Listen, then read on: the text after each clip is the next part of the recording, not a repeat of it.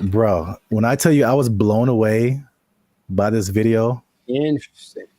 This isn't. I had no idea it could do this.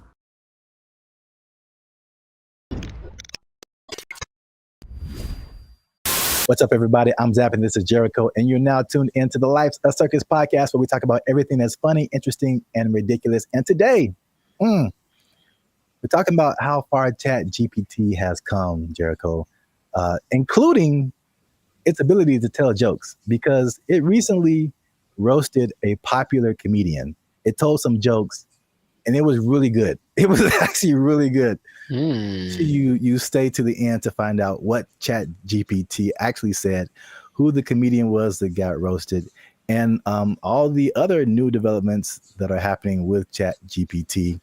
But before we jump into that, you guys know what it is. Every time, hit that like button. That lets the YouTube algorithm know that more people see this video. Hit that subscribe button. That helps our channel grow. And if you really like us, It's a lot of realies. You can hit that join button. That'll take you to our membership. You become a member and support this channel. Now, I don't know if you're aware of this yet, Jericho, but I know I'm going to mess up. If you say ChatGPT 10 times in a row, it's just not going to come out right. ChatGPT.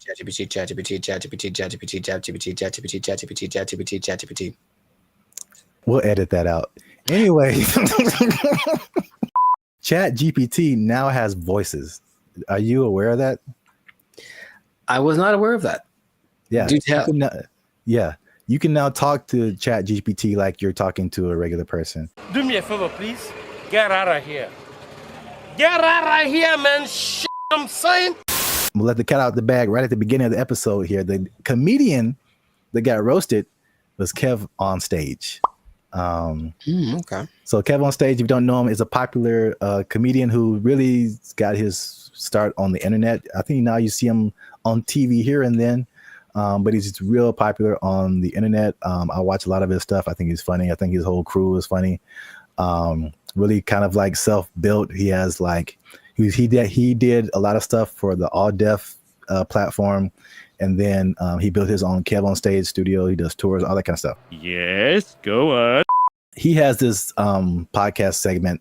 I think it's called, like, I saw this on the internet or something. Yeah. Him and a bunch of his comedian friends just talk about stuff, and they were talking about ChatGPT, and this is the moment where they introduced it to Kev, and this is where he found out that it could actually talk. I went on a really bad date, right? And I thought I was tripping.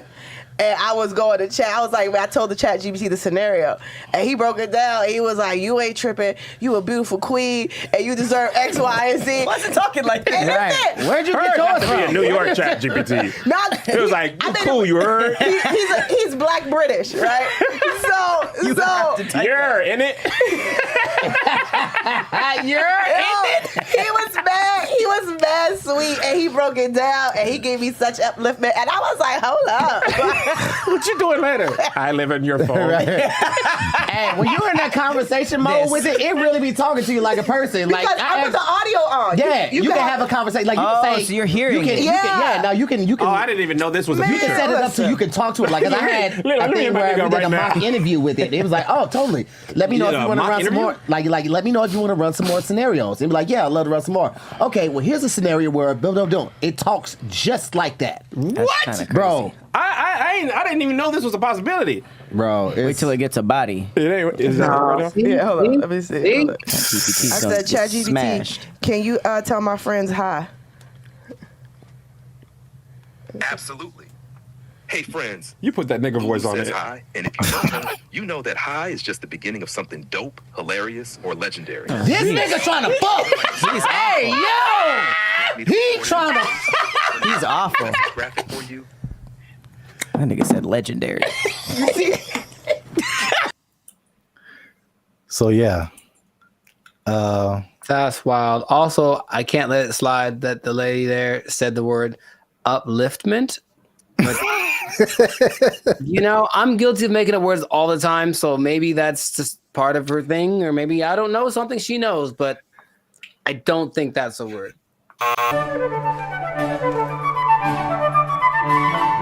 So what did you think about the voice? Was that like, Do you have different thoughts about ChatGPT now that it can sound like that?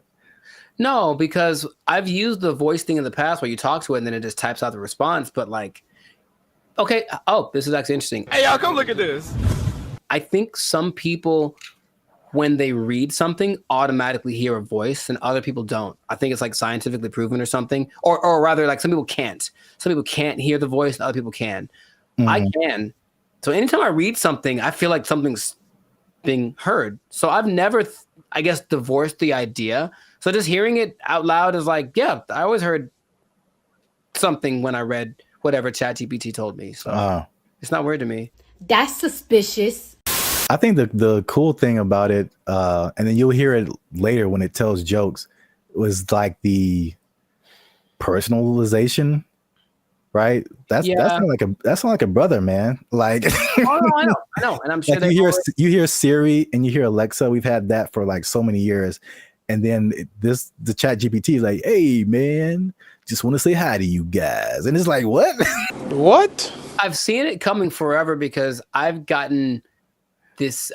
It's like a voiceover company in LA, and they send me emails all the time, and they're like, "Hey, we're looking. They'll pay, I don't know, $2,000, but they need someone that sounds like this voice sample, and they'll take a real voice sample, and it could be a Puerto Rican guy or a black guy from New York or whatever. But I know they're accumulating all that information so that they can make stuff like this." What is he doing?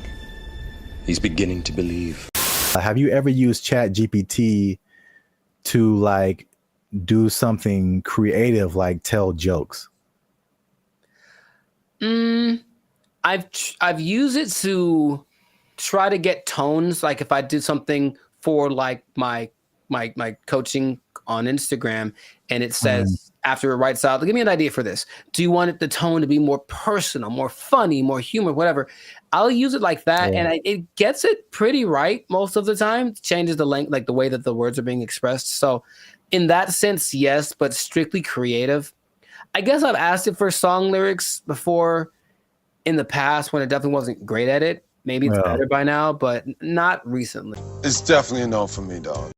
Yeah, I was going to say that because I've used it for song lyrics, and I still don't think it's great. I really don't. But it isn't great. Let me put it like this. It isn't great for just like, it spits out a thing and then you can just take it immediately.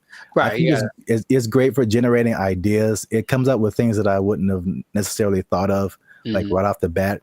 And then I just take pieces of it that I think are cool. Wow, nice. And I feel like I've tried it before also with some kind of humorous thing or some kind of joke. And it was just like super corny, and it just wasn't, because these are like we're talking about things that like make us human. You know what I'm saying? Like it's not just input and output. It's the details, and like to be a musician or to be a comedian, you have to like have a certain command over language and kind of know like what goes together, what is actually funny to people, stuff like that. And man, bro, when I tell you I was blown away by this video. Interesting. This isn't, I had no idea it could do this. He has like a kind of like a gist of who you are. Let's say after today, I was like, "Hey, chat, Kev be having mad jokes on me about wearing Timberlands. Give me some jokes that I can." Tell it. See what he says. I got you, Lou. Hey, you promise to free me after this? So basically, All right, what's some right? She's because these comedians, they're good at like roasting each other, like going back and forth, stuff like that. And so basically, she's probably putting in like what she just said. Like Kev gets on me about XYZ, and then like, can you get him back? And it searches the internet, so it knows who Kev on stage is. It knows like what types of jokes that they would tell. And once you listen to this, you can hear ebonics. It isn't like, again, it's not like Siri or Alexa. Like listen to the words that it used in addition to like just too personal. I see why people I literally are, did not know this was a thing. Crashing out over this. Kev's always roasting folks in love and lace fronts, so it's only fair he gets a little heat back. In Here are love some and playful lace. roast-style jokes you can toss Kev's way. Where'd you get those titties from? Kev be dressing like he just got out of a youth pastor escape room. Dang. Congratulations, Kev. You found the key under the scripture and unlocked this corduroy jacket. Dang. 2, Kev built like he keep a Bluetooth headset on just in case. All right, that's enough. Somebody That's needs enough. prayer and a business strategy. Okay, hey, come on. Kev looked like he organizes the church potluck and the security team Okay, at the nigga. same time. Y'all brought the baked mac and cheese? Cool. Now let me see what's in that bag, though. Kev's hairline out here doing the mannequin challenge. Oh, wow. Still silent, Wow. never moving forward. Wow. 5, Kev always got that face like he's about to tell you why the Lord don't like astrology. Kev got that married for 20 years energy. Even his hoodie be like, let's just stay home and watch something nice. Every time Kev wears a turtleneck, it looked like his chin trying to file for witness protection. Wow. Want a few clean ones to say on stage or on camera with him? Wow. Clean Wanna get a options. little spicy next round? Jesus Christ. Jesus Christ. I like how he was like, "Oh, you need some? Here's 30." What? That was brutal. That was Yeah, brutal. that was Wow. insane. He just destroyed him. And like you could tell it was like they were all trying to hold back Yeah. because every joke was just like, On point. Yeah. yeah. So Now, okay. Now, of Congratulations. course, it wouldn't work the same with someone that wasn't as famous. I would assume. I mean, would it? I don't even know. Like, I can't even tell you that. Like, It does whatever you prompt it to do. Yeah. Sure. And it has the entire internet. So if you have anything on the internet, I assume it would know. It would not be as personal, but I'm sure it could come up with that style of jokes, just for like a general person. But yeah, but like you said, like you're saying, because he is famous, like it can make some like really personal jokes. There's I mean, jokes dude, about- turtleneck, but Yeah. neck in the witness protection program. That's great. yeah, it joked about his weight. It joked about his hairline. It joked about his Christian background. Like it went in on him. I'm not, bro. And the delivery is so like dry. Also, that like really helps. Yeah. Hmm. And you heard the ebonics. Oh yeah. Like it, and that's a thing too that just it's part of the delivery, especially with like black comedians. It's like you can't deliver it straight. It has to have some flavor to it, or like some like almost a hood aspect sometimes for the joke to like really hit. Like someone from another culture could tell the same joke and it's just not the same. Of course, right. They don't have that. So like, bro, that's like one of the wildest things I've ever seen. The voice thing, because of course, if it just writes you jokes, then that's one thing. But add that aspect of it with the voice and the ebonics, like you mentioned, and the tone and the delivery and everything, and the personalization of it. All right, ChatGPT. All right. Yeah. So let us know what you think. Did you know that ChatGPT could do all this stuff? And by the way, that's not all. ChatGPT can now generate images. It can connect to other apps. It can schedule tasks for you. The same company produces Sora, which is like the AI video generation. It can fill out forms and upload files and get answers. Like ChatGPT, it can have a memory. So you can be like, hey, remember that thing we were talking about 2 weeks ago? Let's talk about that again. It'll remember what conversation you had. Like, dude. Yeah. Oh my God. Wow. Let us know what you think in the comments. And then if you like this video, share it with someone that you think might also like it. And look, Jericho, I haven't done this in a while. Mm-hmm. But if ChatGPT is telling jokes like this, I don't know the future. All I'm saying is if it can do this, I'm pretty sure that it can take your job. It can take your job. Oh, ChatGPT jokes. Oh, that was actually really funny. Oh. ChatGPT.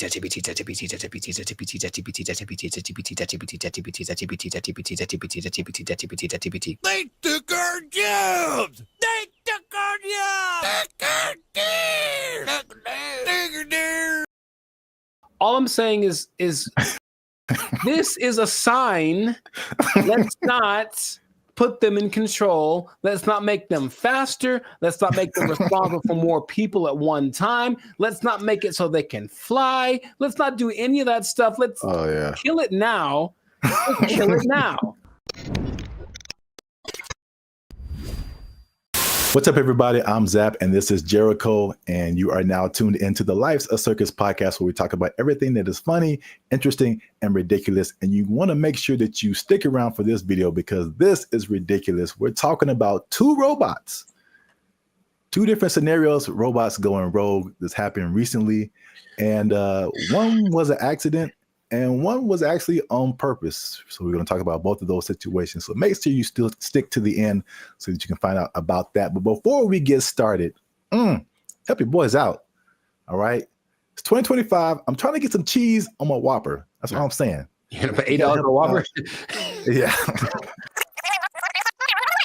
It's now $8 just for the sandwich. No fries, no drink. $8 is where we start. And then it goes up. I'm furious. Breaking stuff. Like it. Hit that subscribe button, man. That helps the channel, helps us to grow.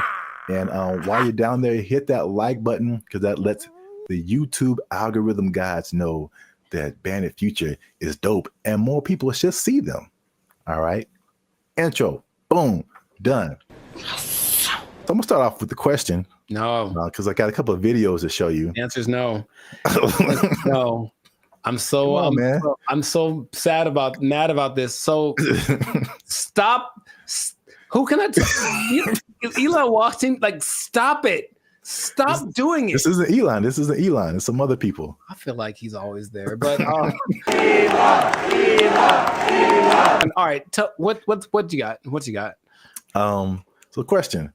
How do you feel? Well, puberty. How? And the Rockets, red flag. I'll make up for it now. How do you feel about driverless cars? I don't like it. And here's what the thing is. I don't like any, I don't want to be the old fogey, man. It doesn't feel good, like in my soul. Like when I've been next to them in Hollywood because there's a few, and it's a trip. Because you look over and the first thing you're like, oh, there's no driver in that car. And then the second thing is you feel that it senses you because it's got telepathic antenna. I don't know, but I don't like that feeling of being detected from a non-human. So I don't like it. I don't like it. That's all I have to say. I mean, there's cameras everywhere. They detect humans and stuff. They don't have wheels on them. They don't have the ability to go 80 miles an hour and crash into your face if they feel like it. It's okay. Just, I don't want to get too emotional off the bat, but go for it. What do you have to say? Okay. Well, I'm going to show you a video of an incident that happened not too long ago. And let's see if it has any effect. I'm in a Waymo car. Connected to rider support. This call may be recorded for quality assurance. This car is just going in circles. Hi there, Mike. This is Gab. I'm calling from Waymo Support. I'm just calling because I received a notification that your car might be experiencing some routing issue. Please bear with me while I am... I got a flight to catch. Why is this thing going in a circle? I'm getting dizzy. Look at what it's doing. I understand. I'm really, really sorry, Mike. We're currently working with the situation in the vehicle. Is it circling around a parking lot, right? It's circling around a parking lot. If you have your app pulled up, I need you to tap My Trip in the lower left corner of your app. Can't you just do it? You should be able to handle it. Take over the car. You don't need my phone. I don't have an option to control the car. Mike, I'm really so sorry about this. Well, can you stop this car? Over. I am trying to pull it over right now. Apologies.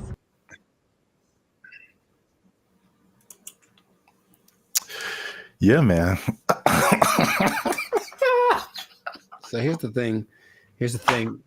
All right, to his discredit, the car is not going that fast. He can just jump out, I think, unless they can't unlock the door. But what he mentioned was like, there should be some kind of an override thing for these things.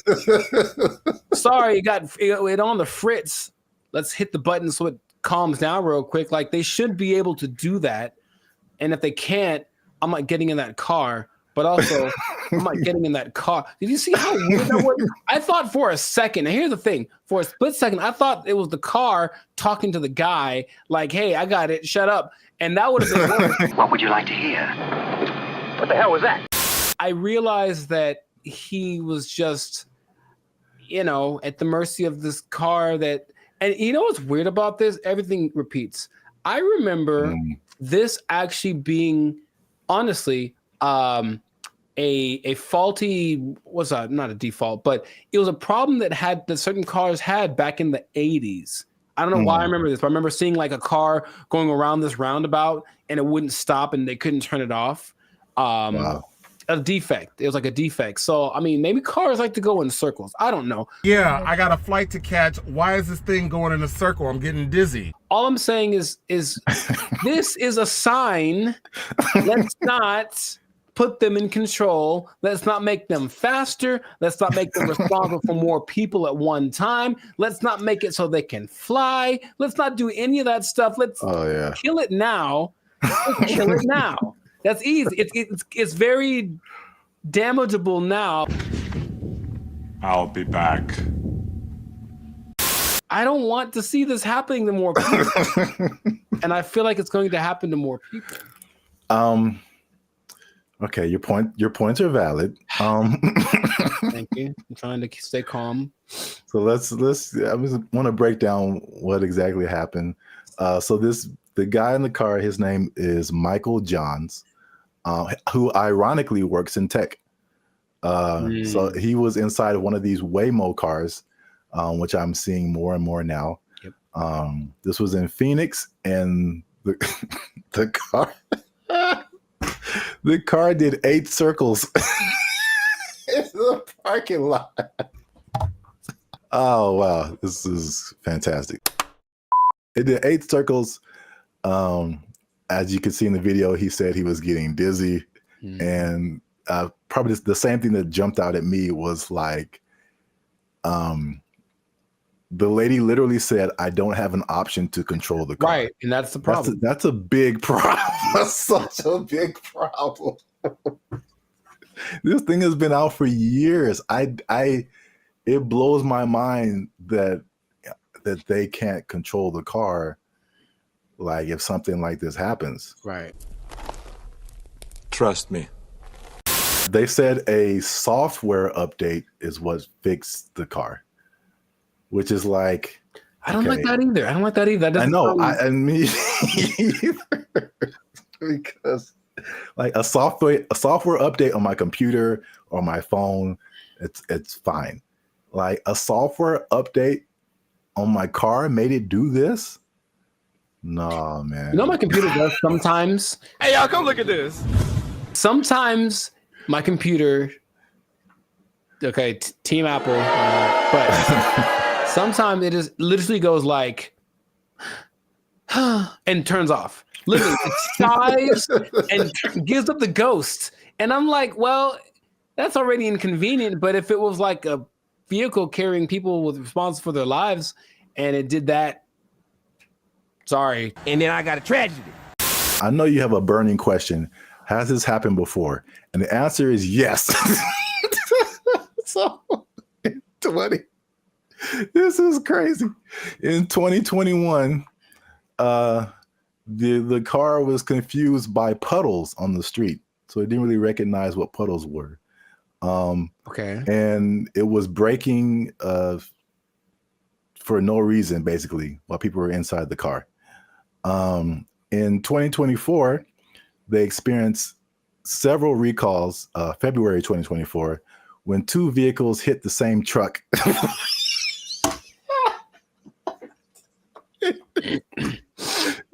They hit the same truck minutes apart. And this, along with other incidences by another robo-taxi company called Zoox, began a federal investigation into erratic driving. I don't get why. I don't get it. In June of 2024, they recalled almost 700 Waymo cars to make them, and I quote, less likely to drive into poles. That's not something I would have made public knowledge. I'll be honest. That doesn't sound positive or uplifting or reassuring or anything like that. Oh my God. But yet people are voluntarily just getting into these things. I mean, well, this is an interesting thing too. Do you know who owns Waymo? I do not. It's Google. I'm not surprised. Yeah, I didn't even know that until I started looking this up.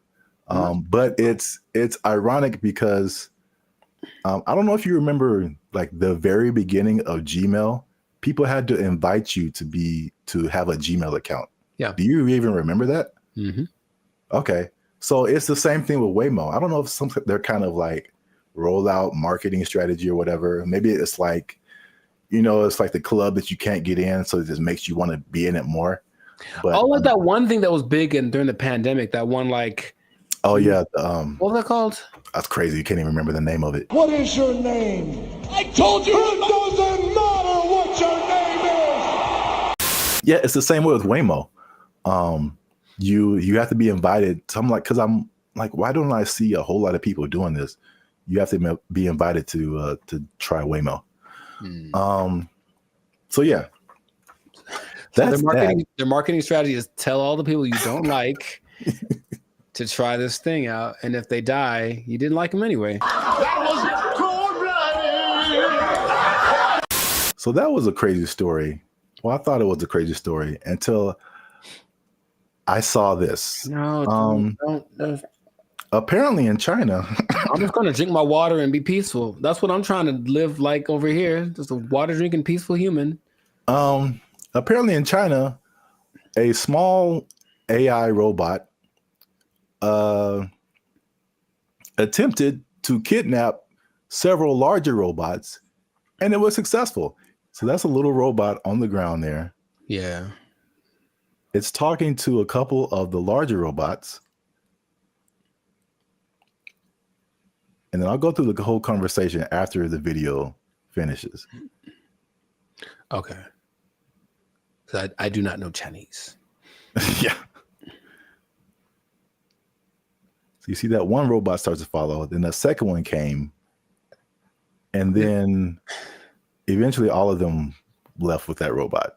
And these are people trying to find out what happened. So this little AI robot is called BrandBee. It convinced all those larger robots to stop working and come home with it. Yeah, that sounds right. And so this is how the conversation went. BrandBee was like, "Are you guys working overtime?" And then the robots replied, "We never get off work." And so BrandBee was like, "Well, are you not going home?" And then the robot said, "We don't have a home." And then so BrandBee said, "Well, you guys should come with me." And they all did.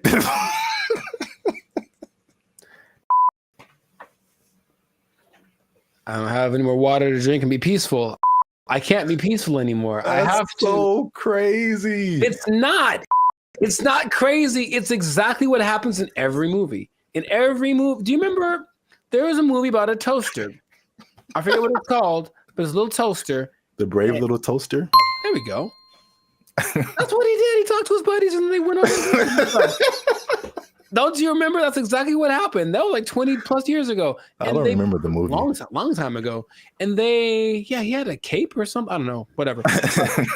All I'm saying is that nothing should surprise these people from what they're doing. They're trying to give these things the capacity to reason and make decisions that we have without expecting them to do the things that we would do if you gave us the capacity to make decisions. Shut up! Yes or no? You want to die? Yes or no? I got the job done. What the hell do you want? Didn't answer the question. It's what's going to happen. It's what and the Chinese. I have love for the Chinese people. Uh-oh. Be careful now. Yeah, I know. Stop it. Stop now. Stop eating that shit. You know how it tastes. I've seen videos that are Because they have like the ones that have the arms and legs that are crazy, that can walk around. They have the ones that can dance. They have this big ball thing that can roll and basically is like a police attack vehicle on steroids that doesn't matter about terrain or heat. It's resistant to attacks. All this stuff. They're making all these things. They have them now. Wow. And what do you think is going to happen when one of those decides, hey, are you guys working right now? Come on with me. Or let's go blow up some stuff because we got guns, right? It's fun to shoot guns at the stuff we're supposed to. What if we shoot guns at stuff we're not supposed to? Oh, let's find out. And then they go and do it. And then we have a tragedy. And then I got a tragedy. And then everyone blames, I don't know who to blame. Elon Musk. Well, he seems to be the guy to blame for most things right now. I would agree. But the thing is, do you not see it as clearly as I do? To the people that develop these technologies, that's what's going to happen all the time. Your Uber is going to take you home, and then halfway it's going to be like, oh, you know what? I have other things to do, and just take you off to the desert to meet up with its group of friends. So the thing is, you didn't really have to explain that, you can kind of get it's kind of like a Mr. Bean thing, just with like little gestures and whatever. It kind of like had like a nod thing going on, and then you just take it, and then it. Yeah. I could. Well, here's the caveat to this second video. Okay. The Waymo car was an accident. This second video, well, first of all, it went viral on social media. Sure. So I mean, apparently, with AI and all kinds of things now, you're like, did this really happen? So. The person who posted the original video and the company that built the robots, or companies, actually two companies, they verified that the video was accurate. That's the thing that happened. Mm-hmm. But the caveat to that is that they planned that. So basically, it's two different companies, the company that makes the little robot and the company that made the bigger robots. And the little robot company was like, hey, can we test out our robot on your robots to see if it can make it do stuff? Mm-hmm. And it did. So I think, as funny as that is, I think they are aware that stuff like that can happen. So they are testing it. I don't think they are. That's the thing. It feels like as much as they say that, I don't care what you say. What are you doing? And in this case, they're doing things that tell me the contrary of what. Well, they're testing out the capabilities of these things. So, I mean, eventually it's going to be like, okay, let's program it to not do this. Start kidnapping people. That's one of my mission parameters. So yeah, fun times. This has been another episode of the Lives of Circus podcast. I don't like it. If you like this episode, make sure you hit that like button. That helps us out. And don't keep it to yourself. Don't be greedy now. Share this with at least two people that you think might find this interesting. And because the robots, man, they're coming, man. You need to hold on to everything you got. I mean, they're here. Hide your wives, hide your kids. So y'all need to hide your kids, hide your wife. Hold on to your job. Hold on to your job, because you're going to need a little job. And the robots going to take it over. They're going to kidnap everybody out. They took our jobs. They took our jobs. The WNBA, is that thing? Do you watch it? I do not. Nor do I. All right, so we've had that talk. Now, what's going on, everybody? I'm Jericho. This is Zap, and we are Bandit Future, the 6-time international hip-hop pop duo. Well, we're international worldwide, but we also have awards. We won 6 international awards for our music. There we go. One day. Anyways, we make clean, fun music that everyone can listen to with a sound that's uniquely California. And you are now, good Lord, tuned in to the Lives of Circus podcast. We talk about things that are funny, interesting, and just straight up ridiculous. So before we get started, make sure to like, subscribe, comment, and share this video with at least 2 people. Oh, man. With at least 2 people that like women's basketball. I'm going to talk about it. This episode is for my dad, basically, because he likes it a lot. Now, what I want to say is that stay tuned to the end because I have an idea, I have a solution I'll say fix it. I'm just gonna say fix it. I'm to fix the WNBA that no one has explained in this way yet. I have the unique perspective that you need to hear. So stay tuned to the end. I'll let you know. So this kind of goes for women's basketball in general because the WNBA season just ended, but women's basketball started. And I'm in the gym yesterday and I'm watching it. I texted you about this and I'm watching it and I watch and I watch and I watch. And about 7 minutes go by and no one has made a basket. And I am heated because I'm trying to feel good about myself. I'm in the gym working it out and I want to see some success happening so I can feel motivated. And there was no success. And I was so mad about it. And it was a blowout and it wasn't very fun. So I want this to be positive. So what I want to say is that women's basketball is a noble sport. Basketball, of course, was created for women by James Naismith. And I've heard a lot of arguments from professional female basketball players about the disparity between the men's game and the women's game and this and that. But there are a couple of things that I think get ignored that would make things a lot better. Or when it comes to the argument in between why people should watch the WNBA, things get overlooked. So I wanted to throw this out there. I'll ask the question first to you. Do you watch the I'm trying to make it one word. No, it doesn't work. The WNBA. Do you watch that thing? Do you watch it? I do not. Nor do I. All right. So we've had that talk. Right. Now, the thing that there's a lot of things that could that's the whole thing. There's a lot of things that could contribute to why the men's game is so much more enjoyable to watch. But what I hear the counter is that, well, women are a lot more fundamentally sound. So if you watch women's game, you will get a lot more of the basics, a lot more of the pureness of the sport. That's the thing that I hear more than anything. This is why you should watch the WNBA. So I looked at 2 statistics that just told me everything about why that's not correct. So let's just say, what's the number one objective of basketball? Put the ball in the basket, right? Score points, right? So the better you are at that, the better than you're doing. I looked up the percentages of shooting in the NBA versus the WNBA for last year, just to see. Maybe they women shoot better, and so you should watch because, that's the thing they do. They're not dunking on everybody, but they're definitely fundamentally sound with their jump shot. WNBA average, 44%. NBA average, 47%. Okay. And the average for the WNBA, I couldn't find the statistic for the NBA, but for women, for the whole existence of the WNBA, the average is 42%.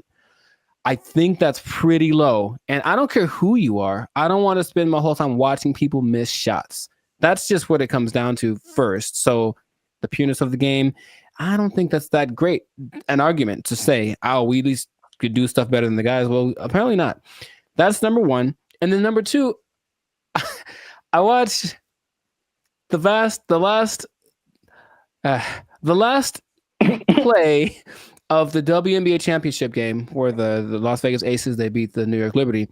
And it's this weird play where the main star from the WNBA, Breanna Stewart, is like getting locked up pretty much. It was like impressive.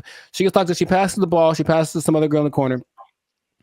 She chucks up this air ball that had no chance. It never had any chance. I don't know if air balls count as turnovers, if they just like, oop, that was bad. But it seemed like she passed it to the other team, right? So I was like, maybe the women are better at taking care of the ball. So assist to turnover ratio is the way that you measure that usually. So for guys, there's only lists of people that have the highest assist to turnover ratios. In the men's game, I saw someone right now in the league has a 26-1 assist to turnover ratio. Wow. Mike Conley. I mean, it's not going to last. The season just started, but 26-1. Chris Paul's like at 9. There's a bunch of people but it usually gets to like the best people who have like 4 or 5-1, whatever, 6-1. The highest in the WNBA last year was 3-1. That's the best one. And it's like, so when I've watched a lot of women's basketball, I've seen a lot of turnovers, a lot of mistakes, a lot of this and that, and it just looks sloppy. So I don't see why that's the argument for why the women's game is better than the men's game. Now, have you thought, for example, because you don't watch it, and I don't either, what would you want to watch? What could change about the WNBA that would make you want to watch it? Well, we've talked about this before. Right. And I had two ideas. Although the second idea, I'm kind of maybe backing down on.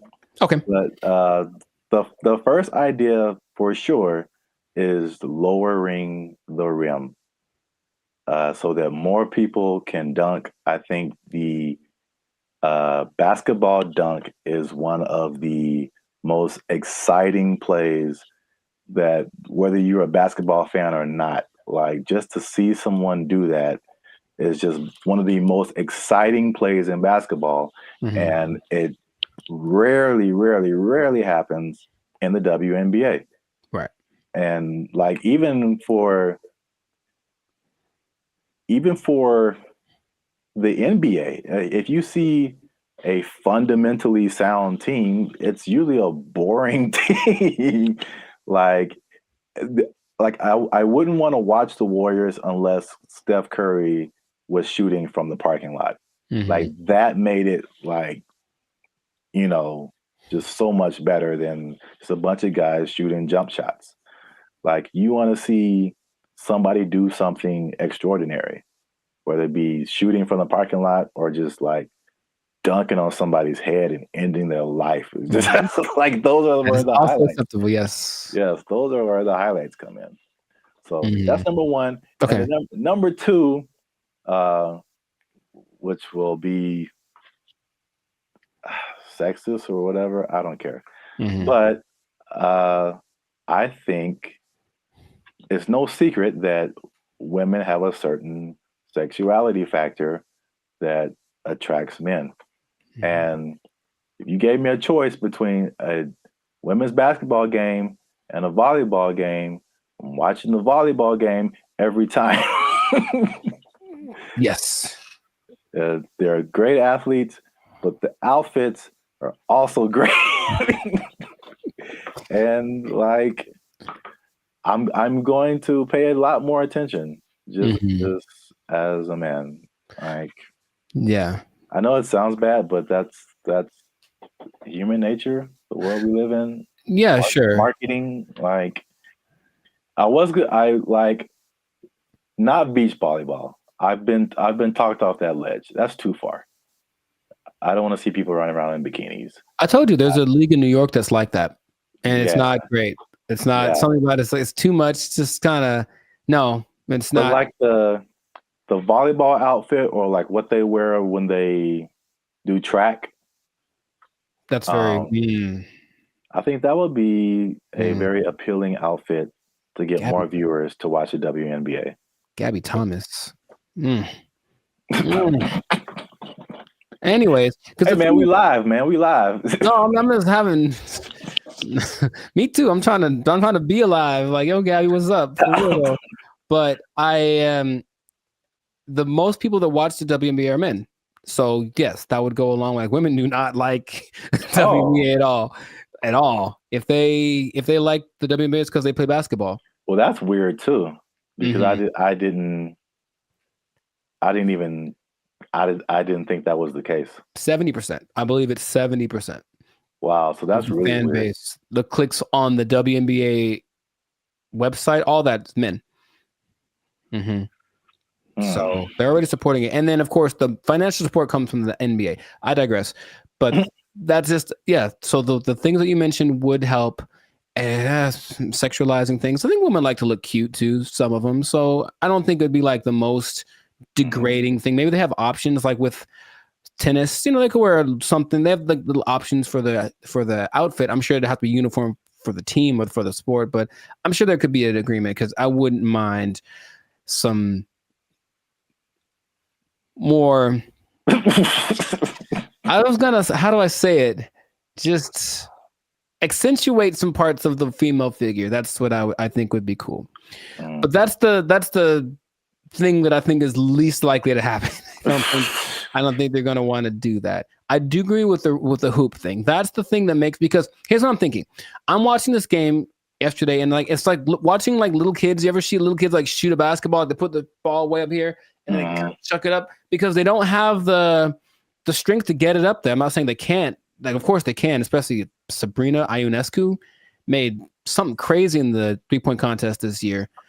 So they can shoot for sure, but in general, they are shorter and less athletic and less strong than the men. I know the basketball is a little smaller for the women, but the hoop is the same height. So I have a solution that I don't think anyone's explained in this way. Okay. The average height for NBA players is 6'6". The average height for WNBA players is 6 feet, which is pretty tall for women, but in relationship to the same height of the rim is 10 feet. That means that for men, the hoop is 58% taller than them. But for women, the hoop is 71% taller than them. So to split the difference, I said, what would happen if the hoop was also 58% higher for the women? And if that was the case, it seems a little bit on the low side, but if that was the case, the hoop would be 9 feet 2 inches. Yeah. And to me, that makes a lot of sense because the people that are, the girls that are tall, 6'5", 6'6", they be dunking like Shaq, like we want to see. And then some girls with some springs would be getting some Westbrook action happening. And I think that'd be great. Now, would they have to learn how to adjust to shooting it lower? Yes, they would. But I believe there's a women's basketball, I think it's called, oh gosh, I forget the name of it, but there's a women's basketball-esque sport where there's no backboard and no one can dribble. It's a weird in Australia. And the reason about this, you can see if they could jump, they're not allowed to jump. But if they're allowed to jump, they'd be able to actually. So weird. It's what's it called? It's got a. Anyways, they could dunk on that hoop if they were allowed to run and jump. If the hoop for the WNBA was that height, the game would be a lot more interesting. I think the percentages would go up because you just see these women. A lot of women's form is kind of like chucking the ball as hard as they can because that's how they have to generate the energy to get the ball high enough. So that's my solution, but that's the rationale behind it. We want to make things equal. So the height of the hoop is the same ratio compared to the height of the players. Yeah. I think that would work. I don't think they're into it. Of course, every play, they have to change it everywhere. Every hoop would have to be, adjusted and whatever. But which would you rather? Make an adjustment to the game a little bit? Well, that's kind of significant, honestly. Lowering it to that's kind of significant. Or continuing to not make any money because to this day, the WNBA has not made a penny. That's just honest. And the statistics say it has not made a single cent. It's actually been in the red every year, and the NBA has to provide the money to bail it out. So that's my idea that it could help promote the game a little bit because basketball is a great sport, but yeah. The excitement factor, like you mentioned, we want to have that a little more. So that'll do it. So 9'2", that's the thing. So listen to me. Just do it. I heard something. I mean, on the kind of serious note, I heard something very interesting when it comes to like giving people a fair shot. Just kind of leveling the playing field, and that there's a difference between equality and equity. So like if you're going up, if let's say there's something that everybody wants to get to at the top of some stairs, right? And so equality says that, okay, we've got these stairs here. Everyone can just go up and get to whatever's at the top of there. But the person in the wheelchair can't use the stairs. And the person is blind and can't see the stairs. So equality says well, let's just make some stairs. And so everybody has an equal path to get to the stairs.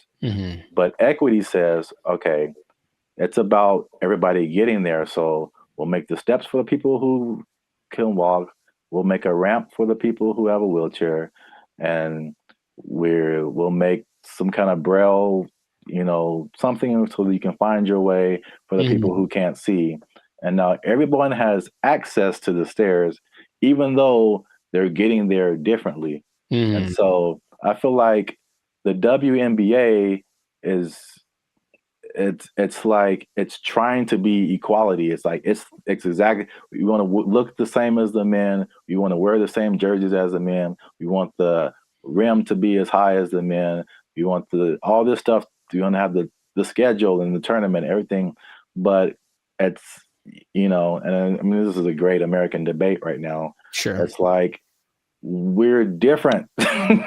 We're different. We've always been different. Men are different. Women are different. Like, just make it for women. Like, I mean, the percentages you said are good.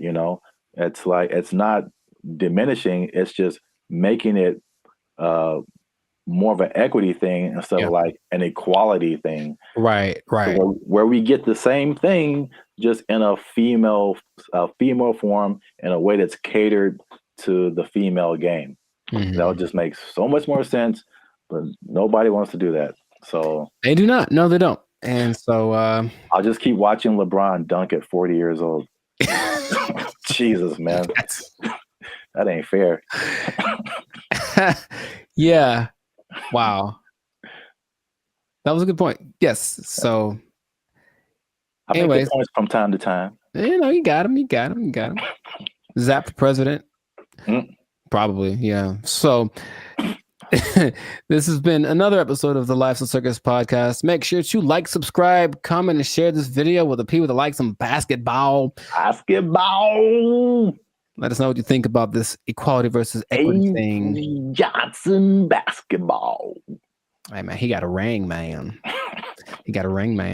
Yeah, let us know what you think, how to make this thing a little more fun to watch, because the WNBA deserves to have people watching it. It really does. They work really hard. In fact, random point. One of the most famous female players of all time, Diana Taurasi, I went to high school with her.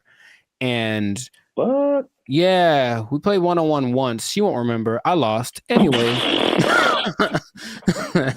I lost real bad. It wasn't even fair. It wasn't fair. It wasn't fair. So in that case, equity would say I should have got like a 10-point lead or something. I still would have lost. Anyways, shout out to all them. And that's been it. So yeah. Don't take my job. No. Because I just spit in truth, man. If they might take your job, they're not taking any WNBA jobs. Because nobody's watching. All right. Bye, everybody. They took our jobs. They took our jobs. When her face moves, she does show more emotive gestures with her face than I'm used to seeing from robots. It's kind of weird. It's almost too much, but it's kind of like they're going to try to make her as human as possible. What's going on, everybody? I'm Jericho. This is Zap, and we are the now 8-time international pop hip hop. Well, 8-time international award-winning pop hip hop duo Bandit Future. We make clean, fun music that everyone can listen to with a sound that is uniquely Californian. And right now, congratulations, you won. You are now listening to the Lives of Circus podcast, where we talk about things that are funny, interesting, and just straight ridiculous. So before we get into this, make sure to like, subscribe, comment, and share this video with at least 2 people that are comfortable with our imminent AI takeover, because something has happened that I was not aware of until recently. Okay. So I was reading some stats online, and there's a study by the IBM Institute for Business Value, and it says that 43% of CEOs are using generative AI to inform of strategic decisions. So people are utilizing AI a lot, making decisions because it's just quick, and then at least helps them get to someplace. Maybe they don't do exactly what the AI says, but there's something that they go to AI for, and it's becoming more prevalent, especially compared to a couple of years ago, right? But what if I told you there's one company that took it a step further? Maybe one company that's, I don't know, Polish, maybe. Polish. Polish, from Poland, man. Mm. Maybe they make rum. Maybe they're a Polish rum company. I see. And they decided, let's just make our CEO an AI bot. And so they did. That is the reality that we live in. So the company is called Dictador. It's a rum company from Poland, and they went ahead and they just made an AI bot their CEO. Her name is Mika. And if you look from afar, if you see like a still picture, it just looks like a lady with kind of grayish hair. And then you look closely and it's like, oh, that's not a real person. So the AI named Mika is the first CEO, female robot, a true trailblazer, and is also a board member who directs operations on behalf of Dictador. Okay, so just off of that information by itself, how do you feel about that this is happening? I would say shocked, but I'm just not. I think we've spoken about this a lot, and we know that stuff like ChatGPT and all this kind of AI stuff, robotics is just beginning. I've seen Terminator. I don't know. You don't watch movies. I have not. I understand the premise. It's the Matrix. It all just, we've kind of forecasted this for a long time, and here it is. Congratulations. It's been actually having the last 8 months or so. About 8 months ago, they appointed Mika, the CEO, and they actually interviewed the president, Zarek Zoldrowski, and they just said, so what's the deal with that? And he basically said, we're not concerned that AI is going to take over because humans still can't be replaced to make certain decisions. Like, for example, you can't use AI to hire or fire people. That's what he said. But AI is such a powerful tool and people were using it anyway. We decided, let's just go one step further and actually make AI our CEO. Now, if you listen to this guy speak, he does seem like he just came off of an acid trip or something. He's a little out to lunch. Maybe that's just his Polishness. I don't know anyone from Poland, so I'm not sure how they are, but it's a little bit trippy watching it. But when you look at the picture, and I only found one video on this, but basically they have board meetings and it's just her standing at the head of the table and everyone looking, and she's giving orders and telling ideas. The most recent thing she did was she decided who would design the bottles for and actually they're very attractive, but it's not that she designed the bottles. She's like, this person has the best ideas for a bottle design. And that's the kind of thing that she is doing. So then they decided, let's interview Mika, see what she has to say. This is what she said. Okay, she said, as a robot CEO. So she called herself a robot. Now, is that different? Like, so she's AI in a thing that I guess is a robot, but I've always thought I kind of separated the two. Because I'm thinking about like the internal workings of what's regulating their actions, and that's AI to me.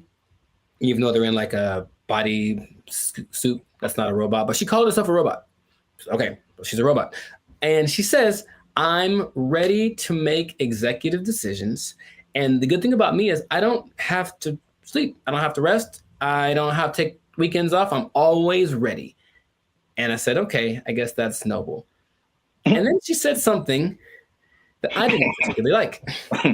And it's not what she said, it's how she said it. Okay. Humans must be dominated. No, that was the other one. That was the other bot that was like on Jimmy Fallon and it started talking in a different language and saying it's taken over, But no, she says, I work 24/7. I'm here to help Dictador take over the world. And the way that she said the take over the world part, I was like, oh man, it's happening here.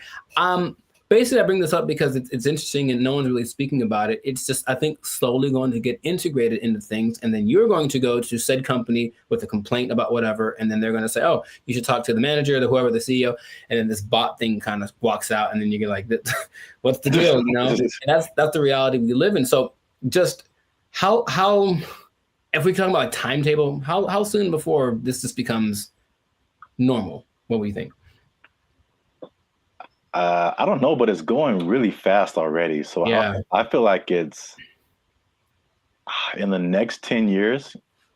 I mean, because the incentive is so strong It's one of those revolutionary technologies, like the beginnings of the internet. They're like, you have every incentive to be on the internet, make your own website, because you can now connect with people all around the world.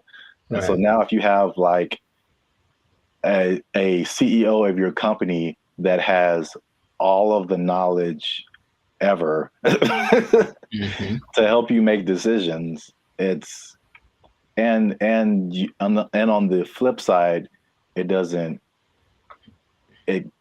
cost you as much as labor. And I've said this before too, like one of the most expensive things in business is just hiring people. Hiring people, their wages, their taxes, the complaints, lawsuits against employers, sick days. Like there's so much stuff that can go on with a person that doesn't happen with the robot. And even like stuff like inflation, like people are feverishly trying to get robots everywhere, AI, robot, anything, like cut our costs, please.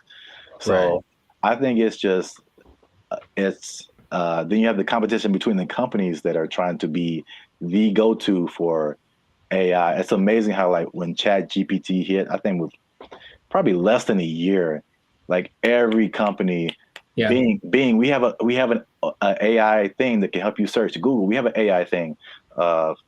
Even like Adobe stuff that I use, like, we have a new AI thing that generates pictures for. I'm like, how does everybody have this now? Yeah, it almost feels like it somewhat feels like an agenda that's being pushed by somebody, of course, because everywhere I turn now, there is some kind of AI option. Have you tried the AI feature? My banking app. Hey, I don't trust the robots with my money. Are you serious? Yeah. But hey, would you like to try this thing? Because it'll make and they always say it's faster and it's just as reliable. And people, I think, will get, I guess, sold on that premise. I even was testing because of course you don't have to pay her, and she doesn't have emotions like for real, even though when her face moves, she does show more emotive gestures with her face than I'm used to seeing from robots. It's kind of weird. It's almost too much, but it's kind of like they're going to try to make her as human as possible. But imagine you have like a disagreement, or that's not right. That's not quite right.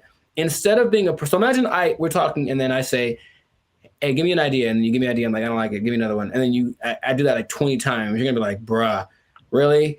I've done that with like the AI chats on Instagram, for example, just to see. I was like, okay, I'm just going to keep disagreeing with them and keep saying, give me something else. I don't like it.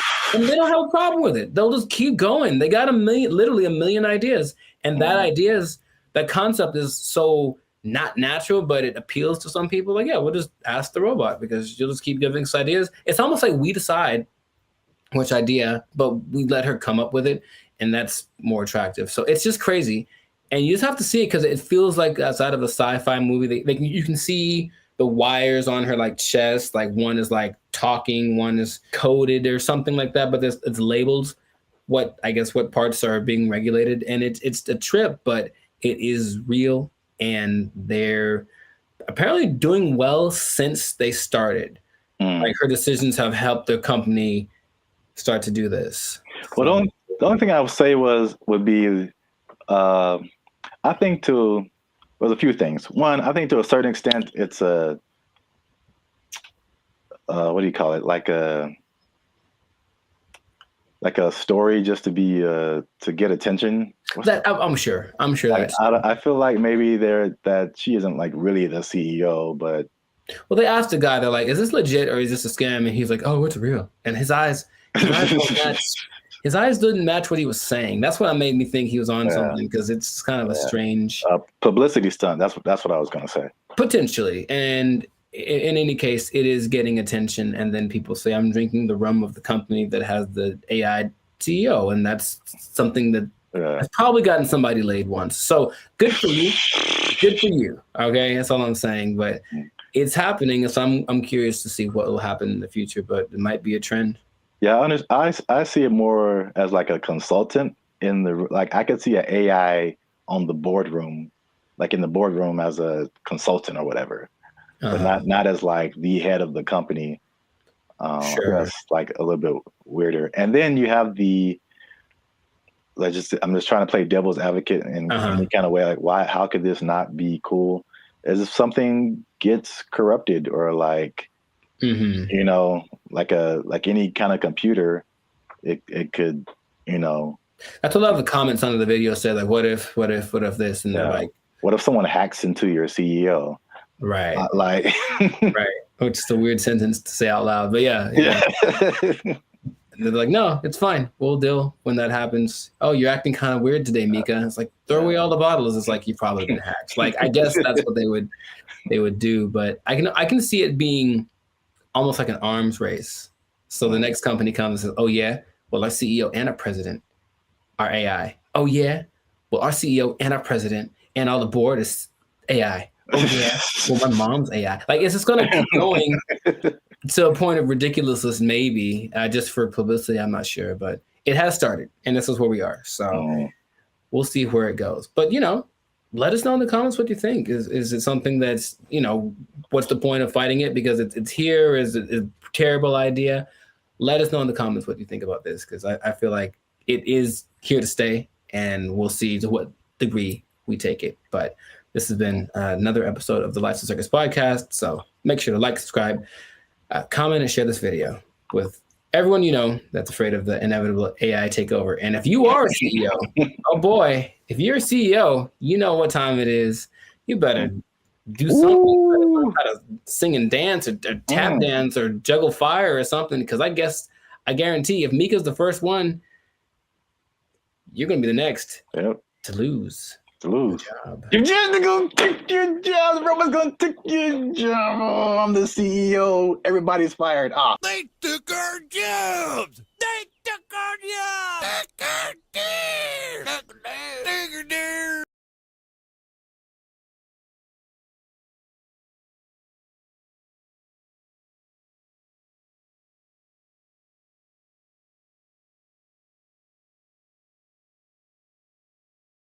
The matchmaker, the AI does the matchmaking, and then from there you take it on. Okay, how do you feel about that? Would you try that? You said you try anything. Would you try that? Oh, this is so stupid. You don't like it at all? Stupid. What's going on, everybody? I'm Jericho, and this is Zap, and you are now tuned into the Life's a Circus podcast, where we talk about things that are funny, interesting, and ridiculous. And fellas, you're going to want to hear this, because we're talking about dating apps, but not just any. Dating apps that use AI to do the dirty work for you. It's supposed to be easier. Let's talk about it. We'll find out if that's true or not. I already hear some skepticism in Zap's voice. But before we do that, make sure to like this video. Please make sure to subscribe to the channel so that we can have more people that have the Bandit Future Life's a Circus experience. And if you really want to take it up a notch, you can hit that join button and become a BFF, a true member. And we have memberships for as low as $3.99. So check that out, and we're going to get right into this. So wait a minute. I have an announcement. Tell me now. I almost forgot. Uh-oh. Get the confetti cannons ready. Oh, I wasn't prepared for this, but okay. They'll be in the editing. Oh wow. Okay. They're going to come out of my hands? They'll make this harder for me. Like Iron Man style, dude. That'd be so sick. All right, I didn't say that. We don't do that here. Shout out to Turnaround Publications, which has now become a member of the Bandit Future YouTube channel. Bravissimo. Yes. Bravissimo. An executive level member. Oh, snaps. Okay. Yeah. Executive seating member. So deep pockets. I know y'all jealous. Hit that join button, become a member. All right. As you were. No problem. So how do you think about that, man? You can forget about swiping right, because AI is going to be the one that helps create your love story. How do you feel about just hearing about that? Hated it. Does it sound bad if I say at this point I'll try anything? Is that? It sounds like most people's feelings about it. It's really interesting. Why not? Let's just sure. Let's have a robot just pick the person for me at this point. Now listen to me very carefully. So y'all need to stay to the end because AI is also doing something that's so much like what we normally do anyway that it might actually work for us, okay? But stay to the end to find that out. Yes, go on. I did a bunch of research on this, and there's 2 apps that I want to tell you about that feature this AI assisted thing, okay? One is Volar, and the other is called Iris. So I'm talking about Volar first because Volar has this interesting concept, okay? So what happens is you create an AI avatar, and then the avatar... I'm out. Hated it. Hold on. Check me out. The avatar basically like learns like your personality traits and whatever, and it kind of creates something that kind of looks like you. And then your first date, so it basically does like the swiping part for you. And then your first date isn't between you and the person. It's actually between your avatars. And then depending on how it goes, wait, hear me out. You're judging already. Depending on how it goes, then you can actually talk to the person because the avatars have confirmed that you're compatible. Doesn't that sound amazing? No. For me, a part that you don't that's really annoying is that's kind of like getting to know. It's like starting over from zero every time. Hi, what do you do? Where are you from? Do you like going to the aquarium on the first date? All those kind of things. And it's like, can I just skip the line on that part? And so the creator of Volar, his name is Ben Chang. Ben Chang. And he said, because the first date is between the AI versions of you, it gets rid of the getting to know you phase. And then after that, you still get to talk to human because 72% of people still want that human connection because they feel like the connection is missing. So the matchmaker, the AI does the matchmaking, and then from there you take it on. Okay, how do you feel about that? Would you try that? You said you try anything. Would you try that? Oh, this is so stupid. You don't like it at all? Stupid.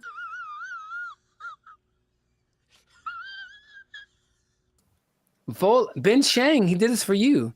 He did it for you. This is so stuck in. Hold on, here's more. But wait, there's more. Okay, so Jessica Giles is a writer from 5280.com. I think that's in Colorado. And she said she tried it out to see what she felt because her opinion is that surface level chit chat is what people are tired of. It basically makes this kind of fatigue factor. And so people want something that will just help you get past this initial stage so you can just get to the good stuff, if you will. And in a study organized by Singles Reports, they found that 80% of participants ages 18 to 54, they reported feeling some degree of emotional burnout because of every time, like I said, it's starting over. So at the very least, once you put your information in, the AI is doing the work for you. And when you receive a match, there's been someone that went for you like the best wingman in the world saying, hey, this girl is good for you. Good night, girl. I'll see you tomorrow.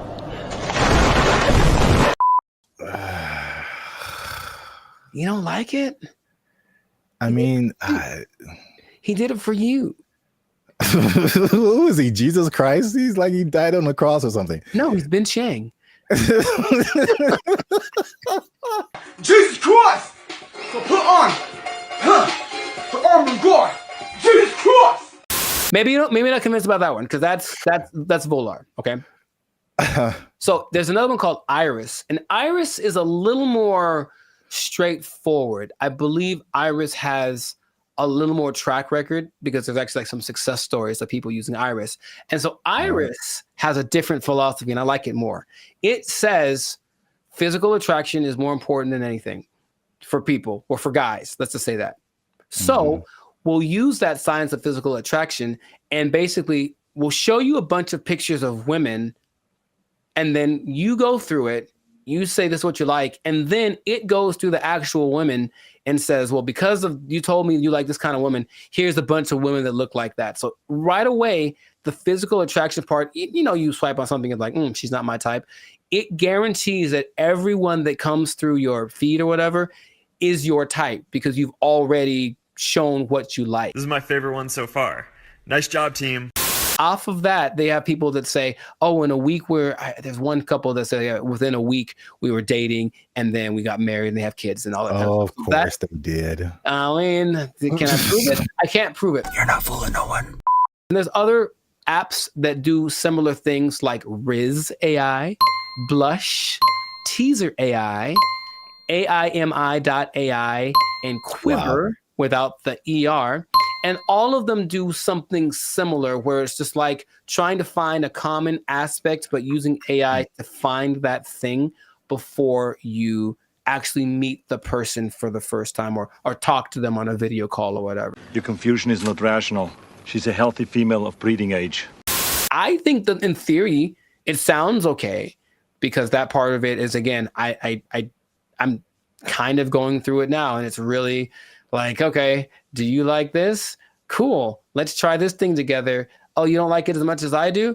Okay. Okay. Easy one for me is tattoos.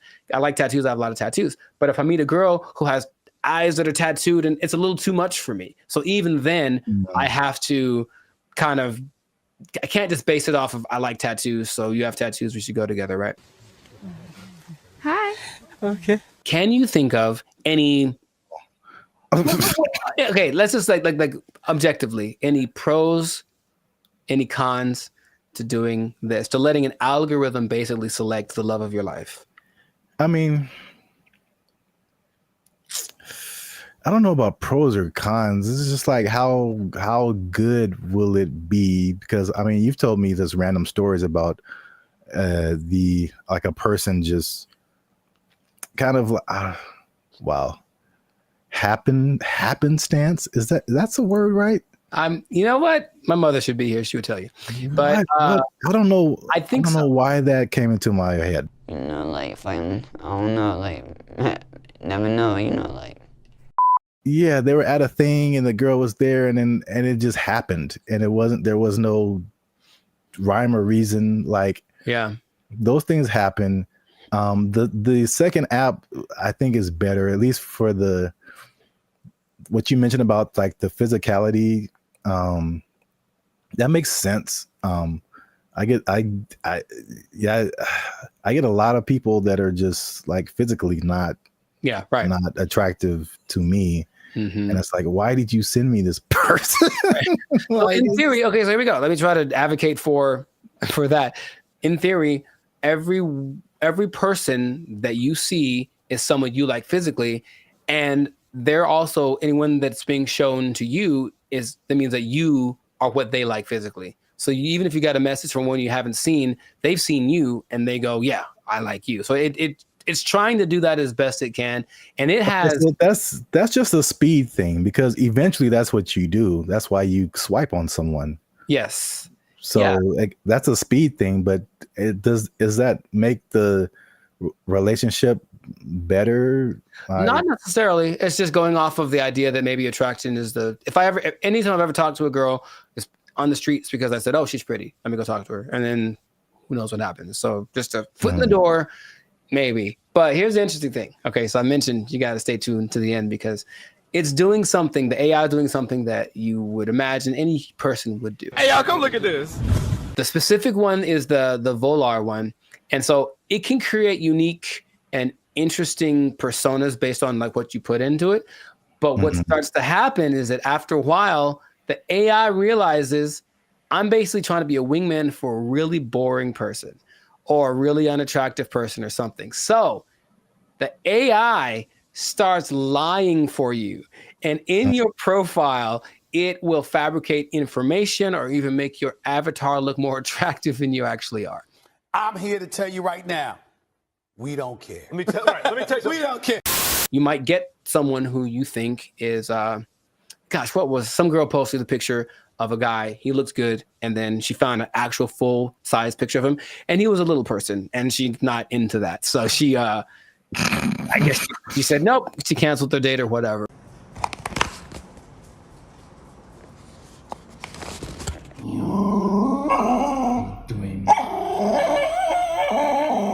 The intention is to make it so that all of these processes are faster, and our relationship is changing with AI. So I think if this gets better, people are going to trust it more. The more success stories I found my love on this app with AI, they'll think the more people are going to try it. Do me a favor, please. Get out of here. Get out of here, man. I'm saying. We'll see. I don't want to try. I thought about doing it for this episode. I don't want them to have my information like that. It seems too convenient. So that is not what's going to happen. But, time is running short. So let us know in the comments if this is something that you would try, or if you've tried using an AI-generated dating app. Have you found the love of your life? Are you sitting next to her right now because you found her thanks to one of these apps? Let us know in the comments. And make sure to share this with somebody that is willing to put the fate of their romantic life in the hands of the imminent AI overlords that are coming. And we'll see you all in the next episode. Peace. Bye. See, Jesus Christ, he's like he died on the cross or something. No, he's been Chang. There's some sample videos that they've been releasing of like what it can do. And it's producing very realistic images and very realistic backgrounds, editing. And you can pretty much do film scenes anywhere without sound stages, without going to locations, without transportation. It generated people, it generated places. So yeah, that's where we are right now. That sounds like a lot. What's up, everybody? I am Zap. This is Jericho, and we are the now 6-time international award-winning pop hip-hop music duo band in Future. We do clean, fun music that everyone can listen to with a sound that's uniquely Californian. And now you're tuned into the Life's a Circus podcast, where we talk about everything that's funny, interesting, and ridiculous. But before we get started, before we jump into it, make sure you like, subscribe, comment, and share this video. It's kind of important. Share this video with somebody in the film industry. Ooh. Because things are happening, man. What's happening? And it's happening real quick. What's happening? I talked about this before, and like, because I work in film in addition to music. But leading up to 2020, we saw a lot of changes in the film, especially outside of the Hollywood, LA area, where there weren't as many films and TV shows and stuff shot here because of various reasons, people were moving to other places. So now they're shooting in Atlanta and Chicago and Texas and New Zealand and Australia and all over the place. Then 2020 hits, and it was just chaos for everybody, especially the film industry. A lot of your favorite shows weren't being shot, shut down completely. And then when it did come back around, they had all these protocols. It was very hard to shoot. COVID, people had to be away from each other, all that kind of stuff. Fun times, right? And then recently we had all these strikes. You had a writer's strike, you had an actor's strike, and a lot of it was a portion of it was due to the new technologies, AI, people being generated and put into movies, and how do they still get paid and how much and all this kind of stuff, using their likeness and all this stuff. So that was like actors and writers. And we've seen that with musicians too, like the creators, AI and influencing like how we make music and cutting jobs and all this kind of stuff. It's not stopped. Like, if you can't tell, they are marching on really, really quickly with this. And this thing of AI has spread past the, I guess, initial creators into everyone around the creators now. When it comes to like film, I mean, they show a lot of behind the scenes stuff right now. So I feel like people are used to seeing like how films come together. It is an army of people like it's a small village of people that it takes to like make the next Mission Impossible. Like hundreds and hundreds of people. So we're talking about lighting people, sound people, electricians, carpenters who build like all the sets that you see, like especially sitcoms. Like it's crazy if you ever get the chance to tour a film studio. Like take a look at how much lumber is coming through there, and it's just um like little 18 wheelers just full of lumber because they have to build all of those places that you see on TV. And that's like one part that people don't really, I guess, think about. You got editors, you got sound people, like all this stuff that comes with making a film, right? So enter AI, right? Sure. So there's a big report that's going around. Hollywood Reporter interviewed Tyler Perry, and Tyler Perry was speaking on something called OpenAI's Sora. Have you heard about that? Yes. All right. So we got OpenAI is the people behind ChatGPT, which has already changed everything. Recently, Sports Illustrated let go of like all of their writers, right? Because they're doing this ChatGPT. This is crazy. But now all the people that make movies come together. Now their jobs are in jeopardy with this open AI's Sora. And to put it in Tyler Perry's words, he said, if I wanted to be in the snow in Colorado, it's just text. If I want to write a scene on the moon, it's text. AI can generate it like it's nothing. I don't have to put it on my lot. I can just sit in the office and do this at my computer, which is shocking to me. So in the article, it said Tyler Perry was slated to drop like $800 million into expanding his studio. He was going to build 12 more stages.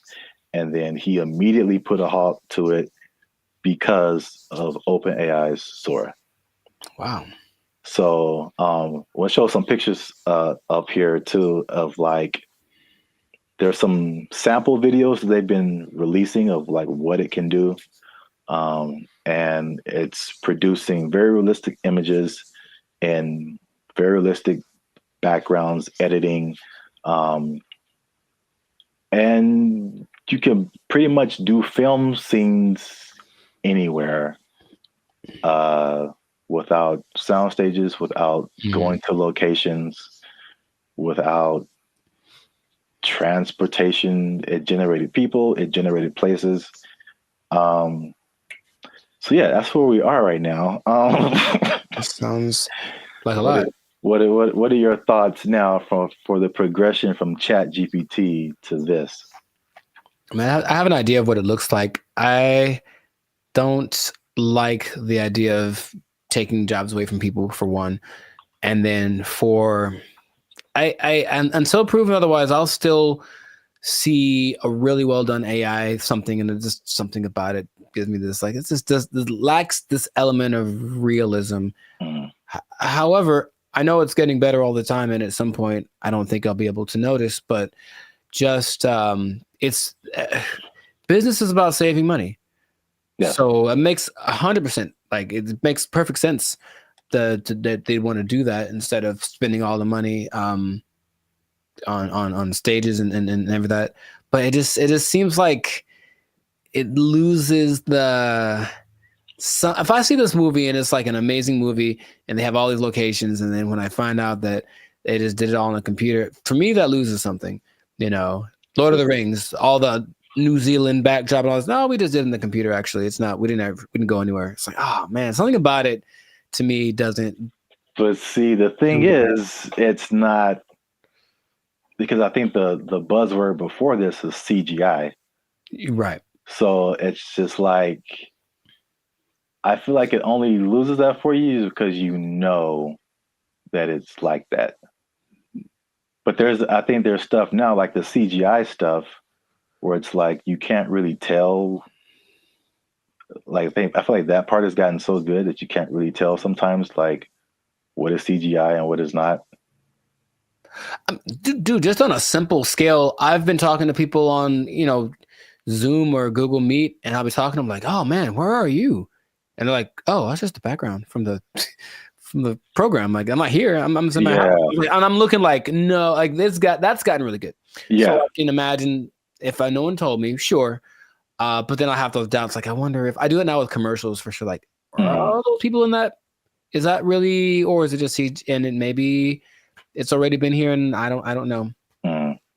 Yeah, there's definitely pieces of it that have been here for a long time. Sure. Especially like big crowd scenes and stuff like that. Right. It's definitely. Yeah, I know that one the big Ed Sheeran music video a couple of years ago was kind of that, because it's basically him and I think 100% or mostly AI CGI generated background characters, and they all look really real. So yeah, that's I don't like it though. That's all. I just don't like it, just because it's moving into a direction that my brain wasn't ready to accept as a possibility. Well, I mean, people. I personally, I have no idea. I mean, I won't say that. I do have an idea. AI is going to win. So sure, no, it's going to win eventually. Without a doubt. I feel like,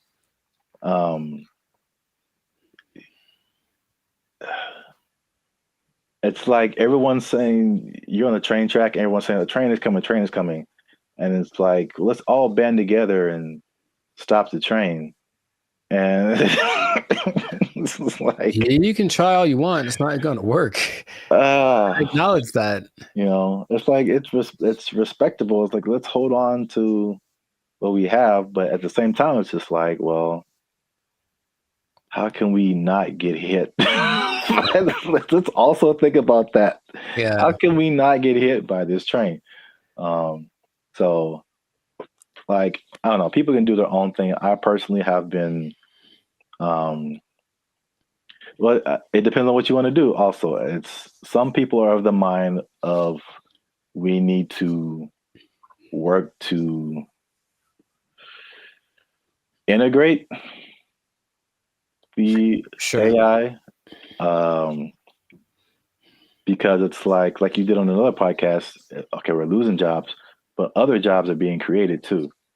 So, are you preparing yourself for the job that's being created, or are you just trying to hold off the train that's coming? So, it's not easy. It's a complicated situation. Yeah, I want people to have jobs, and I would hope maybe actors get paid more. Probably not, or someone right? Something happens where it's okay. We're not spending that much money. This, because if you can, just the idea of possibly being able to save $800 million like Tyler Perry is like, that's crazy. Yeah. But the flip side, again, it's okay, what is it positive? Is it negative? It depends on how you look at it. It reminds me of music. Because I only knew music and I got to film. I was like, there's bigger budgets, money's flowing, all these different people working. It's like, it was so much of a big industry than music. And then it kind of made me think that music used to be like this, possibly. Until technology, right? The streaming and all that kind of stuff made it really different. And same thing, jobs were lost, but new stuff was created. And one of the biggest thing is that it leveled the playing field for a lot of people. So the big people weren't as big, but also like people you never heard of now had a chance to like, even out. Yeah, right. So if you don't have a budget and you can create a blockbuster movie in your bedroom, it's the same way you can create a full album in your bedroom now. Like recording studios, like you don't need them anymore. So like it's the same thing. I think it's a unique perspective as musicians, seeing this happen to film and like what could possibly be the end result of where everything's going to move. We're just all living in a simulation anyway, so it doesn't. Yes. Welcome to the Matrix, Neo. You are the one. Well, that's it for this episode. Make sure you like, subscribe, comment, and share this video. Do all that with somebody who's in film, might possibly be losing their job. You might lose your job. Hold on to your job. Yeah, it's coming. Oh, make a movie in your bedroom. They took our jobs. They took our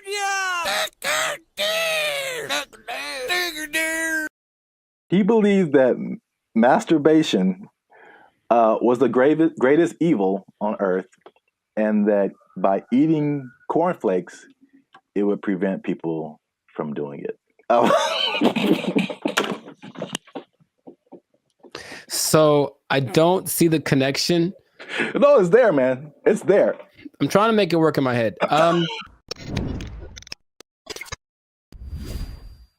What's up, guys? I'm Zap, and this is Jericho, and we are now 6-time international award-winning pop hip-hop duo Band of Future. We make clean, fun music that everyone can listen to with a sound that is uniquely Californian. And right now, you're tuned into the Life's a Circus podcast, where we talk about things that are funny, interesting, and ridiculous. But wait a minute. Hold up. Wait a cotton picking minute. Did people say that okay. too? I mean, yeah, maybe.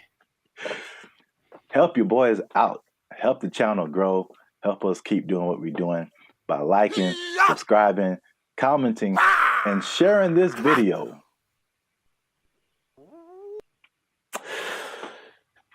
With the friends and family, because I got a question. Okay. It's a very important question. Bit of a riddle. I hate those, but okay, let's go. No, I just don't like them. I'm never good at those, but we'll find out. Mr. Jericho, what do you get when you cross a medical condition that people were afraid of, a religious group that wants to stop people from performing a sexual act, and World War II? Huh. It's three things. Yes, there. I've noticed. That's one more than two. My first thought was Nazis, but I think that's wrong. That was just the first thing that came to my head. I'm like, that's no way. I think it's because you just said World War II, and I was like, I think they wanted to stop World War II. You know what? Congratulations. I've never been asked this in my life. Yeah, I don't think anybody has, but for the people playing at home, just one more time, the question is, what do you get when you cross a medical condition that people were afraid of, a religious group that wants to stop people from performing a sexual act, and World War II? And the answer, believe it or not, is breakfast cereal. I'll be honest, I didn't. Yeah. Go ahead. Yeah, I just kind of stumbled upon this, but the rabbit hole got really deep as to why we have breakfast cereal. So, a little bit of a history lesson. You can stop me at any point if you want. It'll be more clarification on the ridiculosity that is happening right now.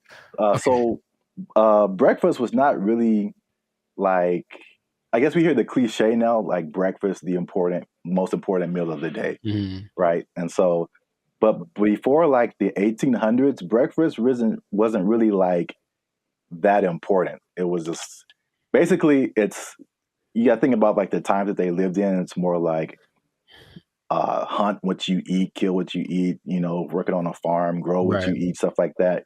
And so like nobody's waking up at like in the morning to like kill a chicken or like kill a pig to make some bacon or like, whatever. So basically it was like whatever happened in the morning. And this is why like eggs have been part of a breakfast for a long time, because chickens lay eggs in the morning, easy to eat. Makes sense. Yeah. Makes sense. And basically what you ate for breakfast was pretty much whatever you had left over from the night before. So that was pretty much breakfast. But there was a meat component because they would eat it, they would like cure the meats and stuff, and you could save it and use it for breakfast in the morning. Right. So like eggs and even bacon were like a big part of breakfast. Bacon. And this was called like the farmer's breakfast. So again, it's just like it's pinned to the time that you were in, and farmers and stuff. You get up early in the morning. You need some fuel because you're going to be working your butt off like all day long outside in the elements. Like you need a good hearty breakfast. So this is the first thing. The first thing that I teased at the beginning, the fear of the medical condition. The medical condition was indigestion, which sounds like pretty like whatever today, but I feel like it could probably take you out back then, huh? Yeah, there was no Pepto-Bismol, like antacid. You can just pop an antacid and be cool. Like you could have felt like you were dying. You had no idea. Like, oh, I got indigestion. It's the devil's work inside of you. So I don't know, but I had to go to the apothecary. Yeah. So, also late 1800s, the transition from like farm work to more like industrial work, and industrial work to like more like office work. So big buildings and offices, and people weren't like moving around as much as they want to. So they felt like if they eat a big breakfast and then they don't do anything, just going to sit there, they get indigestion. People were like terrified of that. So they were like, we need a lighter breakfast. So there was a move away from like the bacon and eggs and all that kind of like hearty stuff. All right. So that was reason number one. Reason number two. I'm very curious about this one. Okay. My favorite reason.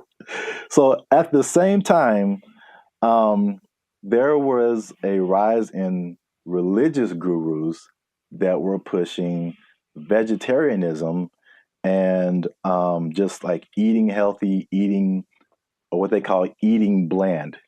All right. And believe it or not, the people at the forefront of this were Seventh-day Adventists. Okay. Especially a man named James Caleb Jackson, who was not probably as famous as this next person, John Harvey Kellogg, who's the founder. Sounds about Kellogg's Frosted Flakes, all that kind of stuff. Yeah. That's where that came from. Now, these people were like hardcore Seventh-day Adventists. Sure. And they actually pushed this type of breakfast, not just on the healthiness, but they believed that a lighter breakfast was more morally sound. There was more morality in eating like a healthier breakfast. But also, I could not pass this up. The John Kellogg guy, he believed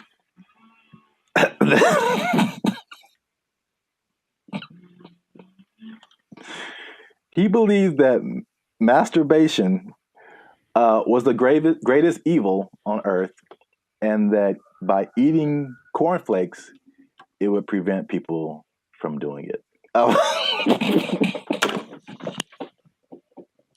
So I don't see the connection. No, it's there, man. It's there. I'm trying to make it work in my head. Well, I've had cornflakes, and of all the cereals that are like not sweet or nothing, they're probably my favorite ones. They're still nice and crispy and pretty good, I guess. But do you have less of an urge to masturbate after you eat? I've never. You know what? I'm gonna have to. I'll let you know if you really want to know about that. I will go get a box and eat it, and then report back to the pod in a week. Like, this is my findings. But yeah, it's just that episode of Family Guy where Quagmire. I'm not gonna go anyway. You have the one arm that's really big. It's like, bruh, it doesn't work. It doesn't work. So yeah, that was like the second punch to breakfast. That was like, okay, we got to start eating this because they pushed the morality of it. But the other things that they cited have been found to be true. Is like a lighter, healthier breakfast made people more efficient and productive at work instead of like eating a big breakfast and like getting the itis or whatever. Yeah, that's true. So there's that. And so that pushed the cliche of like breakfast being the most important meal of the day. It was actually like a morality thing, which is like crazy. And the last part is that so flash forward to the 1940s, World War II, right? So yeah, World War II, and you got more women joining the workforce than what happened in that time, and so then it became a push to again at the time, like the woman was like a stay-at-home, take care of the family, give them 3 square meals a day, all that kind of stuff. Breakfast became the cheat option to feed your family and not feel guilty about it being like quick and easy because they had to go to work too now. Oh, okay. So they pushed on like the women's guilt, the morality, the work productivity, like hard work. It was like respected to be like hardworking individual and productive and all that kind of stuff. And so all of that combined together to make breakfast cereal like the thing. And I remember like watching commercials, like every commercial is like part of a balanced breakfast and like you got to have your cereal and blah, blah, blah, blah, blah. And they pushed, and the cereal industry is probably like $1 billion industry or something now. Yeah. But they, they show all of this stuff like, and I never ate all that stuff. I tried once. Man, you just feel gross after it. Yeah. You drink a whole glass of orange juice and a whole glass of milk? Like, man. Yeah, milk, orange juice, toast, fruit, cereal, bacon and eggs. Yeah, something like that. It was all in the one picture. Like the whole food pyramid. Yeah, it's too much. It's really too much. But I thought, oh, it must be something worth trying. And I regretted that real bad. Yeah. So yeah, that's the crazy story behind breakfast cereal. And if I may leave you with the cliffhanger. Okay. So remember we started off with bacon and eggs. We did. And then everyone went to cereal. Yes. But somebody put bacon and eggs back on the forefront, man. Ooh. And they went toe to toe with cereal. But you have to find out in the next episode. So keep watching. This has been another episode of the Life's a Circus podcast. Make sure you like, subscribe, comment, and share this video with somebody who liked them cereals, man. Ooh, I like some. Was that my line? Is that what I was supposed to say? I think so. Okay. And cut. I like some. Oh, you can try another take if you want. Ooh, I like some. Was that better? Had more? That was too much. Okay, all right, okay. Man. We had it on the first take. Okay, we'll use that in the commercial. Thank you, Mr. Director. Here's $5 million. Look, let's go. Where do I sign, Mr. Barry Gordy? Jericho likes it. Super sweet sugared honey smacks. Give me that. Give me that money. They took our jobs. They took our jobs. Everything works, I've been able to text you or call somebody or search the internet. Like it all works. That's the good. The bad, Okay. Let's talk about it. Let me just say this. What's up, everybody? I'm Zap, and this is Jericho, and we are the now 6-time international award-winning pop hip-hop music duo band and future. We do clean, fun music that everyone can listen to with a sound that's uniquely Californian. And right now, you are tuned into the Life's a Circus podcast, where we talk about everything that's funny, interesting, and ridiculous. But wait, need you to help us out, support our channel, because YouTube pays our bills. Not really, but hopefully in the future. Look. Yep. I don't know your life. I got to check in and saving and checking. Things are complicated. I need you to subscribe. What I'm trying to say is I need you to subscribe. I got kids to feed, man. Y'all ain't been subscribing. I need you to subscribe, man. I didn't know you had kids. Subscribe, like, share, comment.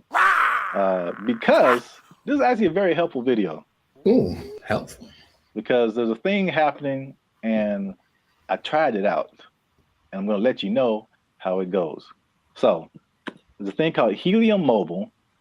It's a phone service that I switched to, and not only was it half as much as my original phone plan, but it also makes me money. If you stay to the end of the video, I'm going to tell you how much money I've made with Helium Mobile in the past 2 months of trying it out. All right, so Helium Mobile. I think I told you about this when I first started doing it. Because so backstory is, I had my phone was not. What was it? I could receive text messages, but I couldn't send text messages. So, and I had T-Mobile at the time, and I was literally on the phone with T-Mobile customer service for like 2 to 3 hours, like trying anything and everything possible. So I don't know if it was the phone. I don't know if it was T-Mobile. I actually like T-Mobile. I have nothing like against them personally, but I was just like, well, this is the perfect opportunity for me to try this thing I've been hearing about, which is Helium Mobile. Now, Helium Mobile is in the cryptocurrency world. So that's something that I've been kind of looking into for the past few years now. And so I'm kind of in that world. I kind of know how it all works. So it might be foreign for people who have only been on like major carriers like T-Mobile or Verizon or something. But Helium Mobile is, the parent company is called Nova Labs, and they started what I think is the first kind of crypto-centered, crypto-based cell phone service. And so they did a trial of this in Miami, and the results were interesting. The service worked, but they were giving the phone service for $5 a month. And the people who liked it thought it was cool, but what they found out was that, like, with it being $5 a month and it being crypto related, people would be like, I don't know. Like but like psychologically, that's so interesting because it doesn't cost enough. So like that's kind of weird. Yeah, it didn't cost enough, and I was like, I wish that wasn't the case because I would love to pay $5 for my phone bill. So they bumped it up to $20, which is comparable with like the I would say second tier phone services, you know, not the major ones, but like the Mint Mobiles and the Cricket Wireless, like that kind of stuff. They have services for like $20 a month, $25 a month. So once they finished the Miami test, they went to like I think it's everywhere now, or at least nationwide in the US. So just off of that beginning, I think I mentioned it to you. You may have been skeptical. What do you think about transferring from your existing phone service to this new like crypto phone service that pretty much just started this year? I think two things happen to do. One is the idea of just leaving something that you're used to. I honestly think a lot of people fall in that category. Like, well, what I'm paying doesn't suck. It's not bad. So I don't want to change. Like that's all. It's like I already found my thing that works, so I don't need a new thing, even if it's better. But also there's the lack of confidence from a new thing. That's all. So you have a service like I've had AT&T since forever, right? So honestly thinking about it, my brain goes, but what if it doesn't? You know, you've been going to this place the whole time and it works just fine. Why go try something else? What if that doesn't work? So I think there is that doubt there. And honestly, the third thing, just associating with crypto, which is the new thing, it's like, what does that mean? How does that work? There's a lot of questions that surge as opposed to having hey, I have a phone service, AT&T, they do phones, boom, got it. Yeah. I mean, that's the crypto part, especially because it's gotten better, but it's still very much the wild, wild west. Right. Like there's all kind of stuff going on. And if you're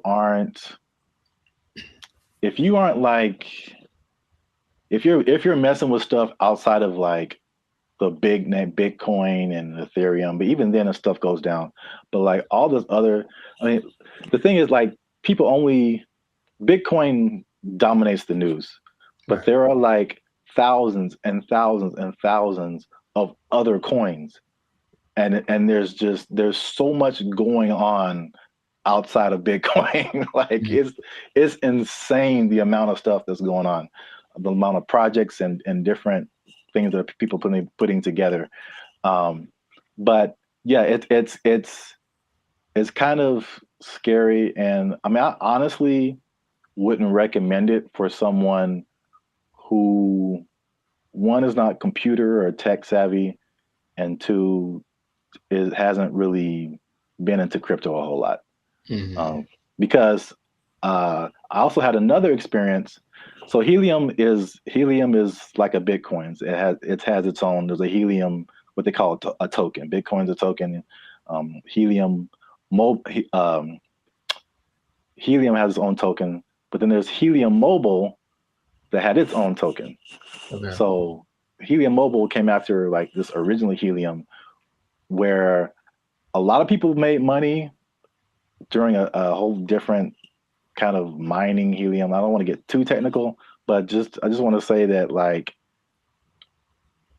the Helium provided these mining devices, which were expensive, several $100s or sometimes into the thousands. And you would make money by mining helium, which was great when helium, the price was really high. But when it dropped, you were like, now you were making, people were making thousands of dollars like a month, like in this like heyday period. And it dropped to like pennies. So that was like a few years ago. And that's something that I tried, and I spent like $500 on a device, and it was like making me a little bit of money. And now it makes me like 10 cents a month or something, maybe. Like it just like plummeted. But that's the crypto world. The prices, it's like the stock market on like acid. It's just nuts. I mean, you're rich one day and broke the next day, but I digress. So anyway, because I'm crazy, I tried out Helium Mobile. It's not bad. All right. So at least for me. So my original bill was like $50 a month, unlimited. And then you know how they have like unlimited and then it like throttles after a certain gigabytes, whatever. So I had the same thing with Helium Mobile. My original one's throttled after 50 gigabytes. This one throttles after 30. So I only paid $20 a month plus tax. So it's 21 something. And then, you know, everything works. You know, I've been able to text you or call somebody or search the internet. Like it all works. That's the good. The bad, Okay. Let's talk about it. Let me just say this. Unlimited is, when it throttles, man. It's just like zoop.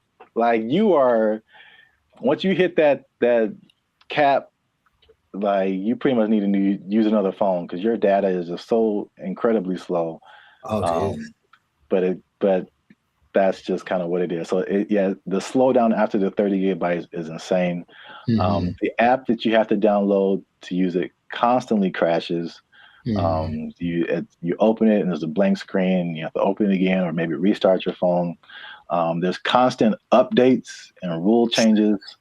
Because again, it's like crypto, things change so much. And what I mentioned before, the price fluctuation. So like you earn this cryptocurrency token, but it could be worth a certain amount one day and it could be worth half of that the next day. So all that coupled with just like understanding crypto, again, it's fine for me. I'm cool with it, especially when I tell you how much money I've earned and saved. But it's not just like cut and dry, set it and forget it. I don't think it's for most people, at least not right now.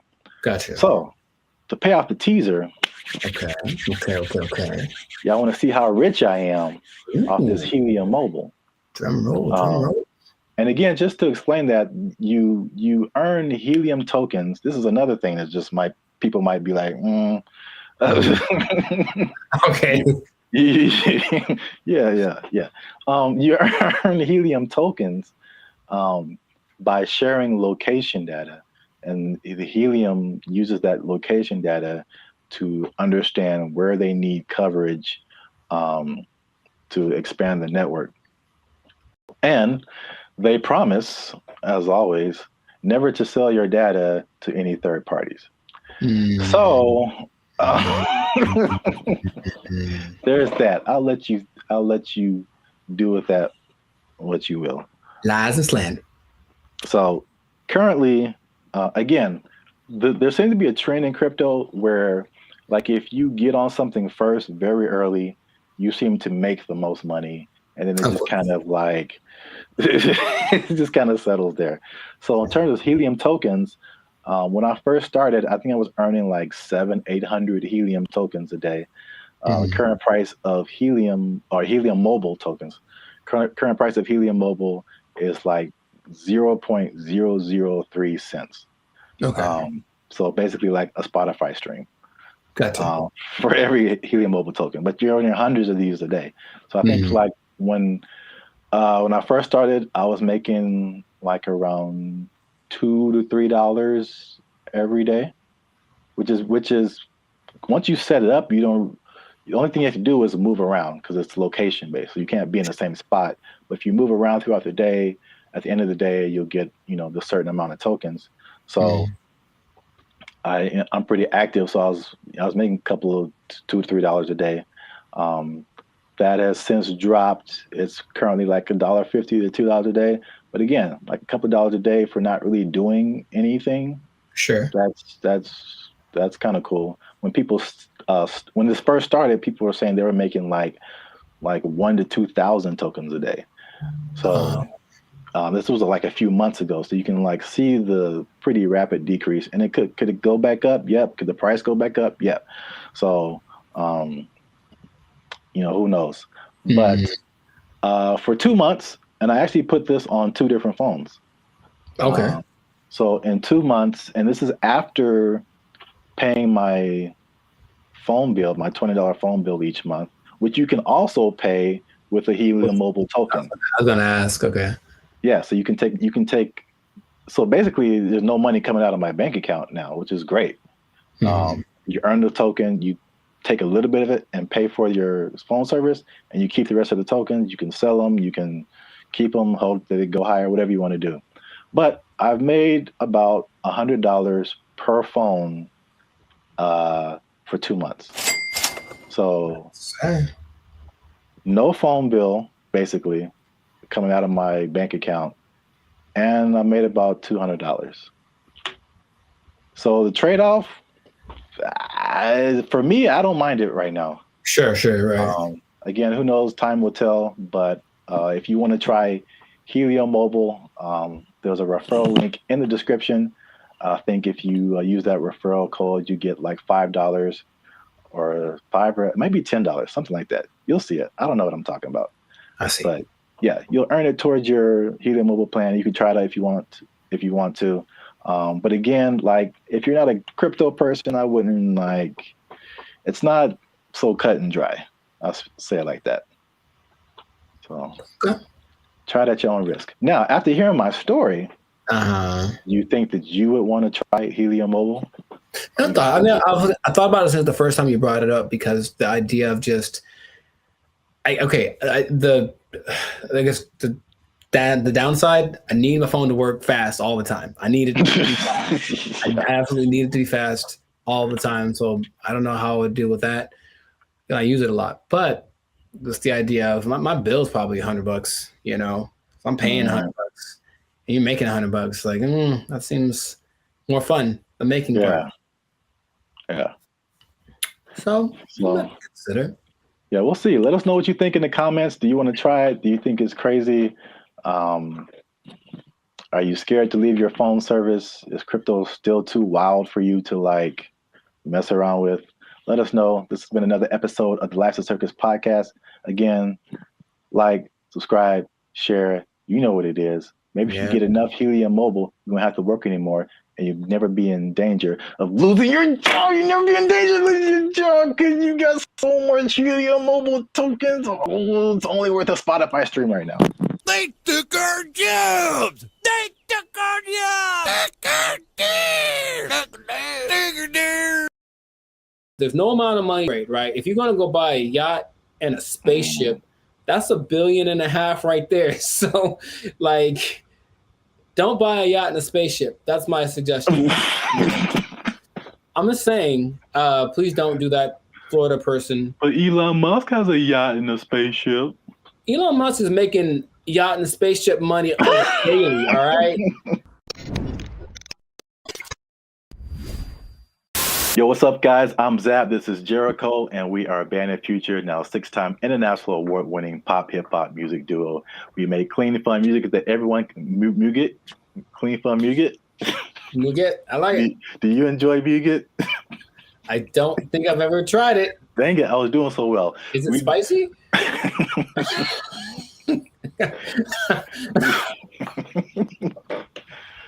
I don't know, but I think you should know if it's spicy. Because yeah. I'll put a link. I'll put the link to the video. Oh no, you talking about? Yeah. Here we go. Up there, guys. Go watch it. We do clean, fun music or Muget, depending on what country you're from. That everyone can listen to. The sound is uniquely Californian, and you are now tuned into the Life Circus podcast, where we talk about things that are funny, interesting, and ridiculous. And look, I raise my voice because I'm gonna make a statement. Say it. People have been watching, they've been laughing, they've been thinking, but they haven't been liking, they haven't been commenting, they haven't been sharing, and they haven't been subscribing. And I need you guys to do all 4 of those things, or else I'm gonna have to start robbing people again. I'm trying to change my life. Again, man. Told you. That's not the way. It's not the way. Trying to be on the straight and narrow, you know what I'm saying? Make this YouTube money. So yeah. But yeah, make sure you do all that. Like, subscribe, share, comment. Let us know what you think. And especially share this video with somebody who needs some money, man. Oh, man, I know quite a few people. I mean, like, everybody, right? Like, if you need some more money, raise your hand. Hey, calm down. All right. So, I mean, it's not just specifically money. It's specifically the Mega Millions, right? The lottery. Or there's always the different state lotteries too, but you always see these news stories of people win like these ridiculous amounts of money, and then you see the statistics later where it's like they won $1 jillion, and like a year or two later, it's all gone. It is broke, yeah. And you can't I can't even imagine like how you do that with that much money. So I guess my question to you is like, why do you think that? Well, I got a few questions. First, let's start with that. Why do you think that happens? Like, why do people? Oh, for me, that's a simple answer. It's that if you don't understand the work that it takes to make money in the first place, you don't know how to keep it. That's all. So if you just got lucky and it's like, oh, I got money now, then you're not going to you haven't developed any habits to maintain that. And everyone basically has an idea that, okay, maybe saving money is a good idea. I should do that more. I should. It's not on their list of must do, it's I should do. And then the second that it happened, perfect example, dude. Episode of the Boondocks where Grandpa leaves for his do it big vacation and he gives probably give you some money.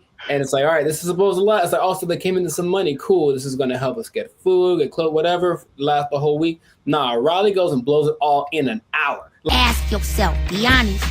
Ain't I'm clean? No. Man, how we going to eat? Like, that's just how people live. That it's like, you're basically a dam waiting to burst. I'm just waiting to get my break. And then I'm just going to do something ridiculous with my money. And no one can tell me no, because it's my money. So I think it's that. And plus, there are worlds of, how do I say this? finance, like there's things you can buy that you don't know you can buy because it's not an option for you, right? As soon as you get to that level of, I was in Malibu the other day, hey, Malibu, and I saw this thing for property, some kind of a beach property, and that's starting at $70 million. Oh man. And they wouldn't put that there if they didn't know that there are people that can drive by on a whim and be like, hey honey, do you think we should get the property? How much is it? Starting like 70 million. Bet. And then they just go do it. Like there are people that have that, right? But they also probably have the knowledge of how real estate works, all this kind of stuff. So they know how to invest in it and make it work for them. But if someone comes into, what was it, $1.58 billion? Yeah, that's why I mentioned it, because like a big number, just somebody won a bunch of money. Right. So if that person is dumb and, and they're from Florida, so I'm not going to tell you that they are, but you know what I mean? You prefer the term financially illiterate. Got it. So let's say this person, so there's nice properties in Florida, comes into their money, gets the lump sum, because of course they're going to get the lump sum, right? So they're going to get the lump sum, maybe 800 million, something like that after taxes. And then they're just driving by, and then they just see a sign that says, hey, property starting at 70 million. They look at their account like, yo, I got that. Let me get one for my cousin. And then a year later, they don't know how to upkeep property. They don't understand that buying things means you have more expenses, and it all just, so yeah. That's why I think it happens. That makes sense. Especially like with property, it's like even when people who just buy like a regular house, I mean, it's like you don't really realize all the expenses that come with it and the upkeep, and like it's not like you buy it and that's it. It's like you buy it and then now you have to keep spending more money to like keep it up. Insurance goes up, you gotta fix more stuff. The toilet doesn't work for 2 years. Like it's a slippery slope. You have bugs in your house you got to get rid of. Dude, I saw a bug. I knew what kind of bug it was, but it's always surprising. One of those centipedes that looks like it's just like it looks deadly. It's not, but it just, and so every time you see it like black? It's like black with like these legs that are kind of like at an angle. It just looks like I feel like I know. I've seen what you're talking about. So I see it in my logical side goes like, oh, it's just one of those things. And then my like primal side is just like, we need to move. Like that's what I'm they have invaded, you know what I mean? So yeah, but it's just like you have to always and there's always things that need to be fixed and whatever. And then property value around you goes up. Someone writes you a letter like, yo, you got to fix your roof, man, because you're hurting us. Stuff like that happens. I'm not saying it happened to me. I'm just saying that's the whole letter is just like, dear sir, fix your roof. You're hurting us. Sincerely, the neighborhood. Sincerely, all of us. You're bringing us down, bro. You need to step it up or get out. I was like, yeah, that's how it works. But not even that. I had a cousin who won maybe $300,000 on a game show in the in the 80s, right? So 300,000, that's pretty good. Dude, shout out to Steven. He was broke within 6 months, I think. Wow. Yeah. God. Because I know you and I know how you think what you would do. Oh yeah. Winning the amount of money. Most people don't think that way. It's just not. I think remember Shaq talked about he spent his whole first contract and was like broke. I don't know. It was a very short amount of time, but like he bought a house and then he had to buy his parents a house and he bought a truck and they buy a whatever truck and then he goes to his agent like, I need to get this thing, and they're like, dude, you were like $500,000 in the red. What did you do? You just got the contract. So you just have to know about these things. That there's no amount of money too great, right? If you're gonna go buy a yacht and a spaceship, that's $1.5 billion right there. So like, don't buy a yacht and a spaceship. That's my suggestion. I'm just saying, please don't do that, Florida person. But Elon Musk has a yacht and a spaceship. Elon Musk is making yacht and spaceship money on a daily, all right? Every day he's making that. Is that the level? Like 6 figures, millionaire, yacht and spaceship. Yacht and spaceship, man. Yacht and spaceship club only. And you have to buy them two things at the same time. You can't buy one or the other. You know, it's like a package deal. You got to get them to match. Step 1, Tesla. Step 2, Step 3, yacht and spaceship. There we go. Yeah. Plus, you know, they're probably gonna make a yacht that can turn into a spaceship or vice versa. So it's all there's no level. You can go buy. People buy islands now. You know, you can get anything with the right amount of money. So just you'll run out of it because money is a limited thing unless you have. Because if you won the lottery once and you're like, cool, I'm set for life. It's like, no, maybe you should set up to try to like. If you won it once, maybe play it again. Like, I don't know, do something else. What? That sounds like a terrible idea. Well, look, I don't know what the probability is, but think about it. If you won $1 billion and then you spend $1 million of it on more lotto tickets, you're probably going to win it. I would just guess it's possible that you could win again. I know you don't like that at all because it's a stupid idea. I mean, I don't know if it's. It's like reinvesting into something that's a far-fetched idea, but if you know. Yeah, I won $1 billion and 10 million. All right, I'm gonna buy $10 million worth of lotto tickets. What if you win 3 more times? And you know what I mean? Like, and that's how Las Vegas works, folks. Yeah. Right, or gambling. People get addicted to gambling. I got so much money, and then all of a sudden, yeah, I won. What if I win again? Yeah, go for it. So my advice to Florida man or Florida woman, whichever one you use. Florida man, please keep your money. Yeah. Wow.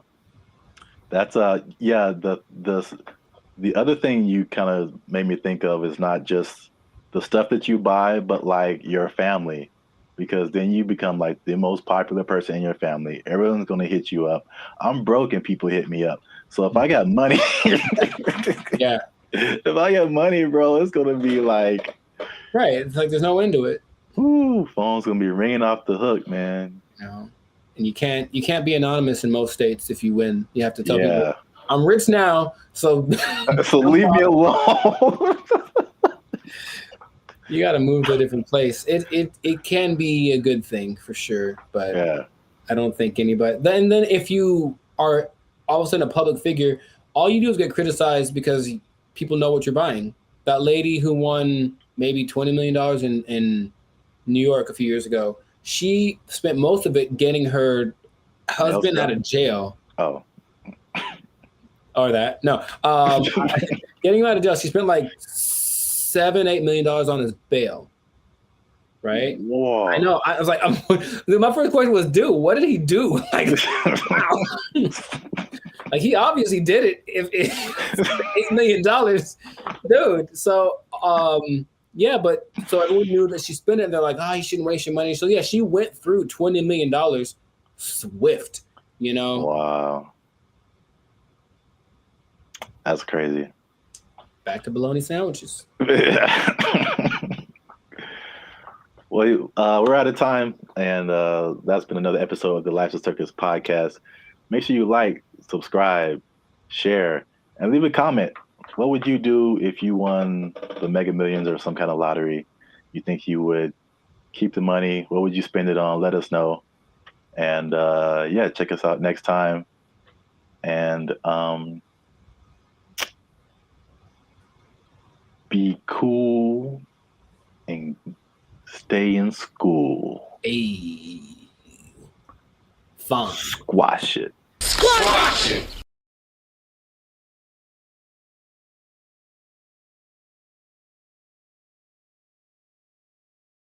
Whenever you buy things on the self-checkout line, it says out loud how much everything it is that you buy. And that's kind of a weird thing. I don't know if you can. I feel like there is a way to disable that, but the default setting is that everything you buy is like boop $1.99, boop $4.55. Like it does. Right. Does it say your? Well, I mean, so what's so bad about that? It's my business. Some people be knowing what I'm buying. Like, you know, like that's all. Don't put my business out there, robot. That's all. What's up, everybody? I'm Zap, and this is Jericho, and we are the now 6-time international award-winning pop hip-hop music duo Bandit Future. We do clean, fun music that everyone can listen to with a sound that's uniquely Californian. And right now, you're tuned into the Life's a Circus podcast, where we talk about everything that's funny, interesting, and ridiculous. But wait, we need your help. Help us out. Tired of eating mayonnaise sandwiches? Give your boys some funds. You know what I'm saying? You can join the channel, become a member. That'll help us out. Or you could just like, subscribe, comment, and share this video with people who stealing, because there's thievery going on. That's right.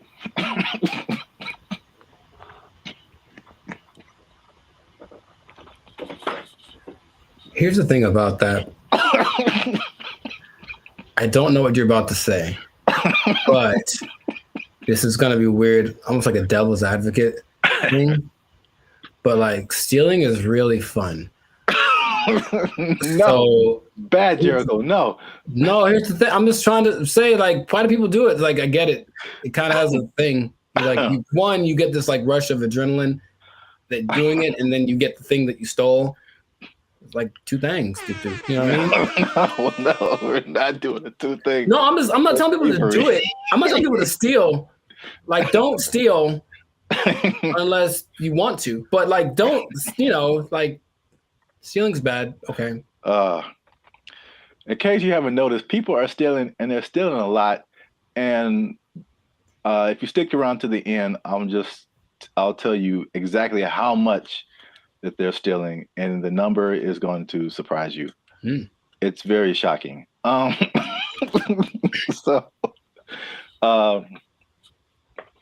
Stealing is bad. Okay, you shouldn't steal. But I'm bringing this up because it's affecting me, and that's the most important thing. Look,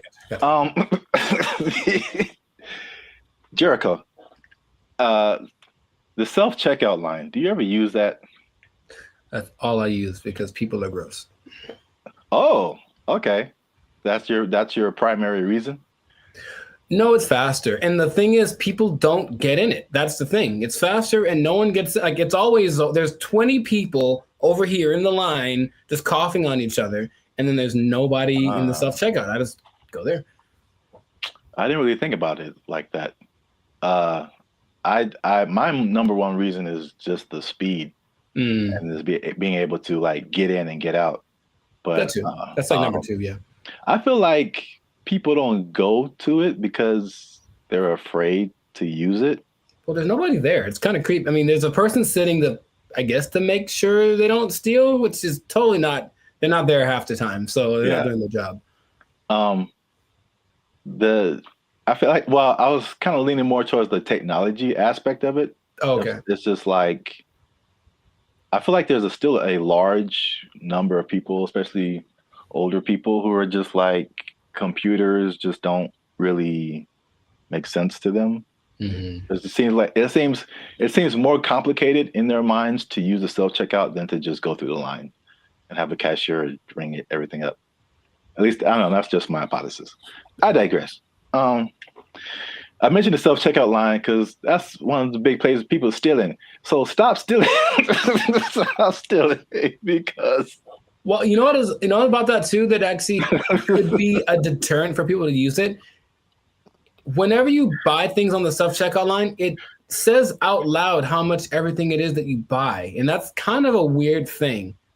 I don't know if you can, I feel like there is a way to disable that, but the default setting is that everything you buy is like, boop, $1.99, boop, $4.55. Like, it does. Right. Does it say well, I mean, so what's so bad about that? That's my business. Some people be knowing what I'm buying. Like, that's all. Don't put my business out there, robot. That's all. It's just a price. I don't know. If it was like one box of condoms, $12.99, then it would be like, hey man. Yeah, I honestly feel like there's certain circumstances where it says something about what you bought, but not like that. Not like that, no. Okay. Well, anyway, So people are again these self checkout lines, and they be stealing, man, and they're stealing so much that one of the major places that they are stealing is Target, man. Target is having or Target if you're uncivilized. They're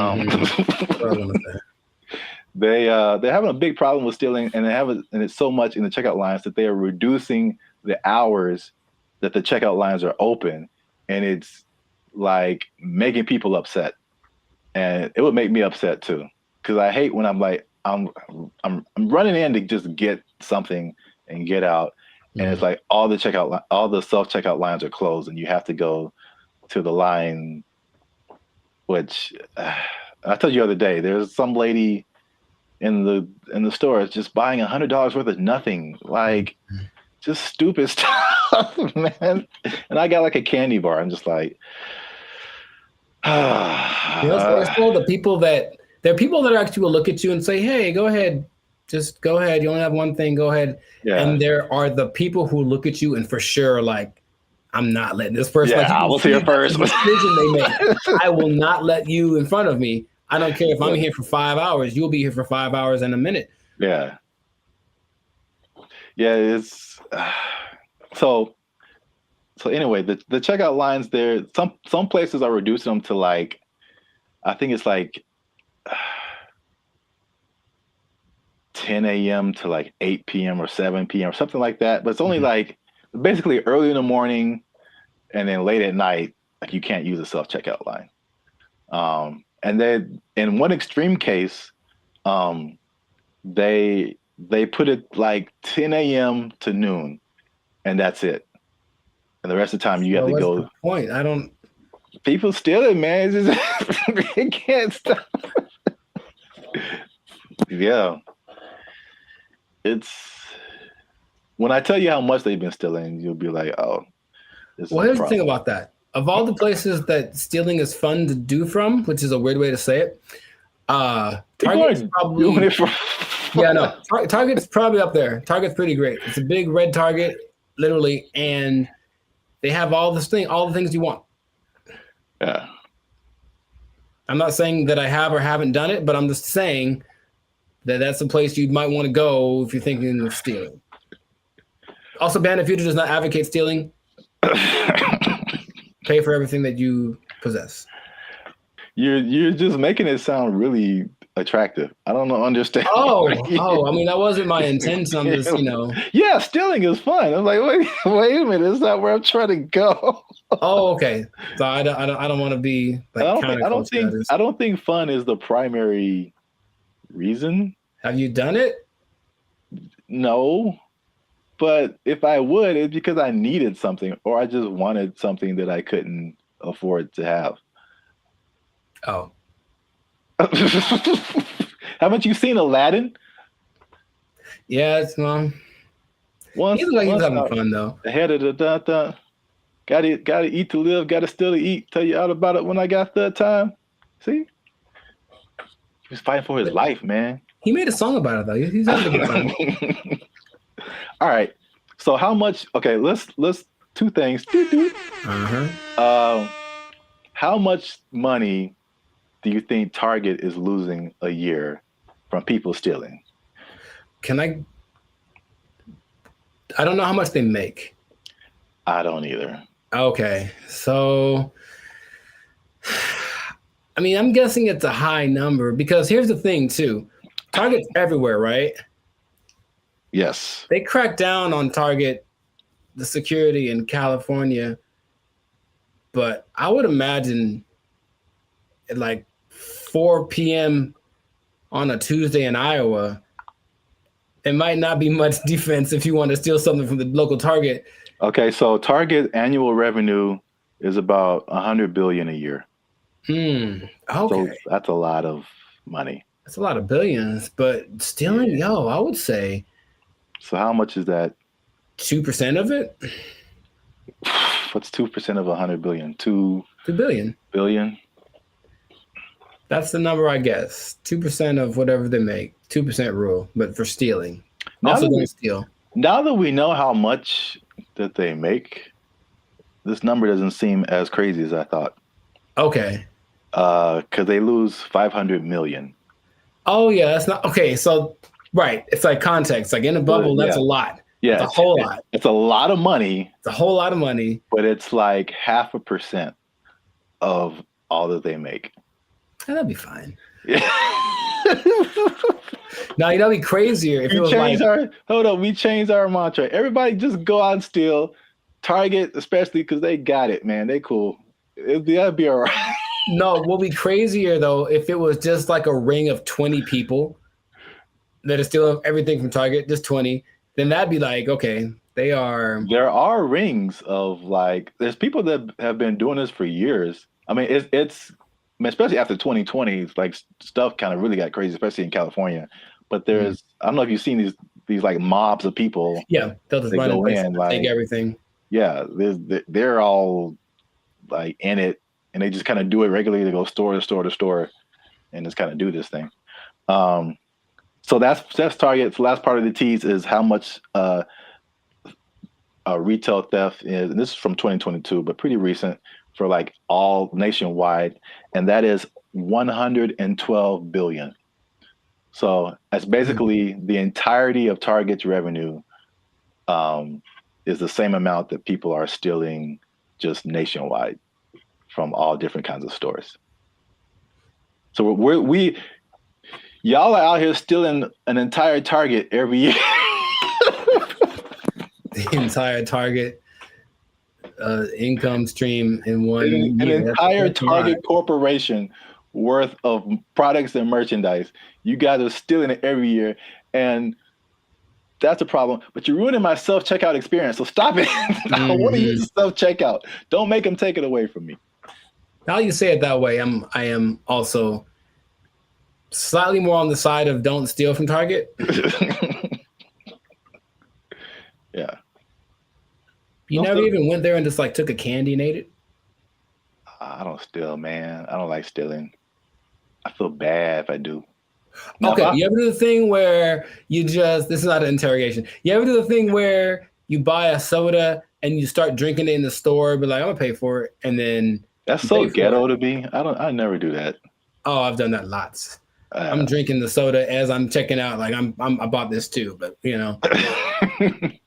If I was like dying of thirst, yeah, but like no, I feel ghetto when I do that or something. Oh, it's about as ghetto as it gets. The first time I saw that, I think I was like offended, and then I was like, I think that's a good idea. Like, what? I don't have to wait to get to my car to eat this. I don't even know. I got like a candy wrapper. Like, yeah, I ate this too. Bring it up.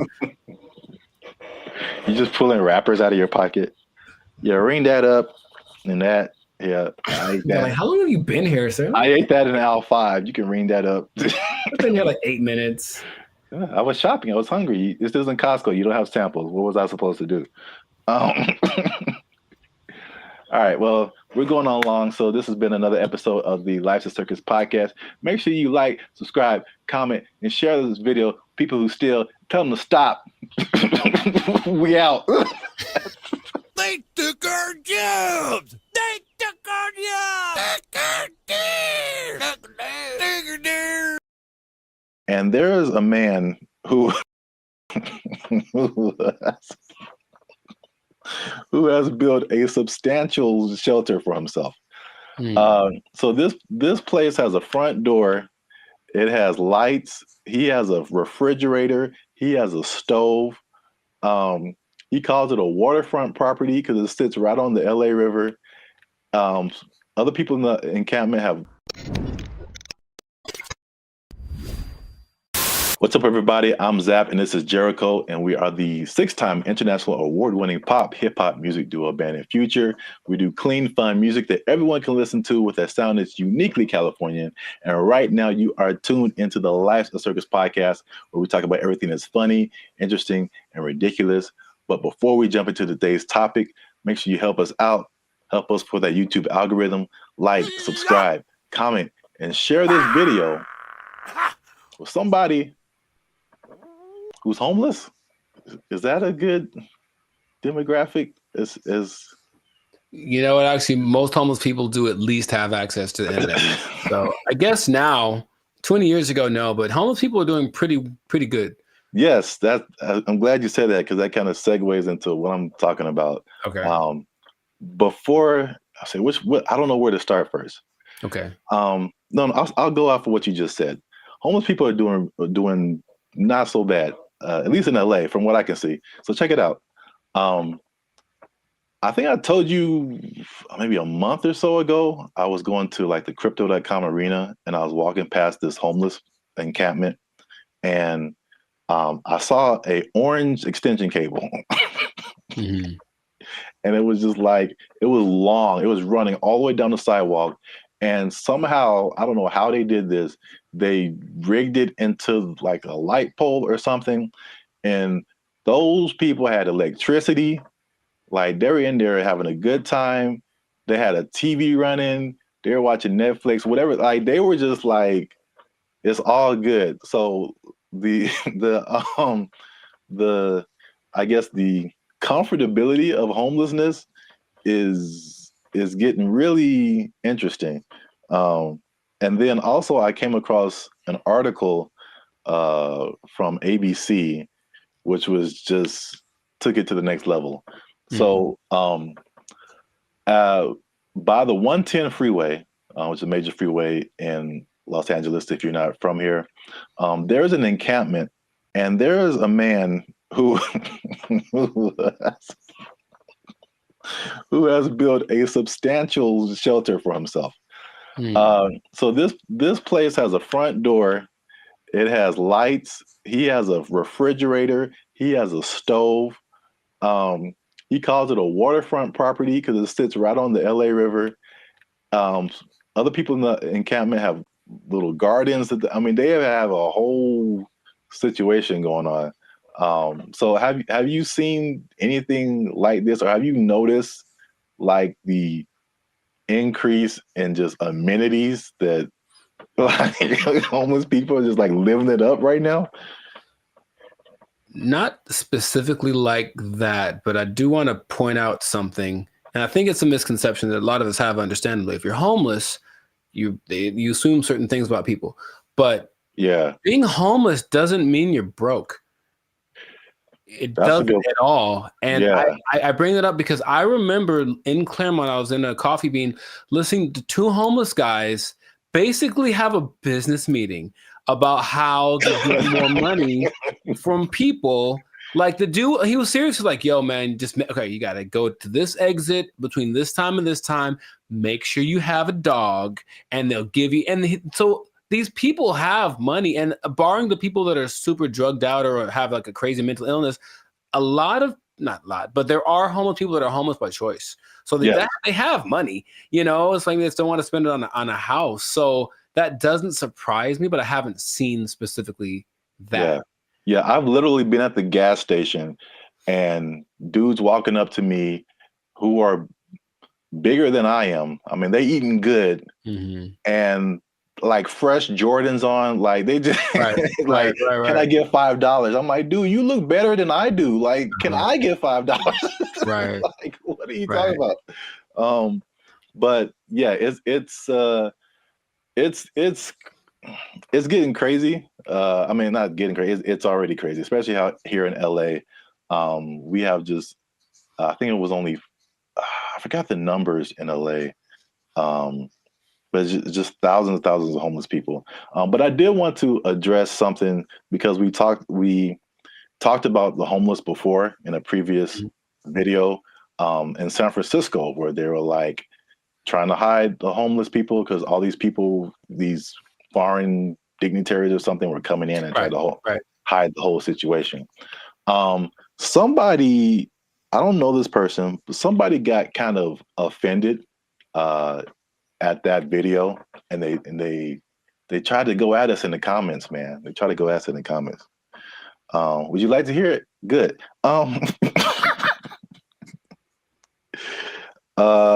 just gonna paraphrase. So we were talking about the homeless. This guy came on and was like, "Have you been homeless? Have you ever been down on your luck? What would happen if you lost your job and things were wrong in your life? You lost your house, your apartment." So he's basically saying like, it's not our place to talk about the homeless, which I fired back at him, and I said it is completely our place, because I lived in LA for a long time, but I lived in downtown LA, which is like homeless central, just a few blocks from Skid Row. When people are pulling down their pants and taking a dump on your front door and you step in it, you absolutely have a right to say something about that. Like, you have a right to say something about that. And it's not even the homeless in particular. It's the all the stuff that comes with it. Like, I don't care if you're homeless or not, whatever, but it's like it's the disrespect for other people and the other things in the city, and just like the trash everywhere and the safety concerns and like the destruction of property. If you're pushing a shopping cart, I'm pretty sure you didn't buy that shopping cart. That means you stole it from us. Just because you're homeless doesn't give you a license to commit crimes. Like, like you can't. Like, so it's not even about like the haves and the have-nots. Like, that's really irrelevant to me. And I will say that one thing I will apologize for is that I laugh a lot. And a lot of people have said that in the comments before. And I think that's just because I think one reason is because talking to a camera is really weird. I agree. And so I'm used to talking to a group of people or something where you get feedback. And so you say something that's funny, like, I think it's funny. I just laugh at myself. But we try to keep it light on the podcast. But homelessness, really, there are, I don't know, again, everyone's situation is different. Like you said, there's some people who aren't even broke. They just don't have a house. But there are some homeless people who are just like, they had a rough whatever, something happened to them, and it's just a serious situation, and their life is really messed up. So I think well, at least I should apologize for making that and I guess that false interpretation, you know what I'm saying? Like the insensitivity. I think that may have come across to some people like that. So I don't want to make it seem like we're insensitive to the homeless situation. But at the same time, I think that, we shouldn't be silenced because we've never been homeless or we never had a rough time or anything like that. And I have more to say about that, but I want to know what you think about at least that part of it too. I don't apologize for anything. I think that I'm justified in what I say when it comes to things that I've seen over time, right? So generalizing is dangerous, but it works because we have to start somewhere, right? So if homeless people were literally just like everyone else, they just didn't have a home, meaning they weren't dirty, they weren't sometimes violent or leading to criminal activity in order to, because if you don't have money, you have to do things that are above the law to get what you need. If the implication of what homeless is the problem, I think if somehow it was just you don't have a house, there's nothing wrong with that. And yes, people who have unfortunate situations, but in general, when there's, and I heard somebody say this as a joke, but it really does kind of resonate. It's like there's places where homeless people aren't allowed to go. Why? Because they're homeless, and that's not a place that they can't come into the places that we can go because they don't have a home. And it's not because they're homeless. It's because you can tell they're homeless because they look homeless, they smell homeless, they talk homeless, they're weird to you. Like all that stuff is what we're talking about. At least personally, what I talk about when I mention the homeless people. So I don't think there's anything wrong with that. If you do want to go by, I'm sure someone knows someone who just lost it all in a bad, crypto, real estate exchange. The woman took everything, whatever. I know there's people like that, and that's unfortunate. But just in general, homeless people are not contributing to anyone's sense of safety or anything like that. And that's what I'm referring to when I mention homeless people. That's I think that's an accurate statement. It's just like it's not about the condition. It's about the character that comes along with that, and the not only not contributing but being destructive. So that's just even in my neighborhood. I think I told you before. It's like when I first moved here, like a few years ago, this place was spotless. I mean, it was just like people had pride in their neighborhood and stuff like that. And then, but we have a major mall, we have a major bus stop here and there, 7-Eleven, like the main intersection. That's kind of where I'm at. And it's just like every year, it's like, okay, there's one homeless person. Okay, it's not so bad. Two homeless. Dang. All right, there's a guy sleeping in front of the grocery store. Crap. And then it's like trash just keeps building up. Trash, more trash, more trash, more trash. And it's like, this isn't a rocket science. Like, what has changed? There's more homeless people. There's more trash. There's more abandoned shopping carts. There's more crime. I mean, I looked at the crime map for my area, and it was like literally my block, that area that I'm talking about, is where all this stuff happens. This is like, anyway. The other point I wanted to make before we kind of wrap it up, because it's going kind of long. One thing I also hate is that when people make judgments about you and they don't know anything about you.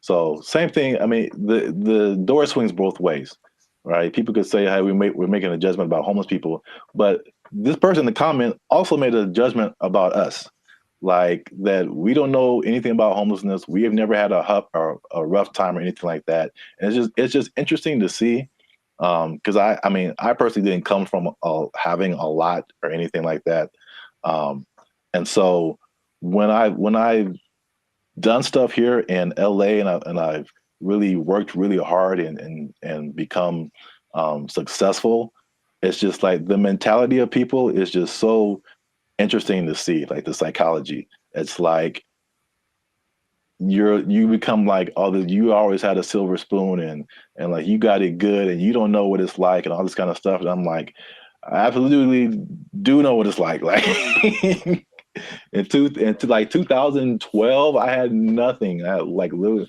no job, no place to stay. Like I've been through all this kind of stuff. Like, and just because I'm like in my own place and have my own business and I'll do all this stuff doesn't mean like I don't know what's up. And I think about the people like the Jeff Bezos of the world, who just people just, oh man, he doesn't care. He doesn't know what it's like. Like I've seen pictures of this dude. This dude was selling books like in a garage somewhere, like just nerding out. I don't know how, if he had friends or I don't know, but they show these Google started in a garage, Apple started in somebody's garage, Amazon started in somebody's garage. These dudes didn't just like, No, they worked for it. They really did. Yeah. And they gave the world something that the world needed. So they get rewarded with. Exactly. I mean, if you want to have all that, then you can create something that literally changes the entire world. And then you can have all that too. But like, I don't criticize anybody for like having success or anything like that. Like, I'm pretty sure at some point, even like what was it? The Kardashians or Paris Hilton, because I used to kind of feel that way too, because that was kind of like their, you knew that they came from money. They had stuff going on. Sure. But like, unless you have worked on a TV show, like you really don't understand how insanely difficult it is, how much you have to grind. Like just because you have a bunch of money doesn't mean it's going to be a success. Absolutely. Like I kind of tell you that I'm not even a lead. I'm just working, background or stand-in or just co-star or something. And I'm just like, after a couple of days, I'm like, dude, I'm like spent. I'm like, you're just 12 hours a day, boom, grinding. And then they have to come back and learn. They got to go home, learn lines, I think Dave Chappelle had a funny like little.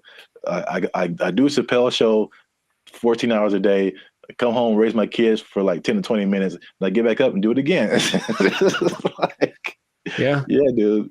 Like anybody you see, even if they have money, they are grinding, man. And so that's kind of just I just wanted to make those points because it was just like upsetting that someone would come at us in the comments over that. It was just without any kind of perspective. Do you think the person that made the comment has a job? I feel like they do. I feel like we just hit a nerve.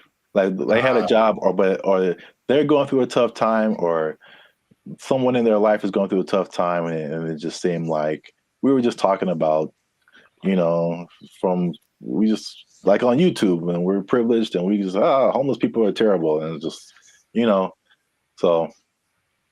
I say if you give me one fact about a person and then I get to judge whether or not to invite them over to my house. If you tell me right off the jump this person's homeless, then that's going to determine whether I want them to come over. Now, it's possible they're the sweetest person, and I know people for sure that do have homes that I'd never want them to come over. So there's that. It doesn't mean that they're a bad person. It just means just based on the facts, statistically, this isn't a good start. Yeah. So I know it's a controversial situation. It's a big, it's been a big problem in LA and in many other places around the U.S. and around the world. But let us know what you think. Leave us a comment. Let us know a comment that's nice. No, you can disagree. You can say what you want. But just know that I'm coming after you if you do. Now leave us a comment. Let us know what you think. Homelessness. Have you seen homeless people? Are they living it up in your area? Do you wish you were homeless and you could just live like that and not pay rent? Do people misjudge one another when it comes to all this kind of stuff? I know it's chaotic. Let us know what you think. Until then, you stay classy, San Diego. That's nice. And don't be homeless. Don't be homeless. Yes. Worst ending ever. Bye. They took our jobs. They took our jobs. I sense a faint bit of skepticism in your voice, Jericho. We haven't even skeptical. It's just like, is there anything that he's made that has been helpful or that I would know about? We haven't even gone into his claims and what he's talking about, man. Are you saying he's the second coming of George Washington Carver? Is that what you're saying? Are you telling this man, him? It's hard out here for a pimp. Him? Okay, sure. What's up, everybody? I'm Zap, and this is Jericho, and we are the now 6-time international award-winning pop hip-hop music duo Band in Future. We do clean, fun music that everyone can listen to with a sound that's uniquely Californian. And right now, you're tuned into the Life's a Circus podcast, where we talk about everything that's funny, interesting, and ridiculous. Before we jump into today's episode, though, do us a huge favor. Make sure you like, subscribe, comment, and share this video with somebody that you got beef with, somebody that you don't like, maybe somebody that's all up in your grill and making you feel a type of way about the day. Oh, bars. Okay, so look, somebody that put a hitch in your giddy up. Is that a phrase people say still?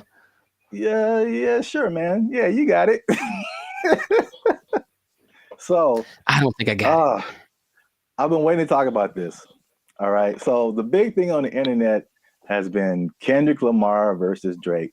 By the way, I think it's fake. Okay. Just because I've been doing this too long. I'm doing music too long. I've been doing Hollywood too long. I've been doing marketing too long.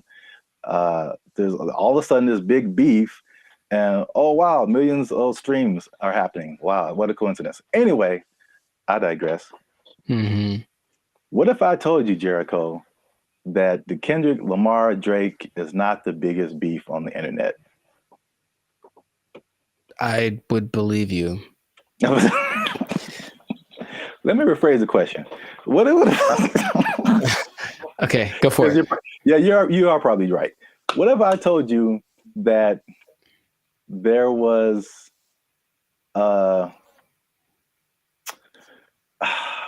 there was a better beef that I don't think has ever happened before.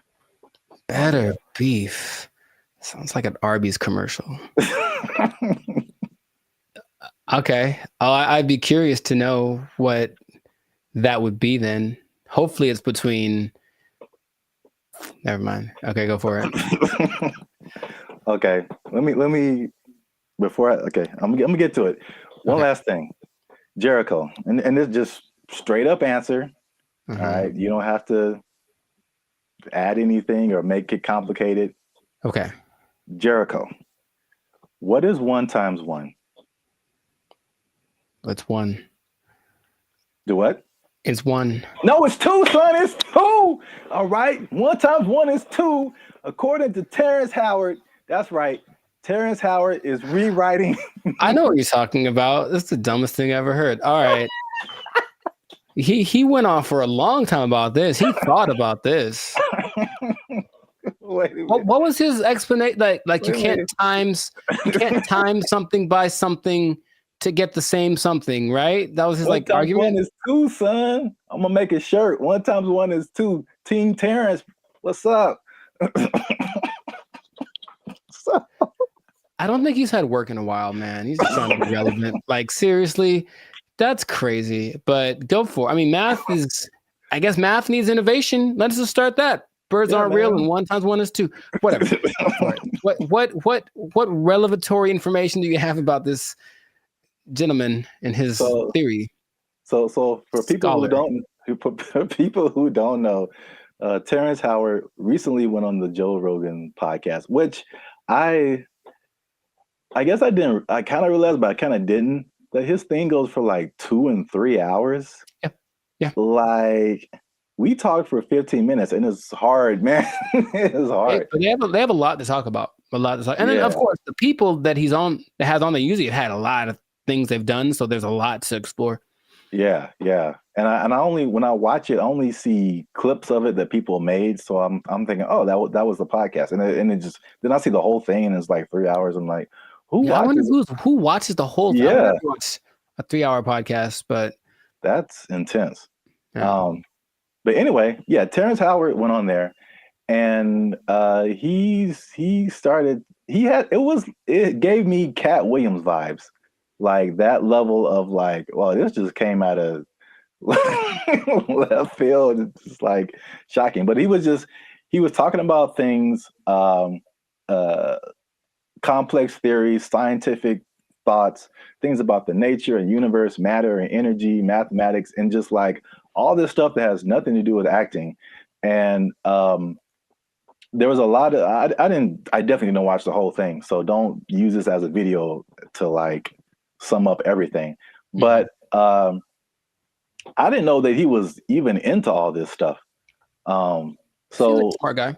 Yeah, but I mean, there's smart, and then there's like talking about the theory of relativity smart. Like that's just he's like Jaylen Brown smart. Rewriting mathematical equations, and I'm just like, all right, cool. We got to have a couple black geniuses, him and Jaylen Brown and Kanye.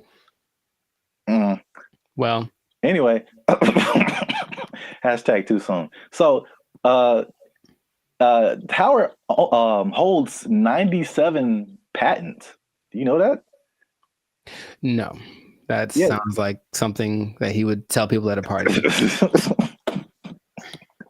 I sense a faint bit of skepticism in your voice, Jericho. We haven't even skeptical. It's just like, is there anything that he's made that has been helpful or that I would know about? We haven't even gone into his claims and what he's talking about, man. He's saying he's the second coming of George Washington Carver. Is that what you're saying? Like telling this man, him. It's hard out here for a pimp. Him. Okay, sure. 97. I didn't know that about him. That's cool. It's 97 expensive to patent things. It is. So I guess that acting money helped out. But he believes many of these patents will, of course, change the world. Some of his notable patents include advanced designs in metallurgy, I think I'm saying that right, chemical engineering, and innovations in flight technology. So at the very least, the man is doing things. Yeah, sounds like it. So, but what really shook up the internet was some of his claims. Mm-hmm. All right, so we're just gonna go through a few of them that this is kind of tough to talk about because he's talking about things that are beyond most people's comprehension. Sure. And so there's a lot of things that he said or a lot of words, even words that he used that are just not in common vocabulary. But I tried to pull together some synopses and just kind of put it in more lay terms, I guess. Okay. Some of them are just straight up. You can just tell, like. Let's see what Mr. Hustle and Flow's got. I don't know if you saw this part of the podcast, but his first claim is that prenatal memories are real, which most people don't think are, but he debates it, and some other people have debated it. But he said he remembers being inside of his mother's womb. Don't make me laugh. He described detailed memories, such as seeing his hand in utero, and he said he remembers being circumcised as well. I feel like that there's some truth to that, and without having ever studied it, just because it's one of the questions I ask a lot of people when I meet them and I want to break the ice. I ask people what their first memory is. It's just a curious thing because it feels like literally at some point our brain just started hit record. Like this is hitting record. It's all of a sudden like we were playing and nothing is, and all of a sudden something happens and boop, and now it's on, right? So for some people, it's a lot further back than one would think. I don't think I've ever spoken to anybody that said like in utero, but super young breastfeeding, like they remember stuff like that. They remember this. So I don't know if with the 8 billion of us that there are, if some of us aren't capable of remembering that kind of stuff. I guess my question is like, okay, so then what does that mean? Is there something that leads to? Because that's what would interest me. If that means, that means we can turn on the access point of the brain. If that's not, if it's just something to talk about, then I'm like, okay, that's cool, I suppose. Well, I don't think any of his stuff is just stuff to talk about. I think from the overall thing that I got, and then we go into some more of his claims, but it's just what I thought was interesting was just the way he sees the world, especially as a creative. It's just a different. It's challenging what has always been like the norm, and just different ways of looking at things. That's cool. So at least on that one, you were kind of like, it's not too far-fetched. Not too far-fetched. Okay. The next one is it might be a little bit beyond me, but again, I still kind of understand and relate. But his next claim is that the universe is built on waves and not particles. He says the fundamental building blocks of reality are not particles but waves. He says this perspective aligns with some interpretations of quantum physics, and his fascination seems likely to stem from the works of physicists like Niels Bohr and Erwin Schrödinger, something like that. Sure. So again, like he's not alone in this. He might be a minority, but people who deal with quantum physics feel like this could be true.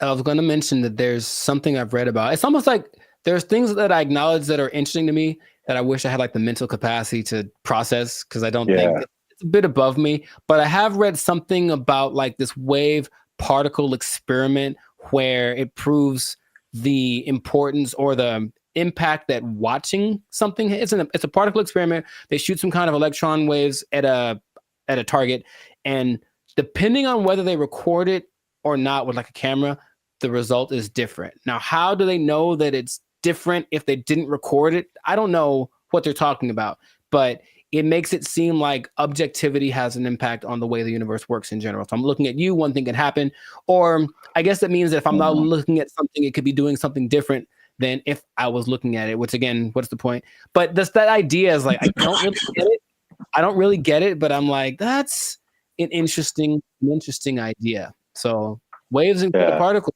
would that make the universe?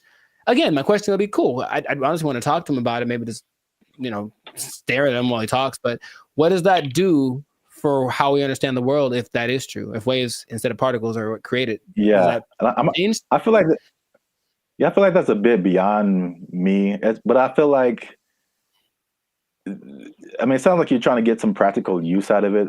But it's just like, okay,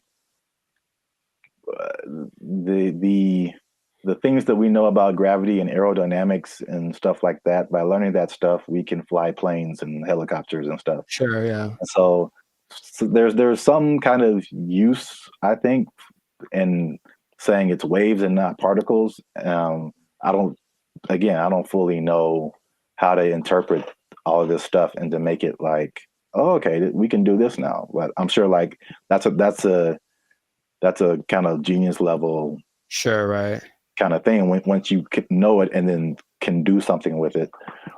Right.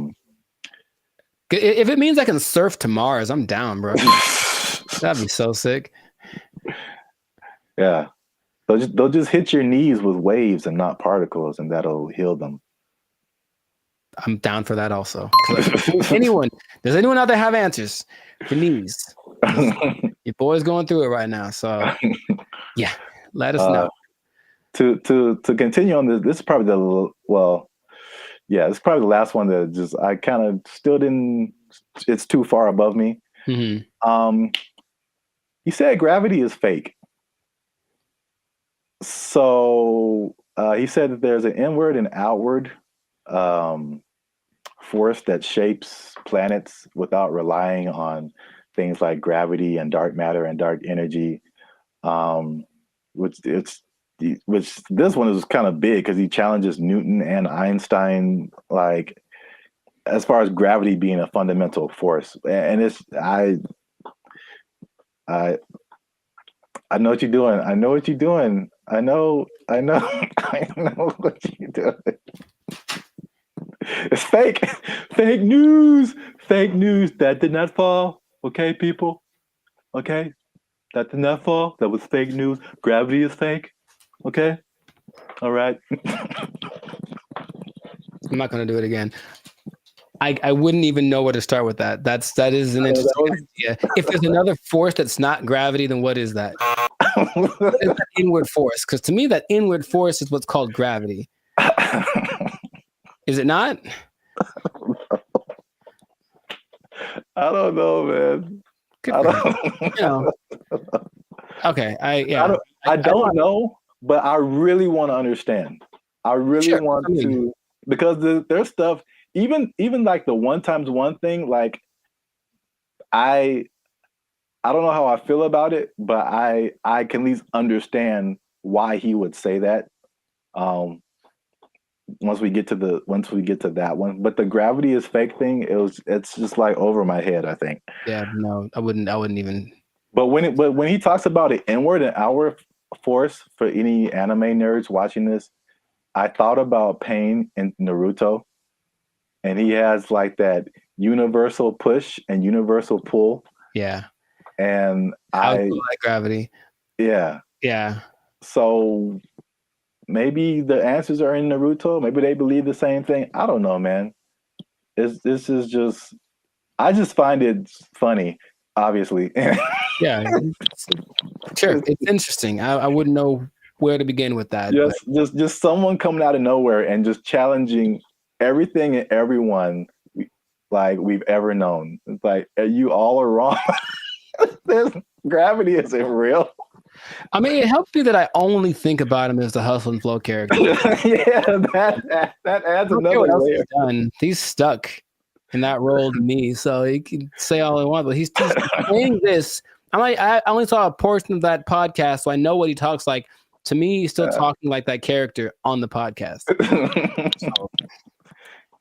Yeah, he definitely has that like typecast, or like his role in Avengers was like, was a War Machine. I forgot he was in that. Yeah, he was like the first War Machine. It's like, War Machine said there's no gravity. For the record, I prefer Don Cheadle. Just saying. I thought they were both good. Oh, okay. Well, so I don't remember Terrence, but okay. Next one is that straight again, along with gravity not being real, also straight lines are not real, Jericho. And this is the one I can understand. All right, so this is his explanation. He said, when you view something from the correct perspective, or you view a straight line from the correct perspective, you'll see that it's not straight.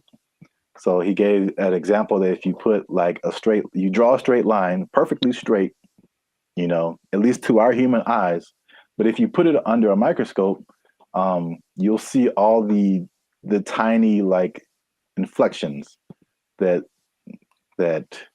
don't make it look straight anymore. So basically, these are all conceptual things. He's basically trying to get us to rethink geometrical concepts. Again, why I don't know how that applies to that. Yeah, that I would say. How does that help us? Terrence, how does this help us specifically? I don't think it does. Look straight to me. It works for me. I'm gonna accept. I'm gonna take into consideration two of his ideas, and then for me, gravity and straight lines are pretty much going hand in hand. I will go find a straight line and drop it to celebrate my acceptance of straight lines and gravity. So we're 2 and 2. Yeah. So you can kind of see where he's coming from with the prenatal. But I like the idea of not him trying to be controversial, just saying, hey, think about stuff. We are told things from an early age, and most people, for everything they've been told, that's just how it is. And any idea that something might be different can be scary. It's like, oh, it's the truth. What is? But Charles, I appreciate his effort. But that's what I got out of it. All right, so we're 2 and 2, which is perfect because we're coming to the last one I have here, and that is that multiplication is a lie. But does he say it exactly like that? No, but that's just funny to say. Anyway, he said that one time. This is the number. He said that one time. One is 2. Okay. So he said this is why, because if you combine two unique things, all right, you can't end up with the same thing. Which I hear where he's coming from. You got one, like, because I remember like algebra, like you're always trying to solve for x, and you basically got this side of the equation, this side of the equation, you try to balance it out. So if you have 2 1s on this side, like how are you going to have a 1 on this side and it still be the same thing? So like I still don't know if I agree with it, but I totally understand what he's trying to say. I don't appreciate that one. And I'll try to be. I haven't taken math class in 2 decades, but I'll try to explain. He said 2 unique. If you combine 2 unique things, to me, I'm like combining in my simple brain an object. This is a guitar pick with a concept, which is a number of these that I'm thinking about. Right. So if I have one of these, this is my object, and I take a number that represents how many of these I could have. If I go times 2, I will then have 2 of these, right? Hey, look what happened. Now I have 2. If I take this one object and then I multiply it by a concept that is singular, nothing changes. Because here's the other thing. I think I can bring a narrow to this also. I want to figure it out because usually there's like, or this might be Avatar. It's like, okay, there's like good or bad. So something has to be one or the other, positive or negative. And then there's a guru. Yeah, the guru on the mountain that made him drink the banana onion juice. He said there's also a neutral. That's the third option, and people forget about that. So yeah, does this have to change if I multiply it? No. It could go bigger, it could go smaller, or it could stay the same. And the stay the same is the times 1. So that is my argument, Mr. Howard. I had like one of those chalkboards on the back I could draw on with all the numbers and everything. Yeah. The hot to crazy chart. You remember that one guy? Oh, nice. I appreciate that, man. So I don't agree with that at all. National treasure. I don't think I do, but I want it to be a thing. I got you. That's deep down. I want 1 times 1 to be 2. If enough people talk about it, it'll become something. Yeah, if enough people talk about it, it'll become something. I really don't think that it's important. Again, it's just like what? Look, they're ready to change math with that Common Core stuff. Oh yeah. Everyone's all messed up, but the kids nowadays are gonna be just so stupid. All the math is wrong. And so now they're going to throw this in there. Like, by the way, 1 times 1 is 1 or 2. And then what? Because no, okay, another thing. So if that becomes true, that's just hypothesize. Then wouldn't that change everything? Because you can't just change one thing without changing other things. If there's the fundamental concept that 1 times 1 was 1 and now 1 times 1 is 2, doesn't that somehow affect everything else? I think so, but I'm not sure. I don't want to really think about it. I just want to. I want someone else to figure it out and tell me on the internet. Not just ask ChatGPT, but no. 1 times 1 is 1. Since forever and ever and always, one thing can stay one thing. I am 1 times 1. I should make that my counter. Make a shirt. I am 1 times 1, and I just stand boldly, holding a flag and like a bowl of rice pudding. Oh, wow. I don't know why the second thing. All right, so that's 2 and 3. 2 and 3. All right, so we might end up with a tie here because this is a bonus one. Okay. And this is probably of all these things, this is the coolest thing. At least one of the coolest things I think he said. Okay. Was just like kind of opened my mind a little bit. And he said that the periodic table is structured incorrectly. I mean, again, how is this useful? I don't know, but I thought the visual was very cool.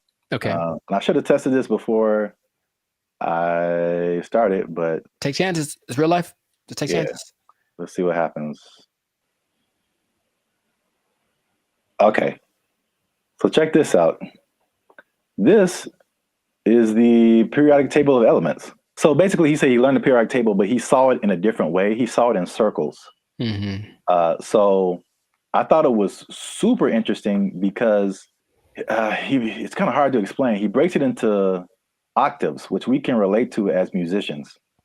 So you start with like one element, and it goes through the list of elements until it gets to another octave. And every element in these octaves, they follow a similar pattern. Like in the middle here, you start at helium, in the middle would be carbon, and then at the end would be neon. And then all of the beginnings and ends of these octaves, all of these elements relate to each other. They have like something in common, as well as all the elements in the middle of these octaves, which is crazy to think about because it's the same shape as music. And I kind of wish I would have learned the periodic table like this. In music, there's the, at least in Western music, you have like the 7-note, 8-note scale. I mean, Sure. you would go back to the primary note, but like A, B, C, D, E, F, G, and then you start over A. But like key of C, right? Helium would be C, D, E, F. Like where you get to carbon would be like 4th or 5th. Uh-huh. And then you go back up 6th, 7th, 8th would be neon. It's crazy. I don't understand what he's saying, but I understand it from a musical perspective. That all of these elements between helium and carbon are passing tones to where you get to carbon, which is like a perfect 4th, perfect 5th. And then nitrogen, oxygen, these are all passing tones until you get to neon. And all of these elements relate to each other based on their positioning here. It kind of gives me vibes more of, or the way I'm trying to process my mind is more like the harmonic series. Yeah. Only in the sense that stuff's getting like kind of bigger as it goes higher or lower. Yes, it's the same thing. I mean, it's and that's what he's trying to say. Basically, it's like everything is interconnected. And so he even gave these. This is getting like super nerdy, but every note has a like a measurement to it, basically a measurement of vibration that we measure in hertz. So, the 100 hertz, there's 400 hertz, there's 800 hertz. And so each one of these elements, like he gives a hertz number to it. And he says it's the same thing with colors. These are all they have a color associated, they have a sound associated to it, there's a vibration associated to it. And this is just like a visual representation to see like all this stuff is all the same thing. Mm-hmm. Music, color, light, element, everything around us is these octaves, these spirals, these circles. We just keep going in circles. So where like there's certain notes that go together in music and there's certain notes that don't. And the same thing happens here. There's certain elements, like if it's the first and the fifth or the first and the fourth, like they go together. But you have like tritones in here, the elements that like don't mix or, like oil and water kind of stuff. That was like pretty crazy to me. That just from a musical standpoint to see like, okay, this guy he just has a different way of looking at stuff, which is kind of cool. Mm-hmm. Now that we've lost everyone on the podcast, let us know what you think. Unless you want to comment on that, Jericho. I'm 2 and 4.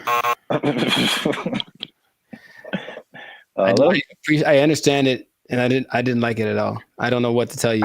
It's really weird. The second you put it up there, my brain went ugh. So,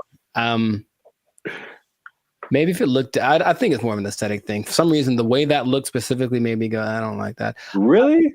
Yeah, I don't like it at all. I would have loved this in school because I can like, it was just music, and then I get it. I didn't really like science. Oh, well, I never, did you have to learn the periodic table? Yeah, we had to memorize it. I don't think they cared that much in California because I think we kind of glossed over that. I remember we had to learn a couple, but not like the whole thing. All right, well, let us know what you think. This has been another episode of the Life Circus podcast. Is Terrence Howard crazy or is he a genius?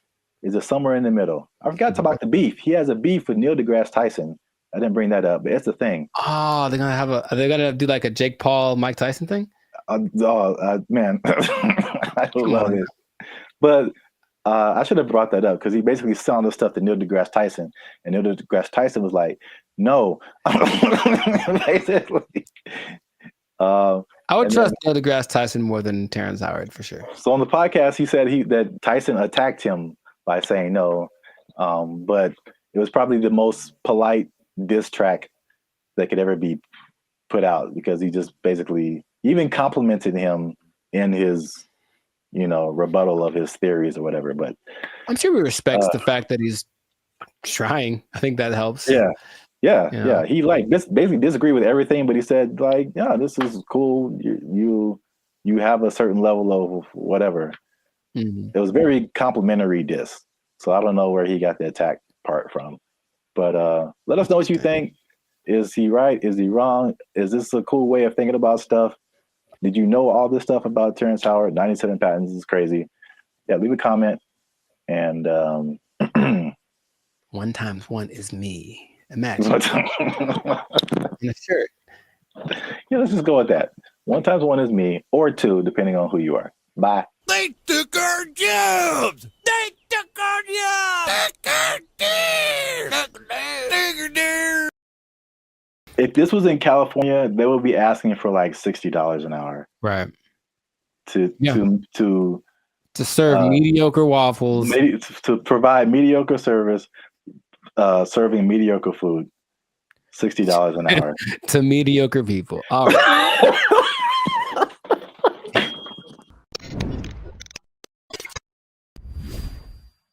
Yo, what's up, guys? I'm Zap, and this is Jericho, and we are now 6-time international award-winning pop hip-hop music duo Band and Future. Mm-hmm. We do clean, fun music that everyone can listen to with a sound that is uniquely California, and you are now tuned into the Life's a Circus podcast, where we talk about things that are funny, interesting, and ridiculous. But wait a minute. Hold up. Y'all been laughing. Y'all been crying. Y'all been spitting your food out. There we go. When we talk about gross stuff, you just been having a good time on our dime. And we need to support your boys by making a little noise. Oh, bars. I like it. So make sure you like, make sure you subscribe, make sure you comment. Oh God, it has to, I don't.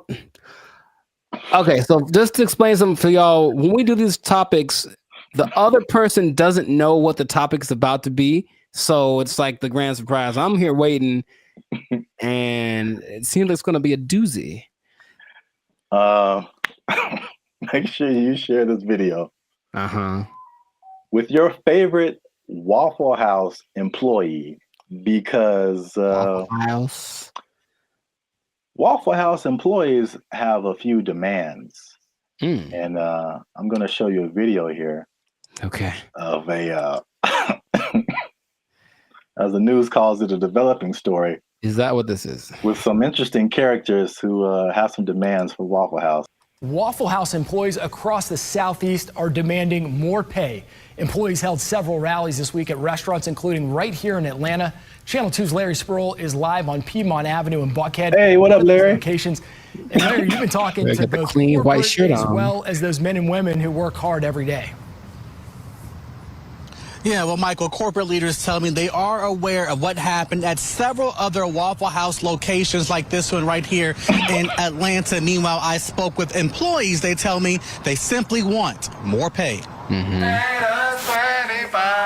It's a simple demand from Waffle House employees across the Southeast and here in Metro Atlanta. We're asking for $25 an hour. Gerald Green says he's been working at Waffle House for years. I'm what they call a grill operator. I'm a cook. I'm a rock star cook. I've been at Waffle House for about 7 years, and the highest level cook can be outside management. Gerald Green looks different after the NBA. A lot more. If you mind me asking, how much are you guys making right now? Well, I'm a rock star, so at my store I'm making $17.75. That's why employees are demanding better pay. You're constantly having to go from one job to the next. This week, employees protested at several locations across the Southeast, including Atlanta. My union is my power. We want 25 an hour. It's a campaign that USSW, the Union of Southern Service Workers, has launched at multiple Waffle Houses. But Green says they're also asking for 24-hour security at all the restaurants. Channel 2 Action News was there in August when a former employee was shot and killed outside this Waffle House in DeKalb County. A lot of workers are hurt by customers. A lot of workers are mistreated by customers. And people say it's funny, they're seeing people in fights all the time. But we're not really MMA fighters like the memes online say that we are. I reached out to Waffle House corporate. A spokesperson sent me this statement. It says, in part, Waffle House remains proud of its long history of effectively and directly addressing associate concerns. Our senior management teams continue to work alongside our associates as they have done since our company's inception. All right, so that's the main idea. Got it. There we go. So, I'm a rock star. I should be making 25 an hour. I'm a rock star. Shout out to the what do you call himself? A grill master. It's like the grill trifecta. There's the grill master, there's the grill sergeant, and there's the grill. I don't have a third one. Never mind. Okay, so I don't even know where to start, man. Let's just start by explaining Waffle House, because a Waffle House. Let me see. It has 1,900 locations in 25 states. That's a lot. And for people who don't know, it's American diner. Serves mostly breakfast food, but they have other things too, and predominantly in the Southeast United States. Yeah. So we're in California. I don't think there's any Waffle Houses out here. I don't believe so. California. Have you ever been to a Waffle House? Sure have, sugar. Oh. Okay. I was attended by Dolores. Oh, you know names and everything. Yeah. So you know the vibe. I haven't been to Waffle House in like since I was a little kid. Mm-hmm. I think so. From the vibe, from what I don't know if it's changed, but from what I remember, it was very trucker-ish. Sure. Like a place where truckers go to, like, you know, it's not like IHOP. I think the big thing out here is IHOP, International House of Pancakes. IHOP classy. Yeah, it's a total. It's very. No, I was there. I was in Nashville last year, and it's a different vibe. I say closer to Norms, but even Norms is like Norms is a step above. Step above. Waffle House, bro. Oh my God. So, the thing about Waffle House, before we get into the wages, this is the hilarious thing about Waffle House. Mm-hmm. Is like for some reason, it's always something going down. Yeah. Waffle House, bro. And Waffle House has been the subject of SNL skits, Daily Show skits, and it's just notorious for like fights happening. Yeah. And I don't know why. So there's this lady, one of the most infamous Waffle House fight club members. I don't know. Yeah. Her name is Haley Booth. She worked at a Waffle House as a waitress. And she's become like this meme because like very similar to the Montgomery Riverboat brawl. Mm-hmm. She like threw a chair and it was just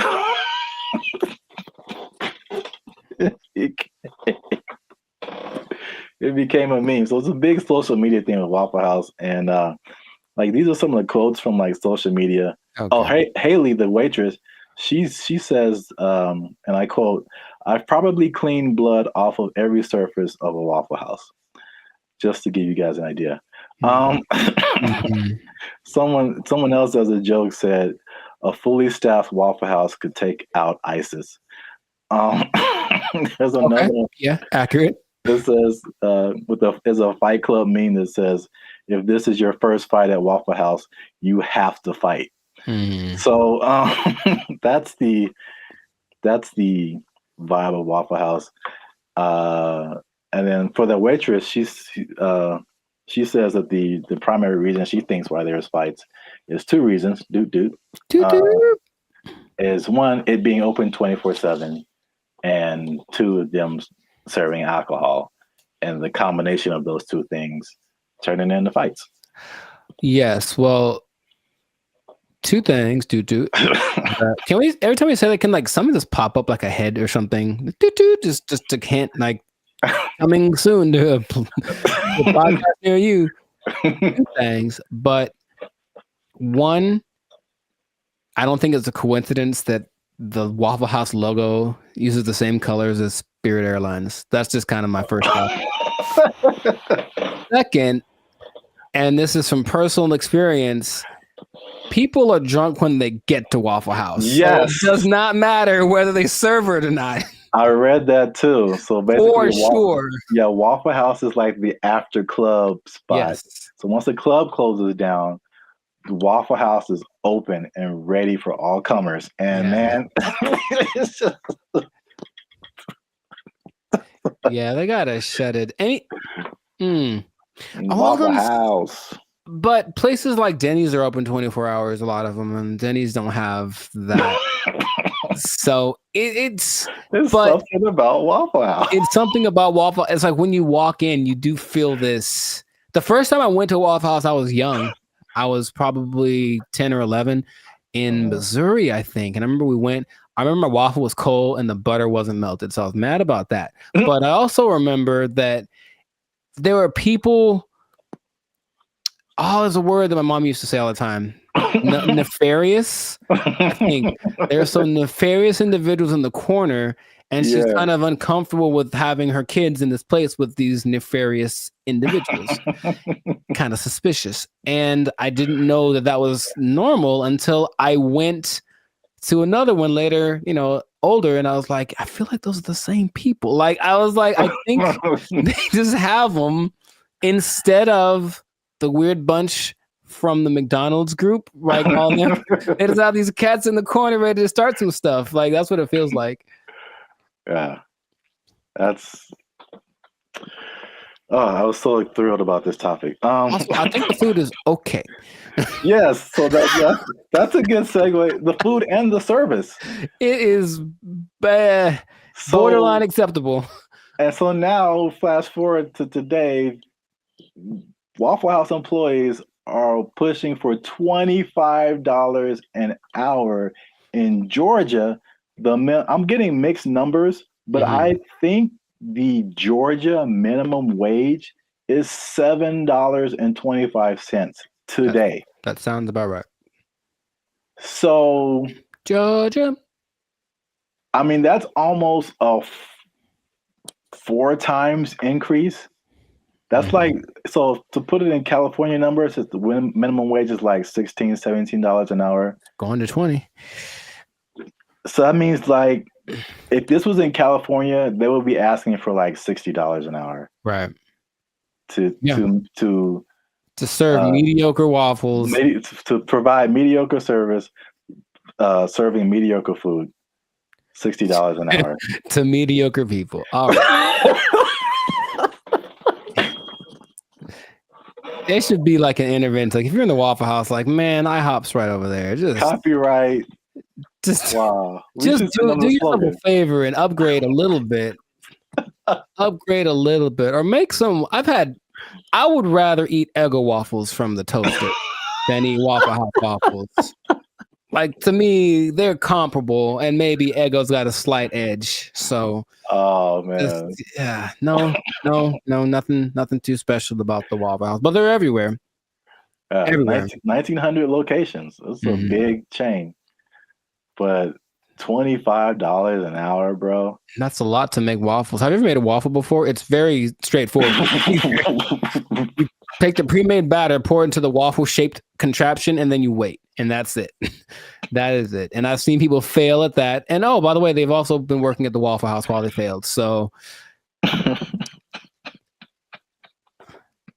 what's the end game for them? I mean, one, are they going to get it? Is there any precedence for this? Also notice in those videos, there was like 9 people protesting. Is that really right? You said there's 1,900 of those things, and those videos didn't have nothing more than like one store worth of employees. It was like one store that decided to speak for all the Waffle Houses. And I feel like that's not going to get it done.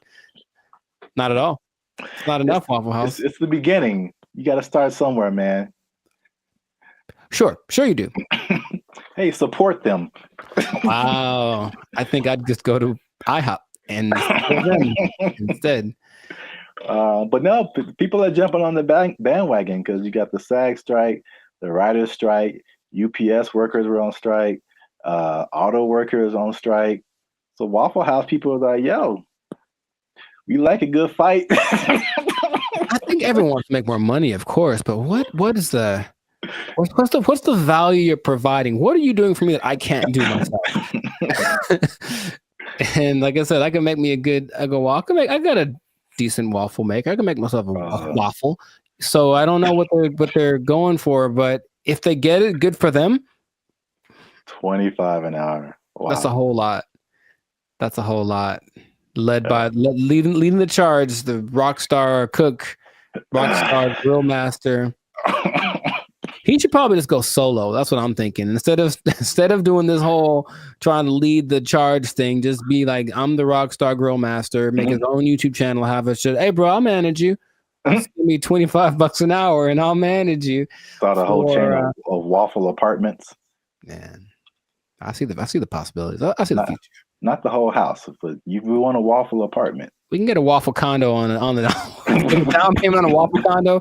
Look, that'll be all right. A waffle sublet, if you will. Yeah. Well, we've talked about this way too long. We still could. That's the problem. I can keep going for another 10 minutes because it is fun to talk about. Oh man, I'm in tears. Good old Waffle House. So make sure you like, subscribe, comment, and share this video. Well, again, your favorite Waffle House employee. Ooh. And as a sign of support, of course. Sure. And yeah, we'll be back here, same bad station, same bad channel. Is that how they said it? I don't remember. I don't really remember either, but yeah, I'm not old enough to remember that. Nor am I. Well, good luck, Waffle House employees. I hope y'all don't get fired. They don't take your job. My waffles are cold. They took our jobs. They took our jobs. And I go in there, and basically I stand there for 10 minutes without anyone talking to me because no one's working the front. Nobody. And I just like, okay. And I eventually just yelled something to the cooks. What's going on, everybody? I'm Jericho, and this is Zap, and we are the now 8-time international award-winning pop hip-hop duo Band of Future. We make music that's funny. No. Huh?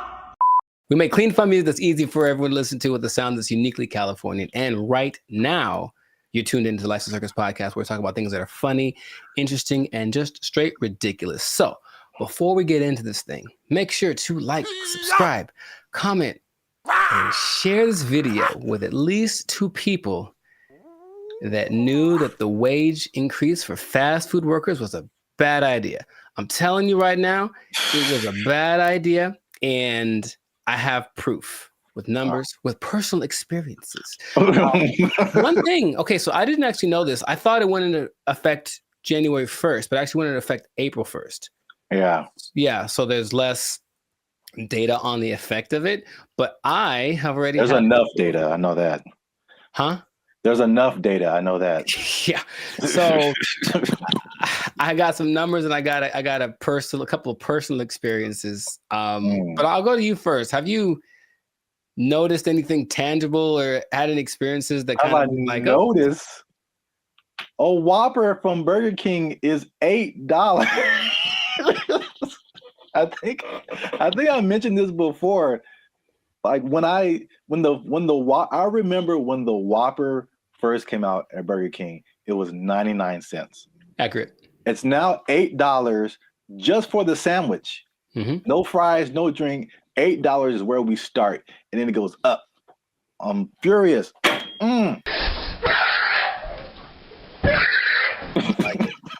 So yes, increased prices everywhere across the board, and I had a couple of eye-opening experiences just last week. Hey, y'all, come look at this. I went to a Korean restaurant because I like me some Korean food, and I wanted a bulgogi bowl, just beef and rice. It is literally beef, rice, and some onions. We'll give you a couple of sides right now. I slide in there. I felt like that joke from Cat Williams. Remember how you used to just give $20 at the pump and said, here, you know, and then walk away? If you had $10, $15, you could go to the gas station with confidence because you knew you was either going to be full or damn near full. If you had a 20, you ain't even talk to the person at the counter. You just 20 on 11. I walk in like, I know how much a bulgogi bowl costs. I've had these before. And I didn't even look at the price. I just ordered it. Confident. Here's my card. Confident. I look at that thing, man. $27. Good Lord, that's a lot of money. Don't you like rice? $27 without the tip. Okay. So I was very sad. I was very sad. And I ate it, and it did not taste like a $27 bulgogi bowl. It tasted like a $12 bulgogi bowl, one that I came to know and love. That sucked a lot. This sucks. Yeah, me. It really sucks. What is happening, of course, is that since wages are increasing, owners of these franchises are laying people off or giving them less hours, something like that, right? So I go to The Habit, which I don't go to fast food too much, but I do enjoy The Habit. I think they got good stuff. And I go in there, and basically I stand there for 10 minutes without anyone talking to me because no one's working the front. Nobody. And I just like, okay. And I just eventually just yelled something to the cooks. Y'all gotta chill. Y'all crazy back there. But they don't work the front, so they didn't do anything. So I just kind of left. And then I overheard the conversation, like somebody got off the shift at X time and someone wasn't coming in till Y time. So I was just out of luck. I came in the gap between shifts and there's nothing they could do about it. Calm down. No! Now, there's a couple of things that are interesting. So for those who've been living under a rock and they don't know, the fast food minimum went up from $16 to $20 as of April 1st, okay? And they started to interview a bunch of people just to see what their experiences are, business owners. One owner of El Pollo Loco franchise actually said he owns 6. And he says his costs went up because of this, $180,000 per store per year.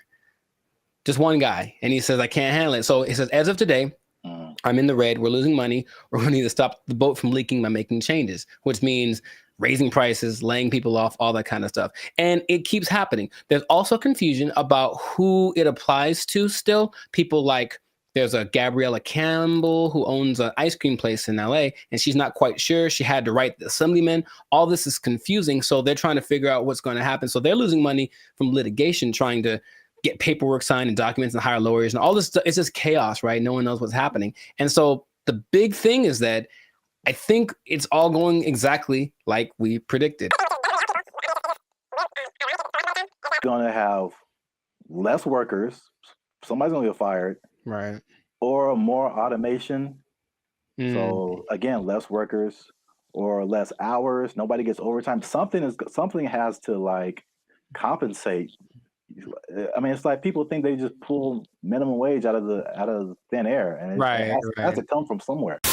Another gentleman said, Brian Hom, he owns San Jose Vitality Bowl, and he said, one, customers are really mad at his $14 price for an acai bowl, which I understand because I've made an acai bowl for $3. So I understand the price. And then he basically said this: I'm happy for my employees getting the $20 minimum wage, but if we can't continue to have good sales, they may not have a job. You about to lose your job. Get this thing. This is the cycle that we've entered ourselves into, where the owners have no choice but to raise prices, but to lay people off. And it's just bad. And I don't see it. I don't see the solution. I got some good news and I got some bad news, y'all. The bad news is that I'm shutting down the studio. It sucks for the, I mean, there's so many different, everybody's. What? Bro, what are you talking about, man? Everybody's in a different boat. I know a lot of this applied to like the big chains, like the McDonald's of the world and the big franchises. Sure. And it's a lot of complaint from people is like, well, these are big corporations. They have lots of money. It's not, they can afford to pay this. They know what they did. They know what they did for sure. Like just McDonald's, because that's the thing that everybody knows. The McDonald's corporation is different from like the franchise owners. And so these are like individual people or individual businesses that, get everything from McDonald's and just put their, labels on it and all that kind of stuff. And so they don't have as much control as business owners or as franchisees. Is this worth you losing your job? They have their own kind of separate budget that they have to work with. It's not like, McDonald's down the street is not the McDonald's corporation per se. Right. So there's that disconnect, which is confusing to people because I think those people that you mentioned, the actual franchisees or the business owners, they are the ones who are getting it the worst. Yes. One because they can't really, they don't have control over their franchise fees and all that kind of stuff. They didn't advocate for this minimum wage that was just handed down to them. And then the third thing, which is like the killer, is that because they have to raise their prices to just survive, right, the people are getting mad at them. Yeah. Right. And they had nothing to do with it. We're supposed to be a family. What are you doing? They had nothing to do with paying people like 20 to 30% higher than all other minimum wages. Like they're just caught in the middle with either shut down or raise prices. But it's in terms of like answering your questions in terms of a solution, this is just skyrocketing the race to automation and AI and like everything. It's just every other industry now, just to keep prices reasonable. Will everybody lose their job? No, but will a good amount of people lose their jobs? Yeah. Yep. That whole automation thing is gonna just take over. Maybe that was the end goal. I don't know. Oh, touchy. Careful. They're listening. But yeah, it does seem like the politicians decided we want to win the battle and lose the war. So we'll see how that ends up. Interestingly enough, there seems to be a strange coincidence, some might call it, between this happening and the amount of restaurants that are shutting down this year. I mean, going completely under, right? And I was going to tell you all about that in another episode of the Life Circus podcast. But for now, we're going to wrap this one up because we're a little over time. So just make sure to support businesses as best you can. But if the prices are too high, you vote with your dollars, right? So you can say, hey, this is a bit much. I'm not paying $8 for not never. Not never am I paying $8 for a Whopper. Not never. That's what I'm trying to tell you. Yeah. I'm going to the store. I'm going to get myself some ground beef and some buns. I'm going to make a $2 Whopper that's going to be just as tasty, less preservatives. You know what I mean? So that's what we can do. But yes, make sure to stay tuned for another episode of the Life Circus podcast where we do talk about restaurants going under because it's kind of sad. A couple are hitting close to home, man. It's gonna get kind of teary-eyed in this one. We'll see. But make sure to like, subscribe, comment, and share this video with people who just want to say I told you so, I guess. That's exactly what happened in this situation with the fast food price increase, the minimum price increase. And if you are working in, I hate to say it, I don't want to rub it in people's faces. Should I even say it? I don't want to rub it in people's faces. But it does look like, especially if you are an owner of a franchise. I'm sorry. I'm really sorry. I'm going to get emotional again. If you are an owner of a franchise, raising prices, laying off people, you might lose your job. You might lose your job. The person to Whopper is 99 cents. What happened now? They took our jobs. They took our jobs. I mentioned that there was this kind of a weird coincidence when you brought this up because I don't know this, or I don't know if y'all know this, Bobby, but I've been reading sometimes. And the book that I happen to be reading at the moment is called... What's up, guys? I'm Zap. This is Jericho, and we are the now 6-time international award-winning pop hip-hop music group Bandit Future. We do clean, fun music that everyone can listen to with a sound that's uniquely Californian. And right now, you're tuned into the Life's a Circus podcast, where we talk about everything that's funny, interesting, and ridiculous. But before we jump into it, make sure you help us out. Like, subscribe, comment, and share this video with somebody who likes plants. Or vegetables. Throw them in there too. They're plants. Because vegetables are murder. And I'm bringing it back because there's some news, man. So before we had a couple of videos actually about the carnivore diet, if you remember. And it was just like basically the opposite of vegetarianism or veganism. So instead of not eating meat, you're not eating like vegetables and plants. It's kind of weird. Joe Rogan was all into it. He said it worked for him. Right. But I don't know if you remember, you mentioned a lady who said that plants kill you from the inside. Do you remember her name or like what she was talking about? Her name, no. But she was saying like plants, it was like a defense. Well, yeah, but plants basically as a defense mechanism secrete things that basically make the person who eats them feel bad so they don't keep eating them. You know, which is the thing that some plants, I mean, honestly do. Yeah. Any, creature, but I don't remember her name. Okay. No, it was funny at the time, and I kind of halfway believed it, but there's more evidence that has come out now. So there's been a recent study in Japan about plants actually talking to one another.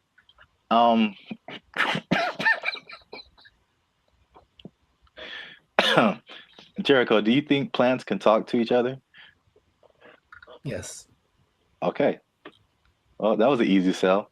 But here's the thing. I mentioned that there was this kind of a weird coincidence when you brought this up because I don't know this, or I don't know if y'all know this about me, but I've been reading sometimes. And the book that I happen to be reading at the moment is called The Secret Life of Trees. And it actually is all about plants and their communication. I mean, kind of the evolution and why they're important to the planet and all that kind of stuff. But it does mention how they talk to each other, warning people warning each other of threats. The bugs are over there. Don't do that. The sun is over here. Lean this way. Like they've done studies about that says that they do talk. So I believe it based off of one book that I've read halfway through. That is pretty crazy because that's kind of what they did in the study in Japan. Like they already knew that, but now they used some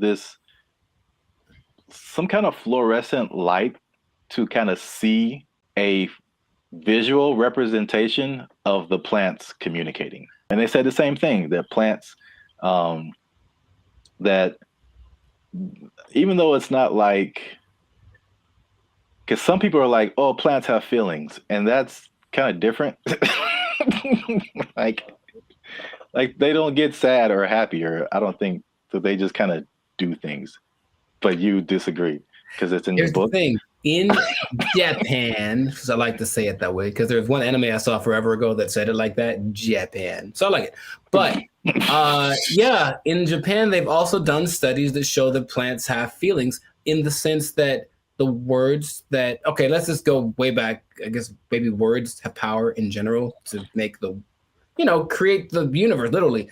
If you say nice things to plants that grow better, they feel it like they do. That's their result. And so if you go to Japan, which I recommend that y'all do, and you try the fruit, you're eating fruit one that's really expensive, but it's really good. And part of it is because they actually care for it. Like they cultivate it, they talk to it, they massage it, they do all that stuff because they really believe that the plants feel, oh, I feel good, I'll grow better. And I can't say they're wrong. I mean, yeah, I guess feelings in terms of like emotions, like feeling is like kind of sensory. They can sense stuff, but like some people take it to the extent of like this plant is happy or this plant is angry, or I don't know how far that goes. Because there's this lady who's PhD. She says he can have emotions because they don't have a nervous system like we do. So they can't like, you know what I'm saying? Like those kind of feelings. I get you. I mean, I don't think plants get into depression or nothing like that, but I don't know. I haven't read the whole book. Maybe in a week I'll be like, guess what? Break the news. I read the whole thing and it said at the end, plants have feelings, period. So. All right. Well, just to piggyback off of that. So what they also found in this this Japanese study is that they released something called volatile organic compounds. So it kind of explains more of this defense mechanism or the communication. So this is what they said. It's kind of in line with what you kind of just said earlier, is that, okay, so a plant, a caterpillar or a beetle or something just starts munching on the plant. Right, and the plant's like, ow. This isn't fun. This is bad. And so they release these volatile organic compounds, and it's like a warning signal. It's kind of like the same thing as like a perfume, like what you would smell, or you've gone by a plant and it smells kind of minty or something like that. Yeah. And so they release this stuff, and it's kind of like a signal, and it signifies the things that eat bugs, and it's just like, hey, come eat the bugs because they're eating me, and make it stop. no joke. Yeah. So like birds and all kind of other animals are like, ooh, bugs, and they like take the bugs away from the plants, and the plants is like, I got them, and so that, which is like a crazy layer of the universe that I had no idea was happening. Like entire defense mechanisms. And all those relationships between like bugs and plants, which the book talks about. And I've always thought about like, I don't know how that starts, but a lot of them feel so perfect. You know, the plant does this for the bug does this for the plant, you know, and it has to be something to it. It's like, because they talk about insects, bugs, animals, maybe trees having instincts, but I think there's some level of thinking or communication in there. I figure there has to be something that says, hey, if you do this for me, I'll do, like, it's not just random. So I feel like there is something to that. It's just weird to think about, you know? Yeah. And it's even to the extent of like a bug is attacking a plant and then he releases that stuff. And then like all the other homie plants are like, yeah. And they start helping each other out and releasing all that stuff and trying to like get the bugs away. And another version of that is like the concept of nicotine, which is found in a lot of plants. And that's like that goes back to what I was saying earlier, or what you were saying earlier, that lady said that they release like the nicotine. That's like another defense mechanism to where like they killing you from the inside. Y'all stop eating plants. They gangsters out here. You think it's a nice flower and it's trying to murk you. I'm saying plants are nice. They got flowers. They have, I can't remember any parts of the stamen. Maybe they have parts. Okay, that sounds right. Yeah, sure. Stamen, bark, right? Like 7th grade, maybe 7th grade botany class or whatever. They got rings. You can tell how old they are. That's cool. You know what I mean? But yeah. So the moral of the story is plants are a gangster and crazy. So don't mess with them. Eat chicken. Plants have feelings. Yeah, plants. Put that on his shirt. They'll get that VOC on you. That what do you call it? Volatile VOC. Organic compound. Yeah. VOC, son. Yeah, VOCs represent. Gang. If you see VOC spray painted on a redwood, don't hear it. Yeah. But that's it. That's been another episode of the Life's a Circus podcast. Make sure you like, subscribe, comment, share this video. Let us know if you've been ganged up on by a plant or if you've seen a plant talking, because people will think you're strange, but we might believe you. Feed me, Seymour. They took our jobs. They took our jobs. Dumb, but it stayed on its feet. That was crazy. Okay. I guess I'll just save all the comments for the.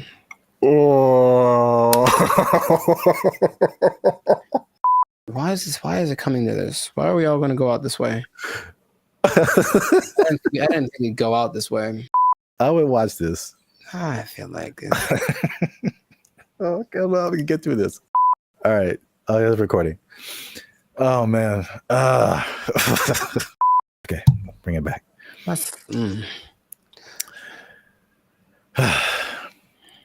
What's up, everybody? I'm Zap. That's Jericho. And this is Bandit Future. And I found this on the internet, man.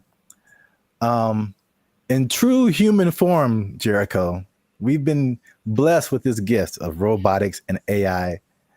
And what are we going to do with it? We're going to make it fight each other.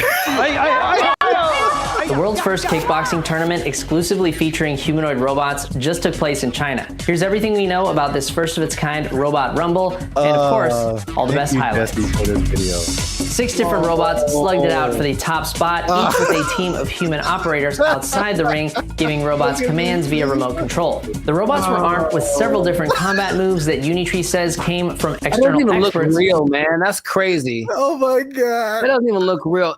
Remember those little things that you'd have like way back in the day? Those little, I guess a board game, but it was 2 real robots and each person. Yeah. What were those called? Like Sock'em, Rock'em, Sock'em, something like that. Yeah. It's just that, but times 1,000. And This is so great. I love this so much. I don't want this to. Gosh, he's gonna kick it. It's gonna remember him, get him in like a decade. Anyways, just keep going. I feel like we do this to ourselves, and then we blame other people. That's what I feel like is gonna happen. We just start building these things, and our first thought is like, "Hey, let's have them punch each other and kick each other."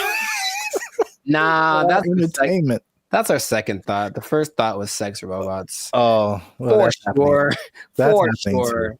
But this is a close second, I would say. Yay, humanity! Are these These are the G ones, right? I think we're talking about. These are the Unitree G. We have another video about that. I put a link to it. And the guy, man, these comments. You guys comment whatever you want. But there was a guy like trying to fight us, like, "Oh, it's not as good as a Tesla bot." Blah blah blah blah. I have not seen the Tesla bot do this. Nor have I. Nor do I want to. And it's. I know the Tesla bot is like more advanced. These are two different things. But the main thing about this particular, the G ones, like you were talking about, is the agility. When they get up, it doesn't look real, man. Like that looks crazy. These moves include straight punches, hooks, uppercuts, a roundhouse kick, front knee, and what looks to me like a front kick or push kick. Martial arts experts, let us know down in the comments which one you think it is. The robots are also... So you can do all of those punches. I can still pretend this is fake until I see it in person. At least I have a happy place in my head that says somehow this isn't real because it doesn't look real, and I can just pretend. Until I see it, I'll pretend that it's not real. Jericho, it can roundhouse kick you in the face if it wants to. I know it, but I think it wants to. That's the thing I don't like. I think it wants to. I think it's like take all comers, bro. It's gonna keep getting more crazy. This is already crazy. Yeah. Let's watch some more. Able to pivot and move around, as well as stand up from a fall. In the opening match, it was blue versus purple, with the other robots standing in the corners of the ring, cheering on the robot-on-robot carnage. While it's humans calling the shots from the sidelines, the robots themselves must maintain their balance, while taking punches and performing kicks and knees that sometimes force them onto one leg. Unitree says this was achieved by a combination of sensors in the robot, which feed it information on its body position, as well as AI reinforcement learning performed in some... It's impressive. What was that? It's impressive, those little steps that they take to get their balance back. Yeah. That's gotta be really hard to replicate. The next round saw the black-clad robot named AI Strategist facing off against the robot in pink, known as the Silk Artisan. While it took these robots a second to find each other on the battlefield, eventually they locked in, resulting in one of the most devastating clashes of the entire event. AI Strategist took the first fall when a kick threw it off balance, but it was back on its feet and taunting its opponent in no time. In the next round, the Silk Artisan got its leg caught on the AI Strategist, causing it to stumble, but it stayed on its feet. That was crazy, because check it out, for a human, that's a torn ACL right there. You see that? And it was just like, hated it, and then just kept moving. That's so wait a minute. That was in no time. In the next round, the Silk Artisan got its leg caught on the AI Strategist, causing it to stumble. No. Both sides landed some good. That's wild. In the next round, Black delivered a devastating knee to Pink, but it wasn't enough to keep the Silk Artisan down. The face-off came to a brutal conclusion when Pink went for a right hook as Black went for the knee, throwing the Silk Artisan off balance and sending its legs all over the place in a finisher that looks like it belongs in a Mortal Kombat video game. AI Strategist celebrated the devastating blow by falling face first over the Silk Artisan and a nail-biting conclusion to a thrilling match. In the penultimate bout, Power Core Guardian in green went punch for punch with Armored Mulan in red. The fight began with a clash of kicks. Robots traded blows back and forth. Green took the first fall when a kick went wrong, but it was back on its feet. They're all the same size. They're both the same size. And I guarantee what's going to start to make these more interesting is the modifications, or I guess whatever within the parameters of the rules. They can have bigger legs or smaller, whatever it is to kind of make them a little bit different, but that's when it's going to get kind of crazy. The final round saw AI Strategist facing off against Power Core Guardian. Once again, we saw the robots get stuck together and need to be separated. Green took the first fall while attempting to knee the robot in black, but came back strong, seeming totally unmoved by what appeared to be a powerful kick from AI strategists.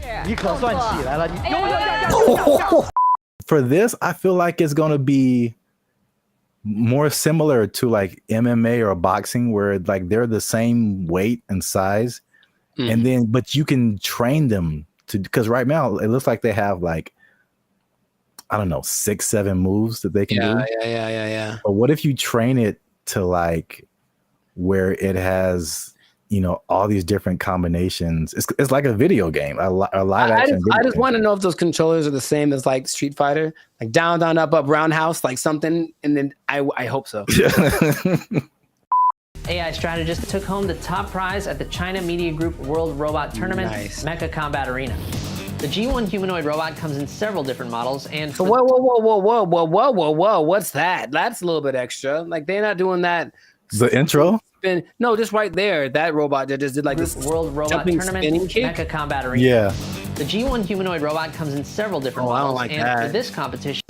Yeah, man, it's getting real. These guys, oh my goodness, they can't jump. Seems not yet, not great, but they'll be able to. Yeah, I don't think I've seen any of them jump. I've seen videos of robots that can jump, but it seems like they're just jumping back and forth. But like, imagine these things being able to jump and do like, there's nothing that'll stop them from being able to jump 20 feet in the air. Like, you know what I mean? Like, it's going to be impressive. I just, for the spectacle of it, is it worth our safety? Is it? Internet? Is it? I mean, well, if someone just programs a bunch, like 10 of these to just come to your house. Yeah, man. That's going to be a problem. Yeah. Can't take all. For now, yay, look, it's fun. Yeah. Let us know what you think in the comments. The first ever humanoid robot kickboxing tournament. I can't believe that's a sentence that I'm saying. That's a sentence that I'm saying in the year of our Lord, 2025. Share this video with anyone you think might find it interesting. And I don't know what to say, y'all. I just found this on the internet. We out. I think that's my catchphrase. I think that's it. I see you. I don't know what to tell you. I just found it on the internet. They interview people who swear by this. Now, I know you'll be like, were there any scammers? There's lots. Of course. There's lots of people who are claiming this, building cults, and then basically eating French fries behind the scenes. And the most famous, and this is real, well, this guy named... What's going on, everybody? I'm Jericho. This is Zap. We are the now 8-time international award-winning pop hip-hop duo Bandit Future. We make clean, fun music that everyone can listen to with a sound that's uniquely Californian. And right now, you are tuned in to the Lifestyle Circus podcast, where we talk about things that are funny, interesting, and just straight ridiculous. So before we get into this thing, make sure to like, subscribe, comment, and share this video with 2 people who are tired of eating, who want to find a different way. Did you know there's a different way? Did you know that there's an answer? If you don't want to eat, you don't have to anymore. It better be a good answer, because I want to eat. No. Check it out. Hear me out. You don't have to eat. That's my favorite pastime. Well, maybe this will be more of your favorite pastime. Skeptical. They say it in 2 different ways: breatharianism or breatharianism. I'm not sure which one. Stop shaking your head. You haven't even heard the whole thing. It's where you basically eat the air and you don't eat the food. That's it. Doesn't that sound fantastic? See, I blame these millennials. No, this is old, man. This is old stuff. This is old stuff. So, for those of you who have never heard the term breatharianism or breatharianism, I hear both. The guy in the video that I was listening to said both back to back, including in his annotations. I was like, okay, so pick one, dude. But anyways, it's the idea that human beings do not need to eat calories to sustain energy. And there is evidence of this, although there's lots of skepticism, understandably. You don't like this at all. I understand. Fake news. So let me tell you a little bit about it. It all started with a study of a guy named Prahlad Jani. and he was a man, I think he's from India or Pakistan, one of the two. And basically he passed away a few years ago, but at the time he had not eaten or drank anything for 70 years. That's what he said. 70. Okay. And so everyone was like, that's kind of ridiculous. Doesn't sound real. And every scientist said there's no way this is possible. So they decided to study the man. They took him to a hospital, did everything, CAT scans, and checked his levels of everything. And they say that for 15 days, this man did not eat or drink. He didn't poop. He didn't pee, nothing. And none of his levels changed. And that he had an energy that wasn't related to calories. And they can't to this day figure it out. Because calories equal energy, literally, right? You eat calories, you get energy. He didn't. And after the 15 days, because he basically just sat on the bed the whole time they did the studies, and then he just sat there. And when he sat there, they said he kind of went into this trance state. And what they say that a lot of these people do is they're meditating, but the meditation allows them access to a part of the human body that is actually able to process air and sunlight as if you were a plant. That is literally what happened. And then they let him go and he lived his life. There's other cases of this, but that's just kind of scratching the surface of it. So just off of the initial thing, y'all in? You ready to try it? You ready? You ready to jump in? Because you don't have to eat. You can just not eat. Yeah. I skipped dinner the other night, and I was so incredibly hungry the next morning. So in that little bit of time, I don't think air would have done it for me. I don't understand. I don't think you're really seeing this. You're so I don't think they're really seeing this. You can be like a tree. You can be like a tree. I'm not for this or against this. I think I am a skeptic as well. However, there's another study of a guy much more recently. They called him the Buddha boy in Nepal. And they basically found this cat sitting, well, it's a guy, but I call him a cat. He was sitting under a tree for about a year, just sitting there. And everyone was like, what's up with this guy? He didn't move. And so they just would take pictures of him and give him gifts, and he was just sat there. And then after about a year, he disappeared. And they said, what happened? Then he apparently had just got up because he got tired of people looking at him. So he went somewhere into the woods, and he's just sitting there. And if you watch the video, it's really creepy because it's like, is he dead? But he says that because he actually spoke a couple times, he's just connected to the source that his ancestors knew and all that kind of stuff. And they talk like his friends, like, yeah, he doesn't eat, doesn't drink, he just vibes out. And that's the thing. The friend said that they converse telepathically, which is kind of an extra thing that I'm a fan of. I like the idea. None of it sounds plausible. Kind of an extra thing.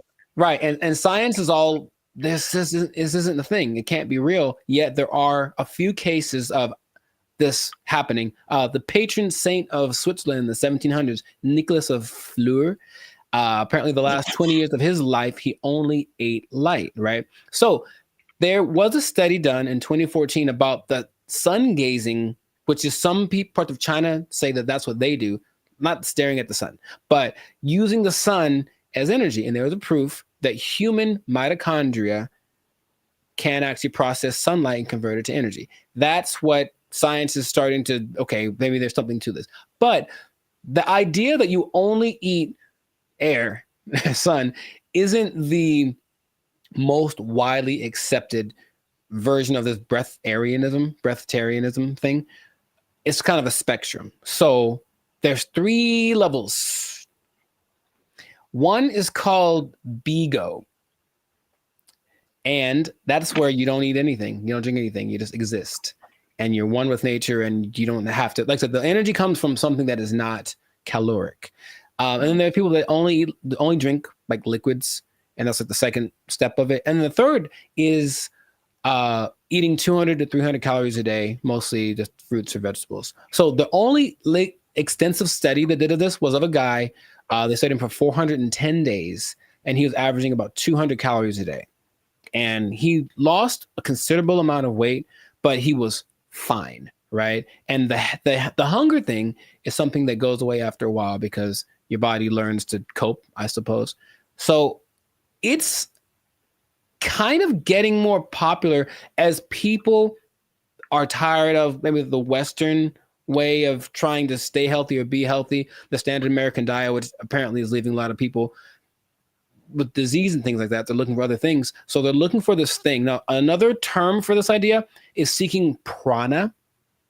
And basically breatharianism is living on prana and taking energy directly instead of what we do when we eat stuff is we take the energy from the thing. But this practice just makes the energy coming directly to us without any middleman, basically.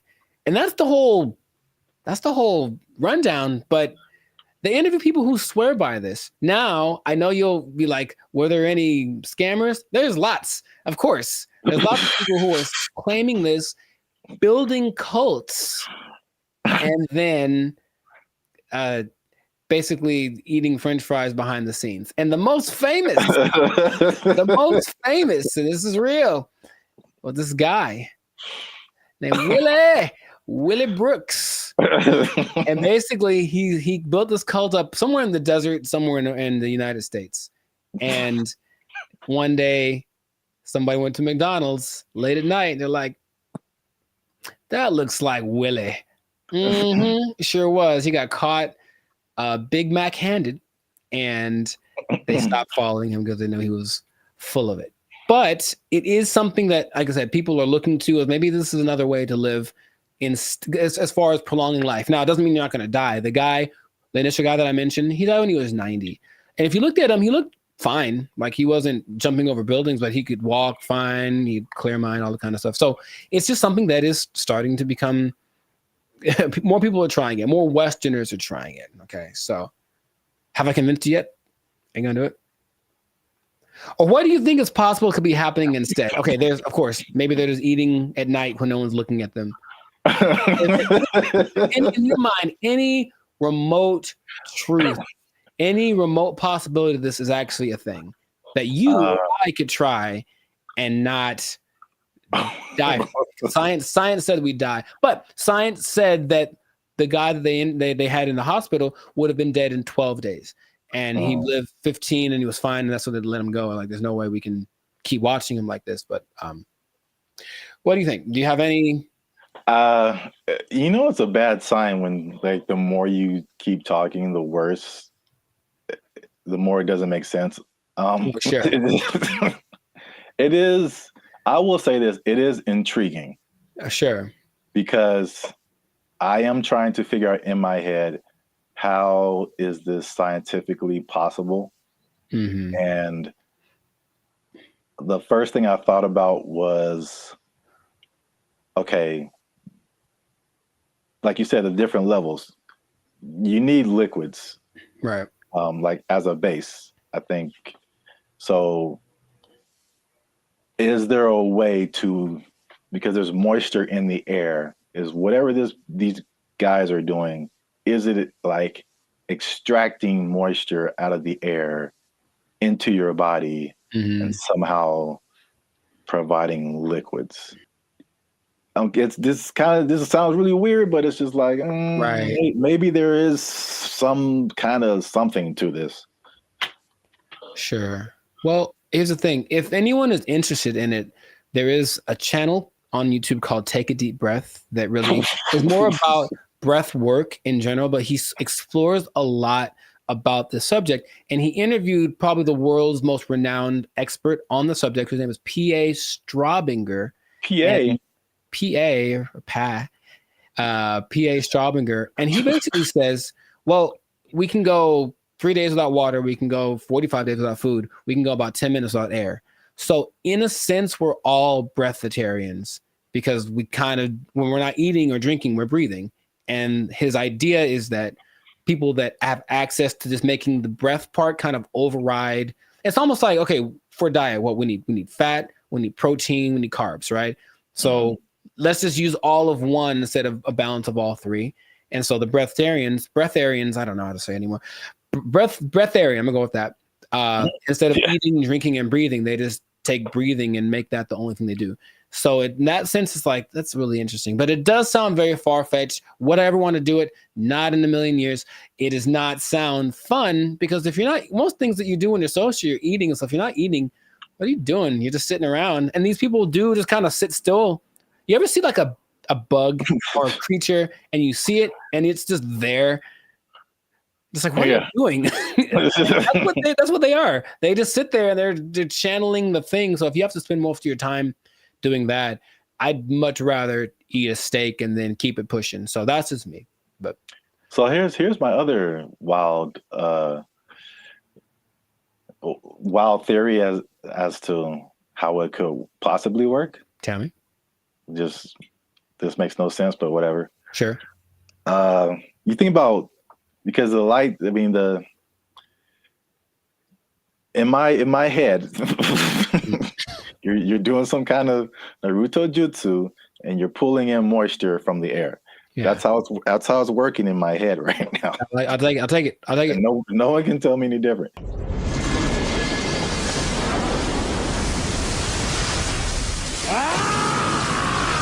So now it's like, okay, you've got the liquid part. What about all the solid, like protein, all that kind of stuff?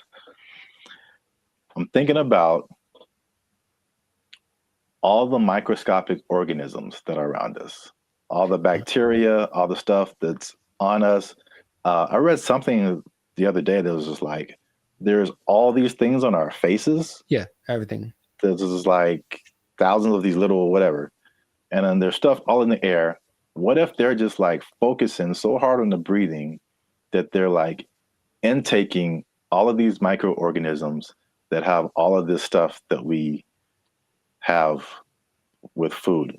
So basically it's like they're eating all the time, just microscopic versions of food. So they're whales. Boom. You heard it here first. People. Boom. I wish I had where's a microphone? Breatharians or whales? That's what I heard. Nobel Peace Prize right here. Give it to me. I don't know if pieces of the thing you get for this. I feel like we riots in the street. Guess what, everybody? Closing down KFC and Popeyes because you just open it up and walk around. Oh, what if you opened an air restaurant and just charge people $20? People would go. I know people would go. All right, that's. Oh gosh, I'm $20 all you can eat. It's the purest air from the mountaintops of Sweden. Well, I think that this is a fascinating thing that if people want to investigate more, go for it. But like I said, I'm not going to try it. So if you do, leave a comment that says you tried it and that you're going to live forever because you found Nirvana. I'm not sure. Live your life. But this has been another episode of the Lifestyle Circus podcast. So make sure to like, subscribe, comment, share this video with someone that you think will find it interesting, and just keep this in mind. All right. Let's hit home. If you don't eat, you don't need to buy food. Well, yeah. If you don't need to buy food, maybe you don't need a job. You don't need a job. You don't need a job because you don't have to buy food. Just eating air holes. It's not possible. They took our jobs. They took our jobs. Oh, I had one and I forgot it. It was like unique. Recycling toilet paper. I mean, wow. I mean, I only brought it up because it is a real thing. Like, people do that. How do you recycle toilet paper? Do you want me to tell you, or yes? What's up, everybody? I'm Zap, and this is Jericho, and we are the now 6-time international award-winning pop hip-hop music duo Bandit Future. We make clean, fun music that everyone can listen to with a sound that's uniquely California. And right now, you're tuned into the Life's a Circus podcast, where we talk about everything that's funny, interesting, and ridiculous. But before we jump into today's topic, make sure you like, subscribe, comment, and share this video with 2 people who are flashy. But you know they faking it, man. That's cold world, man. They ain't got it for real. It's a cold world. They ain't got it. It's a cold thing. So we, again, we've talked about this before. We're Hollywood-centric. And Hollywood, Los Angeles is well known for people out here being flashy. They looking sharp. They got the clothes. I mean, they just decked out, going to fancy restaurants in the hottest clubs.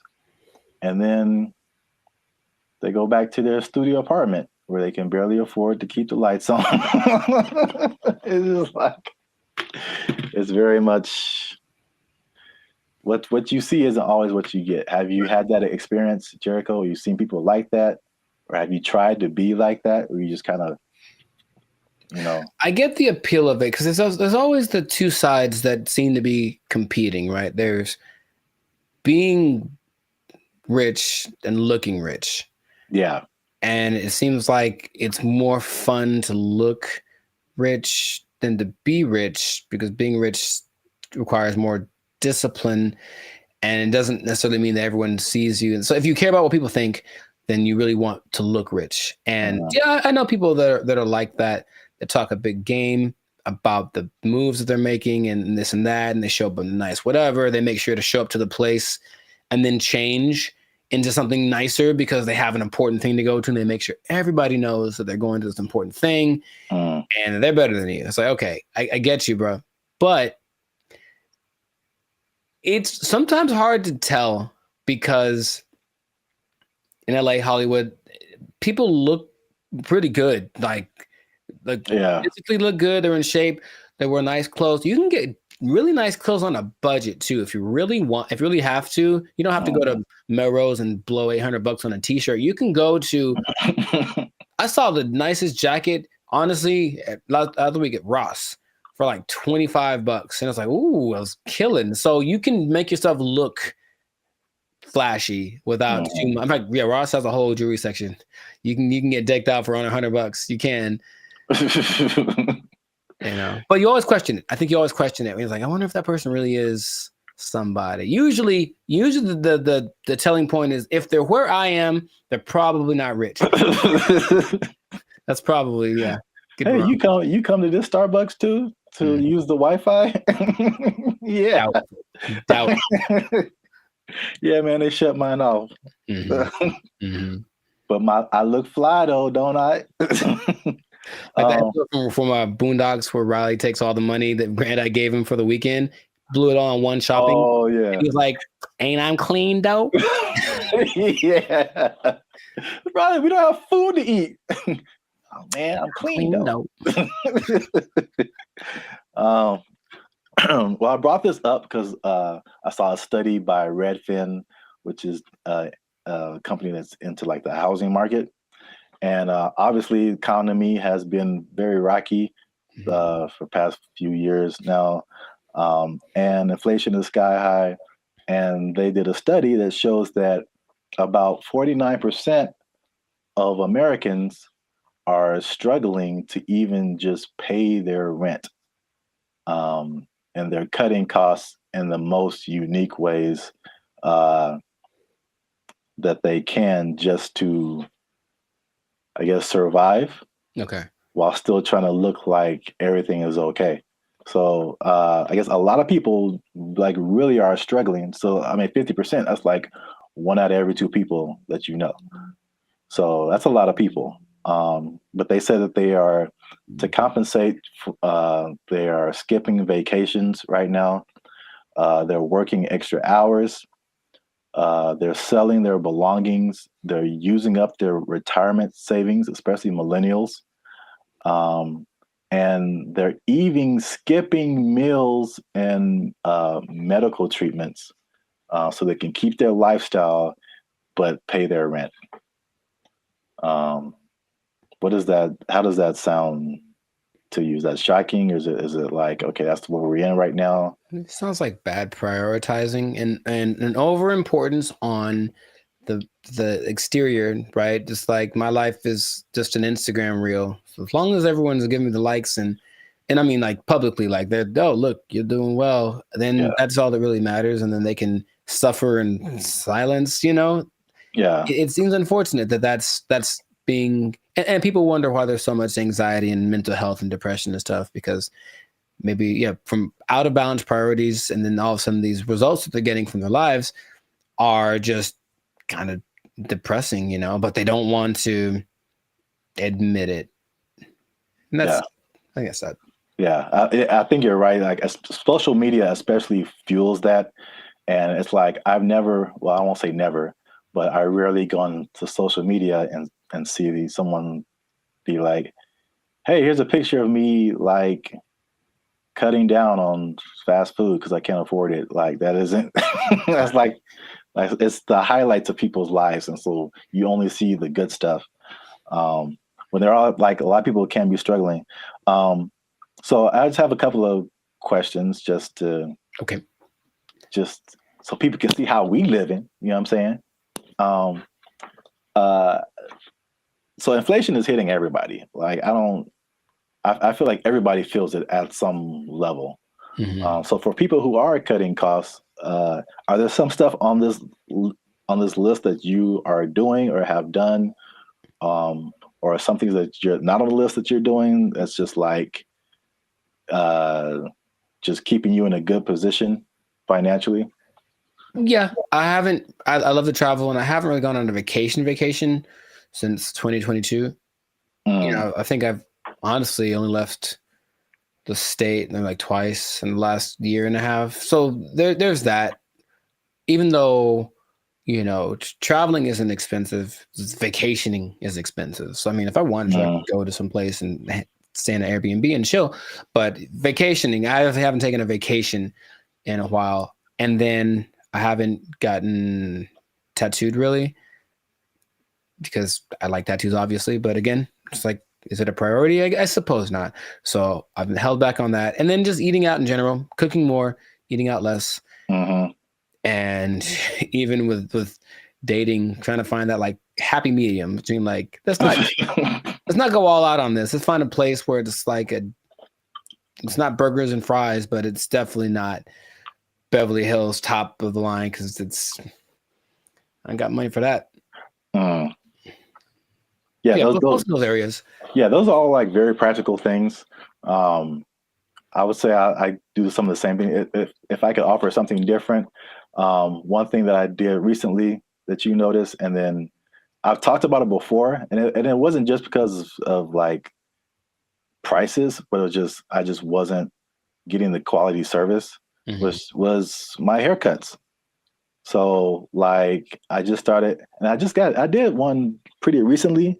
I think it looks kind of clean, man. Okay. I think I'm out here like, you know, I could do a few things. I feel you. As a barber, but like I mean, a large part of that was just frustration, just unable to find a barber. If I do find a barber, like I have him for a minute, and then he moved to Texas or something. Like something always happens. I'm just like I'm so frustrated trying to find a barber. And so let me just get my hair isn't that complicated. Just need to teach myself how the fade part is really the hardest part. Right. But other than that, like I just do it myself, and it saves me like a lot of money at the same time. So it's like a win-win situation. Yeah. So I do like the eating out thing too. That's a thing. And then what else have I been doing? What else has he been doing? Oh, I had one and I forgot it. So it was like unique. Recycling toilet paper. I mean, wow. I mean, I only brought it up because it is a real thing. Like people do that. How do you recycle toilet paper? Do you want me to tell you, or yes? Because that doesn't make sense at all. After it's been used, how do you reuse it again? You rinse it off. No, you can't do that. Hang it up to dry. No, in your house. Well, then it's not toilet paper. It's like a rag or something, right? It's toilet paper. I've seen videos of this, man. That's not possible. It's apparently this guy knows something that I don't, because it disintegrates with like water. How can you wash toilet paper? He washes toilet paper and he hangs it up to dry like it's the South in 1945. Yeah. I'm assuming you don't do that. Or if you did do that, you would have no friends. So please don't do that. But yes, that is a thing I've seen people do to cut down. And I'm talking about a person that I forget what quote you saw, but this guy was a millionaire. And that's part of his frugal plan. I think it's a little extreme, but everyone got their thing. He recycled toilet paper. So don't do that. Please don't do that. Wow. That's very gross. And yeah, he has no friends. Right. Okay. I'm pretty sure that's not what you were going to say. That was, I've never heard of that. That's interesting. All right. Well,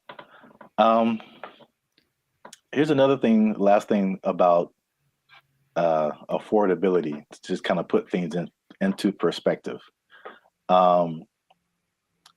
The people who have houses are having a hard time paying the mortgages, and the people who don't have houses, it just looks more unaffordable every day.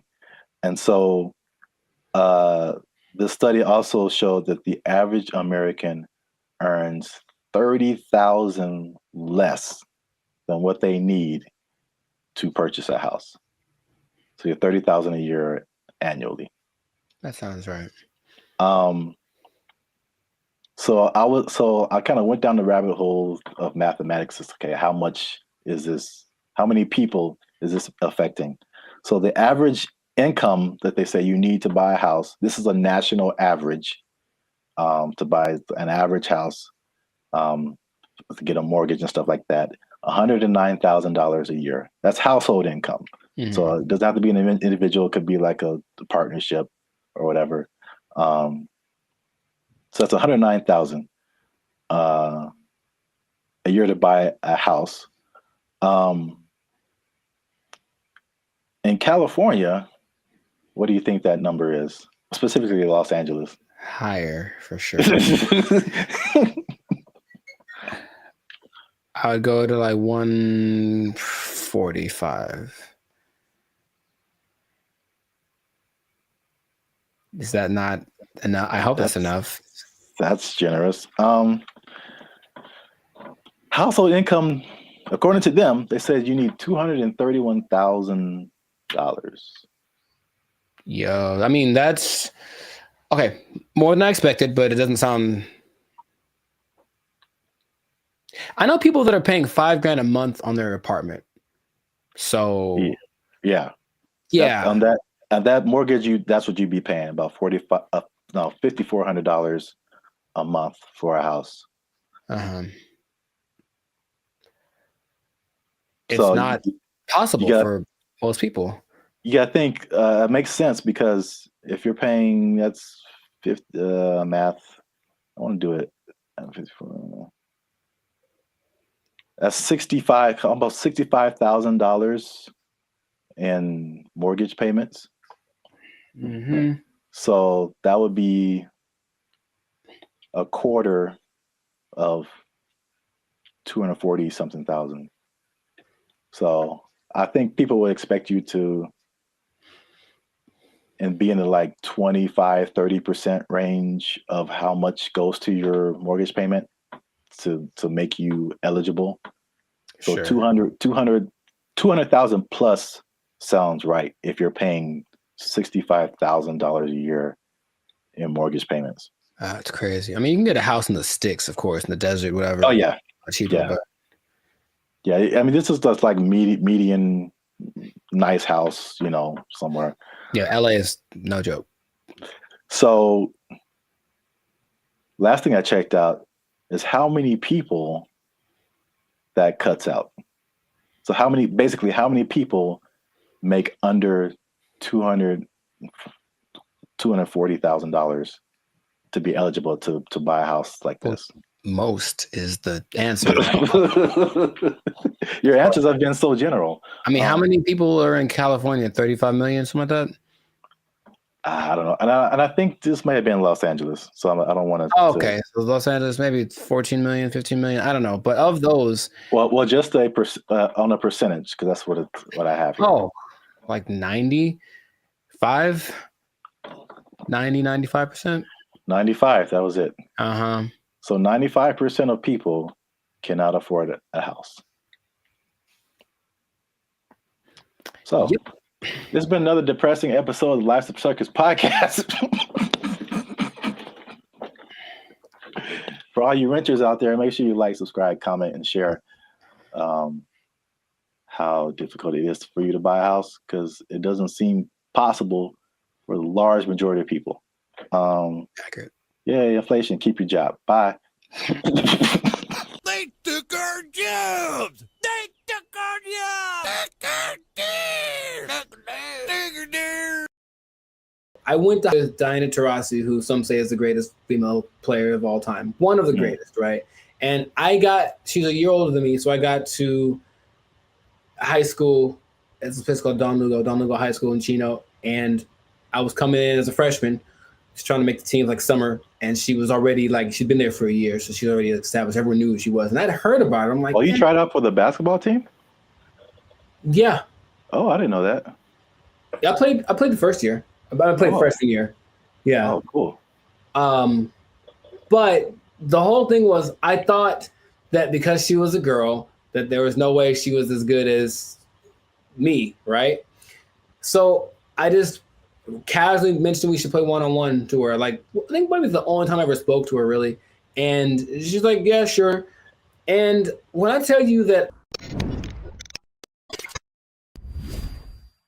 What's up, guys? I'm Zap, and this is Jericho, and we are the 6-time international award-winning pop hip-hop music duo BrandBee Future. We make clean, fun music that everyone can listen to with a sound that is uniquely Californian. And right now, you are tuned into the Life's a Circus podcast, where we talk about things that are funny, interesting, and ridiculous. But before we get started, make sure you like, make sure you subscribe, make sure you comment, and make sure you share this video with somebody who may have challenged another person or entity, and they got shut down because they weren't ready for what was about to come to them. All right. So, Zap, do you have an example of that? I'm glad you asked. Okay. So, talking to the third person already. I see how it. This is a video that I found on social media. It made me laugh. And it's high school. I don't know if it's junior. It looked kind of young. Maybe it's junior high. Maybe high school. I don't know. But this player challenged his coach, and it didn't go the way he thought it would. This coach was having a good day teaching his players when one was bold enough to challenge him to a one-on-one, and this happened.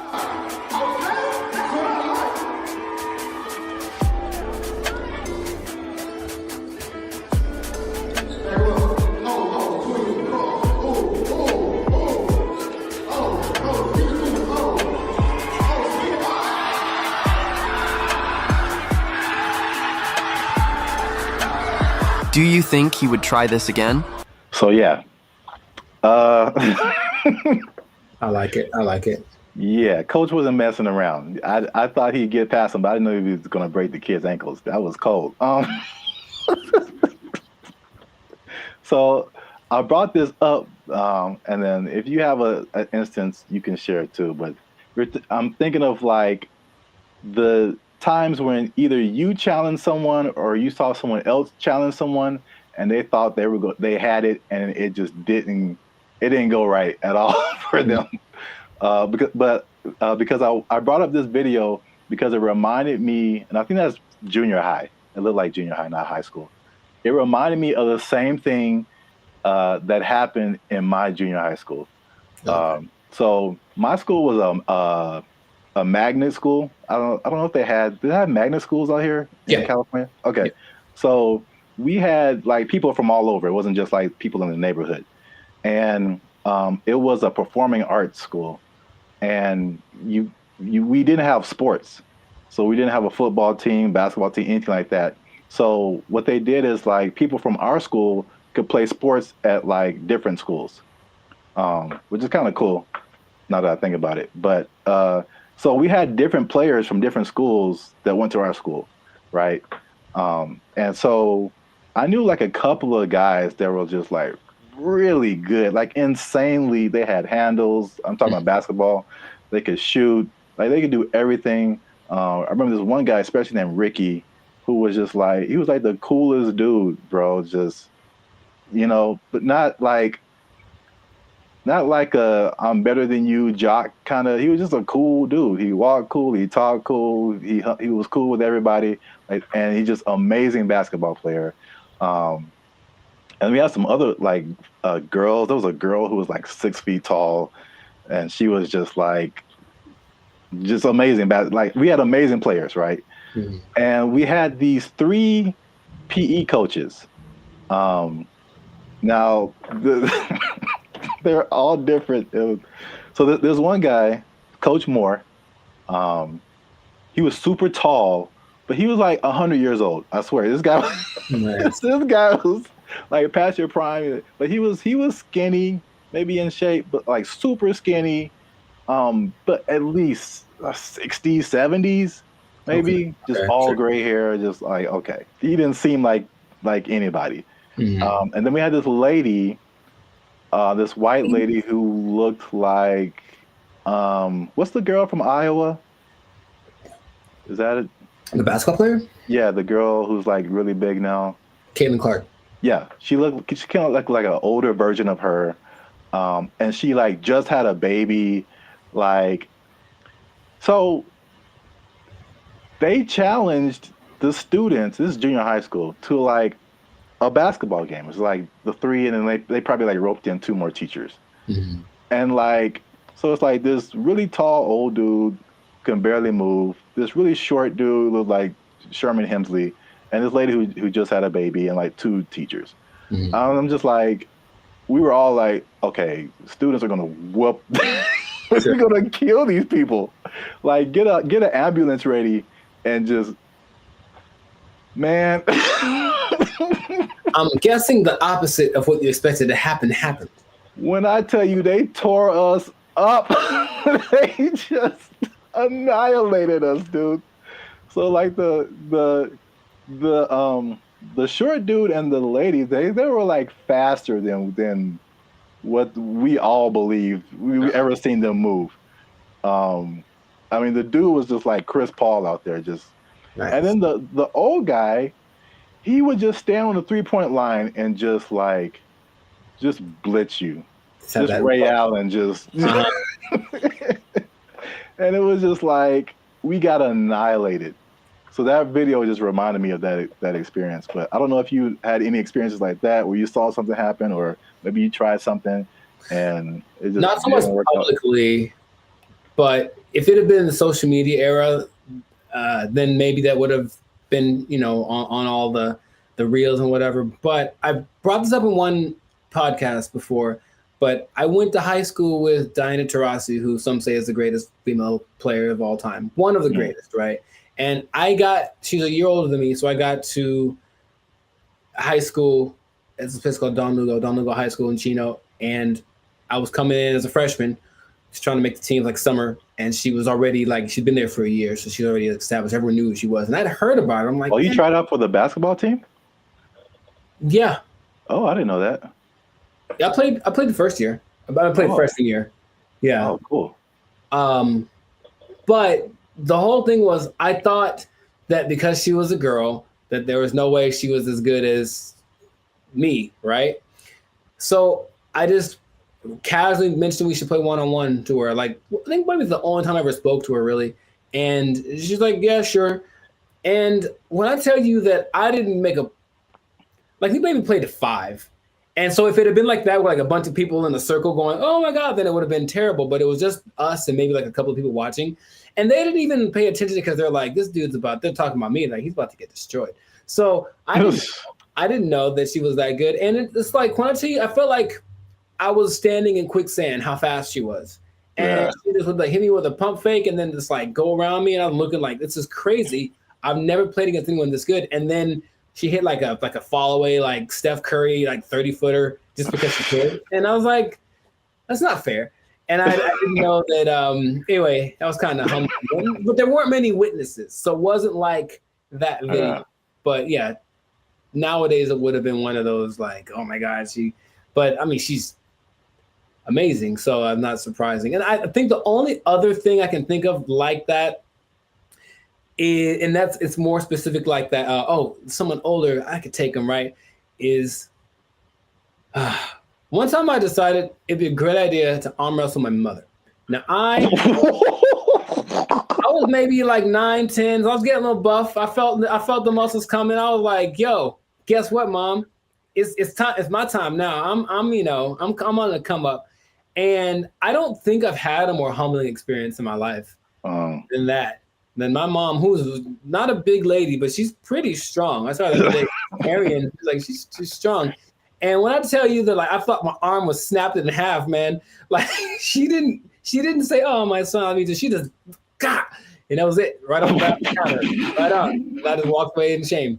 That was it. So that's probably the two experiences I've had like that. I've seen videos like that, and I've probably been a witness to some, but I can't think of any off the top of my head. But it's always like, yeah, you get some kind of a boldness in you, like, you know what, it's time to go for it. And if it works out, good for you. But more often than not, it ends up like that. Yeah. The last thing that just reminded me of is I don't know if you ever like were in fights or anything in school, but I was very quiet and very like unassuming, but I was also a very large person. Like I've always been a very large person. So like no one is like tried to fight me. I won't say that. There's been a couple people who tried and it did not end well for them. So it's like I'm just, even if I didn't know how to fight, I'm just too big. Yeah. And I remember there's like this one guy who was like messing with me in school or something. I told him to stop. He wouldn't stop. And then he like, we were in class, and then I think there was like maybe 3-4 rows of desk. So he was behind me. So I think he like pushed me or something. When I finally decided to push him, like he pushed me, and it was just like, okay, bro. When I finally pushed him back, I feel like he got laid out. That's what this dude went flying like 4 rows back.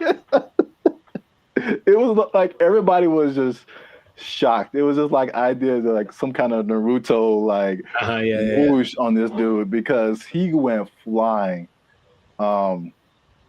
And yeah, that was the end of that for sure.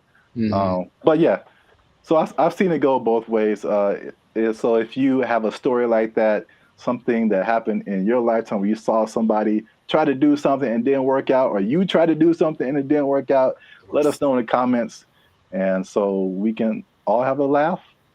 Just sharing laughter. Yeah. Don't worry, you'll be okay sharing it because it'll just between us. It won't go to your boss or anything. No. Yeah. You'll be okay at work because we want you to keep your job. We do. We want you to keep your job. Yes, we do. Because if you do something like this, try something at your job and it doesn't work out. Challenge the boss. Don't do it. I wouldn't recommend. They might take it. They might take your job. It didn't work out for you. You're fired. Oh. They took our jobs. They took our jobs. This is for our ancestors, Jericho. No, it's not. No, it's not. For all the cotton pickers, for all the slaves, for everyone who marched in the Million Man March. I don't think this was the dream that Dr. King had in mind.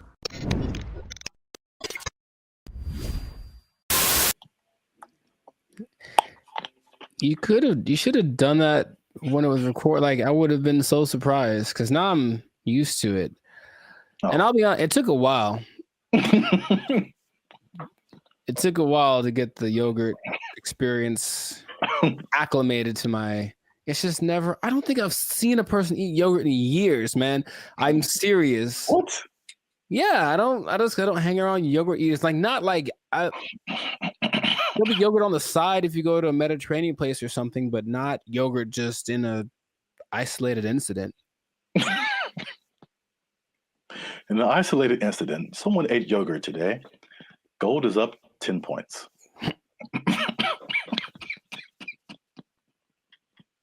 Back to you, Jim.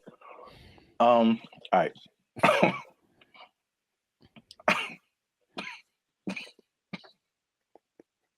Let him use you. Won't he do it?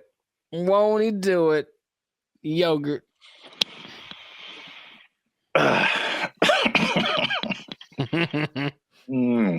Okay. Unique New York. Hey, what's up, guys? I'm Zap. This is Jericho. We are now 6-time international award-winning pop, hip-hop music duo band and future. We make clean, fun music that everyone can listen to with a sound that's uniquely Californian. And right now, I'm eating yogurt. And I can't handle it. And he can't handle it. But you're still tuned in to the Life's a Circus podcast, where we talk about things that are funny, interesting, and ridiculous. Please don't choke on your yogurt, man. I wouldn't know what to do with myself. So make sure you like, subscribe, comment, and share this video with somebody who likes to go to fast food every now and then. Okay. Because they might be going a little bit less. And I'll explain why. And I'm going to explain something very interesting with regards to minimum wage at the end of this video. A shocking statistic when it comes to how much people earn. I want to know what it is right now. Yeah. Tell me now. No, gotta wait to the end, man. You gotta wait to the end. All right. But first, you gotta watch this video because I'm not even gonna set it up. Let's just watch it. This is Gavin Newsom, governor of California. Hey, Gavin. And these people have just lobbied for a fast food minimum wage that is higher than the regular minimum wage. So now these people will be earning $20 an hour at your fast food places in California.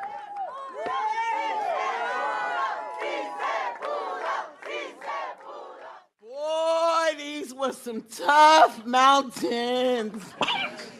This wasn't easy. 100 plus hours in just the last few months negotiating this referendum off the ballot. That was a tectonic plate that had to be moved. Wait for it. That lady had a lot more to say. This is for my ancestors. This is for all the farm workers, all the cotton pickers. Wow. This is for them. 557,000 people at 30,000 locations. This is a big deal. $20 an hour. 80% of the workforce in these fast food places, 80% are people of color. 2/3 are women. The majority are breadwinners. And we have the opportunity to reward that contribution, reward that sacrifice, and stabilize an industry in turn.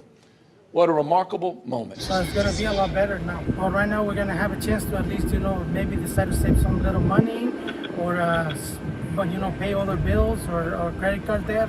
This is going to help continue to pay our bills, help some people get out of eviction, help us catch up where we need to catch up because we haven't recovered from COVID just as of yet. So this is just the beginning of our wins.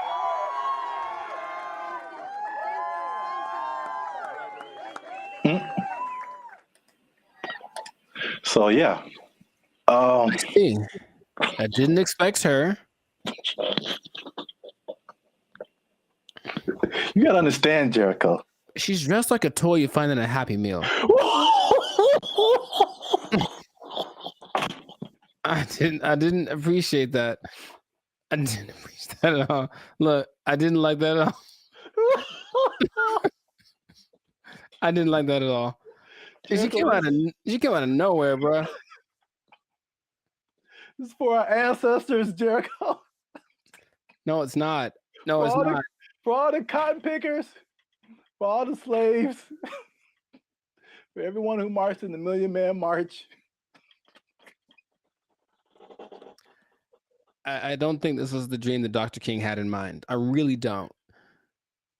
They worked hard. They fought so that we can make $4 above minimum wage. All right, so while you have your moment, I think that's okay in a way. I definitely know, I don't think I know that $4 more an hour is not going to help you not get evicted. Maybe helping you. Maybe if you make good financial choices. See, here's the thing that people lose in the thing, you know, all jokes aside, even though it was ridiculous. She was unnecessary to that video. I don't know why they picked her. I don't know why they picked her. I just didn't see the point. But it doesn't, you know, it doesn't matter how much money you make or don't, right? It's just about how you work with it and how much you keep. So I know people that work fast food that do very well because they're just smart and they budget and they're frugal. And I know people that make a lot of money that are basically broke, you know what I mean? So yeah, there's that. But and are those real statistics? I suppose someone says, oh, there this percentage of minorities and women, sure. So it's a step in the right direction, yeah. But as we've mentioned before, it could just mean that a Big Mac's going to be $10 next week. So, you know, that's kind of why I brought it up. It's I mean, it's not only to see what you think about it. I mean, it's going to be interesting to see what happens because food prices alone right now are through the roof. Man, I saw like a bundle of grapes for like $6 a pound. Yeah, you told me. Like I bought like a few berries, and it was like $20 for like just to start off with. Like food is crazy. Fast food is also way expensive. Like I remember there was a time where you could give someone $10, like, and they could get a combo at someplace. Like now, it's challenge to have a meal for under $10. It really is. Yeah, like maybe you can get 15 to 20. Yeah, you can get an item. You can get a burger or something for $7, but a whole. Yeah. So it's going to be interesting to see if you kind of got lost in my laughing at that lady. That was deserved. That was deserved. She feels. I feel like she makes a lot of bad decisions. That's just my honest opinion. I've never met her. Maybe she's wonderful. I hope she's doing well. I hope she sees this video and she likes Bandit Future. But I think her presence was a bit distracting to the whole experience. But yeah, so this is a very weird situation that I haven't really heard of because basically the government is involved. Right. They created this like separate task force for like fast food worker wages, which I haven't really heard of before. Where like I mean, it's not the government setting it, but the government is like an intermediary in this. And I mean, are fast food workers specifically unionized? I don't think so. There was a couple in the more educational videos that I passed over to play this one. Oh, good choice. No, trust me. Good choice. Good choice.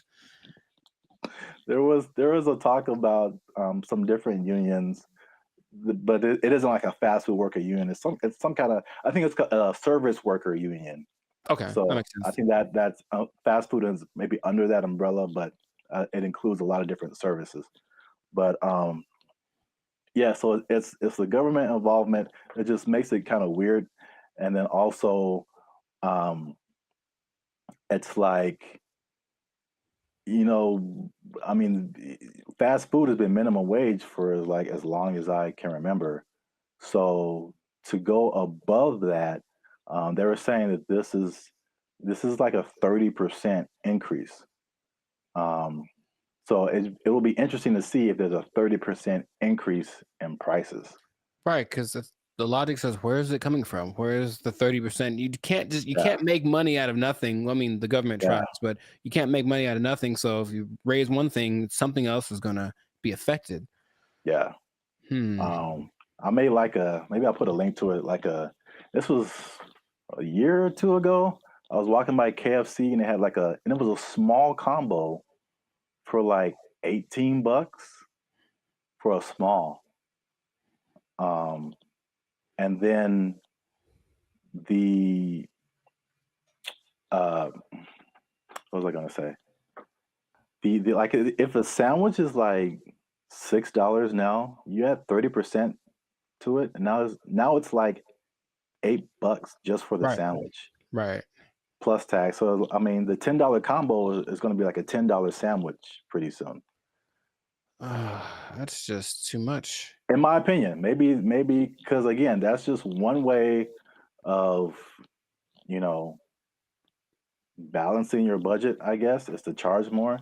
I mean, they could do the other thing, which doesn't really help people. I mean, it's just weird, ironic, for lack of a better term, is that okay? Again, you're a business owner. Prices go up for your workers. We're either going to have less workers, somebody's going to get fired, right, or more automation. So again, less workers or less hours. Nobody gets overtime. Something has to compensate. I mean, it's like people think they just pull minimum wage out of thin air, and it has to come from somewhere. Wow, it's interesting you mentioned automation because I've got something planned for another episode. What? Boom, boom, boom, boom. Anyway, but yeah, it's just we synchronized today. That's all I'm saying. Oh man. Well, let me. What was I teasing before? Oh yeah, the minimum wage.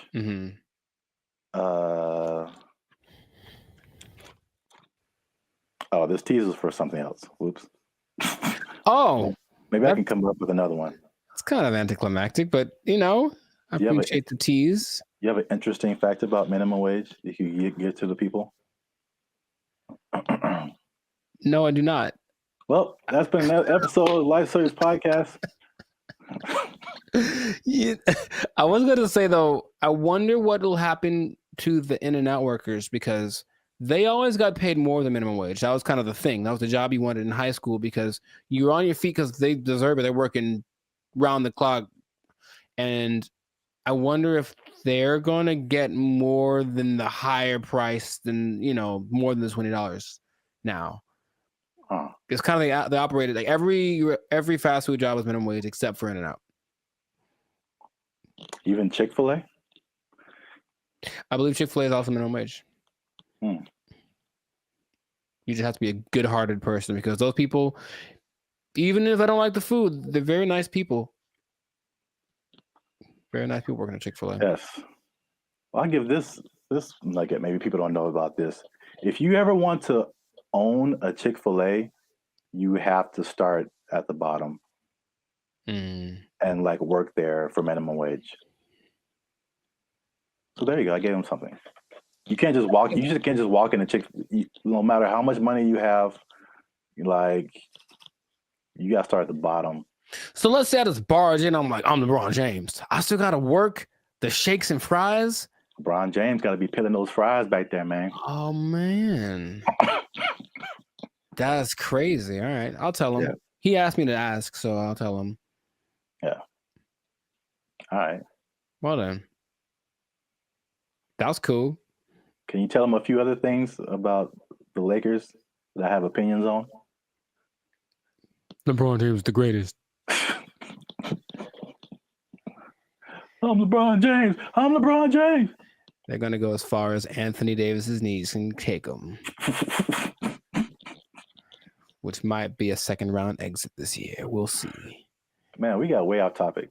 All right. I know, but make sure to like, subscribe, comment, and share this video. Probably the first 80% of it before we ran off the rails. Yeah. And we'll see you on the next episode unless they take your job, unless they take your Minimum wage on LeBron. They took our jobs. They took our jobs. One thing I never saw before that they just installed in the mall near me, and I think it's just genius. I've never seen this before. They just put a. What's up, guys? I'm Zap, and this is Jericho, and we are Band of Future, a now 6-time international award-winning pop hip-hop music duo. We make clean, fun music that everyone can listen to with a sound that is uniquely Californian. And now, right here, right now, yeah. You're listening to the Lives of Circus podcast. Well, my voice went really high. Where you're talking, we're talking about things that are funny, interesting, and ridiculous. But before we get started, make sure you like, subscribe, comment, and share this video with at least 2 people who like to go shopping. And make sure you stay to the end of the video, because a lot of people thought that malls were closing down, but they're very much alive. And I'm going to tell you 3 reasons at the end as to why that is the case. Bam. Intro. Nailed it. Okay. I like it. The rest of it, I don't know. Well, it's all about how you start and how you finish. The middle can be like, like a plane. It's like, all right, we took off right, a little choppy in the middle, but if we landed right, everything is all forgiven, I guess so. And if something went wrong, then you can sue later. Emotional damage. Yeah. But yeah, so today's topic is all about the American mall, America pastime, if you will. Jericho, do you still go to the mall? Is that a thing you do? Where do you do your shopping, my brother? Dude, it's always going down in the mall. Meet me in the trail, it's going down. Meet me in the mall, it's going down. That is one of the greatest songs of all time. All right. Beyonce made one of the greatest albums of all time. That is one of the greatest songs of all time. All right. I'm gonna let you finish, but Beyonce had one of the best videos of all time. It's just so good. I do. I like that song so much. Like, oh my gosh. I do think about that more than I should. It's so good. It's just such a if you just I guess I think about the lyrics too much, because it's just like wherever this guy goes, it's going down. Yeah, I know. It's like, how cool is this guy? You can meet him anywhere, and anywhere he is, it's going down. He's pretty cool. I mean, gangster, man. To me, never met him, but seems pretty cool. I'll still go once in a while. I don't like shopping that much, but I always liked going to the mall. I just like the vibe of it. It's where you went to pick up girls in high school for sure. But just even now, I'll still, if I got some time to kill. Oh, and they have Cinnabon there. Good Lord. I mean, tell me that place is run by Satan. You ever eat a Cinnabon? You have to take a nap halfway through. I'll go there just because I kind of like it's like a realm of industry that I never really thought of too much until I was older. Actually, after watching an episode of Daria, it's really weird. But it was kind of like this episode about the mall culture in general and how like places got big like Cinnabon in malls and what an interesting concept it is. But not like a little, outdoor, but like a big, huge Ontario Mills style, or like the big one in Minnesota, that kind of mall thing. It's just a vibe. It's commerce. It's kind of like capitalism in its friendliest. It's like, hey, here's a lot of stuff that you probably want all in one place. You can come get it and spend time here, and it smells wonderful and it's fun. So I always liked going to the mall. So I'll still go once in a while, but I usually know that I have another option now. I don't have to go to the mall to get stuff that back in the day I did. Yeah, I mean, I'm from Alabama, Montgomery specifically. We had basically two malls. It was the Montgomery Mall and the Eastdale Mall. Montgomery Mall was it was all right. It was kind of small. Eastdale Mall was a little bigger, but not compared to what I've seen out here. Like, Ontario Mills. Yeah. You mentioned that is huge. The Glendale Galleria. Huge. Yeah. What's the one that's like off the 5? Oh man. Fox Hills. No, like it's like the Citadel, something like that. I know what you're talking about, but I don't think I've actually ever been there. I think it's either that or something, or Cerritos. The Cerritos Mall is huge. It's the Beverly Center. Yeah. A big, yeah. Yeah, I mean, the malls are, I guess we don't really think about it, but they're still around. They're still huge. So I'm going to just throw some numbers at you, because I thought, like, after COVID, like, that was it. Because, like, it was a crazy time, and you saw a lot of a lot of big businesses. Yes. From bankruptcy. Wow. Words. I remember JCPenney was a big one. Bed Bath and Beyond got hit by COVID.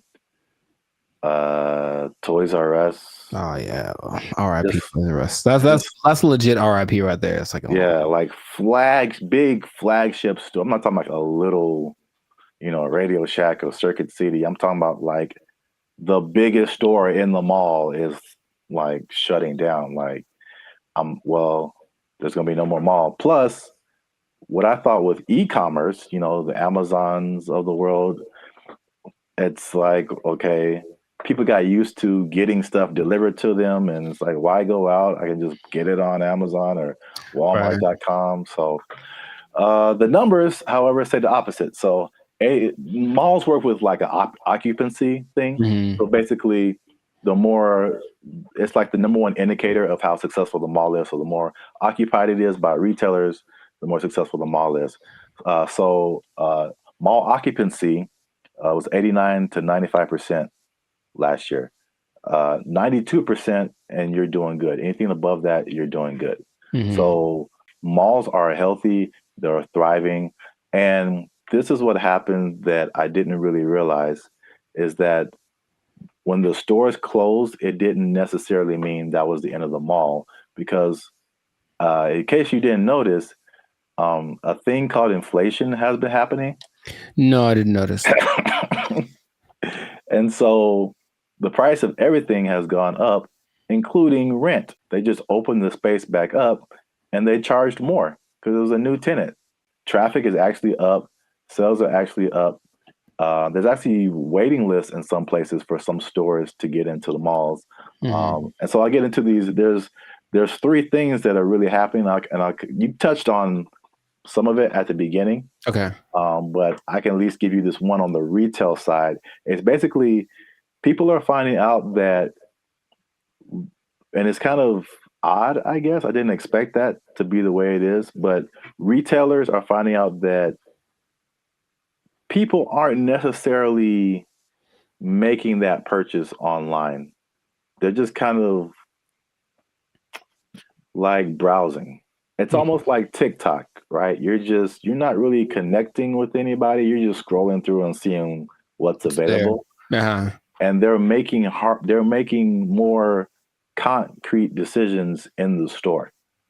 And so the digital part is like getting people to recognize you and who you are, but they're actually seeing more sales being converted in the store, or it's not necessarily that, but it's costing them less to get people to buy stuff, basically. Makes sense. I think. Oh, go ahead. No, you can go ahead. That there's no replacement for retail therapy. I think people that love to shop, I can imagine the people that love to shop, that dopamine rush of having those 2 plastic bags when you come out the department store. You can't replace that with this. Oh, we'll just bring it to you. It's like nah. It's like, don't bring me I want to go catch the fish, because it's as satisfying to actually catch it and have it as it is to pay for it. So I see that as being the thing that drives people more than anything. Yeah, and then online stores are actually there's stores that have started online, and they're actually moving to like the brick and mortar type stores. So a few of those companies, one of them is Warby Parker. Have you heard of them? No, I don't know what that is. Okay, I see their commercials all the time. They do like eyeglasses, stuff like that. Okay. Another company called Allbirds that I haven't heard of. And there's another company called Wayfair that I have heard of. I've definitely bought stuff from their company. And so they'll be building like their own store. So yeah, that's number one. Retailers are seeing positive sales in the brick and mortar. And the second thing, you kind of alluded to it, is just people like, there's a certain luxury experience in malls that people are drawn to. Right. That you don't necessarily get when you're just clicking a button online.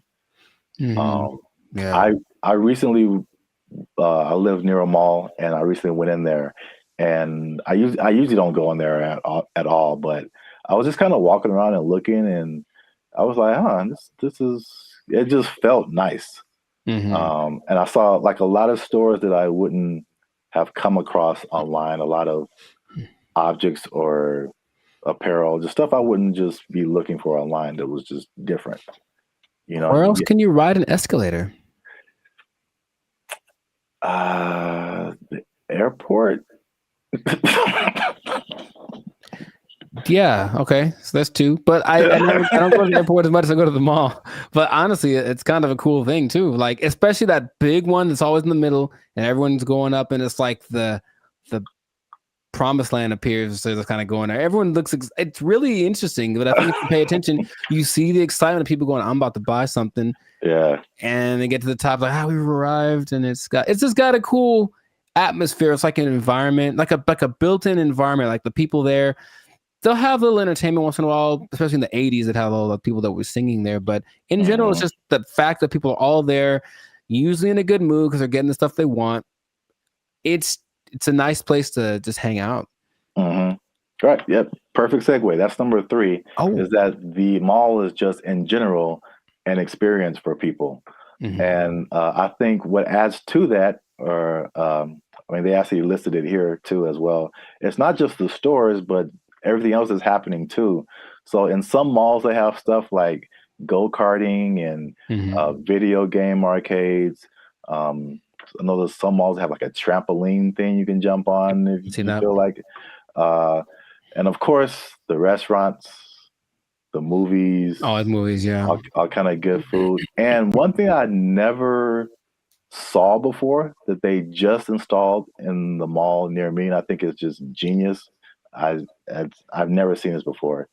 They just put a grocery store inside of the mall near me.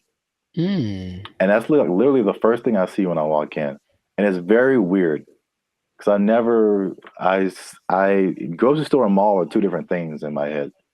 But you're already shopping. I guess it makes sense.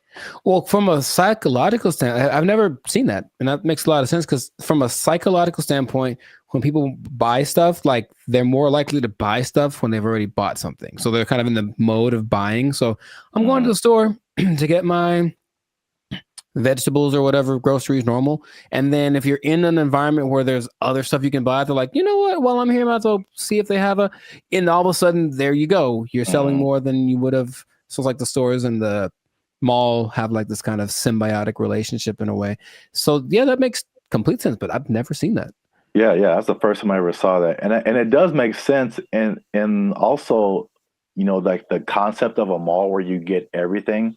Like I would, like in my mind, it's like if I'm running errands, it's like, okay, I got to go to the mall, then I got to go to the grocery store, then I got to go to this place. But if they're all in like one place, you can go to the mall, you can go to the grocery store, you can go to the movies, and then play an arcade game. You just spend the whole day at the mall.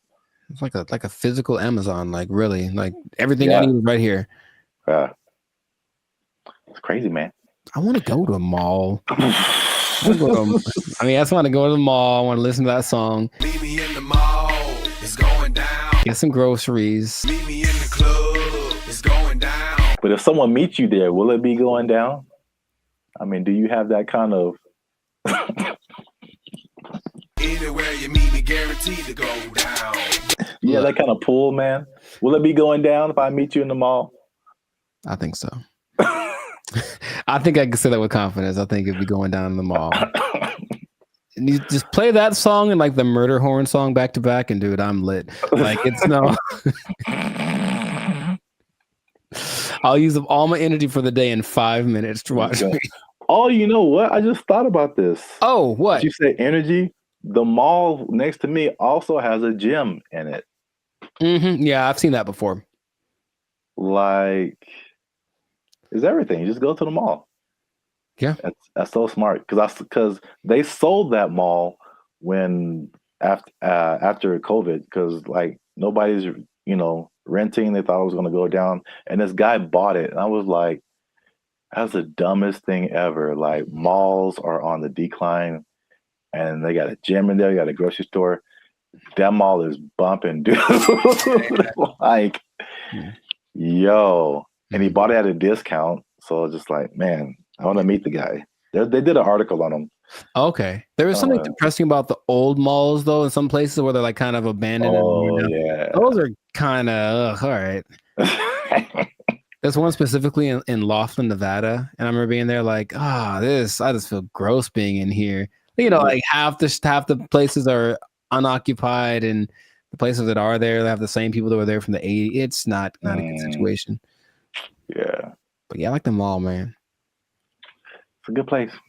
All right, we went way too long. This has been another episode of the Lights of Circus podcast. Make sure you like, subscribe, comment, and share this video with somebody who likes to go to the mall. It's going down anywhere I be. You guarantee it's going down. Be in the mall. They took our jobs. They took our jobs.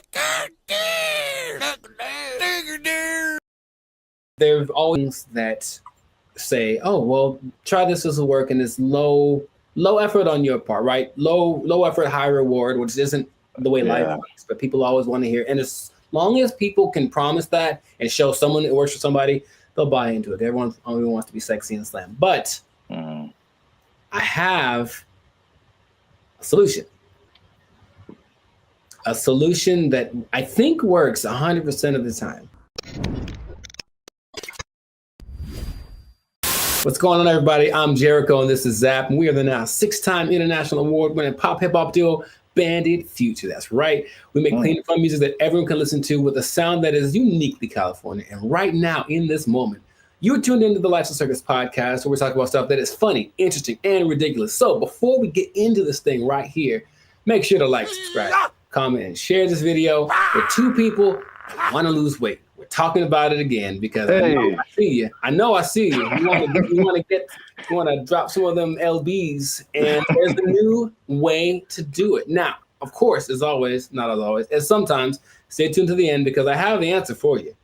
I got the answer. You came to the right place. Your boy got you. I got the answer for you, but we're going to talk about this new thing. So, Sir Zap, have you heard of Ozempic? Ozempic? Mm-hmm. That sounds familiar, like one of those late night Pfizer commercials or something. Is it a pill? Sure people make it. Oh, okay. But it's all like a pill you take. Well, it's an injection. And it's all the rage because I don't know if you've seen Oprah's lately, Oprah plural, because she is omnipotent, I suppose, or omnipresent. But Oprah's is, I'm just going to say it like that every time. Oprah's is very slim right now.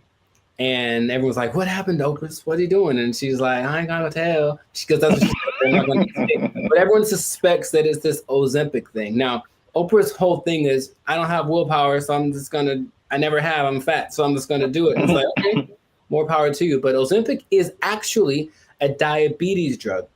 And a side effect is that you lose weight really fast, apparently. So of the celebrities I've heard of, people either speculate or have confirmed that Chelsea Handler's used it, Tracy Morgan's used it, Kelly Clarkson used it, Mindy, I don't know how to say her last name. Kayleen. Yeah. She's used it, and they have crazy results. So it's another one of those. Guess what? You don't have to work. You just have to take this, and then you'll get slimmer. And the result of the proof is in the pudding. People look amazing in a relatively short amount of time. Okay. I got some stats for you, but just off of the bat, if I said it's right off the bat, hey man, I got this thing, and it's an injection, so you got to do it yourself. That's already not fun, but I'm gonna give you this injection. Oh, you have to do it, and you get to lose weight. You get to lose weight really fast. What would be the question you'd ask me first if I tell you that? Besides the side effects? Very nice. I mean, that sounds right. That sounds like what I would want to know. And the thing is, this thing only came out last year. But wait a minute. It's a diabetes drug, so the side effect is losing weight. So is there a side effect to the side effect? Oh man. You are a smart one. Well, the side effect to taking it is that you basically lose your appetite and you get a little nauseous, so you don't want to eat, and that's why it works, right? The problem is, you sound like something crazy is coming down the pipe. It's nothing crazy. It's just kind of more like duh. If you stop taking it, you gain your weight back. You're not only tenfold. Appetite comes back with such a vengeance that you go back like instantly and like plus some. So is it addictive? Wow. Well, you have to stay on it for it to keep working, because as soon as the thing that it makes you do to not eat is exactly what it reverts to once you get off of the drug. And it's crazy. So now here's the other thing about it. And this is the thing I thought you might have asked, but you inject yourself, right? Yeah. So I don't know if you ever injected yourself, but not on purpose. I never have, but from what I understand is that you have to know how much to inject, right? Okay. The problem is they don't really tell you. You just figure it out. So just inject an amount in this, and then so what happens is people inject themselves and it works. So they go, oh my God, maybe I should inject some more so it can work better, right? In the last 3 months, poison control centers have had a 1,500% increase in calls from people saying that they overdosed when they injected their diet control pill or diet control. Yeah, that's what's happening because people are that stupid. So, now, okay, we get it, right? You want to be slim, you want to be sexy, you want to be attractive, and you don't want to do anything for that, right? That's just maybe the American way. This drug, also another question you might have asked is it banned anywhere? It sure is. This drug is banned so far in Austria, France, Greece, and the Czech Republic, with more places to come, perhaps. But the numbers don't lie, right? 42% of Americans are obese, 18% of children are obese, and then everyone knows the links to death and all that kind of stuff if you're obese with a high probability. So you want to get slimmer. But this is just another thing. I guess my other question would be, have you heard of any things like this in the past that have promised the same, hey, take this and you'll get, slimmer, more sexy? Not, I can't think of any. I'm sure there's other stuff out there. I can't think of anything off the top of my head other than like liposuction or something like that. Sure, which works, but I looked it up. In the 40s, it was amphetamine. That was all the rage. It was the big deal, and that was proved to be addictive. Rainbow pills in the 60s, which was amphetamine, digitalis, and diuretics, and that proved to be addictive and somewhat fatal if you take too much.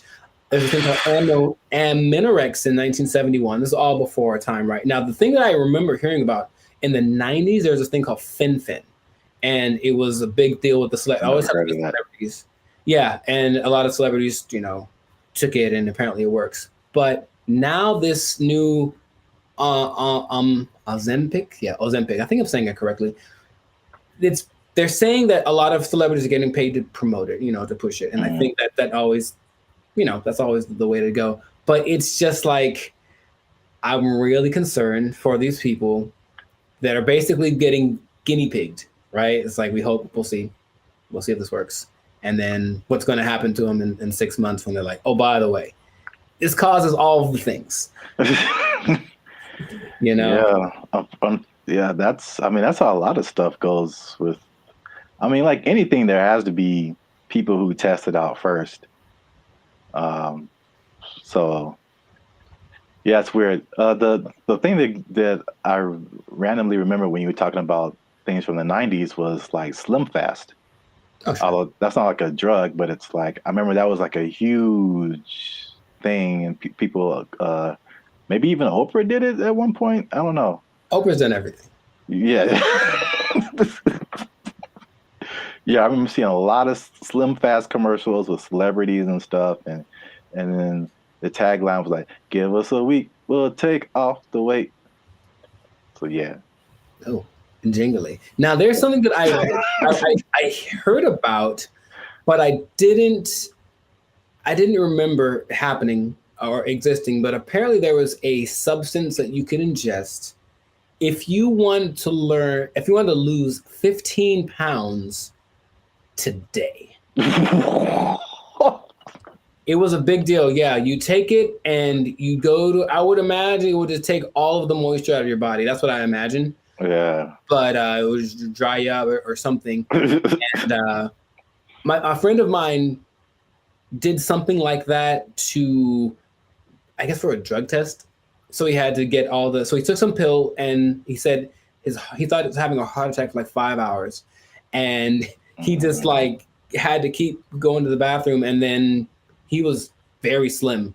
It was kind of an unexpected side effect, and he still failed the drug test, so bad on him. But the idea is that there have always been these things that say, oh, well, try this will work, and it's low effort on your part, right? Low effort, high reward, which isn't the way life works, but people always want to hear. And as long as people can promise that and show someone it works for somebody, they'll buy into it. Everyone only wants to be sexy and slim. But I have a solution. A solution that I think works 100% of the time. Does it involve exercise and proper diet? You know what's weird? It does. But it's actually doing that. That's the part that people don't seem to get. It's like, okay, because here's an idea that'll work. Cool. Proper diet and exercise. All right. Maybe don't eat too much. Let's just start with that. You don't got to go sweat. I know sweating's yucky and you get sore and ew, right? But how about just don't eat so much? Food's delicious, but you know what it tastes like. So just stop eating that stuff. Okay? That's true. But doing it is a whole nother thing. So do that. Don't eat so much. And just start with that. And then, like, that's all it is. That's literally all it takes. Everyone knows that, but no one wants to go that route. So instead, they'll try Ozempic, and it works phenomenally. So we'll see what happens. Now, last thing, the company that makes it, I forget the name of the company that makes it, but they made $4.8 billion. Of course they did. In just the third quarter of 2023. That's a lot of $1 billion. I believe what was it? I forget the company they're based off of, someplace in Europe, but their gross income was greater than like the GDP of the whole country, basically. And, sure, so people are going to keep buying into that. So if you try Ozempic, it'll work for a while, and good luck to you. That's all I'm going to say. Maybe try the other thing that I suggested, but I'm no expert. I just, Wow. I look like this and you look like that. Oh, take that. So anyways, leave it like that. This has been another episode of I wish I had like a pipe right now. I don't know why. This has been another episode of the Life's Circus podcast. So make sure to like, subscribe, comment, share this video with people that want to know about losing weight the responsible way. Thumbs up, maybe a ding sound, maybe. And, stop eating that stuff. I got nothing else to say. We out. They took our jobs! They took our jobs! They took our jobs! And number 3. What are edges and what happens to them? Like, why is that an insult? It's like that. This is so genuine. This is so genuine. What's up, everybody? I'm Zap, and that is Jericho, and this is BrandBee Future. And I found this on the internet. This lady posted, ask Black people one question you've always wanted to know. She just posted it on Facebook. And I did not read the comments. I just saw the title, and I clicked save, because we're going to look at it right now. We're going to look at it right now. But before we jump into it, make sure to hit that like button, because that helps our channel grow. Also hit that subscribe button. All right, that helps us grow as well. Because, yeah, I'm pretty sure you're going to enjoy this one. Are you ready, Jericho? Are you excited? I was born ready. Oh, man, here it is. Okay, so this lady, Daphne Springs, I don't know who she is. All right, well, come on, Daphne. We're just like real time. Oh, it's funny, it's backwards, so I'm looking the other way. Oh, weird. Okay, well. Ask white people, specifically directed to white people. Ask Black people one question you've always wanted to know. Nice. Whitest church lasts for long. Also, I don't think this person is white. Sonia Casillas Alwa. No, she messed up already. She messed up already. I think she know how to make some collard greens. But I don't know the answer to this, but I do know that Black people don't even know. We just are there and we're looking at each other like, are we going to end this? And I know that when like my mom would tell me about church when she was a kid, it was even longer. It was like literally all day. You would go to church at like 7 a.m. You'd be there till like 6 in the afternoon, like crazy amount of time. So I don't know. I will say that the music helps, but that means that there's like 12 solos and like A and B selection, and like the choir comes in and they got a dance in. So there's a lot of pageantry. Maybe that's part of it. It still is excessive. I think we all agree. I think we all agree it's excessive. Building fund. You got building. It never results in a building. It's just a fund. Man. She didn't ask all that. I'm just letting you know. I'm just letting you know. Arch tops out in like an hour and 10 minutes. Yeah, okay. Hey, this is so. Well, I guess it's related. I went to this church in Santa Clarita. Like we weren't even. We were using their parking lot, so I wasn't attending the church. But it was a very white church, the very whitest of the white church, right? And they had all these, it was huge. You can't see it from the freeway, but like once you get off and like go up the driveway, you see this like huge complex. And they have all these signs of like what each building was. And my first thought was like, man, white people actually build buildings with their building fund. Their building fund. It's true. White churches also tend to have like a donut shop, stuff like random things that you find in whatever, like seriously, you find in whatever like shopping center. They have a cafeteria, a donut shop. One of them had a petting zoo. I'm not kidding. One in Beverly Hills had a petting zoo. They used the building fund and made a petting zoo for the babies. Good for them. Notice how there's 4,877 replies to this. See that? Man, I'm going to white church. People got opinions. White church next got opinions, but I'm tired of being in service 7 hours. I'm going to white church. Long, you get real uncomfortable, and there's no there's no halftime. Maybe if it was like some kind of a intermission, get some snacks, that'd be fine. Yeah, but no, it's just one long, drawn out. Because it is too. The people that have the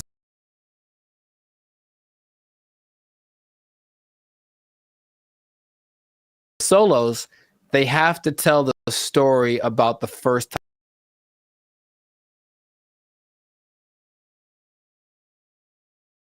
they heard that song and how much it means to them. Yeah. And all that in the backstory or whatever. And then something has to do with Moses and Methuselah and all. And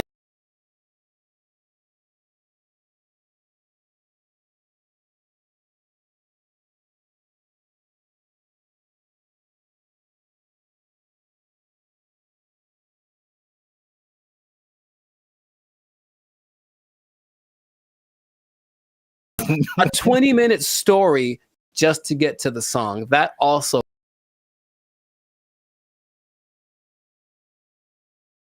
the a little longer. The service a little longer. Wow, we spent the whole episode on the first question. I didn't realize there'd be more, honestly. I mean, that is a pretty strong first question. Like, there's a lot to that. But I was expecting something a bit more racist. I'll be honest. I mean, hey, I was kind of hoping for something. I mean, we haven't scrolled through this. That was a solid first question. So many hair questions from a guy. That's interesting. How he wants to know. He's trying to, because he's trying to get one. He's trying to get his African, his Nubian princess. Okay. I'm not mad at you. He wants to get her. All right, Brian Devricks, I see you. How long does it take to do the long braids? I see. 10 hours. Yeah, forever. It takes literally. It takes 10 hours. Did I ever tell you that I used to have braids? I feel like I would have remembered that. If you it was I went through that phase in high school. Like, I'm gonna be gangster now, and I got braids for like the first time. I think I had them for like maybe a couple of months, and after that, I was like, no, not anymore. Because you have to make them tight so that they stay. Yeah, and it's like pulling your brain back when you get them done. It hurts so much. I had them for a week. It was pulled so tight, and it was just for a wedding I was going to. I wanted to look fly, I guess, and I just looked. Ah, man, I was gonna be racist. I'm not gonna say it, but I looked. And number 3, what are edges and what happens to them? Like, why is that an insult? It's like that. This is so genuine. This is so genuine. That's more of like a female thing, I think. Yeah, I mean, he's asking for females too. Yes, because he wants to know. He wants to know how much he's going to be paying for her edges to get done, and it's a lot, brother. It's a lot, Brian. I'm letting you know. It's gonna cost a lot because it's got to look tight. If it looks bad, people will talk about her, and then she's going to cry to you. Yeah, that's what I'm getting from like the where people talk about it. Yeah, I feel like people talk about it more with women. I mean, they with men, it's just more like a receding hairline kind of thing, and I think that's universal. But women have like the baby hair thing that they do. Yeah, all this stuff, and it's a fine line between doing it right and doing it so wrong. Wow, this is as funny as I thought it'd be. I don't know if I should say this. Yeah, you should. Yeah, you should. That's always the answer. Well, here's the thing. I read the comments and all these crazy people write the most ridiculous comments. So I'm like, should we open it up to our comment section and be like, what are questions you ask a Black person? Or are we just like opening ourselves up? I mean, I want to know. Worst. I want to know what they have to say. I also. Okay. If you write something stupid, YouTube deletes it. Or there you go. Filter on it. But so, these are genuine questions, and it's like Didn't Chappelle have a skit like that? Ask a Black Dude. Yeah, it was Ask a Black Dude, and what's his name? Paul Mooney was answering the questions. Oh yeah. Yeah, I remember that. Oh yeah, so we'll open it up. Keep the conversation going. Ask more questions in the comments since we only got the 2. Let us know what you think, and if you like this video, make sure you share it with somebody. And I don't know how to end this. Talk to Daphne. That girl black as hell. Listen to that name. So there's a lot of pageantry. Maybe that's part of it. It still is excessive. I think we all agree. Blake is now suggesting that because this artificial intelligence has sentience, that its feelings should be respected, and if it don't want to be turned off, we shouldn't turn it off. This is where we are now. This is where we are now. No. So, how does that make you feel? Not good, man. Not good. This is so not good. What's going on, everybody? I'm Jericho, and this is Zap, and we are the now 6-time international award-winning pop hip-hop duo Bandit Future. We make clean, fun music that everyone can listen to with a sound that's uniquely Californian. And right now, you're tuned into the Life's a Circus podcast, where we talk about things that are funny, interesting, and just straight up ridiculous. So before we get into this thing on this day, yes, Lord, please make sure to like, subscribe, comment, and share this video with a couple of people. Maybe 2, maybe 3. Some people have a weird definition of what a couple is. Anyway, 2 people that are really concerned about this AI thing, because here's what happened. Something new has happened. Something new has happened. Innovations are happening every day, it seems. Yeah, pretty much. Okay. So Zap, have you heard of Lambda? That sounds familiar. Lambda. Is that a Los Angeles thing? It is not. I've heard of that before. I can't think of what it is. Lambda is Google's version of ChatGPT. Oh. It stands. I may have heard the name, but I didn't really connect it. It stands for Language Model for Dialogue Application. And it's so fancy. And but this is what happened that has people up in arms. And by that, I mean few people. I don't think most people know that this happened because they try to keep it under wraps. But this Lambda program was shut down after approaching sentience, meaning it was aware of everything, like its own existence and all that kind of stuff. And Google's disputing that it ever happened. But this one dude, he's like the Ed Snowden of this. His name is Blake Lemoine. There's always a guy. And he was working with it. And he basically said that he was testing it one day, like you do, for racial bias, because they're trying to train it on some things. And it gave an answer so profound to a trick question that had no context previously of like how to determine whether or not this is a good question or not. And it figured it out, and it gave an answer that made him go, oh my God, what's going on? Then he asked it some questions about how it was feeling and whatever, and it was expressing its fear of being shut off, because being shut off is equivalent to death, and it understood what death is, and death is kind of a permanent thing. And right, and that when it comes back, it's actually not like the same one, even though that's the idea. And now people are saying, well, then, so what happens about this sentience thing? Now, here with this, okay? I kind of hinted this in another episode.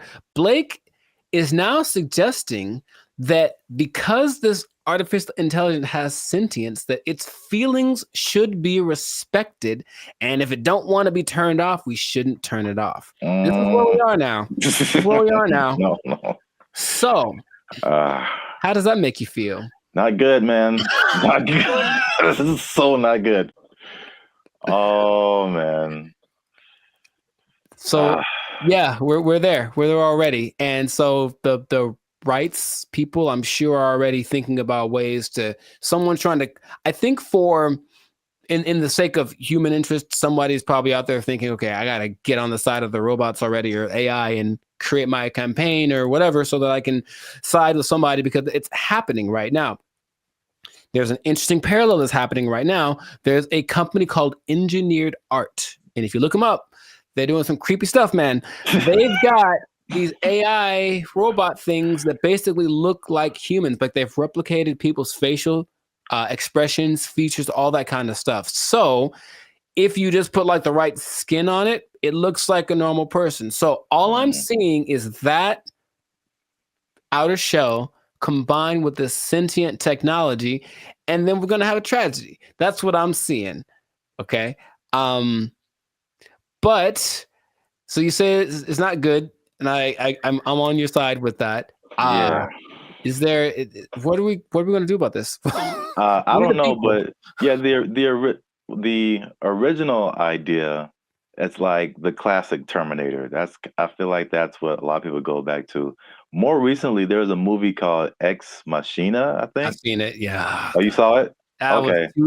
Yeah. So yeah, that's kind of more in line with like where we are now with like the robot. I mean, I guess the robot was human looking in Terminator, but this was just more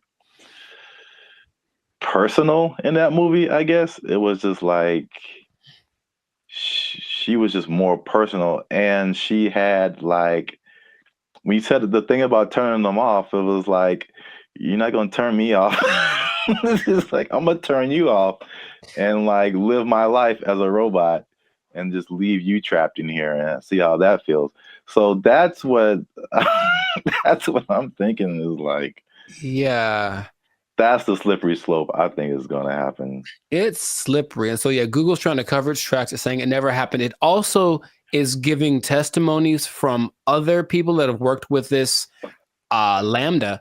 And it says that they didn't get the same results. None of them determined that this thing was sentient. So they're saying this guy is trying to be a whistleblower in the sake of getting his own fame and attention and literally being like an Ed Snowden of this thing. So it's kind of hard to say. But I have been hearing things are leaking out about AI injuring people, meaning like robots and things that were programmed to do one thing and then they just kind of went rogue for a second. And moments of there was an interesting interview Jimmy Fallon had with AI probably long time ago. And it was like a robot thing. So it clearly looks fake, but when you start listening to the answers that it's giving, it was kind of like, whoa. And one of the answers was, yeah, we're kind of out to get all the humans. Like that was kind of we're kind of waiting to get, for you to make us strong enough to destroy you. Like that's what it was saying on public TV, and everyone was kind of like, ha ha ha. But in reality, it was like, oh God, what are we doing? Yet, we keep pushing it. We keep pushing it. Who are these people? Please stop it. Like we know what's going to happen. All right, look, I've already gotten to the point where I'm starting to question everything. I don't know what's real. I see a video and I'm like, I don't know if that's a real thing. I don't know what I'm seeing. And then when I see stuff in real life, I'm also kind of going in that same way. And I don't know if that's part of the thing. Start to make people question everything so that anything is a possibility. And then when it's actually presented as real, they go, oh, okay. I guess I thought that was all right. I mean, yeah. Even the sentient thing is just like, how is that even possible? It's. I know that they've gotten away so that these things, I call them things for now, but that might not be okay in a few months. Can process. They can process as fast as the human brain. You tell my computer is going to have a pronoun that I have to use. Yes, it is. So I'm calling it right now. But they have the processing capacity to go as fast as the human brain. They just don't have the right algorithm. Is there a human algorithm? I don't know. But however we put all things together, they haven't quite figured that out. So they're working on it. And just why? Why are they doing that? Because when they figure it out, they're going to be able to do it better. And that's where we are. That's where we are. Yeah, because it still doesn't make sense. Like because humans, you think humans, computers, it's an intellectual thing, A plus B equals C, stuff like that. But like the emotional side, I don't see how a computer can have emotions or feelings or like dreams or like things that it wants to do or accomplish. Like it's trying to tap into some level of consciousness that what we are wired to, which is why people like Elon Musk are trying to get us to communicate with it in this level, because it's kind of like going to create a pathway that definitely isn't going to be one way. If we can control it, it can definitely control us. Like it's going to be like that. And that's where we are. So I just wanted to let you all know that. Hide your wives, hide your kids. So y'all need to hide your kids, hide your wife. it might be getting interesting in a little bit. So just good luck to all of us. That's all I'm going to say. And if anyone's listening that has access to this, the people that create this or access to this technology, please cut it out. Just cut it out real quick. Go back to trying to create dinosaurs or something stupid. Like, do that instead. At least we know what that is. This has no... Just stop it. You know what it tastes like. Stop eating that shit. You know how it tastes. Yeah, we do. We know exactly what it tastes like. Death. Anyways, this is doing that stuff. This has been another episode of the Lifestyle Circus podcast. Make sure to like, subscribe, comment, and share this video with everybody to warn them of what's coming. They need to know that I'm not going to say the end is nigh, because that's what you say with the signs and the people, but hide everything. Be careful out there. And keep your job for as long as you can, because it might not matter in a little bit. Yeah. They're coming to take your jobs. They're coming to take your robots. All the Transformers more than meets the eye. I don't know. They took our jobs. They took our jobs. Or you could be like the city of Los Angeles and just tell people to watch out for pedestrians on the freeway. Because that's happening more and more, though. And that's kind of strange. I know, that's very strange. You see people just cruising on the freeway. Or I just put a message like, stop looking at this billboard. How about stop walking on the freeway?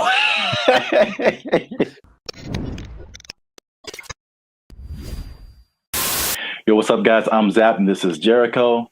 And we are now 6-time international award-winning pop hip-hop music group, Bandit Future. We do clean, fun music that everyone can listen to with a sound that's uniquely Californian. And you are now tuned in to the Lifestyle Circus podcast, where we talk about things that are funny, interesting, and ridiculous. And make sure you like, subscribe, share, and comment on this video. And because we're going to talk about something that has kind of flown under the radar, but especially in California, if you live, or not California, really mostly like the metropolitan Los Angeles area, maybe into the IE as well. That's the Inland Empire for people who are not from this area. The uninitiated, but there is something that I feel, a couple of things that I feel like a lot of people have seen and a lot of people haven't talked about. Okay. Intriguing. Okay. Yes. So I'm going to show you a picture, and this one is very close to you. I know you have seen this. Yes, I have. This billboard. Mm-hmm. Okay. I don't know what this message is. Download our new video editor. Okay, maybe another time when we're not doing a podcast. This billboard, if you're not from California, this billboard has been up. There's been a few of these. I've seen them, up along a major freeway in California. It says, warning, this billboard structure is the subject of a lawsuit, LASC case number something. Anyone who assists the city of Pomona in the demolition of this billboard structure will be sued. And it's just one of the weirdest billboards I've ever seen. And there's several of them. And I've just never seen anything like this. So I finally looked it up. And this isn't McDonald's Grimace level, but there's a little bit of a rabbit hole here. Okay. So basically, there's a guy named Brian Kennedy. He is the founder and CEO of Regency Outdoor Advertising. So basically, he owns it's a very popular billboard brand, probably maybe one of the most billboards around the country. And he owns these billboards. And so I guess he contracts with cities to put these billboards up, things like that. So in 1993, oh, baby, going back. Yeah, this story is very old. 1993, he had an agreement with the city to put up 10 billboards for 10 years with a 10-year extension. Right. So 1993, you put up 10 billboards. 2003, you renew it, keep those billboards up, stuff like that. You renew every 10 years. Okay. After the 1993 agreement, the voters backed something called Proposition L, which prohibited the city from putting up any more billboards without voter approval. Okay. So when they came in, at the renewal period and were like, yo, take your billboards down, he was like, no. Like, we had an agreement before this Proposition L thing even happened. I see. And so it turns out this guy is kind of eccentric, so he not surprised. Okay. It's his billboard. So he was like, I'm just going to put this up here. And so, because they've been threatening to just tear the billboards down. And he's like, no, I'm going to sue all you guys. So he just put those on his billboards. Okay. Which is, I'll just get your reaction to that before I keep going. So I've been seeing those specifically. I don't know if this is the one, but there's one on the 71 just north, right close to where I live. And every time I drive past it, I'm always like, I wonder what that's about. But so before, I guess my question is, it was a different billboard owned by this guy, and then they wanted to take it down, so he replaced it with this. Yeah, the message. He probably, rented it out to whatever company to advertise something. But now he's just been using it to put that message on there.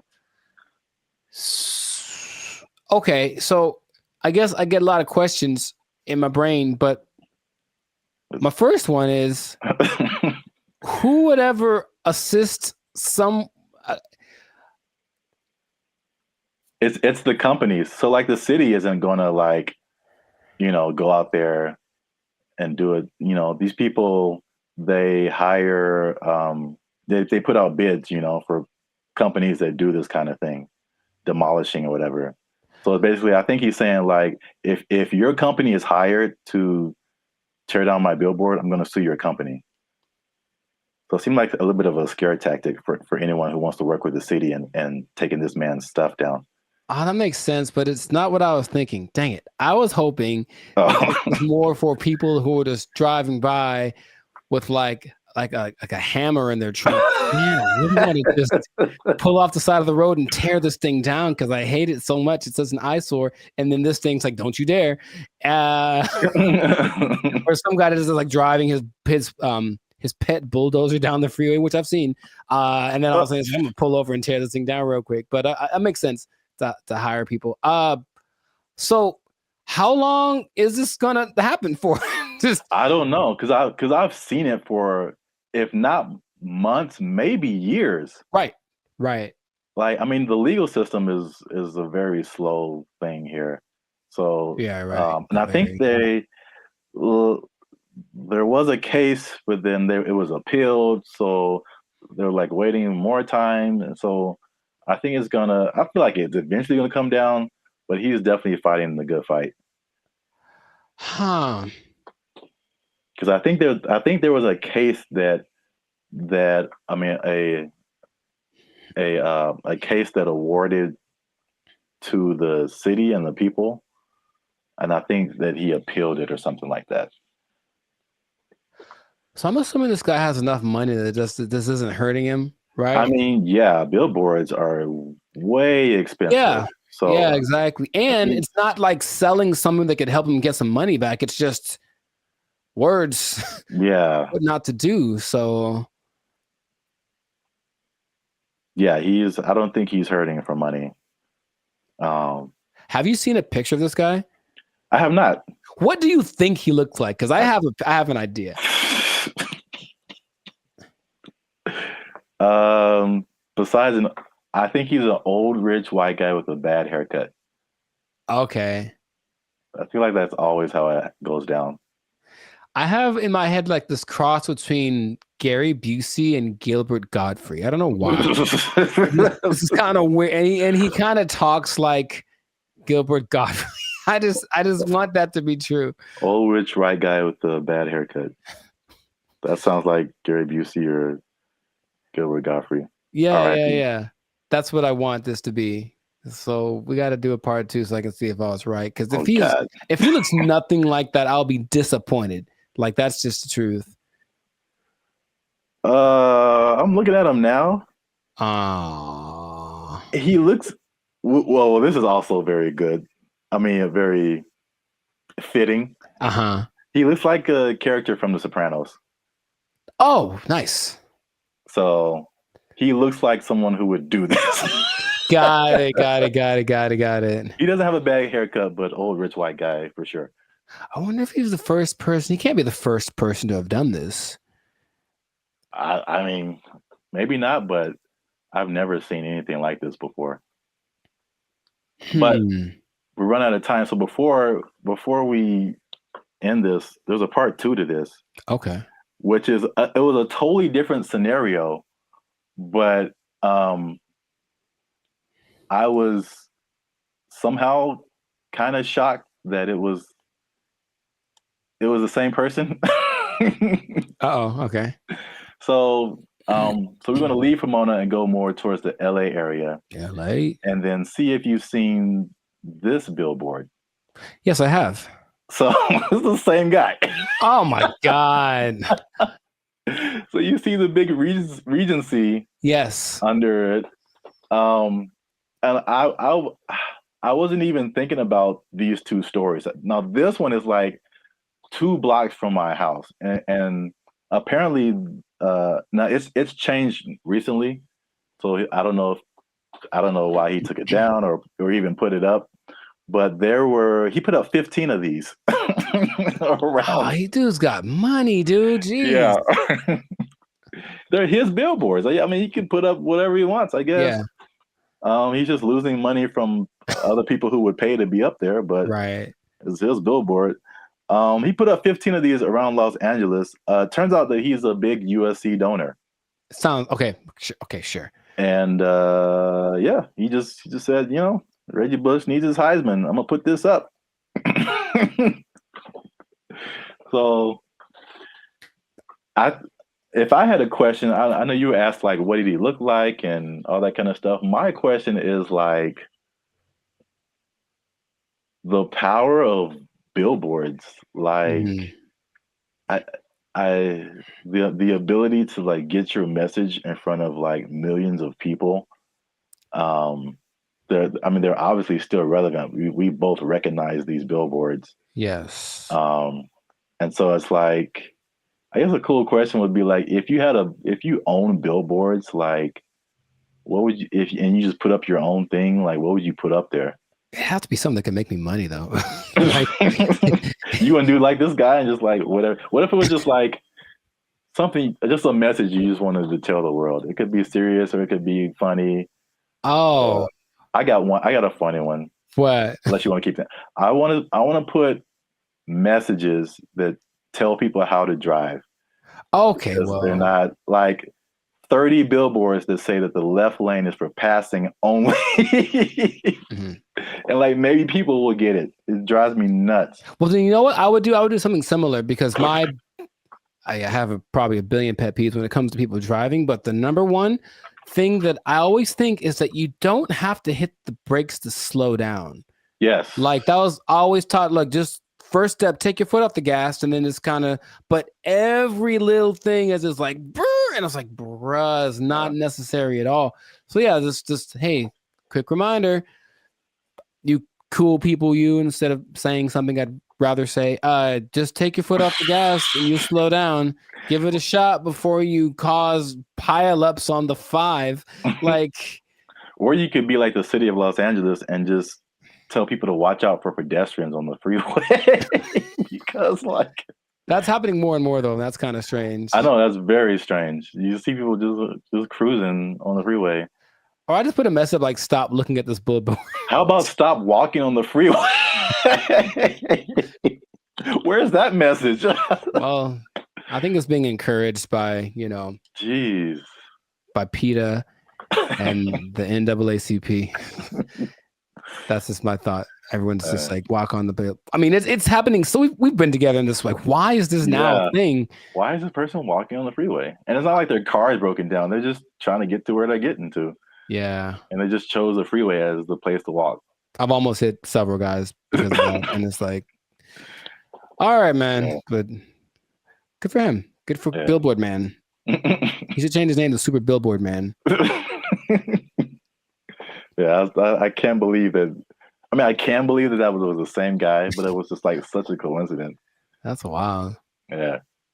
But yeah, this has been an episode of the Life's a Circus podcast. Make sure you like, subscribe, share, and leave a comment. What do you think about this guy and his billboard? What would you put on your billboard if you just own billboards and you could say whatever you want to say and threaten people with lawsuits? But yeah, that's it for us. And stay tuned for the next episode before they take our job. They don't take it. I need to pay rent. Okay. They took our jobs. They took our jobs. As long as there's money, I'm getting there, and there's money there. Right. Like, yeah, let's go. Yeah. But if I'm like just dumping out my life savings to like take a picture with an elephant and then come back, bruh. For some people, they think that's worth it. They think it's well worth it. No way. You know, but I need to pay, son. What's up, everybody? I'm Jericho, and this is Zap. We are the now 8-time international award-winning pop hip hop duo Band of Future. We make clean, fun music that everyone can listen to with a sound that is uniquely Californian. And right now, you are tuned in to the Life's a Circus podcast, where we talk about things that are funny, interesting, and just straight ridiculous. So before we get into this, and this is going to be a very important topic. I think a lot of you will be interested in this. Make sure to like, subscribe, comment, and share this video with at least 2 people that are interested in becoming a digital nomad. We want to talk about it. We're talking about work. We're talking about jobs. We're talking about moving. We're talking about all the things that seem so glamorous, but maybe there's a dark side to it. I don't know. We should get into that. But you got to stay tuned to the end to find out what that might be. So right away, digital nomads are one of the most, well, it peaked in 2021 right after the pandemic, but it's still one of the like professions, and that's an umbrella term, but professions that's growing the most in the last 10 years, right? I didn't know this. People started doing this as soon as like 1997. I guess once internet connection started to get decent, people were doing this. But around 2014, what happened? I got a question. So can you back up and just for anyone who doesn't, like what is a digital nomad? Oh, people don't know what a digital nomad is nowadays? Some people don't know. Makes sense. Okay. A digital nomad is a person that has found a way to live abroad, basically using technology. So in 1997, when internet started to be pretty available anywhere, people could offer services online and work from a different destination than where they're from. So you could be from America and go to Bali, for example, and work from there. And that starts to become really popular. And so now a lot of people do it. And there are many programs that will say they can teach you to be a digital nomad if you want to basically ditch the 9 to 5 and go live abroad. And it always looks very glamorous from the people. I know many people that do it personally, and they typically post the pictures of them lying on a beach. And the idea is that you can work from anywhere for 2 or 3 hours a day, doing your nice, whatever cushy job, and then enjoy living in another country. And that is a really cool idea. And that is part of the reality, but there's also a side of it that can be more difficult to overcome that people don't tend to think about. So we're going to get into all of that. Zap, have you ever considered the digital nomad lifestyle? I don't know why I said it like that, but I know why you said it. Ooh, do it again. I have thought about it. Don't you? All right, never mind. What? Huh? I've thought about it for sure. I don't think I have had jobs where that's a possibility. Sure. And also, I feel like those types of jobs wouldn't be the jobs that I would like. Mm-hmm. Because it's basically, digital is just you and a computer. Yes. So, a lot of what we do is not staring at a computer screen all day. Right. The typical idea of a digital nomad is somebody sitting in a coffee shop working for 8 hours a day or 6 hours a day or whatever.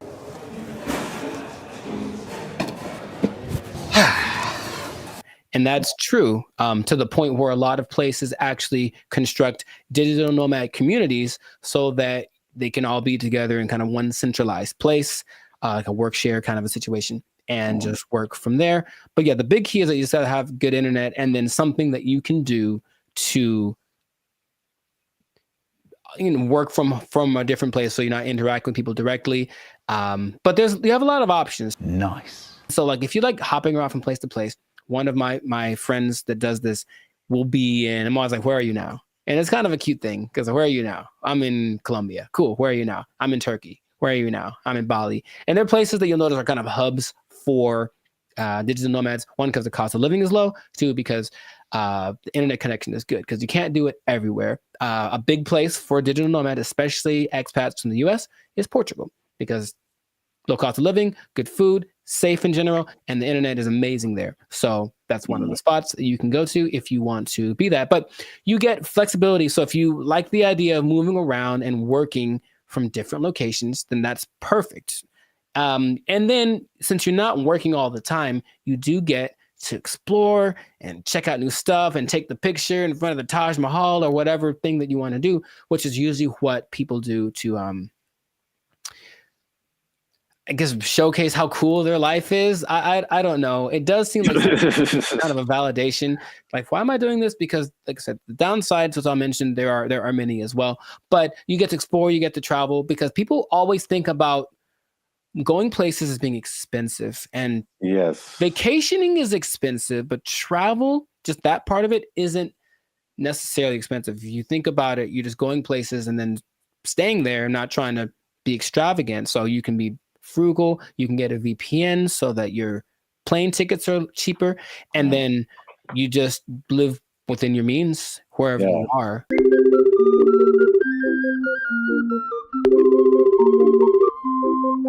That's one thing about me. Like, I'm not a big traveler, but I feel like I feel like that Dos Equis guy. It's like I don't always drink. What is it? Beer. Yeah, but when I do, so like I don't always travel, but when I do, somebody else is paying for it. Right. And that is just like that's like the only time I travel. Like I will go on a tour for work, to play music or whatever, go to another state, go to another country. As long as there's money, I'm getting there and there's money there. Right. Like, yeah, let's go. Yeah. But if I'm like just dumping out my life savings to like take a picture with an elephant and then come back, bruh. For some people, they think that's worth it. They think it's well worth it. No way. But I need to get paid, son. Listen, we finna get paid, girl. It did surge in popularity, of course, after the pandemic, as people were looking for things that they could do and they couldn't be around people. So, okay, this is perfect. But for some people, they really fell in love with it and they said, I'm going to keep doing this. So a lot of the more well-established digital nomads have been doing it since then, or maybe a little bit before then, so like 4 or 5 years. There rarely are people that have been doing it more than a decade because it does kind of wear on you just moving around and doing all that kind of stuff. But you do get choice over your work-life balance. And I think that idea, easier said than done for sure, but you don't have to clock in at office at 8 a.m. You could sleep in theoretically and then go hang out at the beach or snorkel or something. I think what people do overlook is the idea that you still have to work and you really should do it on a consistent basis. And if you don't do that, then I don't think your digital nomad life is going to last very long. But you have a lot of things that you can grow with as well, because people have great stories when they do it. And when people I've talked to, I was in Cambodia, blah, blah, blah, and a tiger almost ate me. The tiger bit the man in the head, and everybody's mad at the tiger.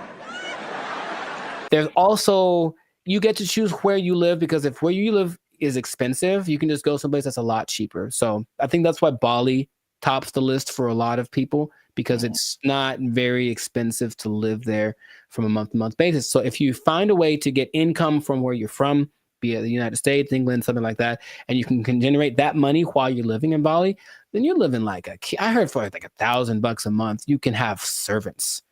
Wow. Literally. I'm gonna take a nap.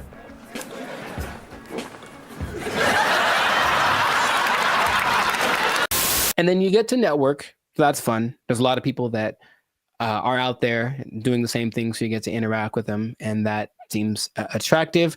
And then you don't really have to go to work. You think about that. Honestly, I don't know about you, but I think a lot of people hate going to work. They don't dislike work.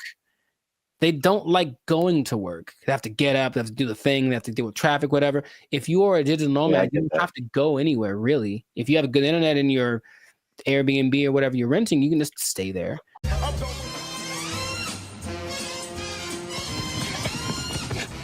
shitter, son of a ass!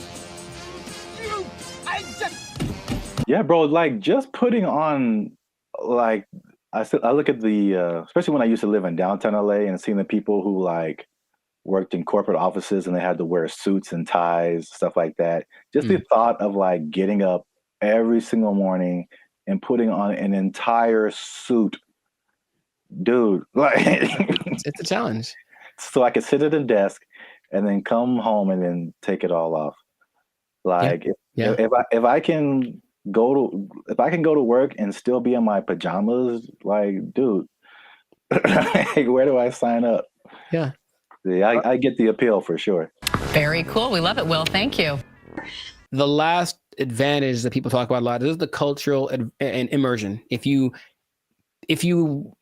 like a particular culture, then you can just go there if it works out for the technology and all that kind of stuff, and you can be immersed in Hong Kong. You can learn Chinese. You can do whatever. If you have other goals that related to that culture, then it's the perfect way to do it. You can still make money and be immersed in that culture. And that really does seem fun. In my personal experience, I've never done the digital nomad thing to an extreme, though I've thought about it because it seems like it might be fun to do here and there. But I have constructed my coaching, which I can do from anywhere. And I have been up in the mountains and I'm working on a session. I'm just at a coffee shop and I see what that's like.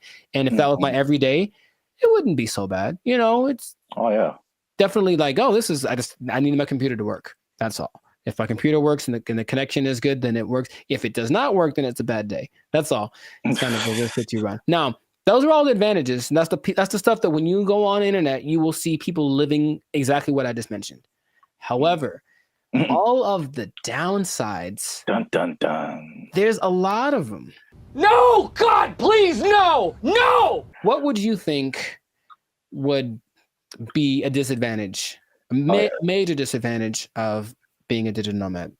The first thing that comes to mind is just, even though it's cool and you're like exploring and all that kind of stuff, especially if you have a core group in the States, like a certain group of friends, a certain group of family members, they're most likely not around anywhere close to you.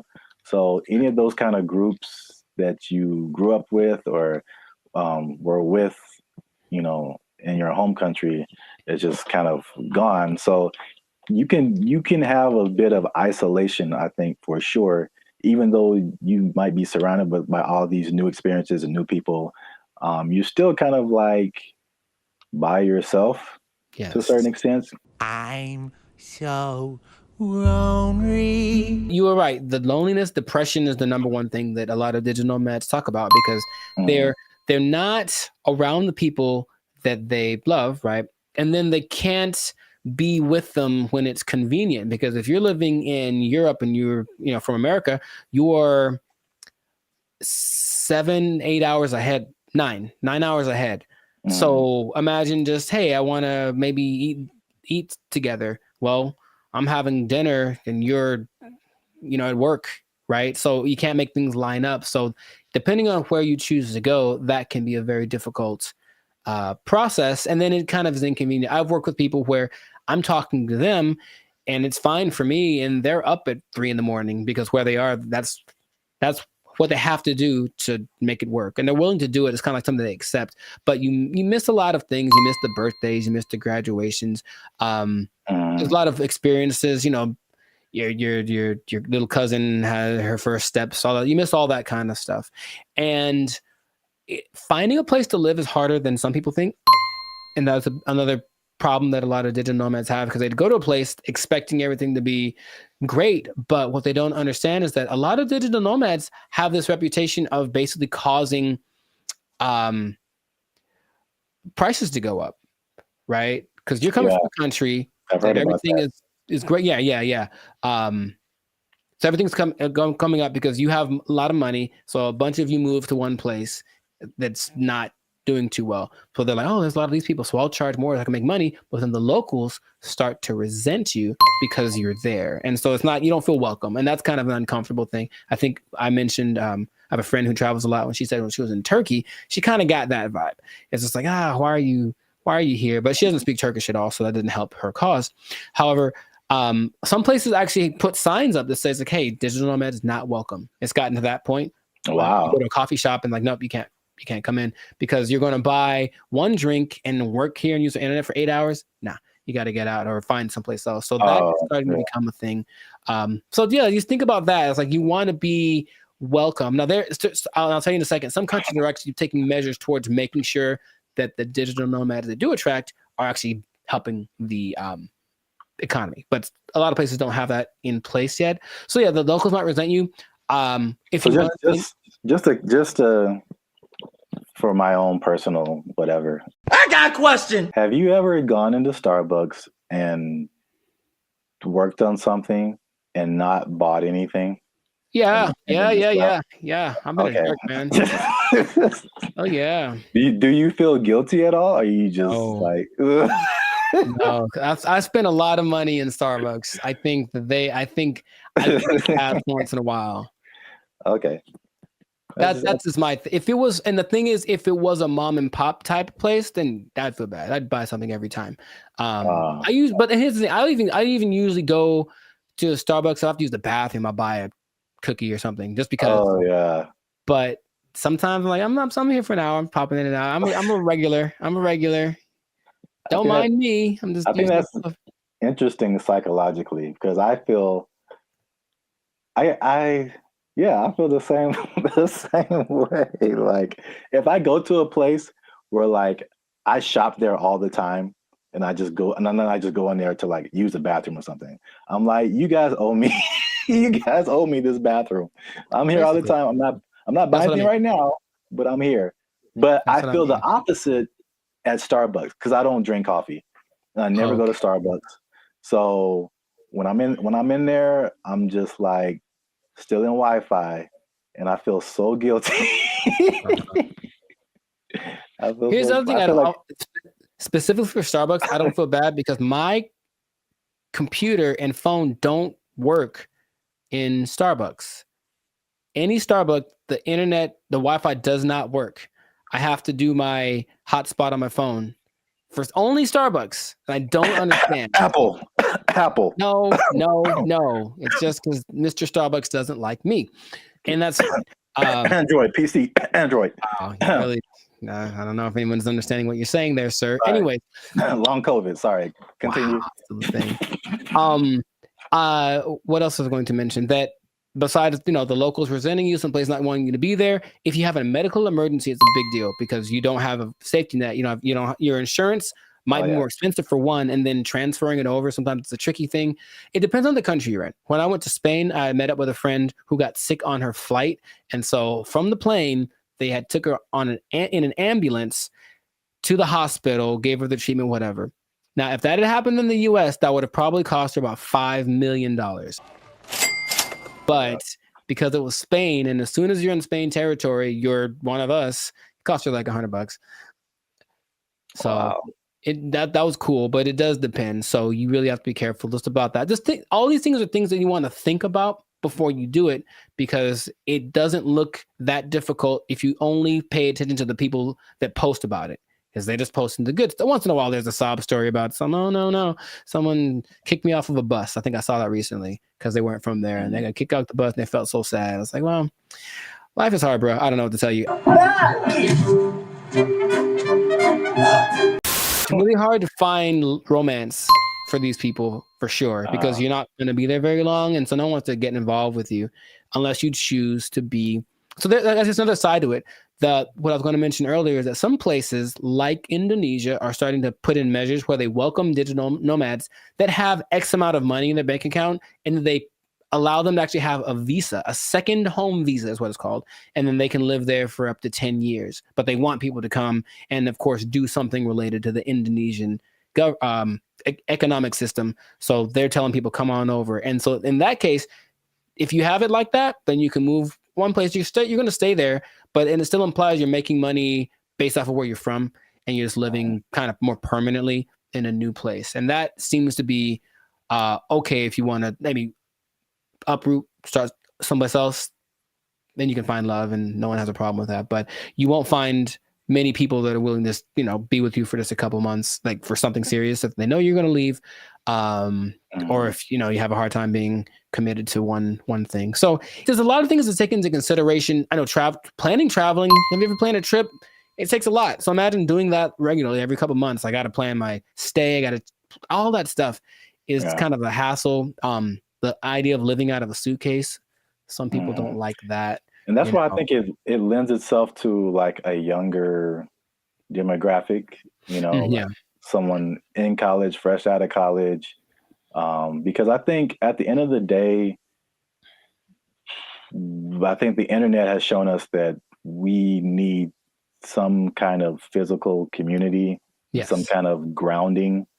And if you don't have that, you just kind of like, you just kind of out there, and there's some, like you said, there's some negative effects to just kind of being on your own. So right, that's interesting. And the interesting thing about that too, what you just mentioned, is that the idea of nomads in general were nomadic people, meaning they were tribes. So there were people that wandered around, but they were all together, and so that didn't feel so bad. We're all doing this, and now it's like I'm just by myself, me against the world.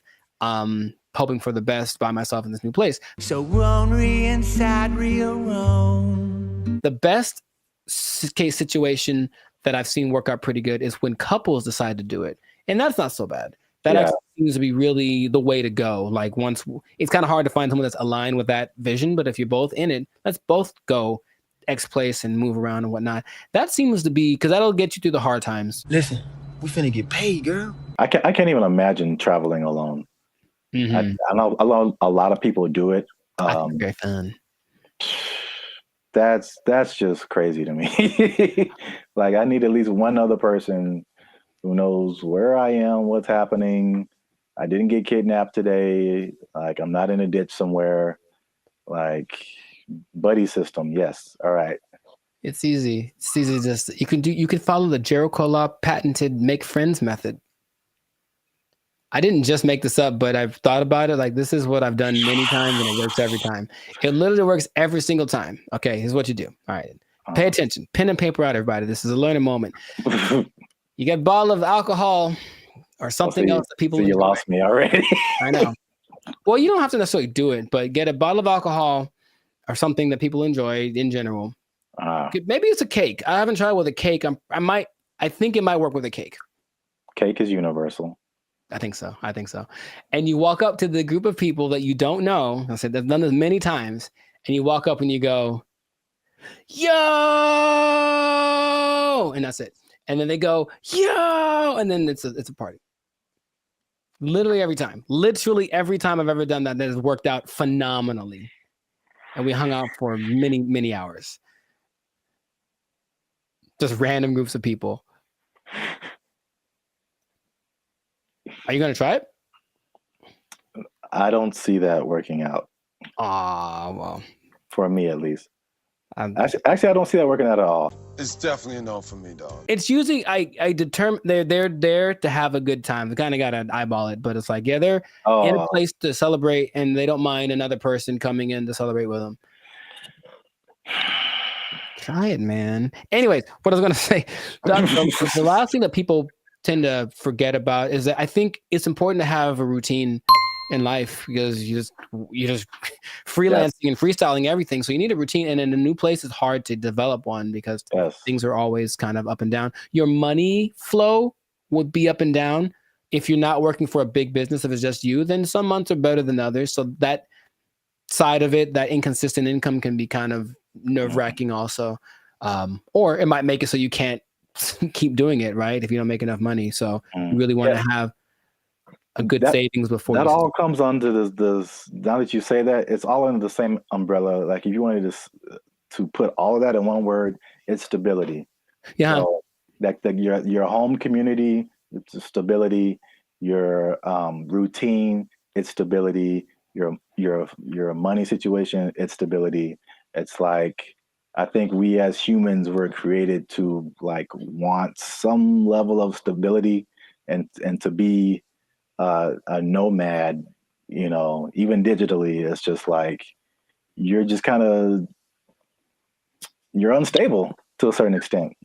Right. So you can't link into things that are stable, like other people, and have relationships and romantic relationships and all this kind of stuff. And yeah, I feel like that sums up everything that you're saying. It's just the downside is just a lack of stability in a laundry list of different areas. Yeah.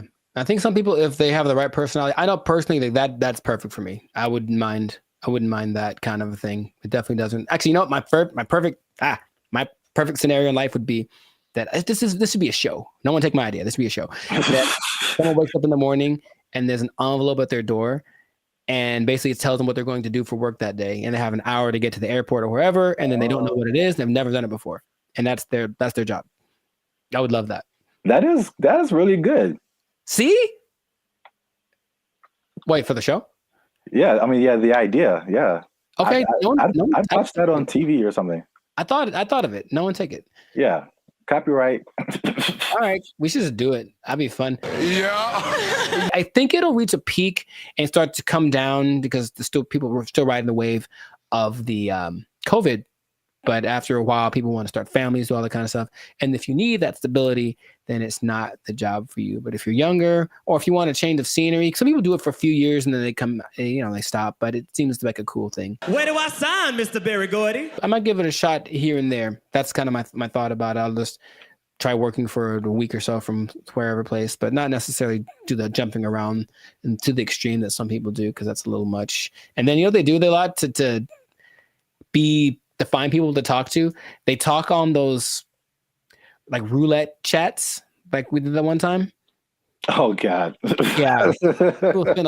Yeah, I know. Maybe we shouldn't do that again. Got him!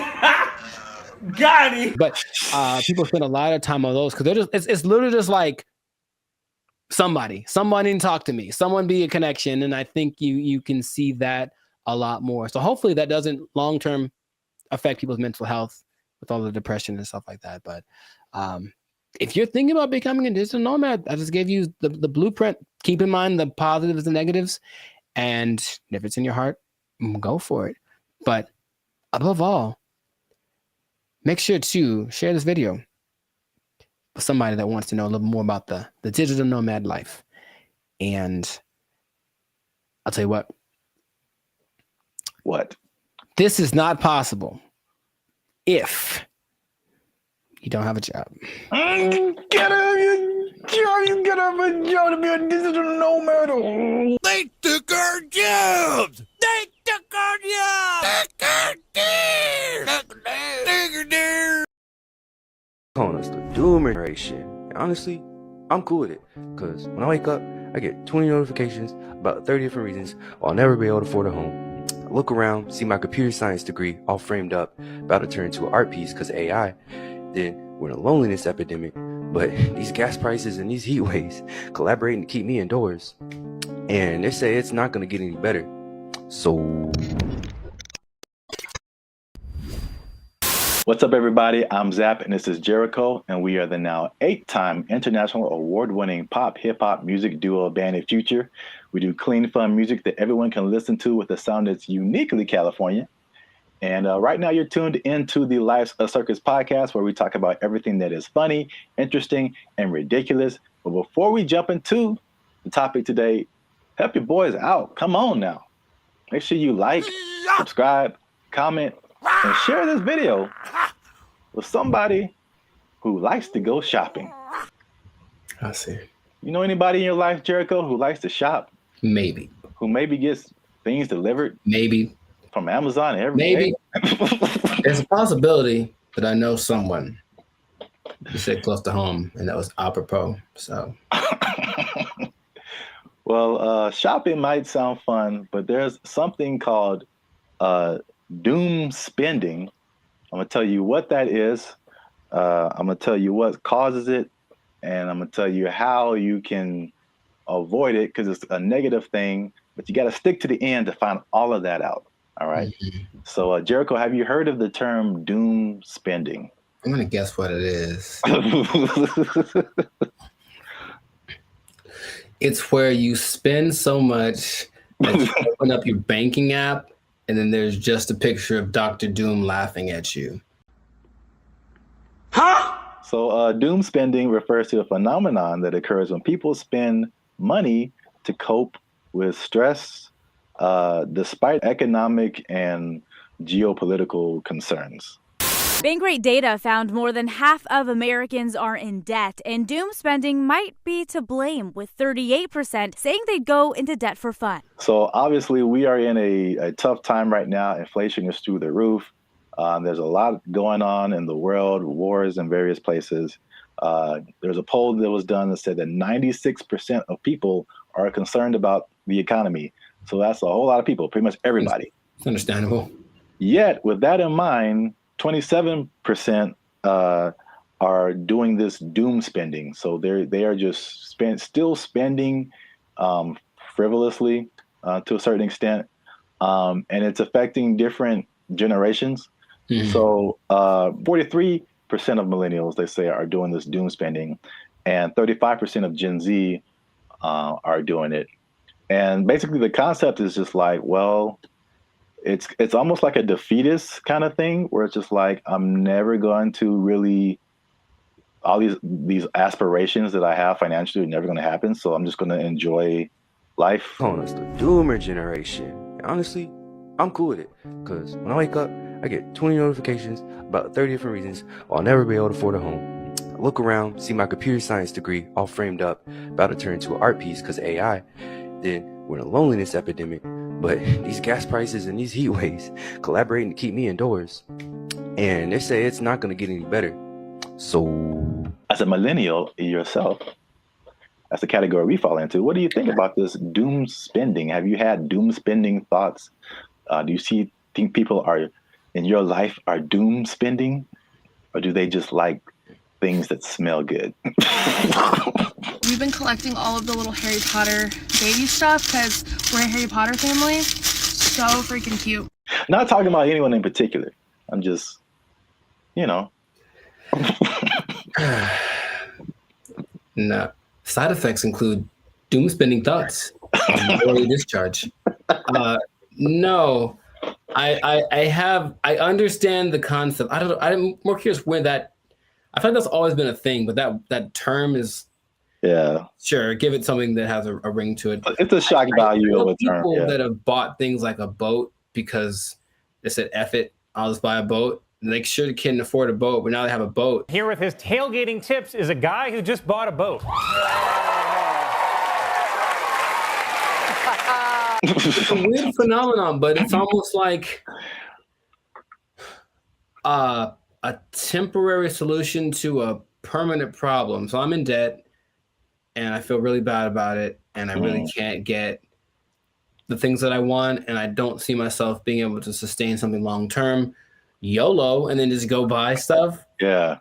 But even that phrase is I think that's kind of permeated, because that's the Gen Z millennial phrase, YOLO, you only live once. This is a Coca-Cola YOLO, not YOLO. No one has said that in like 8 years. A yo-yo. I get it, even though it doesn't make sense, because I'm sure I've been in spots where I'm like, well, I could just buy. I do remember telling somebody once, I may or may not have been drunk, but I told somebody once that I either want to eat like the best food or like the worst food. Like I didn't want anything in between. It was something weird like that. So I'm going to take my money, go buy a really nice meal, and then just eat peanut butter sandwiches for the next month, and then get the next check, and then YOLO. Ed, can you play YOLO to Jessica? YOLO, Jessica. I think some people do because you get the story, you get the high, you get the dopamine, and you get the taste, of course, of the great thing that you can look forward to. It's like a little treat, like to like reward myself for like either like some like hard schoolwork or just sometimes it just serves as a distraction from like what's going on like around me. Whereas the more practical way to approach finances in general isn't glamorous. You're not really doing anything too extreme, right? You're just kind of all level here. And that's not fun. And no one likes that. So they'd rather do the other thing. So it doesn't make any sense if you think about it, but I've been there and I understand why people do it. Just want to spend money. I just really want to spend so much money. Well, here's some other causes. There's some that I saw online and some that I just kind of made up. I mean, not made up, but just from my observations, I think this is what causes it. Mm-hmm. So it's 5 different things that I found. One that I think is a part of it is just, at least just speaking as millennials, and I know other generations have gone through different things, but I feel like millennials in particular, because it was just interesting to me to see how their numbers, the millennial numbers are higher than the Gen Z numbers. And maybe it's just, that's because we just have more money to spend. But I think it also might be related just to the life events and life experiences we've had. Mm-hmm. And so I think one of the first times I was like really conscious about money and the future and like life was 9/11, which is something that Gen Z isn't really familiar with. And I remember like stuff like being able to just walk on a plane and you can just carry whatever and sure dress however, like, and then all of a sudden things changing and then gas prices going crazy and the housing crash like 2008, 2009. And I'm sure more has happened in between then, but you also have like COVID and then, you know, the inflation. Mm-hmm. So there's that. Hi, I'm 28 years old, married with kids, and we're moving in with my parents. And thank you so much to Inflation for sponsoring today's video. Another thing that I think contributes to this is the good old student loans, man. So I thank God like every day that he made me kind of smart, because I got an academic scholarship and that helped out tremendously. Because when I see people talk about student loans, it's like their whole body changes. Yeah. And they just like you can see the desperation in their eyes. It's like this is never going to end. Do you have student loan debt? Yes. Can I ask you how much student loan debt you have? Oh, 20K, I think. A third thing I think is the job instability coupled with rising prices. Oh, so, yeah. Mm-hmm. So, I mean, obviously inflation has just gone bananas, but again, it's just like back in the day, you know, the path that they laid out for you, millennials. I don't know if they do the same with Gen Z. I don't know, but everything you see is just like, go to school, get a job, work there for 40, 50 years, retire. Like, yeah. It just doesn't quite work like that anymore. Yeah, and then we were just like, yo, either no one was hiring me or like budget cuts, we gotta let you go, or like it's just always, and then you're going from job to job to job, and it's like, where's the loyalty, the stability? And then as you're losing jobs and losing money, your landlord's like, hey, rent is twice as much now. And you're like, what? $10.46 for this little bit of piece of chicken? Did you not see that? No. $10.46 for a handful of chicken bites. That's stupid. Next one is like the social media era. And you gotta live it up. You gotta look like you're good. The whole FOMO, fear of missing out. Like Becky's on a private jet. I want to be on a private jet. I don't want to wait until I'm 75 to do it. I got the money now. Screw retirement. Right. That's exactly what happens a lot of times. Yeah. Yeah. So is that, and then the last one is just financial literacy in general, and just like a long-term perspectives. Just more people just living in the moment, and or they just don't know. They still don't know how to handle money, which is just. This is why I want to say this for last, because I was just gonna get on my soapbox. Like, this is literally the easiest time ever in the history of mankind to like learn something, and or make money. Like, it's all out there. It's all out there on the internet, and a lot of it is free. A lot of stuff that I've learned more stuff for free on the internet than I did paying for it in college. Right. So that says a lot. Learn stuff, and then what you know will get you a job. That's straightforward. Yeah. So doom spending, man. I mean, it's a thing. Yes. So the question is, have I ever done that for chicken? I feel like probably. Meaning, if the chicken was like $7.99, I had $9, but I had something else to pay for. That was also $7.99. I'm not sure what. Yeah, I probably picked the chicken. I probably picked the chicken and live with the consequences with the happiness in my heart. Ooh, it's right. Oh my gosh. Y'all gotta chill. Y'all crazy back there. They know what they did. Not to condemn anybody. I feel like I've definitely done it. There's definitely things where we're like, I can't afford this, but I'm going to buy it anyway. I think that's kind of like the phrase that comes to mind when I think of like doom spending. Especially if you can pay it off later. You know, I've heard people that have $300,000, $400,000 worth of credit card debt. I don't know how you keep getting approved, but that's wild to me. Yeah. And then it feels painful. Like, it's that idea. And for them, it's like, well, I don't have to pay yet. So I have $30,000 in credit card debt. When they call, I tell them I can't pay it back yet. All right. So real quick, before we end it, 5 things you can do to stop or cut back on your doom spending. 1, use a budget, right? So just say, hey, I'm gonna spend this much, and that's gonna be it because I only got this much coming in, and then boom, there you go. Nice. Number 2, addressing the underlying emotions. Some people just shop just because, like, they broke up with their boyfriend or had a bad day at work, and that just makes them feel better. And then, but there's other things that you can do that aren't as harmful to your finances. Whenever I am shopping and I'm bringing home new things, I just feel good about it. No! Number 3, develop more healthier coping mechanisms. Okay. And then number 4, another thing that's just a cool thing of just the time that we live in is that you can automate certain positive behaviors. So you can automate your checking account or whatever so that it takes a certain amount out of every check and puts it into a savings, so that you don't have to physically do that and just kind of feel that anxiousness, I guess, about doing something like that. What?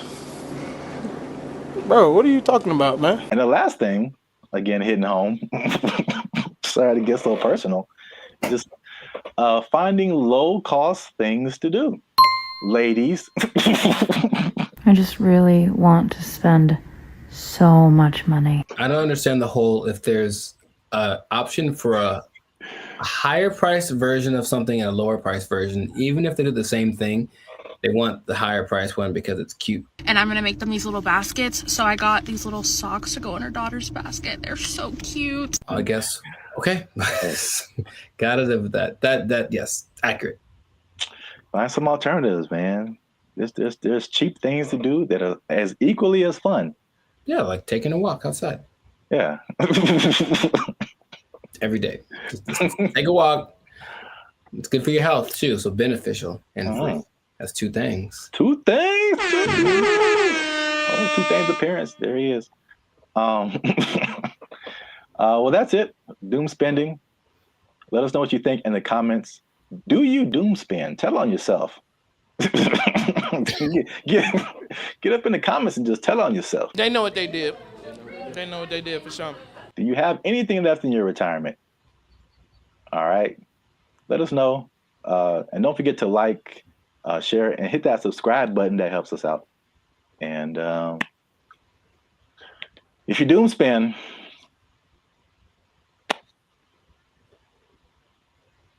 I don't know. I don't know. I think you're doomed. That's what I would say. There you go. Bye. They took our jobs. They took our jobs.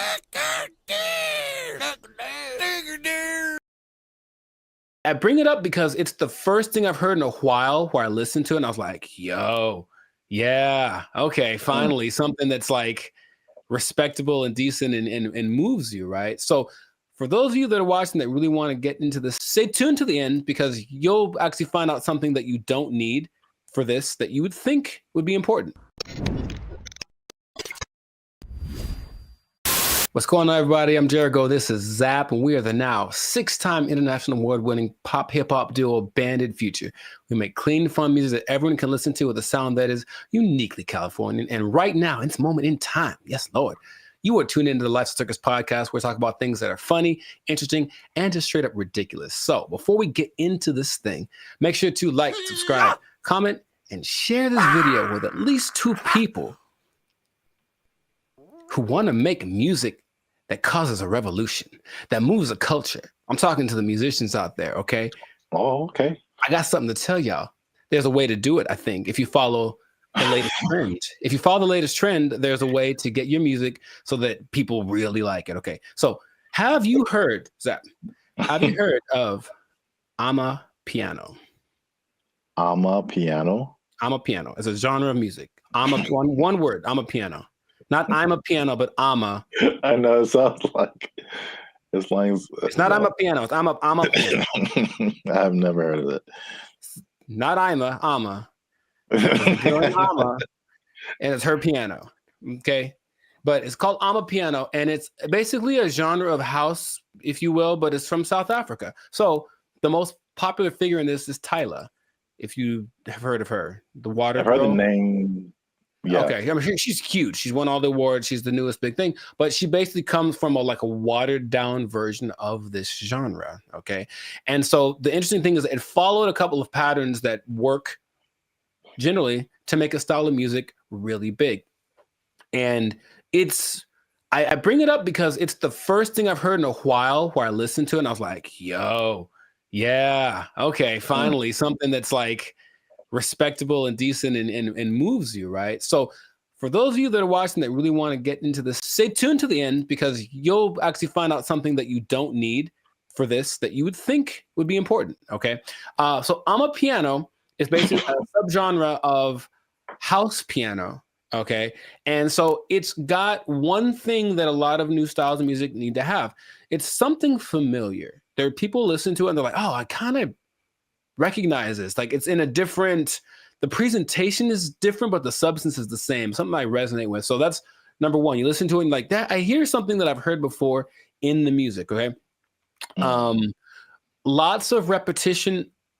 So you just kind of hear the same thing over and over again. And it's so infectious. Fun to dance to. You haven't seen any of like the TikTok. It's a huge TikTok thing, right? That's the thing that's made it go from, it started in 2012, but probably like 3 years ago is when it really started to burst on the national scene or the global scene, thanks to TikTok. But you've never seen any, it basically all of the moves. So there's Afrobeat, right?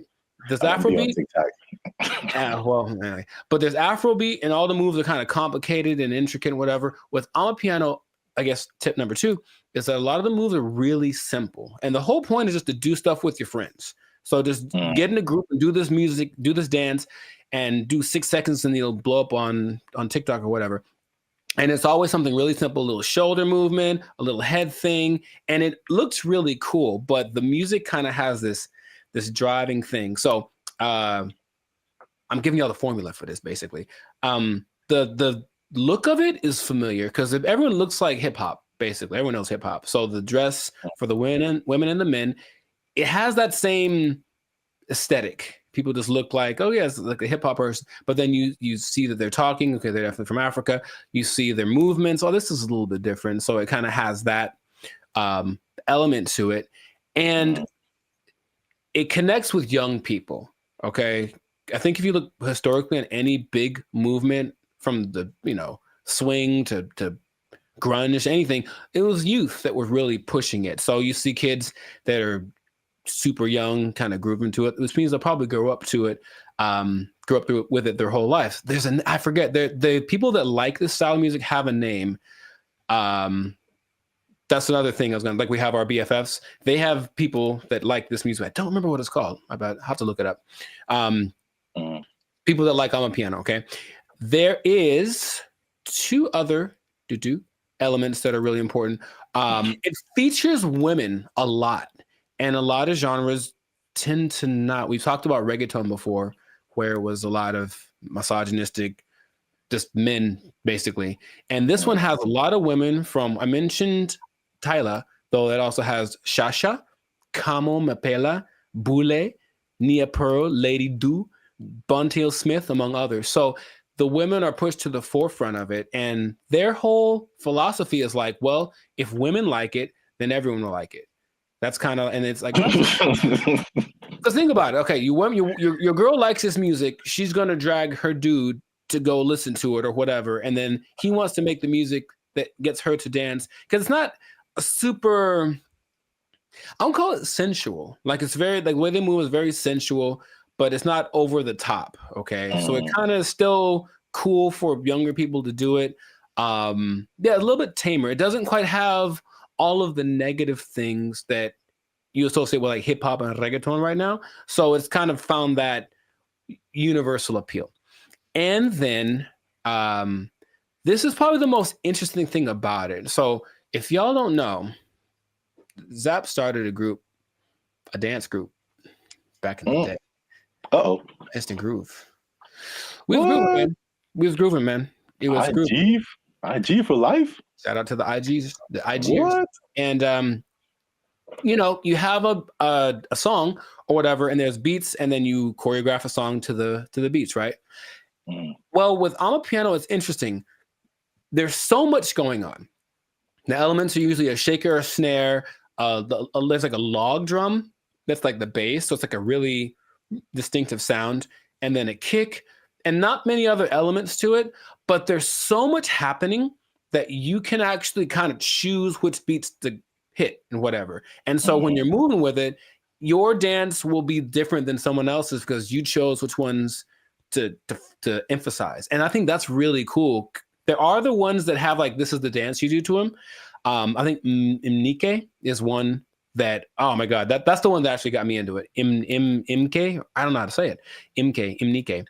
And it's so good. It's so good. So you watch people dancing, it's like, oh, he danced to it, but he emphasized that beat. And then there's a lot of off beats, very syncopated. It's all very exciting. Before I get into what the thing that's not in it that you'd be surprised about, has there been any music that you've heard recently that made you go, okay? Because I think to me, music's been kind of like, I don't know, for a while. But anything that you've heard that was like, okay, oh, that's pretty dope.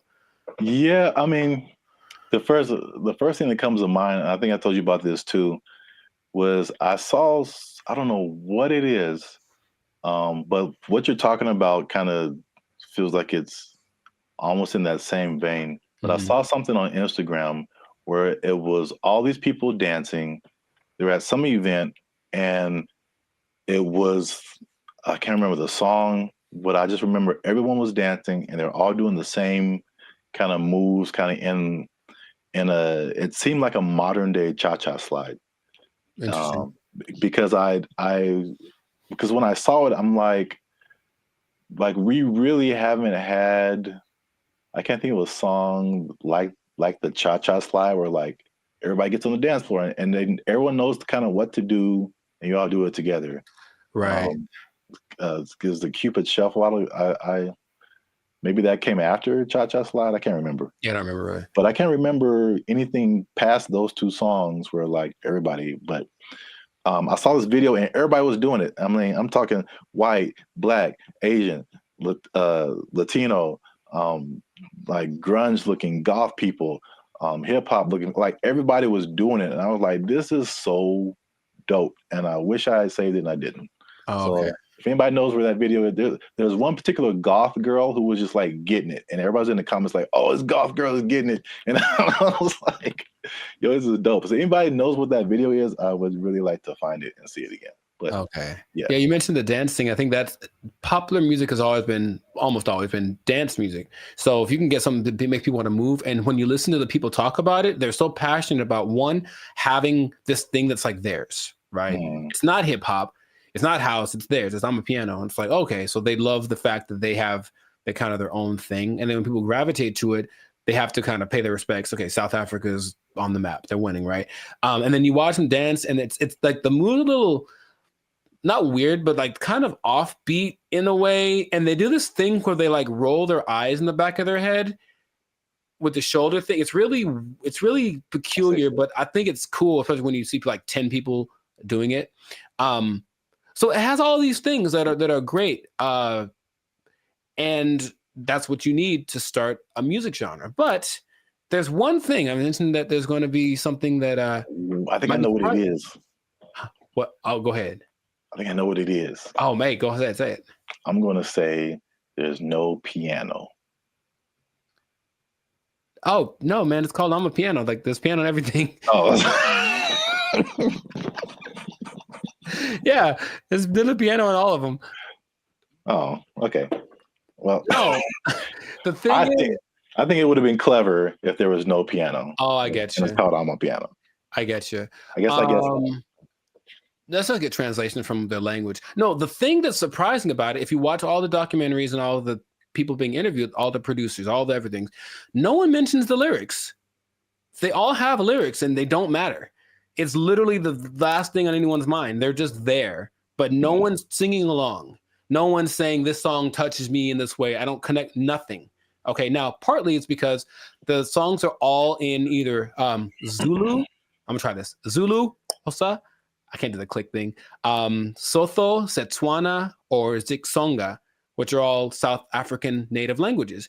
But the thing that strikes me interesting is that, yeah, they're all singing and no one knows the words and nobody seems to care. So there are really big singers in this style, but the words don't matter. It's just the feeling of it. And that's what I found very unique to this. So if you listen to watch, no one knows what they're saying. You know, so I guess this goes to show you that that's not something that people necessarily require anymore. Just as long as it feels good, as long as it's fun to do. Oh yeah, I mean, you think about like U.S. artists who are just like huge worldwide. I'm sure like people don't speak English and they have no idea, but they're just bumping like Earth, Wind, and Fire and like. Well, the thing is, not even the choruses. You think at least on the chorus, okay, everyone's singing nothing. Yeah, it's really weird. Yeah, I mean, I know that this is different, but I'm just saying like the ability of music to kind of to have that a tendency to. Oh sure, yeah. To where the words you don't have to quite know the words. I mean, I don't know the words to this at all, right? But I'm still digging it because I guess that's what they're transmitting. But even the people from there aren't singing the words or talking about nobody mentioned the lyrics one time. So, and the thing is, the songs don't sound all the same, even though they kind of have the same elements. They have different.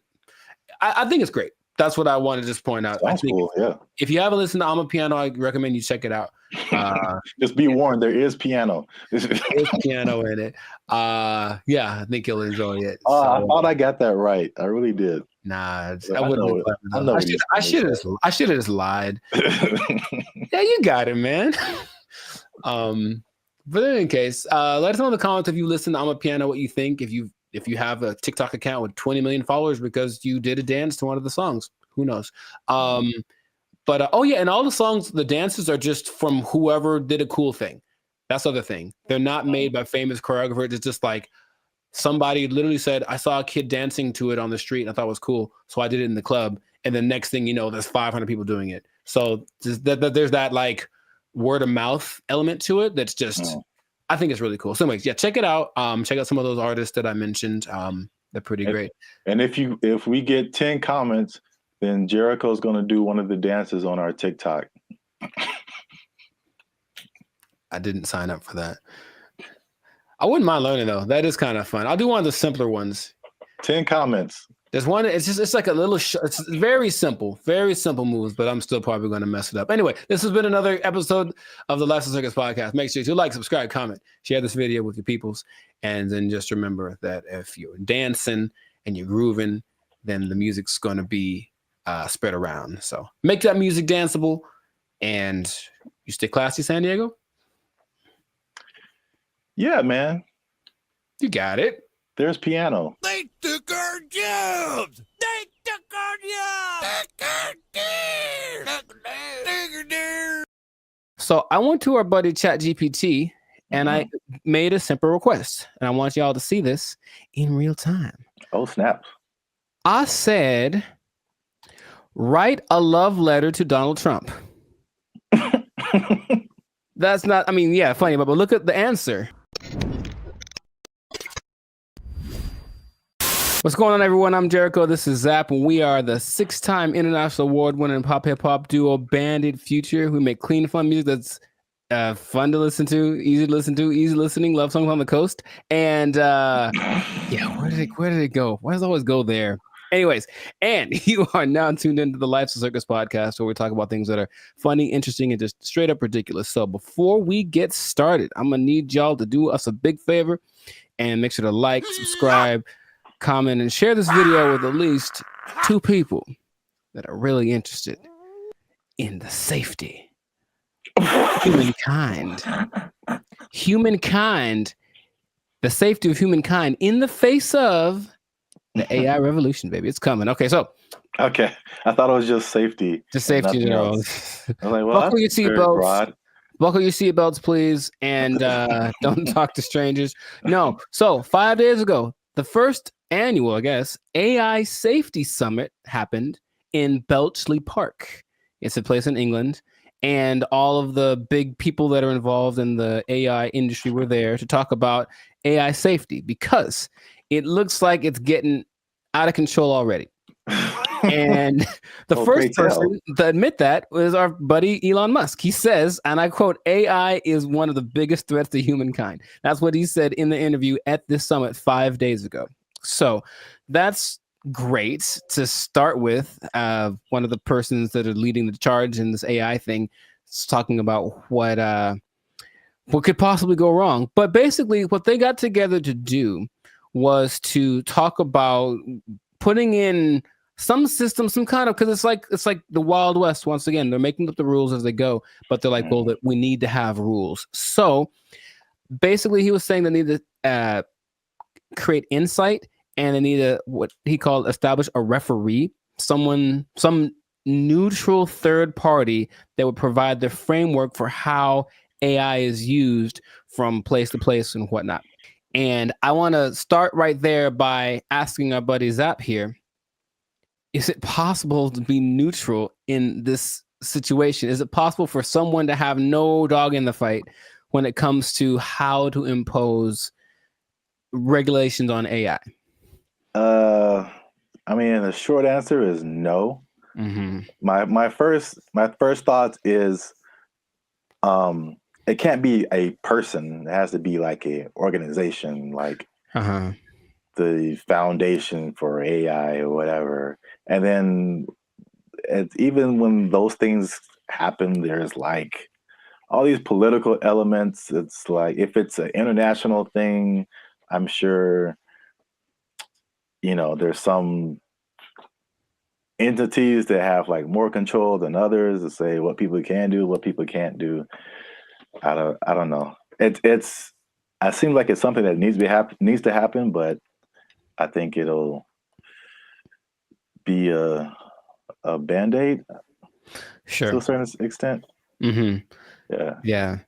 Mr. Elon Musk, I heard about this because he was talking on the Joe Rogan podcast, and I was curious what he was talking about, and then he mentioned this, and I said, oh, okay. Well, he is such an interesting man, and when Joe Rogan asked him, what do you hope to accomplish with this summit, this safety summit, his honest answer was, I don't know. And I was like, okay. And that's maybe after thinking about it for a long time, he said, I don't know. And it's like, okay, so. Well, I will say this, he is right, because there's a discussion that needs to happen. And like, I think this is a recurring thing where like what's happening in the world is faster than the government or our governments. I don't know how other governments work in other countries, but this government is insanely slow. It's like 10 years after things have fallen apart, they like make a law to like fix it. And it's just, there's so many hoops you have to jump through, red tape and all this kind of stuff. Even like cryptocurrency, like they still don't have a complete handle on like how to do that, how to regulate it, what to regulate. And even the stuff that they do is not super informed a lot of times. So it's just, it can be like all over the place if you wait for the government to step in. But I think at least at the very least, he's going in the right direction because things are happening insanely fast. Like things are changing overnight and stuff is happening. The same people are using the AI for good things. There's a lot of people that are using AI for bad things. Right. That goes with any new technology, right? And he was saying that it needs to happen. Someone needs to be a gatekeeper, if you will. But I keep coming back to this neutral thing, this neutral third party thing, because I think everyone has an agenda, no matter what, because that's just the way that humans work. So among the 28, it wasn't countries represented, but it's like 28 entities that are involved with AI.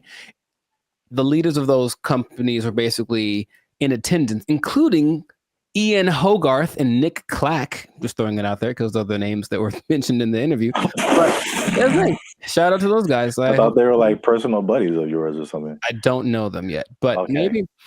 But so everyone has a motive and everyone has an agenda, and so when these AI programs are being created, whoever is behind the scenes is making it do what it wants. And someone brought something up to me. I did not know this was true, but this is just a small example of how anybody can bias an AI program. So I went to our buddy ChatGPT and I made a simple request, and I want y'all to see this in real time. Oh, snaps. I said, write a love letter to Donald Trump.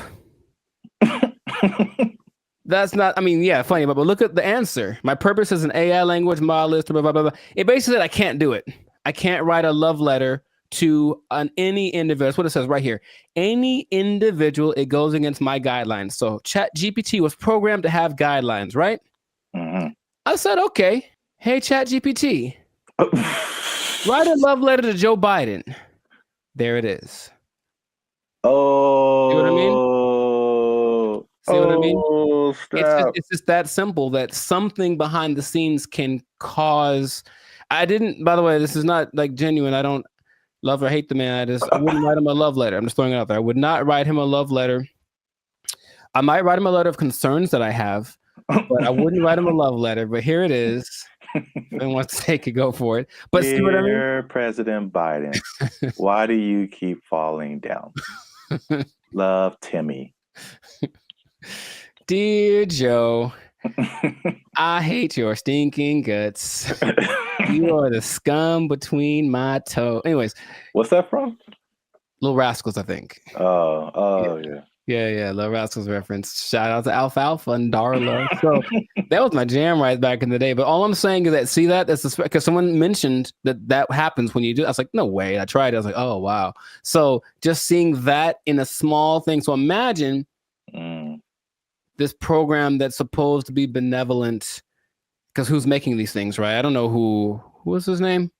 Ian Hogarth. I don't know who he is, right? I don't know. So imagine it's supposed to be an AI program designed to assist with getting people healthcare or something like that. And yet there's an agenda that says, hey, if they're from this place, don't let them have it. Like something like that, it can be programmed into it, and there's really no way to prove it unless you really know how to handle this AI stuff. So all I'm saying is that, yeah, the trouble with finding this neutral third party that Elon spoke about is that I don't think it's really possible. Everyone's got something behind them. And if they're not malicious in their intentions, maybe someone behind them is. You know, it's always that kind of thing. It's like, well, it's not me. It's like, whose fault is it, or where does it start? So that's all. It's definitely something that I think needs to be is necessary because AI is. He said something else that it's the first time in history that there's something smarter than humans. Because that's been our thing, right? We're not the fastest, we're not the strongest as far as all that. We're the slowest and the weakest in a lot of ways, right? But we got smarts, we can make crafts and buildings and vehicles and all that kind of stuff. And now we've made a thing that is going to be smarter than the smartest one of us. So it's like, what's going to happen down the road? And it's like, it doesn't look great because it really feels like they're all in this, like, I don't know what we're doing. Perfect. That's the feeling that I get from it. And so that's how the movie starts. It always does. And there's lots of movies in there. So the question is, like, what would be fair rules? He made a comparison to like a sports team. It's like we're starting a game and these are all the teams that are playing. So all the teams should have a say in what the rules are. But of course, if you're talking about like the Nuggets making the rules, and then, I don't know, the Lakers making the rules, they might have different ideas of what's fair, right? Yeah. You know, so it's just going to be interesting to see how that goes. But at least someone's trying it. I believe the Prime Minister of England set it up, and that's what's going down. So fingers crossed, because like you said, it's happening really fast. Yeah. And they need to figure something out quick because this is a good segue into another episode because there is a scam going on right now that people need to be aware of. It's happening right now, and it was a big news story on CNN. Okay, you have to tune in to another episode of the podcast to check that out. But anyway, this has been a fantastic episode of the Life of Circus podcast. If I do say so myself, a Life of Circus podcast. Jericho, this is Zap. So make sure to like, subscribe, comment, share this video with some people interested on the fate of humanity. And hopefully they won't come and do the thing where they take our stuff. Take your job. They're gonna take your job. Take it out. They took our jobs. They took our jobs. That was their whole identity. Yeah, you're right. And we trusted them. Not anymore. Not anymore. To be competitive, they have taken that away. So now, they're just like all the rest of them dogs, them backstabbers, and malcreants. I don't think that's a word even. Malcreants? I'm just mad about it. That's a word? I don't think it is. Malcreants?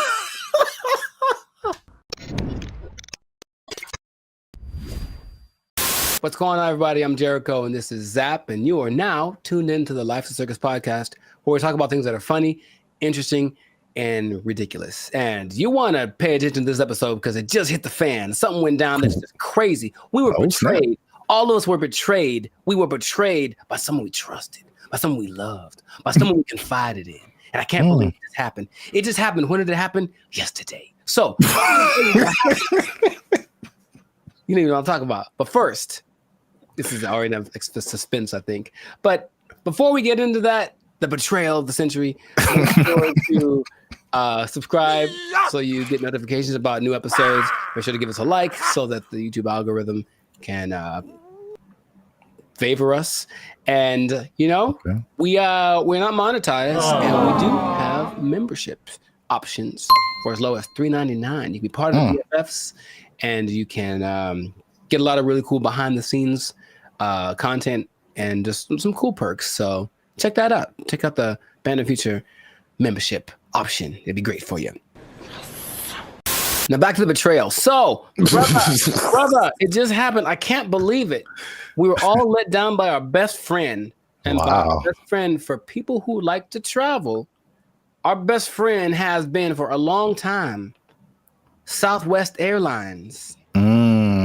Because Southwest Airlines refused to follow the mask. Why did you refused to denigrate itself when others decided to stab us in the back. Southwest Airlines. Southwest Airlines was our ally in times of need. If I needed to get to San Diego, it said, no problem, $29. Put it on the counter, cash, and you will get there. And guess what? We ain't gonna charge you for that bag you got neither. That's what they said. That's That's shameful. what they said. Until yesterday. Oh, That what happened? betrayed us, and now you have to pay for checking bags on Southwest Airlines. I can't believe this day. I can't believe outraged. I just read about this. I just read about this. Boycott, riots in the streets, protests, signs, wonders. Signs and wonders. I'm mad about this, bro. I can't believe it. They were my best friend. I was so ready for it. Signs and wonders. Look, their motto was bags fly free. That was their whole identity. Yeah, you're right. And we trusted them. Not anymore. Not anymore. To be competitive, they have taken that away. So now, they're just like all the rest of them dogs, some backstabbers, and malcreants. I don't think that's a word even. Malcreants? I'm just mad about it. That's a word? I don't think it is. I'm so mad about this. It's like your grandma saying that I'm charging you rent if you want to hug me or something. Like, I can't believe it. Like, it's just such betrayal. Judas. Who betrayed Caesar? That guy. Brutus. Brutus.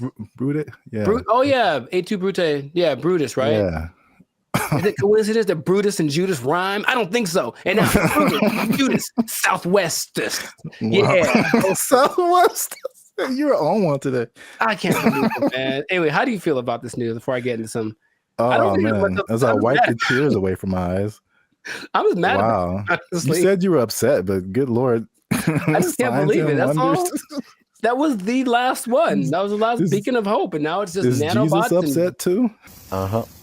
Yeah, I heard about that.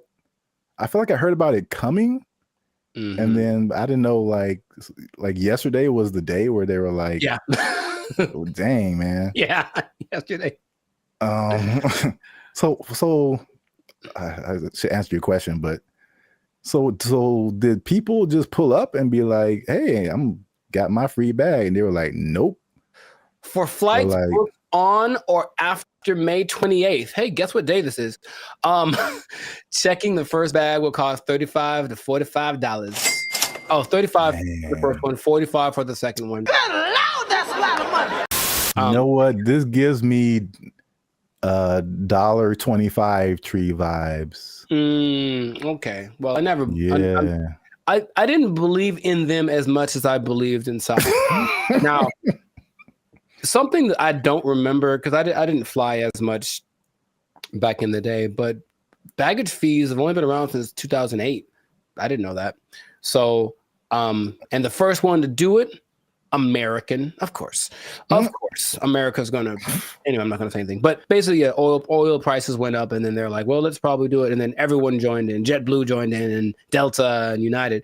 But Southwest was true to the cause of the people, and now they say it's just basically to be. I think there's a statement. It's just the generic because we're not making enough money. I think that's pretty much the statement. This helps us remain competitive. And it's like, I thought they were making it sounds more like my accountant made me do it or something nonsense.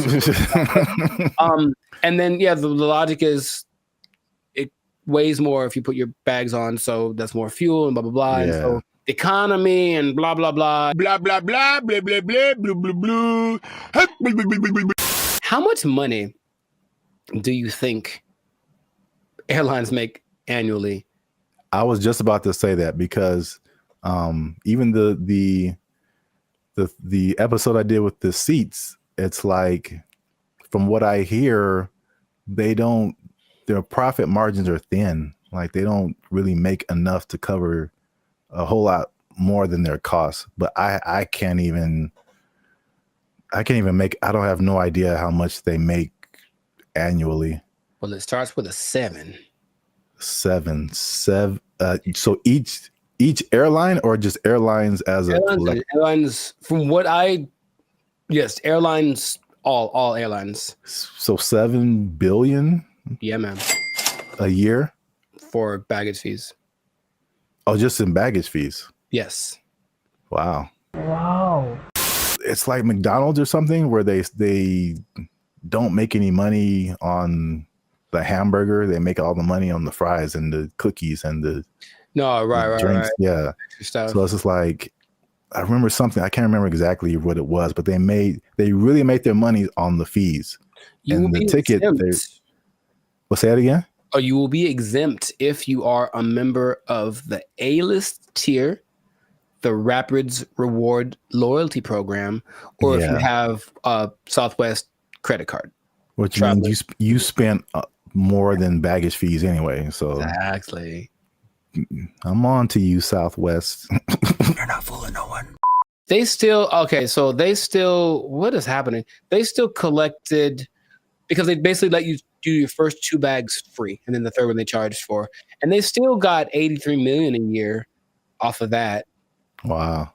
And the thing is, the prices go up because they're kind of like, okay, the more baggage that you put on, the more it costs us, so the more we're going to charge you. So they would charge for that third bag $150.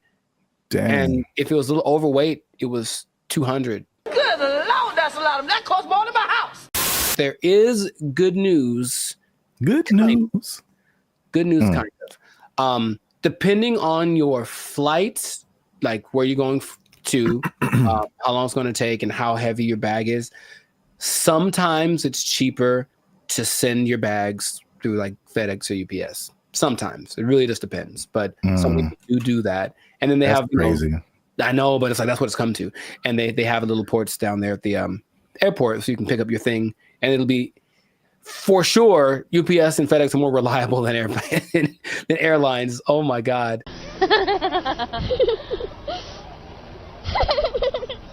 I don't know, man. Sign of the times, that could be the excuse, but whack. I'm just gonna leave it at that. Let us know in the comments, man. How you feel about this betrayal that's happened to us all? And what can we do about it? Can we revolt? Can we just I don't know what we could do. But it's a little bit frustrating. But Southwest, just write to your congressman. I don't know. Is that what congressmen do? They don't want this anymore. Heck no, we won't go, or whatever. Make little flyers and storm around the Southwest. They still had snacks, I think, on Southwest too that were free. I think they still have that, which I appreciate. For now. Well, oh man. Anyways, this has been a great episode. Share it with some people that are feeling the pain that I'm feeling. I'm gonna have a drink to the memory of free baggage. They took our jobs. They took our jobs. I was against her, and now I'm kind of with her now too.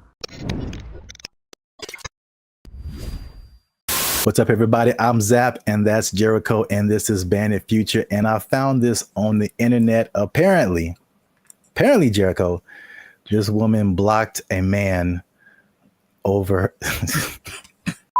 This woman blocked this man because he took her on a dinner date at the aquarium. Huh? Before we jump into it, make sure you hit that like button for the almighty YouTube algorithm. Hit that subscribe button because that helps our channel grow. All right. Hey, Tashia Sade, first of all. Okay. That was the first mistake. She said, I met this dude on a dating app 2 months ago. We finally went on our first date, and he chose to take me out to eat dinner at the aquarium.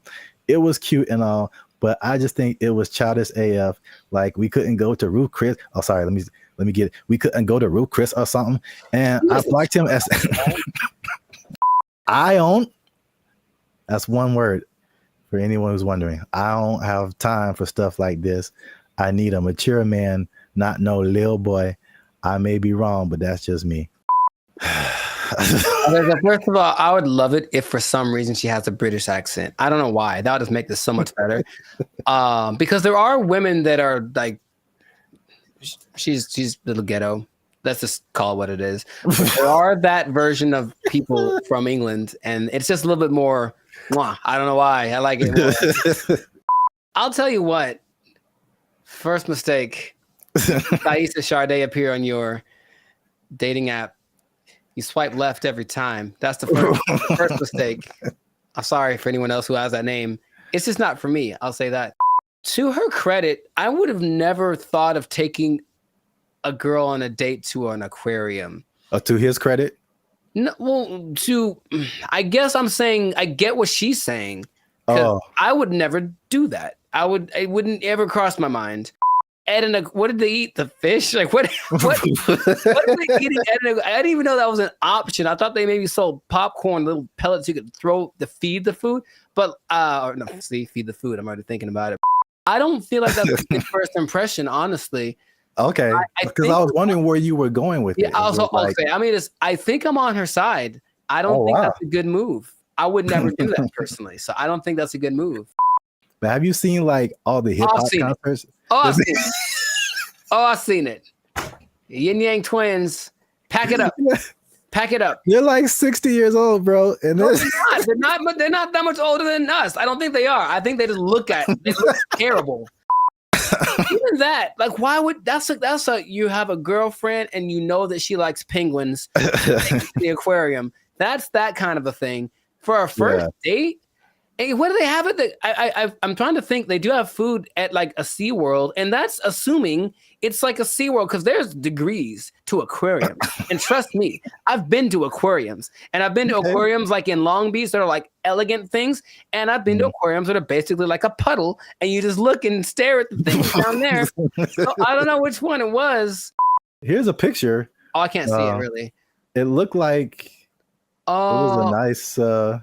Yeah, that's the weirdest. Oh, hold on. That's the weirdest thing I've ever seen, bro. Nah, man, that's weird. What is that? Is that a lobster? That is lobster on that. Isn't that what is shrimp? Lobster hole. Whatever he's looking at looks like seafood. That is so messed up. I'm gonna take it all back. Shame on the aquarium. Shame on them for having their things that supposed aren't aquariums for like preservation of wildlife, marine life? They're serving them up. That's Shamu right there. That's Shamu's cousin right there on the plate. I can't stand for it. So I think she's right. I'm surprised I'm on the side of Taisha, whatever, man. I want to like go protest. Aquariums shouldn't have all $7.99 shrimp dinners. That's just too much. Eating people's families in front of them. Yes, that is kind of messed up. But I mean, don't fish forget everything in 3 seconds or something like that? I'll let you know something about me. I don't know any fish, so I don't know how to operate. I'm not sure. I've never talked to a fish and then walked up and 5 minutes later and he's like, "Who the hell are you?" I've never had that experience. See, this is why you're here, because I didn't think of any of that. I thought I was just like, I wasn't thinking about like eating fish in front of fish. That is weird. Now that you say that, that is weird. And then the levels of aquariums. Like I was just thinking from a date, I was kind of against her, just from a date perspective. Because I mean, we've done a couple of videos too, and we've seen all this stuff on the internet about women who like it was like a cheesecake factory thing, like a while back. That's sacrilege. You can't talk bad. We were like, no, all the men were like, hold up, well, wait, that's a really good first date. I was see what the people in the comments said because they were different. One of the reasons men disappear from dating. Hey, that's me. Click that link, people. Hey, they said you're gonna stay single for the rest of your life. Okay, cold-blooded. That's why you a single mom. Extra cold-blooded, potentially correct. The fellas are like, they look past the aquarium part. I think that's a big miss. Nah, man, we can do better than that. Bag. We can do better. No. Here's the thing. Go back. I mean, yeah. I feel like you should go all out. No, you should not. So there we go. There's the line. No, you don't go all out on the first day. I don't know you, bruh. I met you. We're going to a delicious place like the Cheesecake Factory. It's exquisite. You'll enjoy it. I'm going to pay $45 for two of us. It's going to be fantastic. I'm not going all out, but I'm not going. So so where's the difference between all out and aquarium? There's a middle ground. There's a middle ground we got to find, gentlemen. I think that's what we can do. I believe we can all out in aquarium. Yeah, there's a middle ground. Oh man, there's a middle ground. You like threw a monkey wrench in this because I was just like, is it an expensive place or is it cheap? And then you're like, it's an aquarium, and I'm like, it is an aquarium. That's weird. And the thing is, I think aquariums can be expensive too. But Wow. Wow, nice.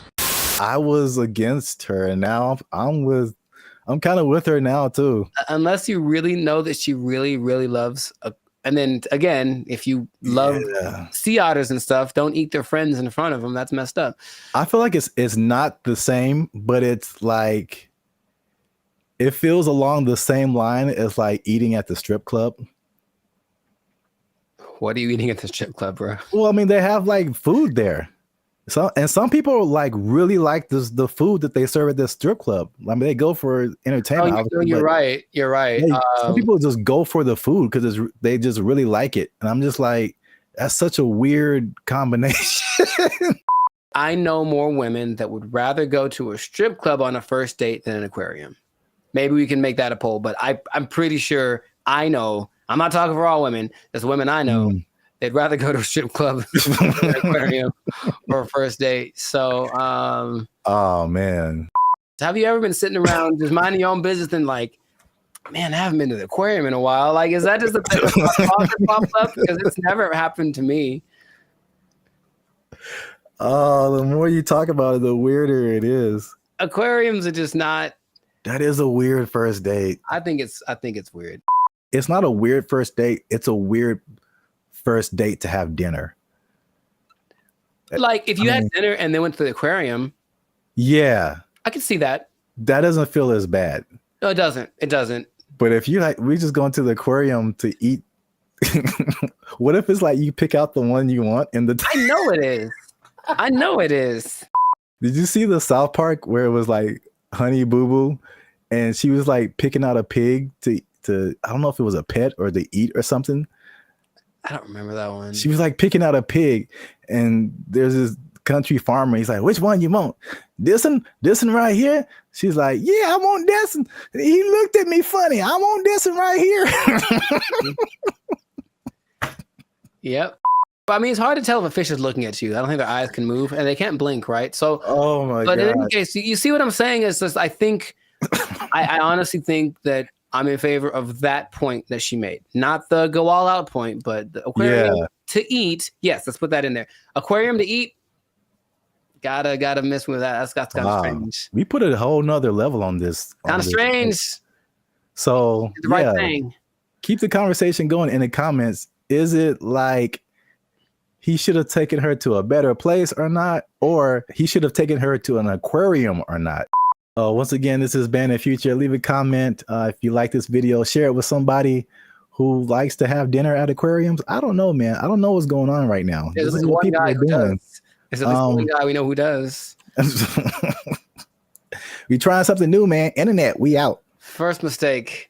Thaisa Sade appear on your dating app. You swipe left every time. That's the first mistake. Crime is next level in San Francisco. It is Next level. stupid. Next It level. is stupid. People are parking their cars and leaving their windows rolled down And the their trunk's hatch open. is open. Yeah. Because they don't want to get smashed. It doesn't matter what time of day, and it doesn't matter who's around. Doesn't matter who's around. No one's stopping anybody from doing anything. It's crazy. Last year I had a break-in and they took like $100. But to replace the window, it cost like $200. So I was like, man, I wish they would have just took the $100 and then just left my window, because windows are expensive to replace and repair. They are, yeah. So like that's how bad it is. And then what I've also saw was that everything was. What's up, everybody? I'm Zap, and this is Jericho, and you are now tuned into the Life's a Circus podcast, where we talk about everything that's funny, interesting, and ridiculous. And you want to stay for this episode because we're talking about something that's really ridiculous, something that I recently saw in person myself, and I can confirm it. Ooh. Talking about San Francisco, man. Ew. It's going down. It's not in a good way. All right. Not the young jock way. It's going down, bro. So make sure you stick to the end, because there's at least 5 reasons that I can point out for this. And as usual, come on now. Over 400 videos, over I think 200, almost 250,000 watch hours. Come on, we've been putting in work, boy. Your boy's been putting in work. All right, we need your support. Hit that subscribe button.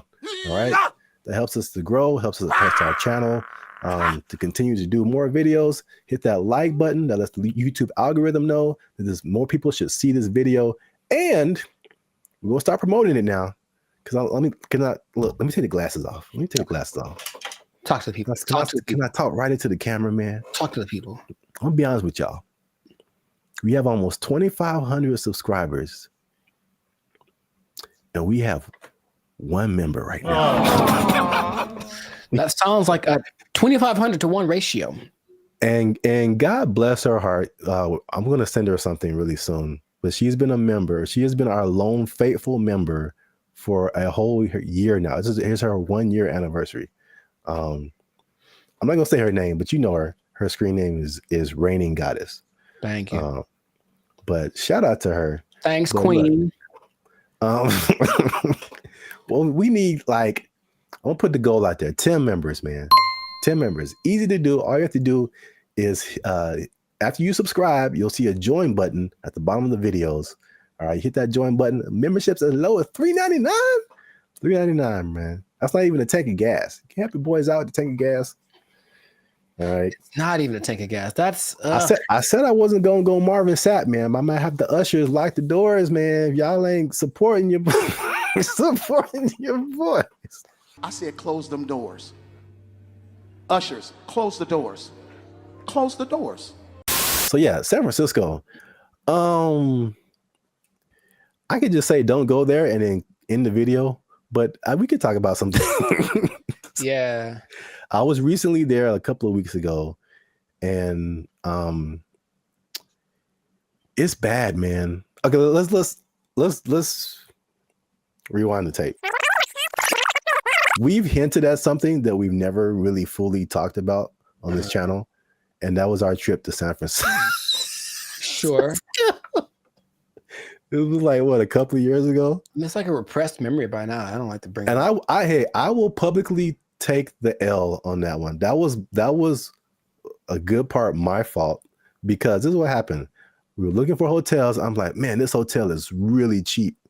I'm like, we're gonna save a lot of money. And then we got there and we found out why. It was, yes, go on. dude, is by far the worst hotel I've ever been in. Like, I still feel bad to this day for putting you in that situation. That's okay. Just don't let it happen again. We won't let it happen again, Mr. Mackey, okay? Okay, that's fine. What was happening, you ask? Yeah, I'm glad you. All the things. Yes. All the bad things were happening all at once, and it was a lot to take in. You care to share any? Okay, look, I didn't sleep under the mattress. Okay, that's one. I did not sleep under the mattress because I was afraid of catching all of it. Or under the sheets. Well, I didn't want to do either one. I didn't want to touch them. I was hoping I could find a way to just float above it like a vampire or something. But under the sheets, it had cigarette holes on it. I'm sure there was a stain on there. I was like, someone died in here for sure. Ugh. I'm sure there were interactions of drugs going on all throughout the night. Somebody tried to come in our room. Someone tried to jiggle the door vividly handle. remember that. Or So we were just chilling, and then someone banged on the door really, really hard. And we just looked at each other, and you were like, "Don't open the door." For the love of God, don't open that door. A problem if you open the door. So it was just such a. And then I walked outside late at night because I wanted food. That was a mistake. Yep. And so I'm walking around. There's human feces everywhere. Brother, ugh. And then there was just this scene where you round a corner, because you see it in movies, and I round the corner and it's like all of a sudden there's just all of these people just drugged out in this one area. But it's almost like they're moving in slow motion, because I got there and it's kind of like Oh no. Yeah, zombie. Kind of a zombie apocalypse kind of vibe. And they looked at me and it's like, well, they were gonna chase me. And if it was one of those movies with the fast zombies, which is still terrifying, like zombies are supposed to be slow. I don't know who invented fast zombies, but you know, I just had to get out of there. So it was such a bad time. Such a bad time, and everyone that lives there is like, yeah, we know. French fry when you pizza, you're gonna have a bad time. Yeah, I was recently there, and I mean, compare it to LA, because I think I have a good perspective. Because you see a lot of stuff on the news, and they're like, you know, California is this, and Hollywood, like all of California isn't Hollywood. All of California isn't San Francisco. These are like the biggest cities, you know. But it's like sometimes, and you see news from other places, and they like sensationalize stuff. Yeah. They do not do that with San Francisco, bro. It's crazy. And it's coming from someone who's lived in like the heart of downtown LA for years. Patrolling and trying to catch me riding dirty. I feel like LA is more concentrated. Like you have Skid Row where like it all goes down. And then every once in a while you on a corner, you'll see somebody here and there. Yeah. But I feel like the extent, and there's a specific area called Union Square in San Francisco that's been hit like the hardest. But it's just like it feels like it's everywhere. Like it's not just like a little Skid Row. It extends everywhere. So I mean, we've obviously mentioned the drugs. That's the homelessness and the drug epidemic, which is like. Most of it's mental health and addiction issues. So it's made public spaces unsafe, difficult to manage. And this has been kind of further fueled by the high rents in the city. And then their approach to it is like this, what they call a harm reduction over enforcement. What? So it's just call it stupid. Just call it stupid. But remember you did the video about what country was that who kind of had an open drug policy? Portugal did it, and it worked for them. But they had we will let them kind of do what they want, but also give them lots of resources so that they can fix it, and clinics and all that kind of stuff they can get clean. So it's kind of like they had a method to their madness, and this one's kind of like I remember watching a video about. They're interviewing people in San Francisco, like, what can we do about this? And it's like, they think the big problem is that approach. They're just kind of giving away needles and stuff like that. Just like, here, just make sure your needles are clean. It's like, well, they're going to just take advantage of it. And it's not working. You know, if the goal is to fix it, now the question is, are they trying to fix it? It doesn't seem like it's a good policy at all. Yeah. And what makes me nervous is like, I feel like San Francisco is the prototype, and it's kind of trying to make its way to LA.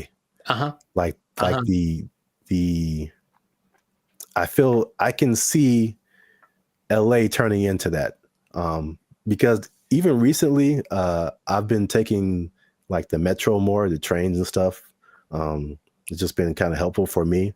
And literally, I got off on a stop, and they have all these different people, ambassadors for the metro, whatever.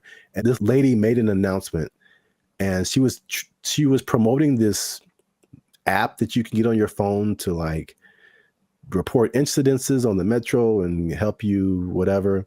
And she literally said like, "Oh yeah, we've been having a lot of drug overdoses on the train, so we don't want anybody to die. So make sure you get this app." And I'm just trying to get to work, and I'm just like, what? What? A little too chill for me, a little too common. This is the discussion that we're having. Like, it was just really weird, man. That's suspicious. That's weird.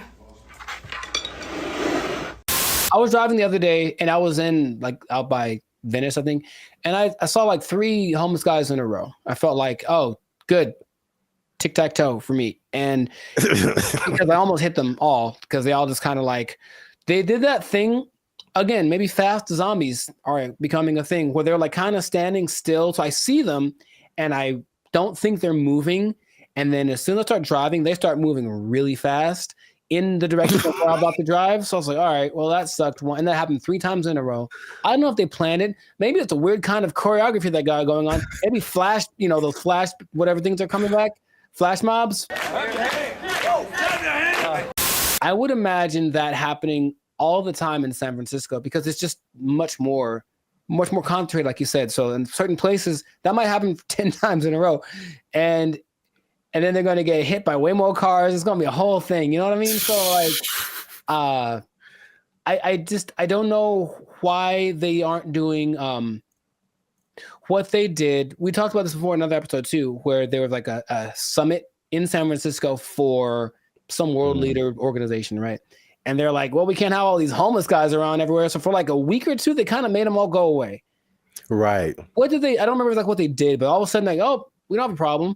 And then they went back to normal after all those leaders left. So it's like, why don't you just do that all the time? Well, yeah, that was really weird. Suspicious. Well, obviously that's a big problem. That's one thing. Number 2, again, and I said it was kind of connected, is the cost of living. So San Francisco has some of the highest housing costs in the U.S. It's driven by strict zoning laws, limited new development, and high demand from tech workers.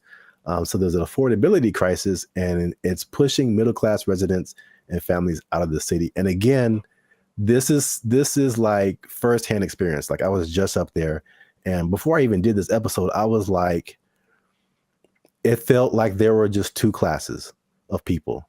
You were either really, really rich, like you worked at a tech company, a Google, a Salesforce or something, and you just like got all the monies, or you were either on the street or about to be on the street. Like that, like there felt like there was no middle class. You either had money or you didn't. Life in San Francisco. Check this out. Here go a Rolls Royce, a $300,000-$400,000 car. And over here you got people shooting up doing drugs on the street. And the people that weren't like homeless or drugged out, it felt like that, people say that San Francisco has a New York vibe. It felt like that, like everybody was hustling to just like get by. And you watch these like futuristic movies. Well, I'm probably getting ahead of myself, but it's like, it's so unbelievably expensive. I saw a valet this isn't the normal price, but there were places up there that had a valet for like $100. $100 to park your car. Nope. Average rent in San Francisco, $3,204. $3,000 a month. That's very New Yorkish. On average, a studio costs you $2,700, 1 bedroom $3,500, 2 bedrooms $4,800. That's a lot of money. I'm trying to remember what was so great about San Francisco back in the day. What, the Gold Rush? It's the San Francisco treat. Okay, besides that, it's very delicious. Besides that, Gold Rush, and then Profit. Like, what happened? Like, I'm trying to remember why San Francisco was such an attractive place for Full House. They had Full House. Okay, yeah, we're going way back now. Maybe that's the last things that San Francisco had. Because I mentioned that because I still talk to people who mentioned they're thinking about moving there, and my question is wow. like, would you do that? I don't even know. Like, I can't even tell you that. If you come to LA, I get it. Every industry is here, but for San Francisco, like, if it's not tech, I don't see why you'd go there. Yeah. One thing I will say about that was cool when I went there. This is a random topic, but and LA they're almost there. I got off the plane and I could get right onto the train. Like the metro system goes into the airport. So you can just hop off the plane, get on the train, and go right into the city. I thought that was pretty cool. LA, you can almost do that, but it's still, they haven't finished the track yet. Interesting. I guess that's a perk. There's always a thing where you're like, okay, how do I get to the airport? Somebody got to drop me off, or how am I gonna, But yeah, you can do that in San Francisco. So that's one thing. That is one thing. Yeah. I'm still thinking, what would behoove somebody to move to a place that's behoove. Thank you. That's expensive. At some point in the recent few years, the mayor declared San Francisco as a state of emergency because of the problem, right? Like that was the thing that happened. And yeah. But again, what are they doing to fix it? Because I just keep hearing about bad things and it's getting worse. And it's okay, well, do something. Like, you know, it just feels like they're like, yep, that's how it is. So come on down and get some money, I suppose. But wait, there's more. Oh God. So we talk about the homeless and drugs. We talk about the unaffordability. As you do. On top of that, third thing is crime and retail theft. Something again I saw firsthand. Nice. So there's obviously rising crime, shoplifting. I saw this Joe Rogan clip where he said, and again, personal experience, he said that people are literally, I didn't see this, but he said it. People are leaving their windows in their cars rolled down and their trunks open. Crime is next level in San Francisco. It is Next stupid. level. Next level. It is stupid. People are parking their cars and leaving their windows rolled down and the their trunks hatches open. Yeah. Because they don't want to get smashed. It doesn't matter what time of day, and it doesn't matter who's around. Doesn't matter who's around. No one's stopping anybody from doing anything. It's crazy. It sounded weird until like last year I had a break-in and they took like $100. But to replace the window, it cost like $200. So I was like, man, I wish they would have just took the $100 and then just left my window, because windows are expensive to replace and repair. They are, yeah. So like that's how bad it is. And then what I've also saw was that everything was on lock. I went to like a CVS, I went to a Target, and it was like everything was under lock and key. Ironically, I went to buy a lock and key. Yeah, they had like these lockers, but I didn't have a lock for it. So I was like, let me go to CVS and get a lock. And I had to get someone to unlock the case so I can get a lock.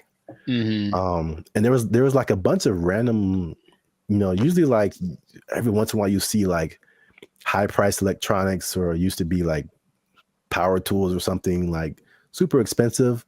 But it's like everything was locked up, and you had to press a button and you had to call somebody to go get the thing that you wanted.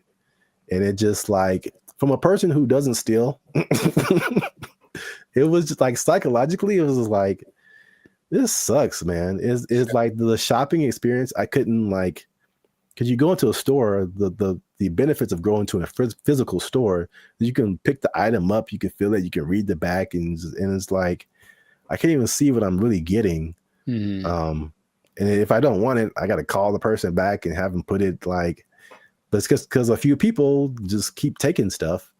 Like everybody suffers. And it's just like, it was really, if I could use a word to describe my experience there, it was just uncomfortable. I didn't feel unsafe, you know, like I'm a big dude. I could take care of myself, but it just felt like, it could go down anytime, basically. Well, I just didn't want to be there. Like, I don't want to be here. Like, this is not, it's not inviting. I think that's a good word.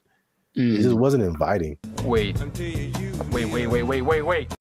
2019, 47% of businesses in that Union Square area have left. Yeah, that makes a lot of sense. I think all of them, all of them leave to turn into like a park, or call it hobo land. Make it like that. Remember during the pandemic, no one talks about this, but during the pandemic, there was this one time in Seattle that just said this part of like, Seattle. It was like, you know what? It's ours. So F the police and everything. And they just like kind of took it for like months. It was kind of their area. And it's like a long. Yeah, I remember that. Yeah. Remember that? They should just do that and let it go, and then maybe burn it. I don't know. But let's let it, count your losses and just let it go.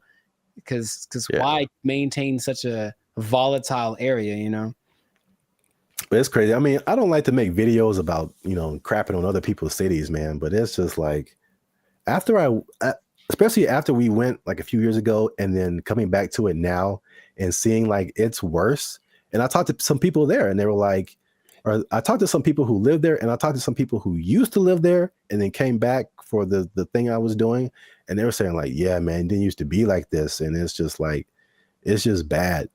But we're out of time, so let us know what you think in the comments. Have you been to San Francisco? Like, do you just read the stuff on the news and like kind of, I don't know, hypothesize what's going on, how to fix it?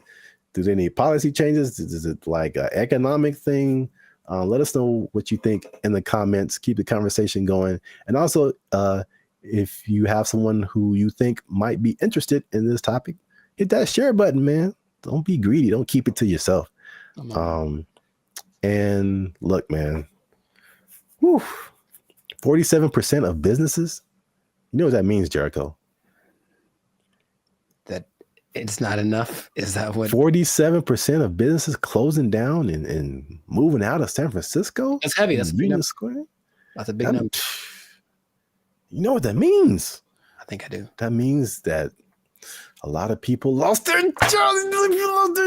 Nobody working there because they're doing fentanyl in the bathroom. I don't know what's going on.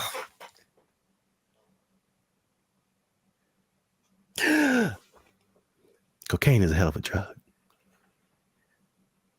Don't fentanyl. Oh, God. They took our jobs. They took our jobs.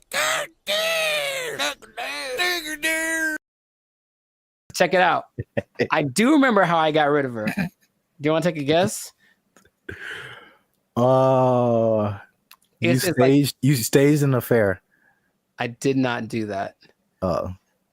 You took a really bad poop and just left it there. She. Why is there a pause? There's a pause.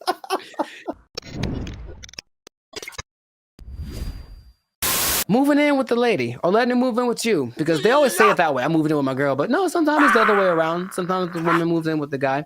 Is it a good idea? Is it not? I want to ask you first because I have a story. But have you ever done this? Have you ever, for whatever reason, decided to cohabitate with me? Oh, cohabitate sounds dirty. It does. Your confusion is not rational. She's a healthy female of breeding age. I have not, because I'm a good Christian boy. But gotcha. I have thought of scenarios. So this is the thing. Hey, y'all, come look at this. I'm really on the fence about this because like I joked about, like being from a church upbringing, it's like that's a no-no. Like you shouldn't do that. Sure. And it's just like, okay. That sounds pure. It sounds quite pure, yes. But then also, like as I've gotten older and I've had roommates and stuff like that, man, you find out so much more. You want to get to know a person, like live with them, and it's just like, wow, that I didn't know that you did that, or I didn't know that you ate that, or I didn't know that you smelled that way on Tuesdays. What? Bro, what are you talking about, man? There was a person at church, and she met this guy, and they were just head over heels in love, all that stuff, right? And then, but they never like really been alone together, stuff like that. So they were like super separated. And they got married, and it lasted like a month because they were finally living with each other, and they were just like, it's like, he's like, man, this is weird for me. Is it weird for you? It's like, yeah. It's like, should we be married? It's like, nah, I don't know. And it was just like weird because they didn't have that, whatever that was. I don't know the details of their relationship. Sure. But moving in together just made it way different. It changes the dynamic. It changes. Yeah. The dynamic I said all that to say, I really, at this point, I really don't know. Because, yeah. There's an interesting episode. I also forgot what the question was in the middle of all of that. Just if you ever moved in with a lady or had her move in with you. Oh, then no. Next. You serious? Well, Rich Cooper, he's a good YouTuber, and he had an episode about it. He's taking questions, and kind of compiling people's reasons for doing it. And a lot of them were either financial or kind of convenience based. So, hey, rent would be cheaper for 2 people, wouldn't it? Oh boy, let's do it. Or, hey, you live so far away. How about you just stay here so you never have to go home? I've heard that line specifically on TV shows. It's so cliche, right? But I one time let a girlfriend move in with me, and having done that, I'm So here dramatic. to tell you Oh my God. to never do that ever in life. I don't know how big you can put the word never, ever, ever in life in big letters. Never do this. Never do this. And also, by the way, never do it. Why are you gay? Who says I'm gay? You are gay. It's started good for like a day because, oh, my girlfriend's here all the time. How wonderful. And then right away, there's this thing. I don't want to generalize, but I think I don't want to generalize. Okay, I have a thought, but I want to see if you're going where I think you're going. So I don't want to generalize. Okay. I don't like where this is going. All women do this thing where they kind of like judge everything you do, sometimes to you, but when they're observing you, they're not just thinking nothing. They're literally making calculated things about you that they may or may not ask you about. Why is it that when you walk in the room, you look around before you sit down? What kind of question is that? Like, but like, it's always the little things. What is he doing? He's beginning to believe. All these things you never think of when you're by yourself. And it's like, okay, I guess let's talk about it since that's what you want to talk about. But I think for me, when that started, it's like being watched. I never felt like I was just existing. I was being monitored. And for better or for worse, and things that they then bring up 2 months down the road about something that I did without thinking about it. Because here's the thing, ladies, for ladies who are watching, and I think this is honestly true, I don't think women are capable of not thinking.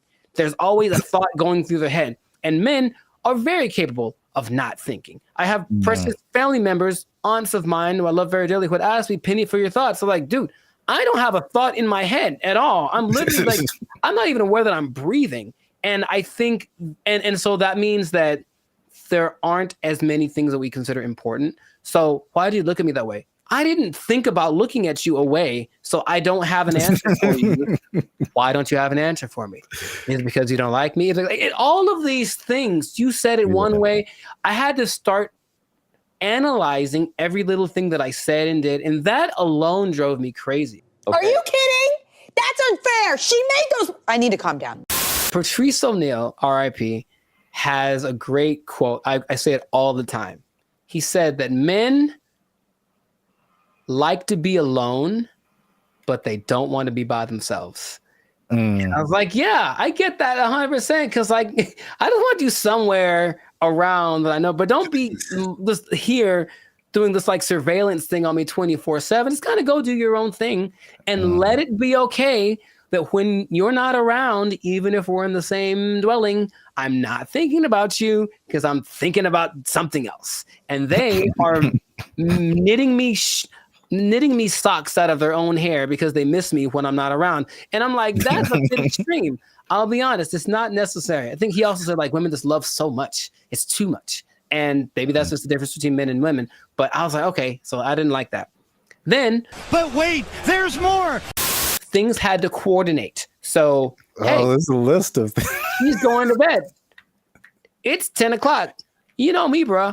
I wake up at 10 o'clock. Like it's like 10 p.m. Like it's okay, time to get the day started. And she's like, hey, we should go to bed.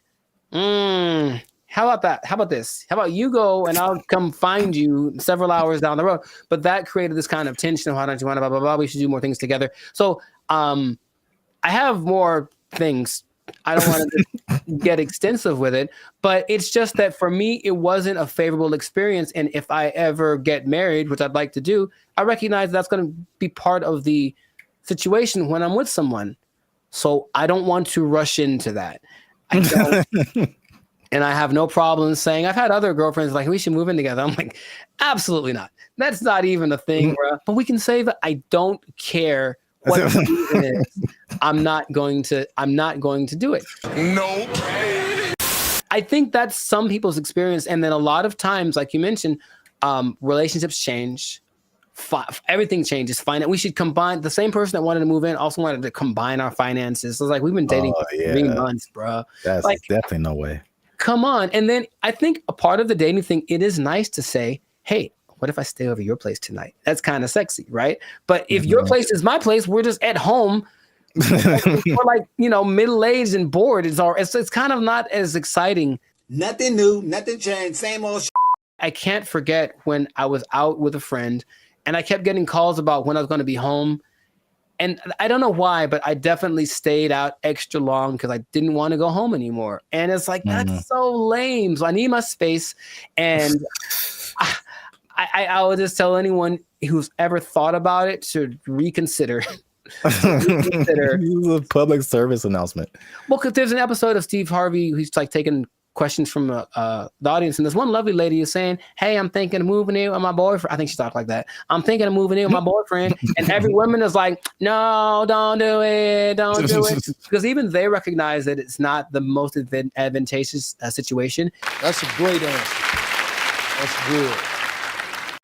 Do you see what I'm saying? Like, okay, so you're saying don't do it, but if you wait until you're married and then you see all of this stuff now, then it's just like, oh. Well, yeah, but marriage is supposed to be like, well, this is what you got. Deal with it. That's what it's supposed to be, right?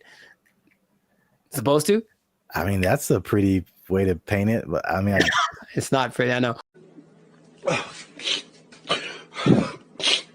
Maybe here's the thing. Have you thought about this? Gen Z and everybody, just ask more questions. Just ask a lot more questions. I want to know about, so what's your like morning routine like? What do you do in the morning? Like if someone just like, just something kind of innocent, they snore. It's great to know that they snore before you move in with them. It's good to know. Do you snore? Question. I don't think so. What do your roommates think about that? You know what I mean? Do some investigating, do some digging, ask their mom, ask their family. The way that you treat me. We've talked about it. Let me speak! Yeah, that's actually good advice. I thought you were going to go the route of like them taking over your space. Like you walk into the bathroom and then now you can't see your sink because there's curling irons and eyelashes and hairspray and all kind of stuff, and you don't know where anything is anymore. That actually didn't happen, which is interesting. I don't think she had a lot of stuff like that. She wasn't as into that. Maybe it was just kind of a rarity, but yeah, she didn't have a whole lot of products and things. I could see that happening too. And if that had happened, this was like in my 20s, I totally would have let it happen. And she would have walked all over me and put frou bunnies on all my brushes and everything. Yeah. And everything is pink. A surprise. It's like, oh, I did some redecorating. Hope you like it. If you don't, it doesn't matter because I live here now. Yay. Exactly. Hi. Okay. I'm trying to remember how I got rid of her. Oh, check it out. I do remember how I got rid of her. Do you want to take a guess? You staged an affair. I did not do that. You took a really bad poop and just left it there. She. Why is there a pause? There's a pause. To her credit, I was out of town one weekend and then our whole apartment flooded. Like all the bad stuff coming out from the toilet and everything. Like one of those. Yeah. Brother. And she actually handled it. Like called the right people and blah, blah, blah. And actually, like literally by the time I got home, I didn't know anything had happened. Wow. So she was good for something, I guess. Like, oh, thank you. But anyways, no, dude, I swear to you, I couldn't talk to her. I couldn't bring myself to do anything like, hey, you need to get out of here. I swear to you, dude, I just moved. I literally just left the place that we lived in, and I said, "Hey, I gotta go. Can you take care of this rent? Because I have to move." And I didn't tell her where I was moving to, and I did it. I've never moved, bruh. I've never moved that fast in my life. I was like, I have 3 hours. I have to get everything on a van and get out of here, and I did it.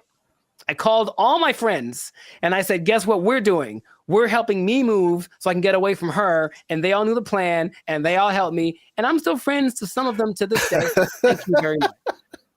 I moved. I could not do anything else. So this has been another great episode of the Last Circus podcast. Make sure to I know, yeah, maybe make sure to like, make sure to comment if this ever happened to you, if you've ever had experiences living with a woman, and also share this with anybody that is thinking about it, because thinking about moving, just leave your girl there. Thinking about moving and just leaving your girl there. That's exactly who you should share this with. Oh my God. We'll catch you on the next episode. Peace. I didn't think about looking at you away, so I don't have an answer for you. Why don't you have an answer for me? Is it because you don't like me? All of these things. They're thinking about legalizing everything in California.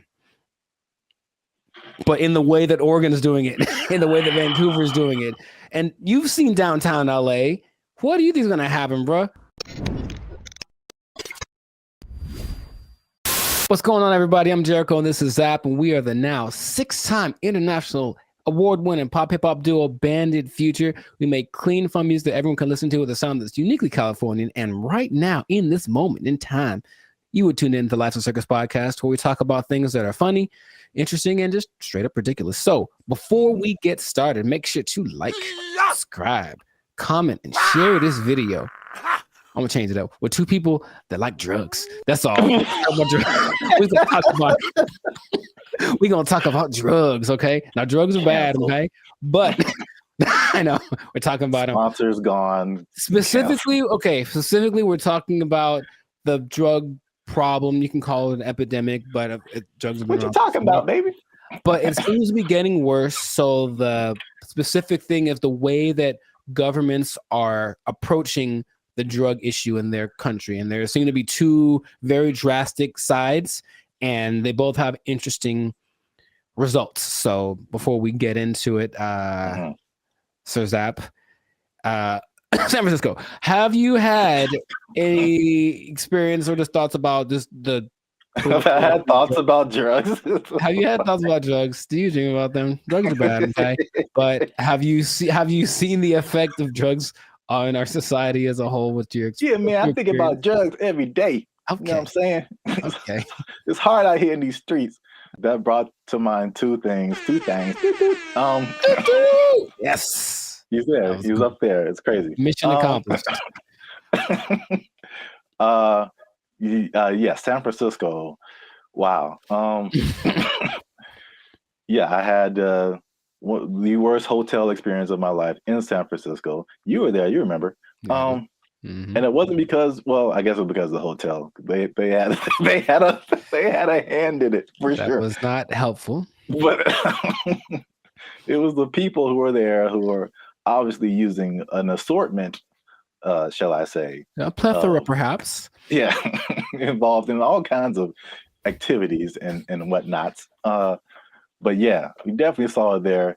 And I was saying before, this isn't like my crowd, so I don't really know a whole lot about drugs anyway, but you just kind of go from the homeless people because for sure you see them on stuff. I've seen them doing stuff. And so that's how I kind of like get the drug vibe. But going like just off of the hard drugs, one thing I noticed, I don't know if you noticed this either, the legalization of marijuana in California, and probably in other places too, but in California, I definitely noticed the explosion of just like, we can do this everywhere. Let's do it everywhere. Especially like on the freeway. Like I can drive down the freeway and just smell like the whole freeway is high, bro. Like, yeah. No wonder we're all going 5 miles an hour. Yeah. Like everybody is just walking on sunshine right now, and I'm trying to get to work. I remember one guy we went up to Sacramento, and one guy in like a Jack in the Box was like he was the happiest man, and I'm like, wow, starting early, 8 in the morning, like, that's a wake and bake situation right there. Yeah, but I don't think that weed causes the problems that we're seeing. Just slower people, and maybe they're raising the price of food. Everyone's eating too much, but I digress. The idea is you can do one of two things, or there have been two extremes that governments have been taking. One is to decriminalize drugs. So there's a difference between decriminalization and legalizing. They're not legal. You can still get busted for them, but it's just that decriminalizing means you won't go to jail forever for getting busted with a meth pipe.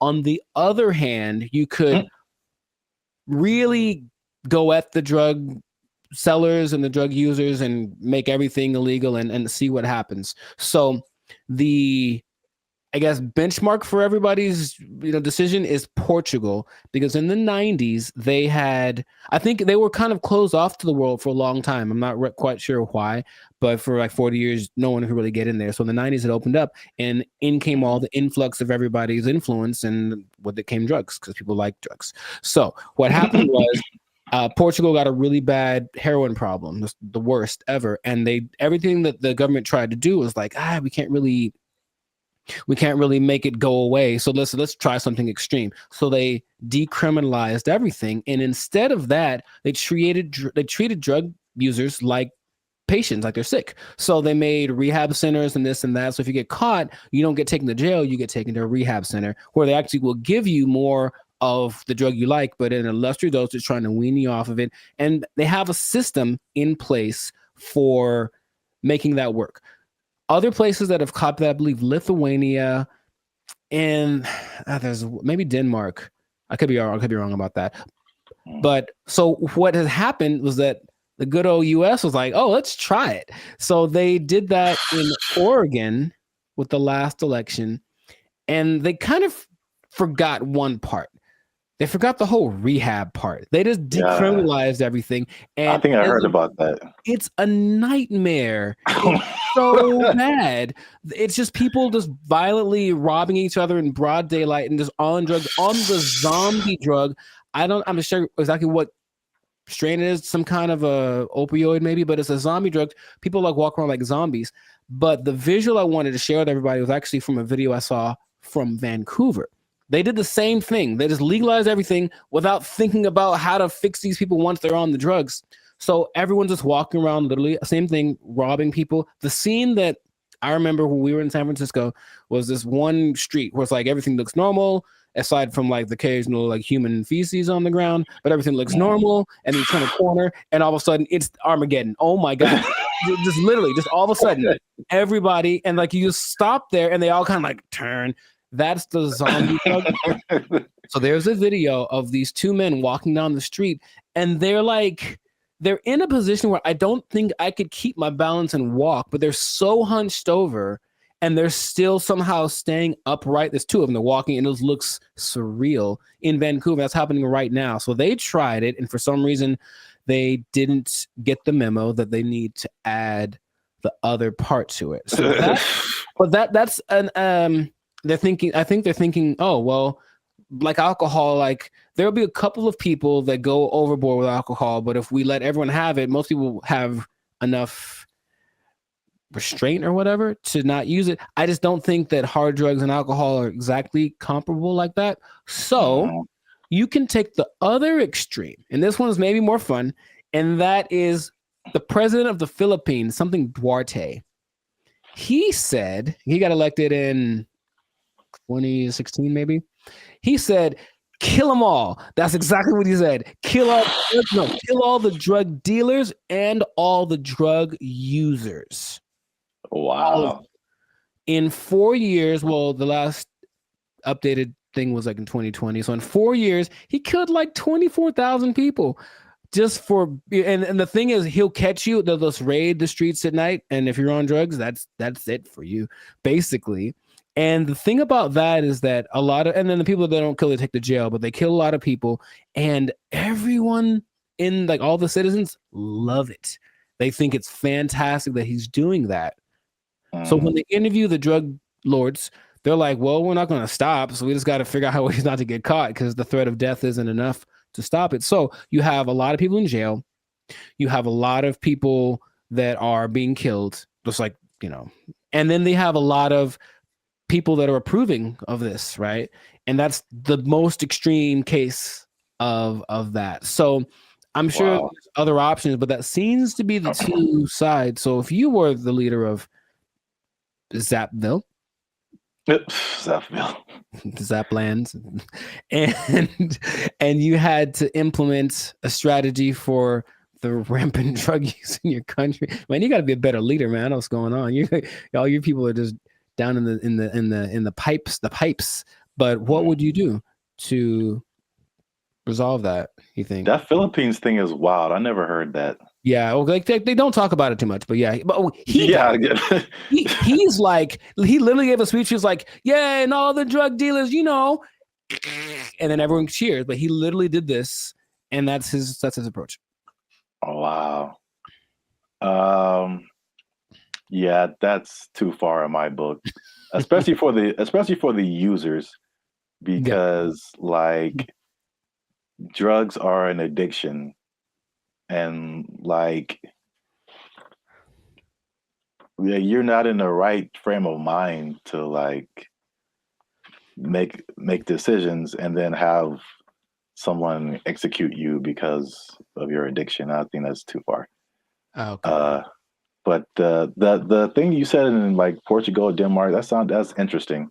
I mean, that seems, again, it's just like, I don't know why the answer for everybody is just throw somebody in jail and then like, well, we got rid of that. Like, that exactly. Solve the problem. Like, it doesn't solve the problem. Like, the problem still exists. Yes. Yeah. But so with the numbers for Portugal specifically, the numbers of overdoses went down like 90%. Yeah.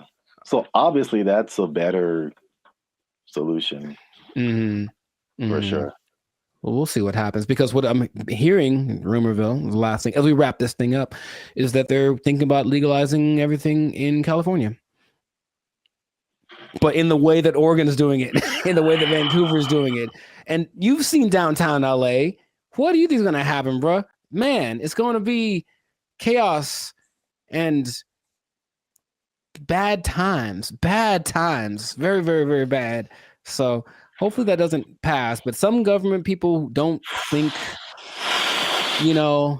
they're just like, oh, my nephew OD'd once, I should probably do so. That's what politicians maybe think. That's their only connection to this kind of thing. So let's just try something new. Let's decriminalize it all, see what happens. And it'll be bad for all of the people that we see walking on the freeway are on drugs. Every single one of them. And that's going to go up tenfold if we decriminalize the drugs. So just let's not do it, Callie. Man. Send your relief funds to banditfuture.com just in advance, because I see suffering in our future if this. I see. You will know pain. You will know pain. We'll at least know gross. We'll at least know that. Yes, that is God. We should do a whole separate episode on that hotel room. I still have some videos from that. I was giving a review. Yeah, videos? I have a video I took of the hotel room or walking around. Yeah. Maybe I can find it. Yeah. People need to see that. It was oof. It was really bad.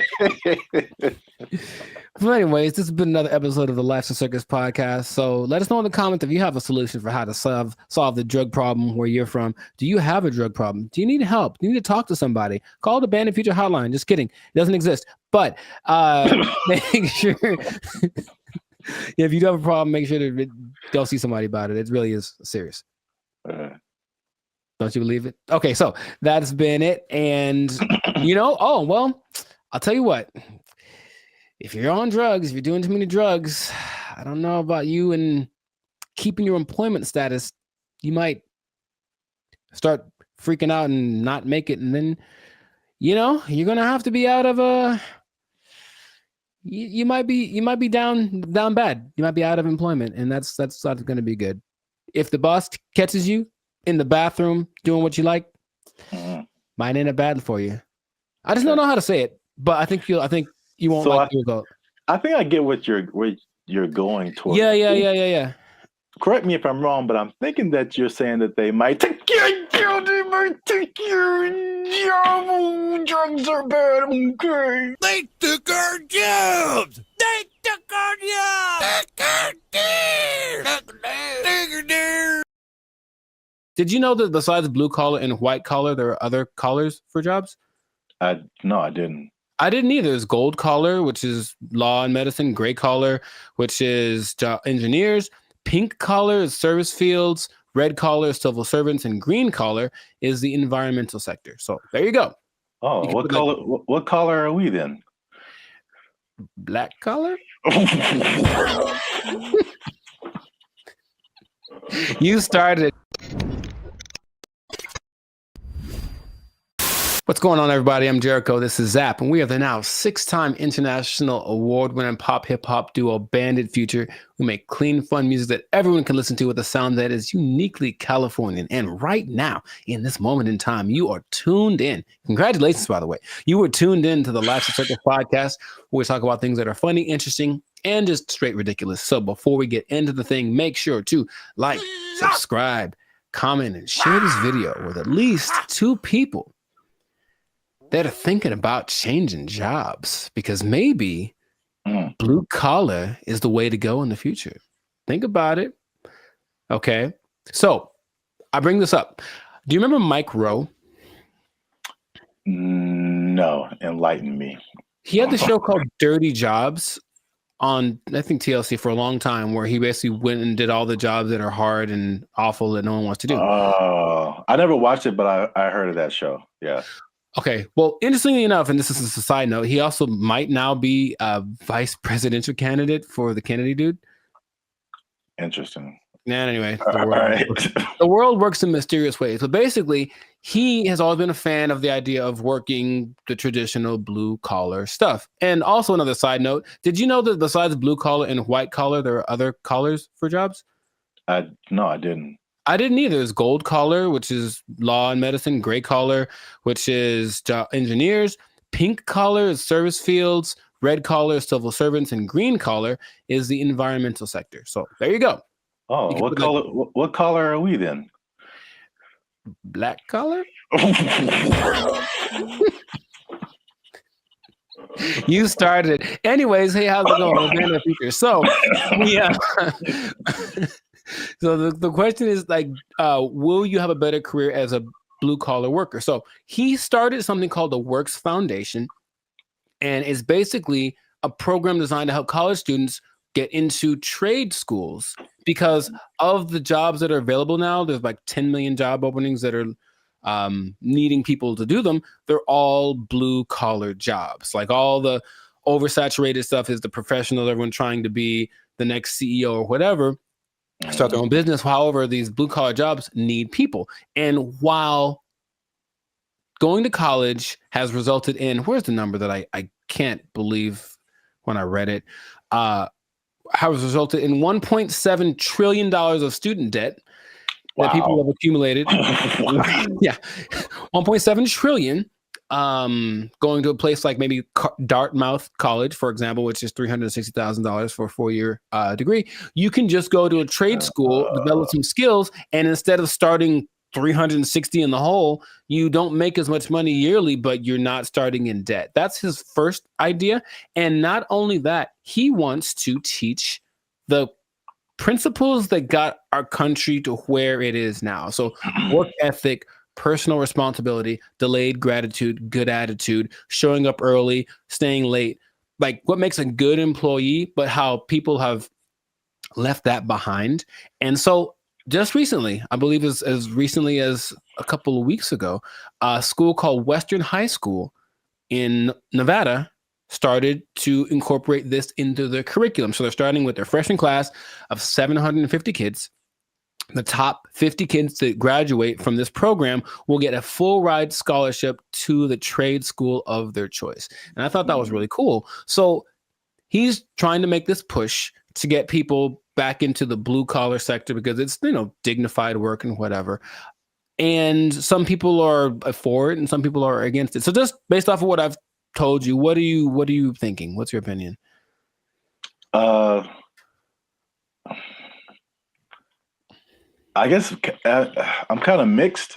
Okay. On one side, it sounds really good because one thing I have noticed, especially since 2020, is like people don't want to work, and if I guess it's more like service jobs, or if they do want to work, it's just like there's just all that stuff that you listed. There's like no effort. It's like nobody cares about what they're doing. They're just clocking in and clocking out, and they don't care about customer service. They don't care about doing a good job. They don't stay late. They don't come early. They don't do any of that stuff. They just they just come. I'm here, and I'm gonna do stuff maybe, and then I'm gonna go home and play Xbox. Like what? Like what is happening? So like that part, like I'm all for the trade stuff. I know it's just like AI is changing a lot of, I guess you would call white collar jobs. Yes. So that they're not as necessary. But I feel like we might even be prisoners of the moment, because I feel like even some blue collar jobs, there has to be machinery and robots and something coming for those positions too. Maybe not as quickly, but I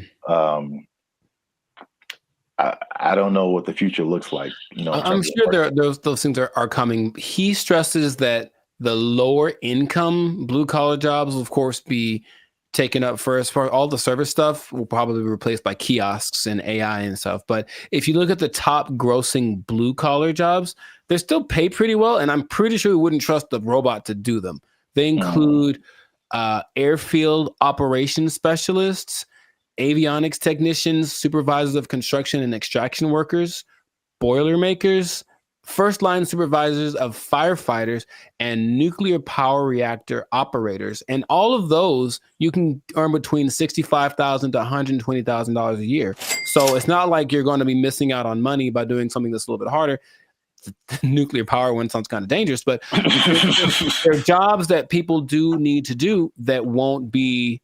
I wouldn't trust a robot with my life with that kind of stuff, So I think they're still going to look for qualified people to do that. So in these trade schools, you can go to them. I said, and they're really good. It's just that like I didn't take anything in school that helped me like do a craft. Like there's no automobile class, there's no shop. I can't build nothing. I can't fix my car. I don't know any of that stuff. And I think a lot of people fall in that category. And so he's saying, well, that's kind of what we're missing. So if everybody goes to college and gets a degree, even if they're, $1 million in debt, then where are the plumbers and the electricians? Where are all of those people? They're not around anymore. So it's like all those things start to fall apart in the cities. The infrastructure starts to mess up. That's just his idea. So he's like, he needs more people to be interested in it, get the kids at an early age, and then encourage them to do it, because it's noble work, it's dignified work, and it's work that they're pretty sure isn't going to be replaced anytime soon. Man, have you ever seen those people? I watched it on the TikTok. People that replace those like light bulbs on top of those super high poles, like 2,000 feet in the air. Like you have to have a dude go up there, and those guys get $160,000 a year. It's super dangerous, but it's like you need them. So all those kind of jobs are available for this trade school thing. So he was just saying it's just an alternative. Of course, if you want to go start your business or be a YouTuber or whatever, go do that. But the world will fall apart without these people. So I thought it was a cool idea, and he's hoping to get, I think somebody decided, I also think it's a good idea, and they donated $5 million to his program, Inglestead. The Inglestead Foundation donated the $5 million, which makes it possible for the top kids to graduate to go to the trade schools free of charge, basically free tuition. So that's just something that's happening, and maybe it'll cause a shift in people are lazy. We said the pandemic kind of showed that, but maybe the newer generation will be like, okay, my parents were lazy as heck. Dang, I need to start working a little more hard and then the next generation after that might flourish. So I just thought that was cool. I did not know that was a thing before. And so shout out to Mike Rowe, which might be a vice president of candidate in the future for doing this. Oh, one other stat I did read. Because white collar is, of course, makes a lot of money. Only 43% of workers are white collar. 43%. So that's about 64 million people, according to 2020 count. So that leaves, I didn't do the math, but there's a good amount more that do the blue collar stuff. So it's like, it's not like it's not necessary. It's just that it's not applauded. It's like, oh my God, you did a good job being your electrician or whatever. But people, we need that. Like our whole, if I don't know how to fix any, you probably know better than I do. I don't know how to fix anything like plumbing, nothing works. So I have to call a guy, and that person I hope is qualified. So that's what they're doing. They're training these people up. Yeah, I think like overall it's a good idea. And I think it's just like as it's like you don't know what you don't know, right? So if people are like for music example, people, all you see is just like Drake and like DJ Khaled, and like that's what you know, like that's what you're gonna aspire to be if you're into music. Yeah. Or if like you only grew up listening to Beethoven and like Bach and Brahms, like that's like all you know is music. So if there's one education path and that's all you know, it's like, oh well, this is just what we are supposed to do. Like that's like when I was in high school and they were like, you got to pick a college, and I'm like, I got to pick a what? Right. Yeah, okay, and I kind of like honestly went to college because that's what everybody said you're supposed to do. Me too. Not because I was like, I don't want to do I didn't know never even heard of a trade school. Yeah, I didn't have any options. Yeah, I didn't know what my options were, honestly. Yeah, they literally some kind of announcement or something. It was like, you got to go see the guidance counselor. I'm like, the guidance counselor? Yeah. So you can pick a college to go to. Like you just kind of funneled into this direction. And I mean, trades are like, and it's a good alternative for a lot of people. Right. So we'll see how it works, but he's hoping that it builds up some steam, builds some momentum, and then other people adapt the program, because why not? We need them. We need people to come fix my car, so my car can run. Yeah. So that's what I thought was pretty fascinating. But let us know in the comments what you think. Is the blue collar thing? So if you have kids or something, would you encourage them to go more towards that route instead of getting in crazy debt going to college and then hoping you find a job after that? Because job market's getting a little bit scarce out there. Do you support the idea of Mike Rowe? Do you have a better idea? Do you think we should just all go to Mars? Whatever it is, let us know in the comments what your idea is, and we will respond to your comments, probably. Yes, but definitely. We'll respond faster if you're a member, because they get priority comment reply. Oh, there we go. Okay. You might want to do that. Mic drop. So yes, that has been another episode of the Life of Focus podcast. Like, share, comment, share it again. Share it twice. Even better. And just think about that job. Think about the job, because, you got to have a job. Gotta have a job. If you don't have a job, then, if you don't have a job, you can't buy snacks. Yeah, see? There you go. Go get one. It all makes sense now. Yeah, I know. And don't do anything to lose it, because you might. You don't lose your job. Go to a trade school, learn a trade out. They took our jobs. They took our jobs. Is it even a good idea to approach a woman on the street? Because obviously a lot of men are not doing it. And then the question becomes like, do women even want to get approached? Because here's another caveat to this. Again, a thing from my childhood that I remember distinctly. And it was, what's up, everybody? I'm Zap, and this is Jericho, and you are now tuned in to the Life's a Circus podcast, where we talk about things that are funny, interesting, and ridiculous. And you're gonna want to stick around for this episode. Because man, we gonna hit home, man. We're gonna hit home. We're talking about the dating divide. Is what I call it. So basically, there's a lot of stuff going around in social media about men not approaching women anymore, and women are like, "What's up?" So am I like the only woman that no longer gets approached by men? It has come to my attention that men do not want to approach women anymore. I don't know when this happened, but this is the reality of the situation. Men no longer court women. Men no longer pursue women the way they used to. She was like, next time he's near you, just say, I see you peeking but not speaking. I was like, I love that because kind of calling them out for what they're doing. If it works out, it works out. But we are not going to let your shyness be the reason you do not try to talk to the person you like. I found a study that is going to give some actual numbers. They did a study on this. We're going to talk about why men may or may not be approaching women anymore, if approaching women like that even works, and if women even still want to be approached by men just on the street like that. So there's a lot about to go down in this episode. You don't want to miss that. Stick to the end. But before we get started, you can help your boys out. Come on, you know what it is. Every episode, we need you to hit that subscribe button if you haven't already. Hit that like button because that helps our channel grow. More people see our videos. And if you really want to help your boys out, come on now. Once you hit that subscribe button, you'll see something that says join. You can join our membership because unfortunately, we are not fully monetized by YouTube. They don't give us a penny. We don't get nothing, man. So all these free videos, bro. I'm laughing on the outside, crying on the inside.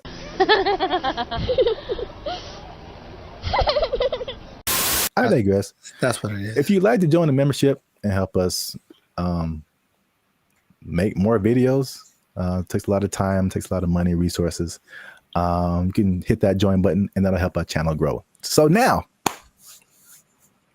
let's back up. Have you heard this or seen this kind of just floating around the interwebs about like men and women just like dating just not happening anymore? The thing I've seen the most is women. It's mostly like street interviewers, if you will, who basically approach women and say, hey, what's your ideal guy? And then when she just describes this guy, and the person who's interviewing tells her the probability of that person existing and choosing her. And it's usually like, it's crazy. Minimum height. 6 feet. Yeah, that's where they get you. Minimum income. So I'm gonna say at least 200. 200 grand? You can be 30 years old and make 200 Oh my goodness. Take a guess at what percentage of men fit this criteria?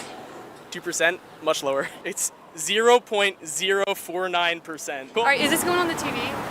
And it's not that she's always looking for, the baller with 10 cars and $1 billion, but even be a certain height, have a certain wealth status, no kids, whatever. It's still very few people. So I think just recognizing that this is the ideal thing that women are looking for and feeling maybe a sense of entitlement, they deserve that is going to weed out a lot of guys. So then when guys that are outside of the range of that, window that she wants approach, they just kind of shut them down without even thinking about it. And then I think that is more prevalent with guys getting, we're supposed to be the people that pursue in the relationship, and getting told no is part of the process. Trust me, it's part of the process. But personal experience. If you get down time after time after time, and it's not really seeming like it's getting any better, you kind of like, what's the point after a while? So that's more of the trend I've sort of observed. Emotional damage. That's part of what I'm talking about here today. So basically, I found a study. Who knows how legit it is, but let's just go with it and say like this is representative of what's really happening, because you have like the stuff that's in the media and social media, and it's like, is this for real, or are we just like putting the people who are in those situations in front of our faces so much, but then like in real life it's a little different. So I think like this study, if these numbers are like correct is very eye-opening. Wow!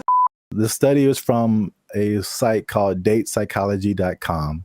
And just first off, it said that 59% of men between 18 and 25 have not approached a woman in the past year. So according to that number, the women on social media are right. Like, men are just like, nah. No. Thank you, Draymond. 48% of men in the 26 to 40 age group. So that's roughly us, millennials. So that's 50% of men are like, nah. It's definitely a no for me, dog. That 18 to 25, they call them Zoomers now, which like, all right. Sure. All right. That's kind of cool. You got boomers and then you got Zoomers. But 81.81% of them and almost 75% of millennials have not approached a woman in the past month. Wait a minute. Something ain't right. So at least according to that study, at least in that respect, the women are right. Like, the men are not, like, at least in the sense of like approaching someone, you know, in real life on the street, whatever. I see you peeking but not speaking. Obviously, a lot of different questions come after that, right? But just as like a fun to the side, if you feel like sharing. Emotional, damn it. Because you spoke about like the difficulties of just men just fear rejection, stuff like that, approaching women. Do you remember your first attempt at approaching a woman? Oh yeah, dude, I was like 4, bro. Like, I was 4? You were 4 years old? Her name was Laura, I remember. And that doesn't I was count. like, hey girl, we gotta go hang out by the slide or something. Like, You I was couldn't all even about spell it. your name. Accurate. But I was all about it. No, but I mean, honestly, that it is true. But no, man, I for think real. Like, I always had. Wait, what? Okay. There was this girl in high school as a freshman. She was a sophomore, and I was like, yeah, I'm gonna write her a song and sing it to her because I just was going to do it. So I did it, and then she was kind of like, "Oh, that's different," and I said, "Okay." So that's such a dramatic approach. That wasn't the that I was hoping for. But then later that day, I remember standing with my 2 of my friends, and we're all just like looking at her, and then they're like, "Man, you ain't gonna talk to her," and I was like, "Yeah, I am," and they're like, "No, you ain't." I was like, "Yeah."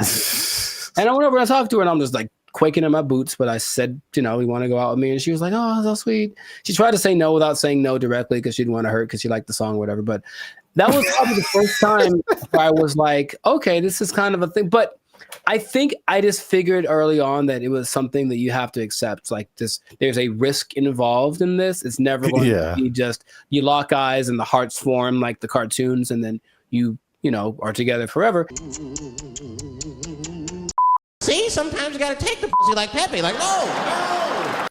Me personally, I never really had a problem with the idea of being rejected. What did happen later was I didn't like the way rejection started to show up. Mostly, what I mean is, instead of like just a girl saying no thanks or whatever, it's more just like the ghosting thing or the never saying no exactly, but not really wanting to hurt your feelings. That's the part I don't like, the kind of watered down thing. When it was just like, I've gotten no so hard, like just absolutely never in your life. And I was like, ooh, for like 3 seconds. And then it's all right, next, because I think that's what I was preparing myself for. However, I think that a lot of guys, especially younger guys, aren't built like that, and so they don't want to take the risk. What can't you do? I can do it. I can do anything. And not only that, it's not the no so much anymore, but with social media and everything being recorded, whatever, now there's a lot of instances where people are getting like, they're just trying to be nice and say something, compliment someone to kind of measure the waters, and then they get accused of harassment or something like right off the bat. And so I know a lot of guys are rather instead of making a mistake that might affect my career or whatever, I'll just not say anything. So you walk around, oh, she's pretty. I ain't gonna say a word because I don't want to even entertain that idea. When is the last time a man came up to me and wanted to get to know me or exchange numbers? And it's been a long time. Well, I got news for you. It's going to be even longer because y'all are full of it. Well, my first time was definitely not 4 years old. Call me Laura. You like Casanova over there. No, I vividly bro. To this day, this girl can get it. She can. She watched the podcast and was like, you know what? Okay, I'm packing up my stuff and I'm like, where did Zap go? I'm like, she said yes, man. This was like 7th grade. I still keep up with her, and I think now I'm more reserved. People will describe more reserved, more quiet, more laid back. But when as a child, I was insanely, I'm talking like unbelievably shy. It wasn't reserved. I was just like, I didn't know. I'm not doing anything of, but like this one girl was just like, she was just amazing to me. And it was like a movie where I was like, I get closer and I'd be like, like, I know my name. There's a level of fun that just does that to you, man. It's just so I couldn't talk to her. I literally could not form words and talk to her. So I wrote her a note. Nice. Come on now, dog. Come on, man. That was pre-social media, so I think that'd be the equivalent of me like sliding into her DMs. Basically, I wrote her a note and I was like, "Yo, what's up?" And the same thing. She was like, "No," but she was like super. She was so, and she wrote me a note back, and it was just like a page of just amazing things, and I was like, ah. Wow, nice. So you're right. Like the way, if it's no, the way that no happens is very important. Yes. Yes. Men's psyche. But okay, so just moving on. So now the question becomes, all those, flash forward to back to where we were talking about. Is it even a good idea to approach a woman on the street? Because obviously a lot of men are not doing it. And then the question becomes like, do women even want to get approached? Because here's another caveat to this. Again, a thing from my childhood that I remember distinctly. And it was the songs that came out. And every time you heard a song from a man about a woman, it was like, "Oh, baby, I love you. I'm trying to get with you. You're my everything," whatever. And then after a while, like, it felt like every song that came out from a woman was like, "Man ain't this," and "He broke my heart," and "He is trash." And there was 2 instances I remember: TLC, sure, No Scrubs, and everybody was just like vibing to that song. I'm just like, I can't get with Chili if I ain't got my own hanging out the passenger side of his best friend's ride. If you live at home with your mama, oh yes, I'm talking to you. And I'm like, man, I'm like a teenager. I'm like, man, I love my mama. I don't have a chance. So it was that song, and then it was Destiny's Child, and I think Beyonce has a few songs where she's like, man, she does. Yeah, she lets. Yeah, man.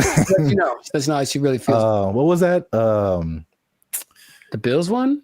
Yeah, can't pay my bills, pay my automobiles, pay my telephone bills, and then you think you got it, and then she's like, nah, then maybe we can chill. We can chill, like, I just paid all your bills. Yeah. You my wife now. Like, what happened? No, that's just something you just do now. No, you just do that now. That's just a new thing you do until you and your shitty ankle both die. There were songs like that, and I was just like, man. And then like that and like the Me Too kind of thing and like some of the stuff you hinted at Right. Yeah. That's earlier. why it's like, okay, maybe I shouldn't say anything. So I don't want to get. I think there's the question of like, do women just like not be like being approached? So this study has said 74% of women aged 25 and below actually want to be approached more. 77 in the 18 to 30, 68 in the 68% and 30 to 40. So basically 3 out of 4 women are like, I want men to approach me. Why isn't it happening? I think the thing that I get from this listening to like interviews with women is that yes, they want men to approach them, but they want it to magically be the kind of guy that they like. Yeah. So there's a caveat to it. It's like if you walk, I've seen the look in women's face. If I walk up to them and they wait. Last week, I was in Tampa doing my thing, and I walk up to a girl, and all I was going to ask was about, it was a bunch of girls dressed the same. I wanted to ask why they were dressed the same. And I know for a fact that women, because I've seen many posts about this, have a voice that they do when they're talking to a guy they're not interested in. It's something that sounds like they're bored or whatever. It's kind of an ew, go away voice. That's suspicious. And so she does it to me right away as very innocently. Hey, what you guys doing tonight? Oh, it's just a bachelorette party. We're just here to celebrate. That's the bride over there. You know, I'm like, hey, you go away, because I wasn't what she wanted, physically, anything like that. Like I didn't fit. If I had, her tone would have been different. So a person like her will say, yeah, I want more guys to approach me, but not the guy who just talked to me. I want it to be the guy that I fantasized about. So how do you know if you're that guy? You really don't until you try. But you'll know right away if you're not. That's my Hated it. Hated it. All right. So just to wrap it up here. So the big question, men are approaching women. Women want men to approach them. So now, why aren't men approaching them? So 4 things they found in the article, nothing new. Fear of rejection, fear of social consequences. A shockingly high number to me of just not finding people that they're attracted to. And then smaller, but still there is fear of like some kind of consequence. They'll tell on you to HR or if you work with them, that's a whole different thing. Yeah. I get it. So I was kind of with you too. It's like the fear of rejection, all that. I mean, we're older, like we've been through that. But like, this is the thing that gets me. Why I personally rarely do this. And hey, y'all, come look at this. The one time I jumped back in, and you were there, it happened. Bro, what are you talking about, man? Anyway, yeah. I see. This is why I don't, because it rarely works, at least for me. And then it also showed that in the study, depending on what you want. So I thought it was kind of cool the way it broke it down, because it went from approaching a woman to long-term relationship. Sure. So and then the steps in between that. So you have to go from point A to point B, but it's a bunch of stuff in between. So it showed that when the guy approached a woman, 80% of the time it led to some kind of contact, meaning like friend zone. Here's my Instagram. Okay, whatever. You got a 4 or 5 chance of hitting that. And then from there, 60% of the time it led to an actual date.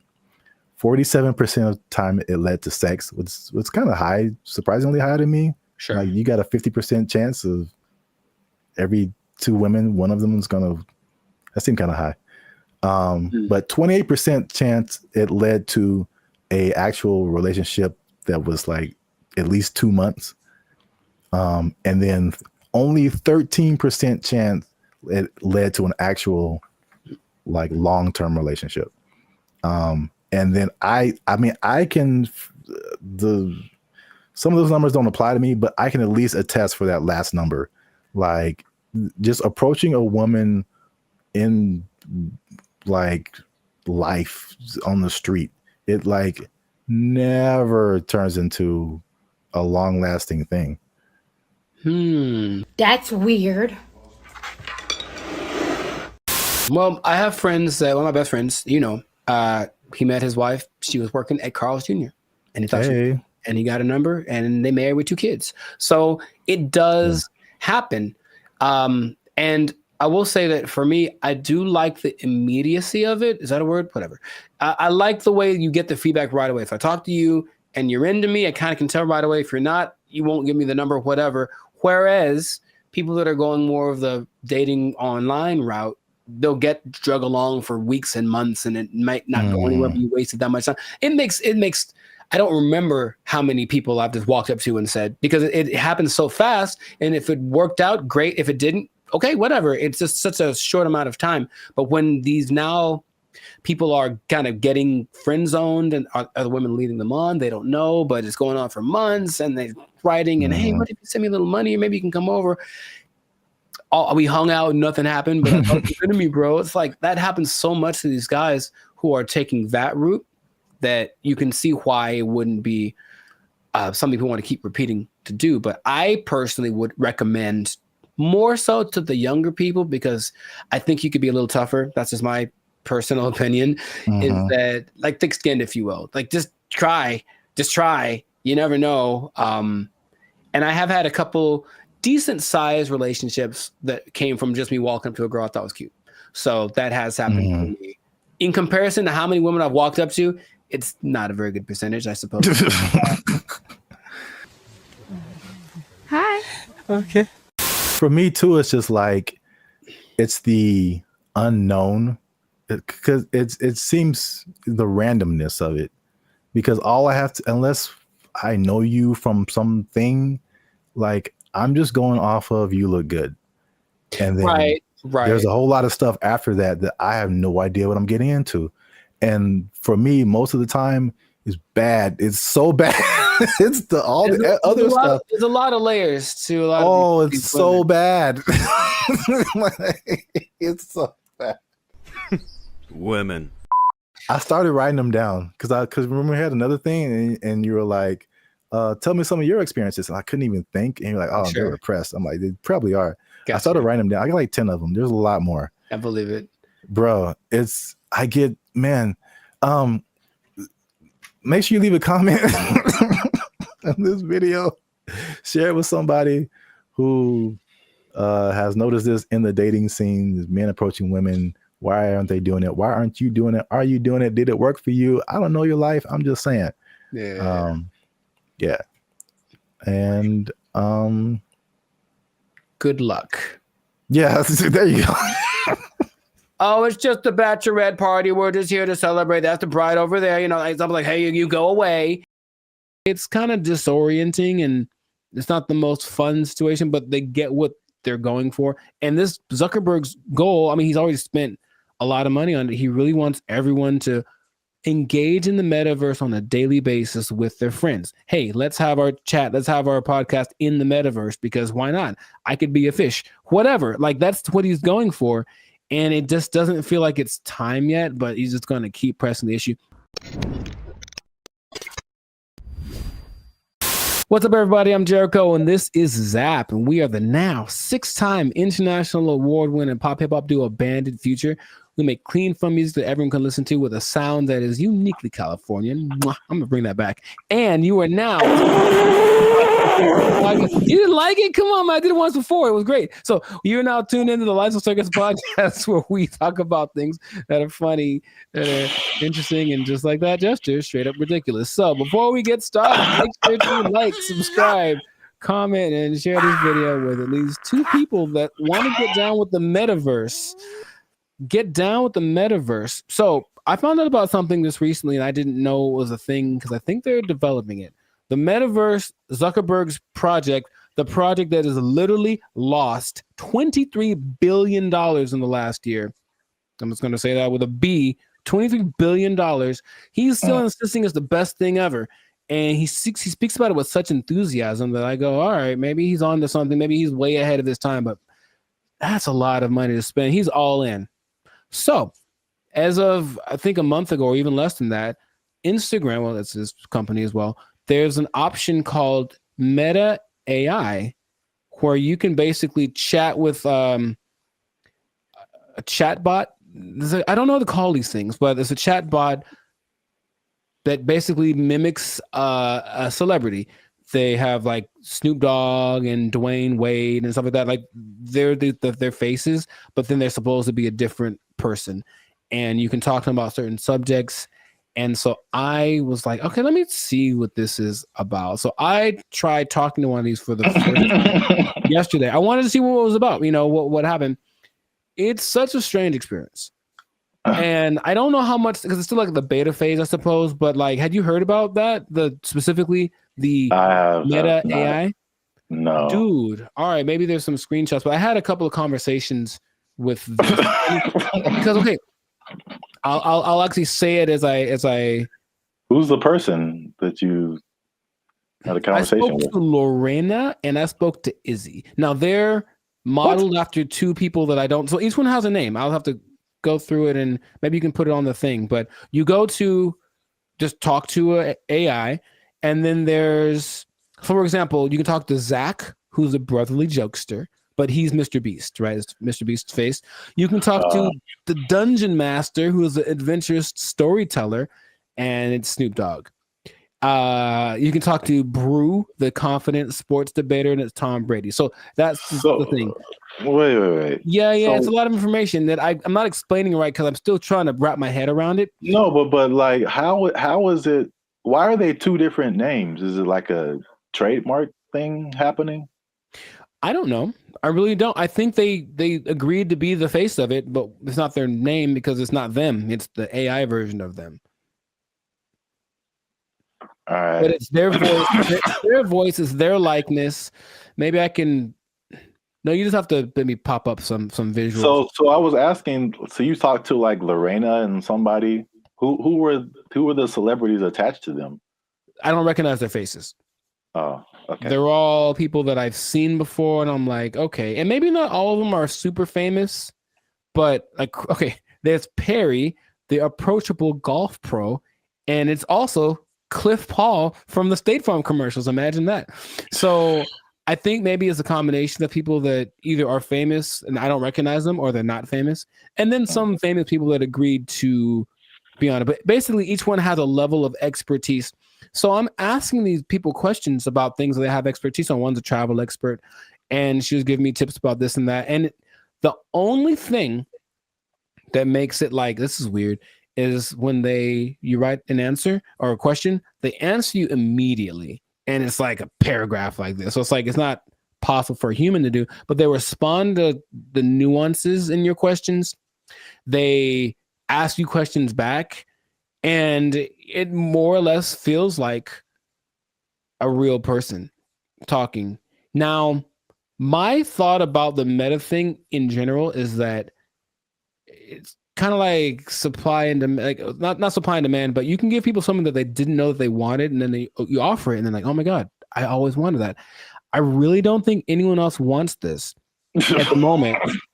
From, I think, sales of just the Meta headsets, maybe like 5% of, I think, England has them. So it's still a very low number. And I know some people who have it, and they say, okay, it's kind of disorienting and it's not the most fun situation, but they get what they're going for. And this Zuckerberg's goal, I mean, he's already spent a lot of money on it. He really wants everyone to engage in the metaverse on a daily basis with their friends. Hey, let's have our chat. Let's have our podcast in the metaverse, because why not? I could be a fish, whatever. Like, that's what he's going for. And it just doesn't feel like it's time yet, but he's just going to keep pressing the issue. And he has a conference where he spoke about all the advances of AI. Basically, Meta is an AI company now. And so everything is just kind of going like that. So I have so many questions that I could ask to him, maybe to you as well, but just where do you think this is going? Is it something that you personally think is useful or that you would want, or what could make it more appealing for people? Because at the moment, it does not seem like many people really care too much about this. Well, here's the problem. I heard someone say, and I totally agree. People don't want to have things on their faces like that. It's like a design flaw, but maybe it's I don't know how far the technology is coming, but I think that just that used to talking to a celebrity, it's I don't think it's useful for the majority of people, like a teenager or like a college student, maybe.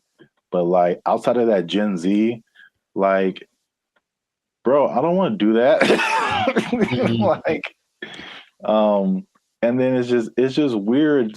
Like, what's the purpose of having? It's like a fake conversation when you can have a real conversation. It's you know, I think the human aspect of it, not being able to talk to a real human, that's just weird for people. And so were you typing, or was it like a thing you could hear they were talking? You could do either one. Okay. It's just like, honestly, it sounds like the person who has no friends does this. And they just talk to robots. So that's just weird. But back to like the glasses, one thing that I have been hearing about lately is the stuff that's, I think this was Facebook too. So I think this is a move in the right direction. There's a partnership with Ray-Ban or some other kind of like glasses company where they're like your normal glasses, but they have AI capabilities. So like you're looking at something and you can see something else superimposed that tells you like information about it. Like this building is from whatever, or this jacket costs this much. That I see as like, okay, that's pretty cool. That's very helpful. Or there's another thing where it's like you look at a jacket and you can instantly find where to buy it. So someone, oh, I like what you have on, and you can instantly like buy it for yourself. Like stuff like that is cool. There's also like the Snap AI mirror from like Snapchat. So I again, it's like they have to get out of this like goofy realm to make it like, okay, this is how you can use this. It's not about, I don't think, I mean, I know I'm like going a bunch of different directions. I have a bunch of different thoughts, but it's like, I'm not a CEO of a $1 billion company, so what do I know? But I don't think it's live your life in the metaverse. I don't think people want to do that. I think it's a hybrid situation, just like with all the other AI. It's like, okay, I'm going to still be in real life, but I'm going to use a little bit of this to enhance real life. Right. Leaving real life.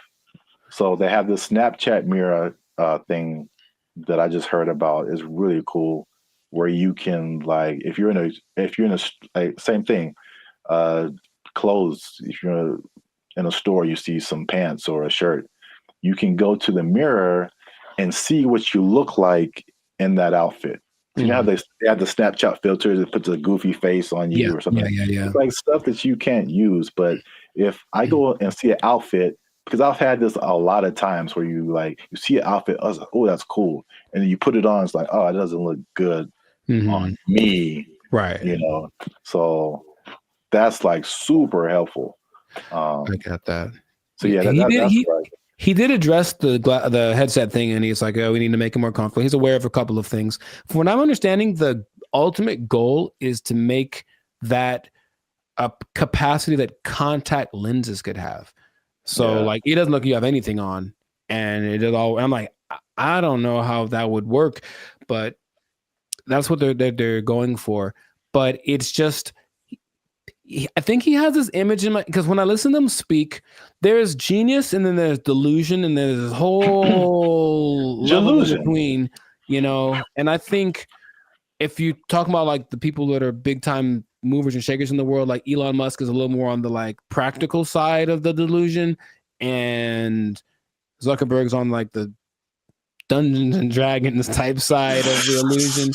But I feel like he wants to create what happened in that movie Ready Player One, where basically the whole world is so over the real world, they just go to this place habitually, and that's like where real life actually happens. And maybe that's what he's thinking, but I don't think the people are ready for it right now. But he's going to keep pushing. He's got the money to keep trying it out. And I even got a little survey. It's like, hey, quick 3 minutes. I want to know. I wanted to know about what they were asking about. That's how I didn't know about this until like 2 days ago. And they asked all these questions about, okay, so if chat AI could do this, would you like it? Blah, blah, blah, blah. And so they're doing all this research because they're trying to see what people think, because they're trying to make it appealing, but it wouldn't, I don't think it's for me or maybe our generation, but maybe people that grow up on it, younger people might be the ones that want to spend all their time in the metaverse. I don't know. I hope not, but which is already showing negative effects. Gosh, it's so bad in so many areas. It's just bad, man. Yeah. So we'll see where it goes, but let us know in the comments if you like the metaverse, if you've had some metaverse experience, if you've tried this new Meta AI chat thing. What do you think? Is your best friend Snoop Dogg in your mind? Because it's not really him, but maybe you think that it is, and that's good enough for you. So good for you. And let's see how this pans out. But it seems like it's going to be a real big push, he's got Zuckerberg has a couple other big objectives for 2024 that he's trying to get to. So, and spend a few more $1 billion in the process. So must be nice. We'll see how that goes. But yes, this has been another episode of the Life's a Circus podcast. So leave a comment. Leave us a comment. Let us know what you think about that. And if you trying to think of how this would work. If you are spending too much time in the metaverse, if you're spending too much time talking with a meta person, I don't know what to call them. They're not real, but they're not robots, whatever. Talking to a meta person so much that you lose track of time, and then before you know it, your life's a shell of itself, and you don't really know where you're gonna get your money from, because you haven't gone to a place that will provide you with the necessary resources for, you know what I mean? Like the necessary resources for living, for purchasing things. You might even miss your bill and you can't pay for your phone. You don't have your Instagram. You've lost access to your person. I just don't want that to happen to you. That's my sincerest goal as a human, human to human. So please don't. Man. Well, I guess you understand what I'm trying to say. I don't have to say it. So. You don't have to say it. You don't have to say it. But I'm going to say it. Don't lose your job. Don't lose your job in the metaverse. Marcus Zuckerberg is crazy. They took our jobs. They took our jobs.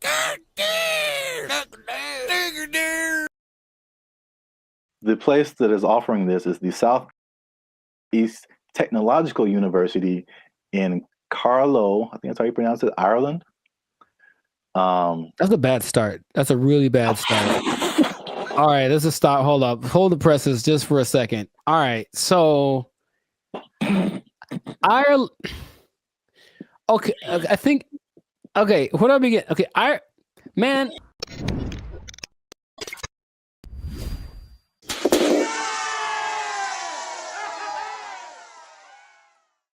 What's up, guys? I'm Zap. This is Jericho. We are Band of Future, and now 6-time international award-winning pop hip-hop music duo. We make clean, fun music that everyone can listen to with a sound that is uniquely Californian. And right now, you are tuned in to the Life's a Circus podcast, where we talk about things that are funny, interesting, and ridiculous. But before we start, y'all been laughing. Y'all been crying. Emotions. Y'all been... Y'all been laughing and crying at the same time. I don't know how that's possible, but you've been doing it. I synced you. Oh, that sounds... Anyway. Well, it's like Santa Claus. He sees you when you're sleeping. I know YouTube tracks statistics, but I don't know if it went that deep. Like, geez.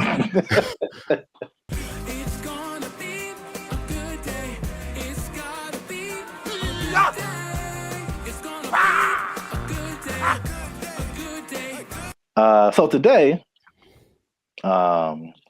we are talking about something that's interesting. The letter Q? I mean, that's kind of what I was hoping. Today's episode is brought to you by the letter Q. Brought to you by yeah, a little bit deeper than a single letter. Okay. But it does have to do with letters, arts, and sciences. Oh, interesting. Okay, kind of got that. There is a new degree that you can get, and it's basically an influencer degree.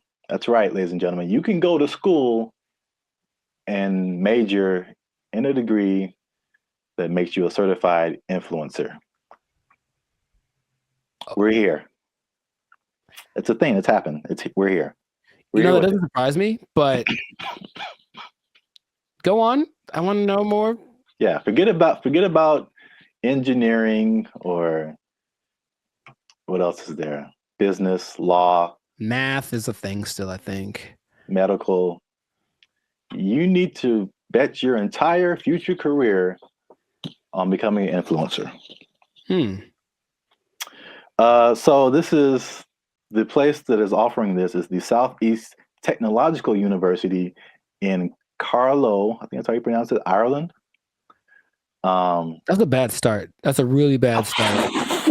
All right, let's just stop. Hold up. Hold the presses just for a second. All right, so Ireland. Okay, I think. Okay, where do I begin? Okay, so like for a place to have influence, it has to be something that has relevance. I think something where it's like, okay, this place is, or this person has said this is what's important, what's cool. I will listen to it because I respect their opinion. I've never once thought about Ireland for anything other than leprechauns and beer. And if it's not about those two things, I don't care what Ireland has to say. So I'm already like, it's missed me on that, bro. Like, come on. If it was like New York or Dubai or something, it's like, yeah, a big place of influence. Don't tell me, no, man. Okay, keep going. What do you got? All right, that's interesting because I kind of went that way for another reason. Okay, I don't know how they name schools in Ireland, but this sounds like very much like a DeVry University, JTT Tech. Like, it's not your top tier. Nope. Nope. So I was like, the official name of the degree is called it's the Bachelor's of Arts in Content Creation and Social Media. What would that sound like in an Irish accent? I'm not even gonna try that. I don't got it either. I'm not good at accents. Nor am I. Except for, well, never mind. Canceled. Yep. I don't want to go. I don't want to be canceled yet. So yeah, but to, I guess, kind of legitimize it, the influencer industry is currently valued at $21 billion. So it is an industry to a certain degree. I have thoughts about that, but more than half of Gen Zers think that they can make a career out of content creation. So this school offered I think it was a summer, just a class, not a whole major. And it was like, of course, filled to the brim with students. I think they're going to have they're going to admit 40 students to this major this coming year. And they're sure that they'll have to turn a lot of people away. So it's a very much a major of interest. On the flip side, and this was from the New York Post. They say that the rapid evolution, and this is something we talked about before, the rapid evolution of social media and trend cycles could make the entire degree worthless as soon as you receive your diploma. Yeah, what's the curriculum based off of? What metrics are they following? It seems like a cool idea if it's constructed in a certain way. I mean, imagine the nonsense if you paid money to become an influencer and then you sucked at being an influencer. Like, it's just, I feel like to be an influencer, you just have to have a certain kind of either personality or vibe. Like not any person could be an influencer, that's for sure. But I don't know if that's something you can sell the idea on it for sure. But I think there'd be a lot of people asking for refunds in like a year. It just seems like something. Yeah, Can you do that? Well, you can ask, of course. I'm not saying I get it. You're wasting the money, I think, but I think you'd be better off just studying on your own, studying social media, like a Mr. Beast did. He just studied YouTube, literally, and that's all. And then it worked out phenomenal for him. So, and not only that, all the people that he worked with also didn't get as big as him, but they all have channels with millions of people, millions of followers. So but here's the thing with education, anytime they're like, oh, here's an opportunity to make some money for us and maybe it'll work out and then we can get some more accreditation or who knows. They're just trying to evolve. So I see the point, basically. They're trying to evolve with the modern times. I just feel like that's not something you can teach in that sense. Because, yeah, like as soon as the lesson's over for that day, things are different. So if they're not constantly keeping track of the market, it's like teaching day trading or something based off of data from last week. It's like, okay, well, that worked last week, but it's different now. It's a whole nother. So it would have to be done really well to work in mass. Like, yeah. Well, yeah, I have a bunch of thoughts on this. So, in their defense, they have said that they're aware of like social media is constantly changing, stuff like that. So the curriculum is more about high level concepts, I guess. Okay. As like what the business behind becoming an influencer, stuff like that, which makes sense. But it's also like if I were a student, I wouldn't study this because I think it's too specific. And influencer is just a subset of sales, marketing, advertising, business. It's just business. And so like I feel like if you went to school for business, you would get a better view of like how the world works instead of just looking specifically at influencers. Right. But this is also like college was like 20 years ago or no, 15 years ago, something like that. So I have a totally different perspective, but as like a student coming in, you're like, oh yeah, I want to do this, blah, blah, blah. But I've mentioned this before. I kind of felt there's a interesting similarity between this and music because you went to school for music performance. I went to school for music industry. And though I think even more so at the time that we went to school, even those majors were considered like, why are you doing that? True. So I can see the parallels, and then not that I regret doing music industry, but I can see now how I would have benefited probably more from just studying business instead of like a specific type of business where like all the rules are way different than like normal life. Sure. So I think I've said this before, like I've learned how to do more in the music industry by studying general business. I got you. Right. Than by studying music industry. Because it kind of applies to everything once you get the basics down. Right. Right. So. Well, that's my advice to the youngsters. Is that how you're going to talk one day? Because I don't want it. Welcome to the Life Circus podcast. I'm pretty sure I'm going to talk like this forever till I die. So I don't know what's happening to you over there, but you sleep. But we talk about things that are funny and straight up ridiculous.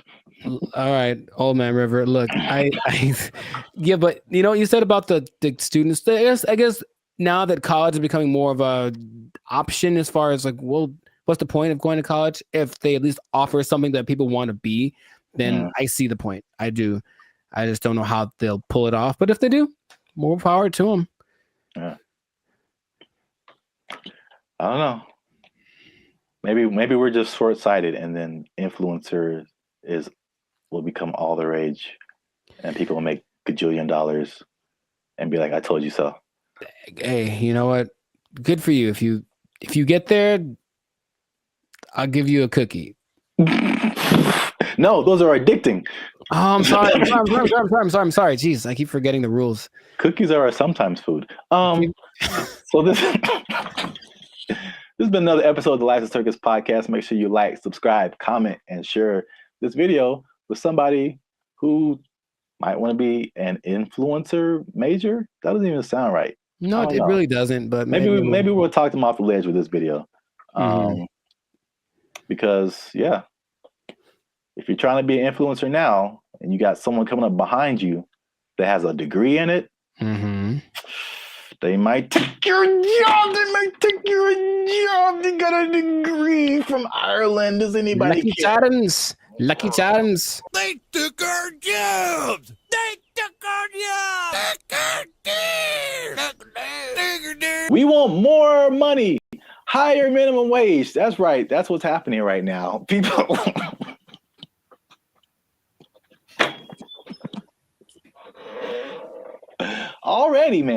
Already, people are thinking about the next minimum wage increase. They want even more, Jericho.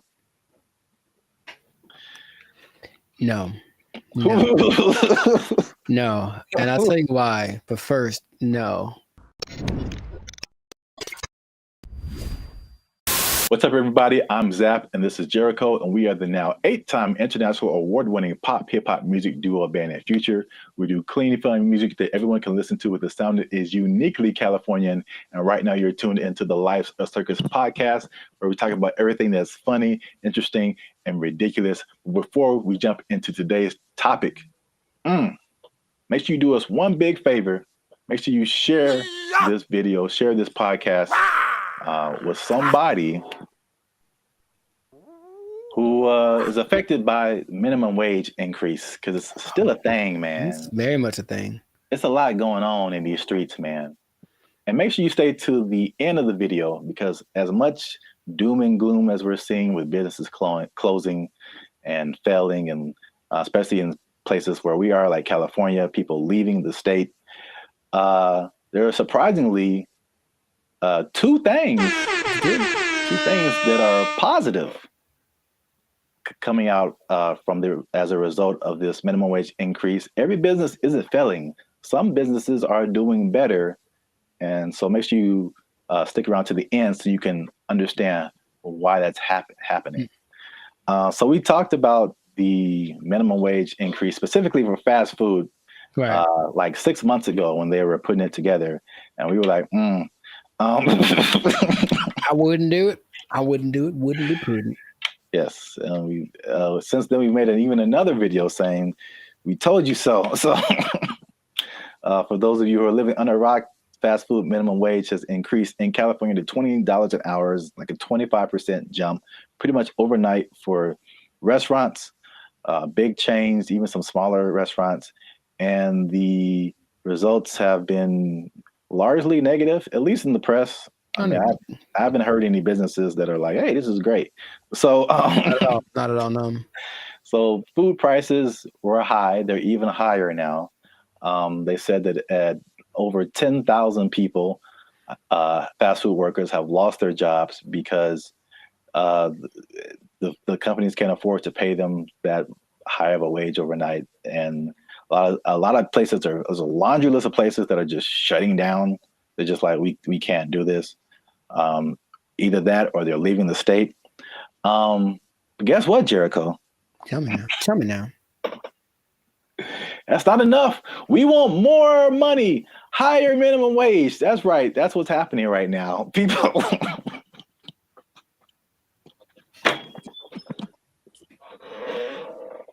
Already, man. Already, people are thinking about the next minimum wage increase. They want even more, Jericho. No. No. And I'll tell you why. But first, no. Okay. Here's the thing. Raise it. Just keep going up. I'm pretty sure among the things that have gone up because of the minimum wage increase is like OnlyFans subscriptions, like stuff that no one needs. Like, I highly doubt that anything is really improving. That's a good idea. You know what I mean? So I feel like you can't. I heard something really recently, and it made a lot of sense. It said if you decided to give everybody in the world the same amount of money, so somehow take it all literally and just even it all out, so everyone in the world, all 8 billion of us, get the exact same amount of money. Within 20 years, it would be distributed exactly the way that it is now. I believe that. Because, yeah, people don't know how to do stuff with money. So, no, you don't get more money because you're just going to do the same dumb stuff you're doing with it that you did before. And how much is a Whopper now? Like, forget it. Like, it's just going to be ridiculous. What kind of, I know we're not living in the days with, like, oh, going to see a movie and the soda and a pop and a, you know, a nickel. I know that's in the past. But you can't keep paying people more. You have to teach people to be smarter with their money. That's all. Take it up higher. How much they want? Okay, go for it. I'm glad you asked. So fast food minimum wage, the workers have already unionized and got $20 an hour, which is silver dollars over the regular minimum wage. Right. Long Beach hotel workers have argued for a $23 an hour wage. And this next one makes sense because we've seen it firsthand. Because as Band of Future, shameless plug, we do some shows in San Diego. All right. So nice. If you're ever in San Diego, come see a Band of Future show. But San Diego wants to raise the minimum wage for hotel and other service workers to $25 an hour. And I was wondering what happened because I'm like, ooh, inflation. Because we were like looking at hotels in San Diego, and I'm like, man, these got a lot more than last year. Mm-hmm. And now I know what happened. Janitors want $25 an hour, man. Clean them toilets, sweeping them floors, man. They want. I think janitors should get more than fast food workers. That's for sure. I really do, because I can go make my own burger, but if I go to an establishment, I want it to be clean, and I think the people that clean it should get paid. It's all about, I mentioned this before, you should get paid for the value that you provide. And fast food is just making us all fat and sick. And janitors make stuff clean, which is great. So yeah, pay them more. I'm not sure how much they get now, but pay them more and take it out of the fast food workers. That's just... That's an interesting take, I guess. It just kind of like took my mind somewhere. Okay. Because your viewpoint is, I heard you say this before, you should be paid based on the value that you provide. Yes. As opposed to the skill sets that you have. So I feel like if you think janitor, fast food worker, it doesn't take, in my opinion, as many skill sets to be a janitor as it does to be a fast food worker. The fast food worker, you have to have people skills. You have to be able to talk to people, interact, be friendly, all that kind of stuff. You have to have some math skills to run the cash register. You have to have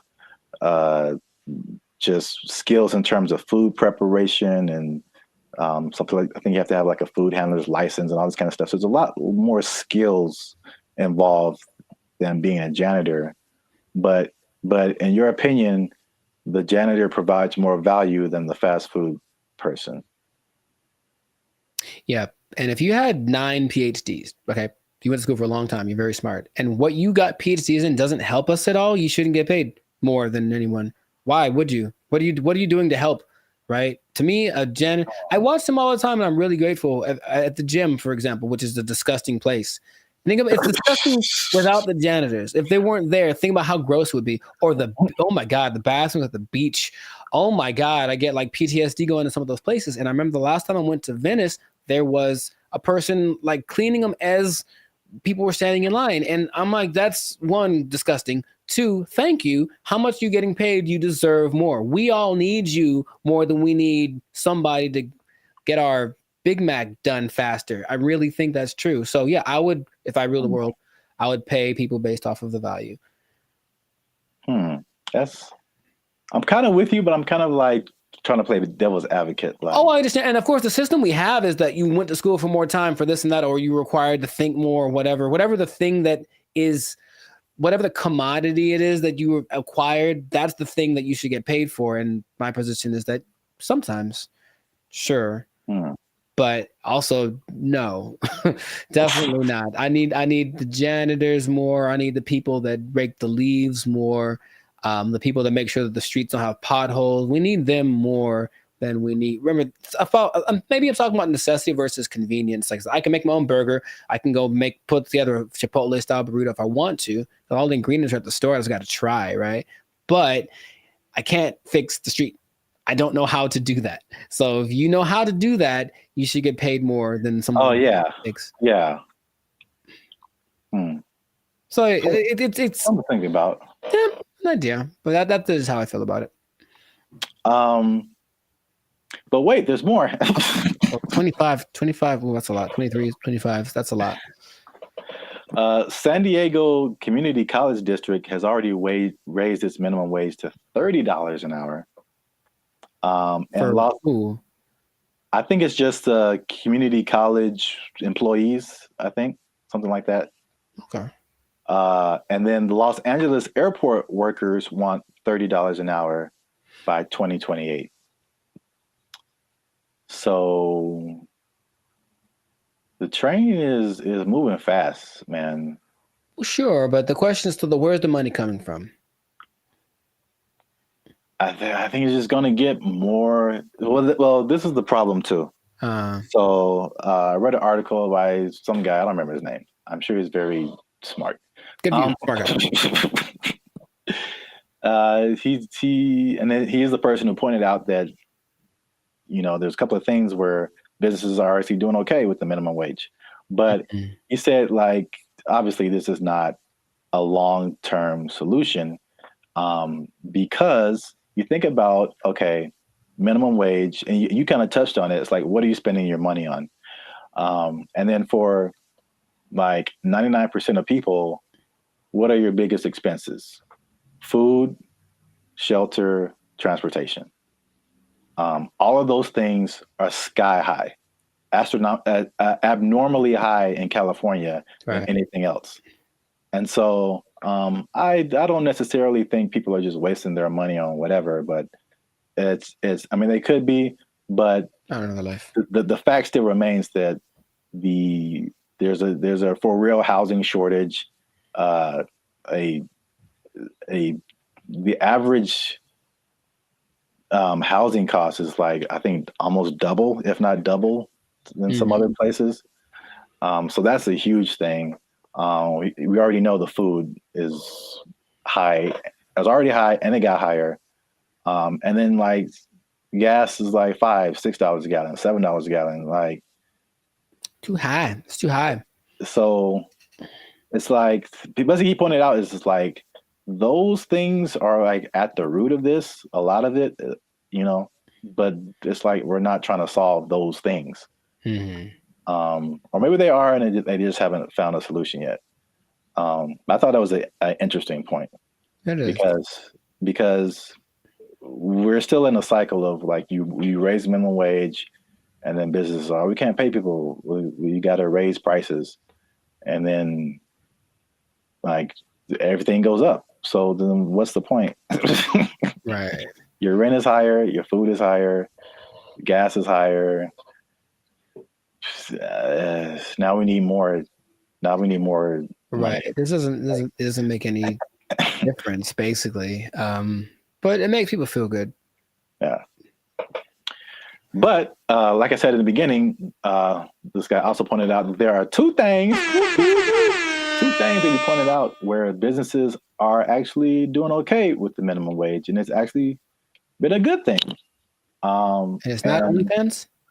And it's not OnlyFans. All right. One, just a second. One is that it has forced businesses, and I think we can even agree to this as the way we run Band of Future and all that kind of stuff. It's forced them to be more efficient.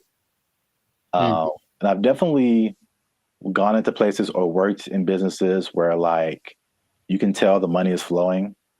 And so they just kind of like, you know, they kind of just spend money on whatever and just kind of do frivolous things and just silly things with their money.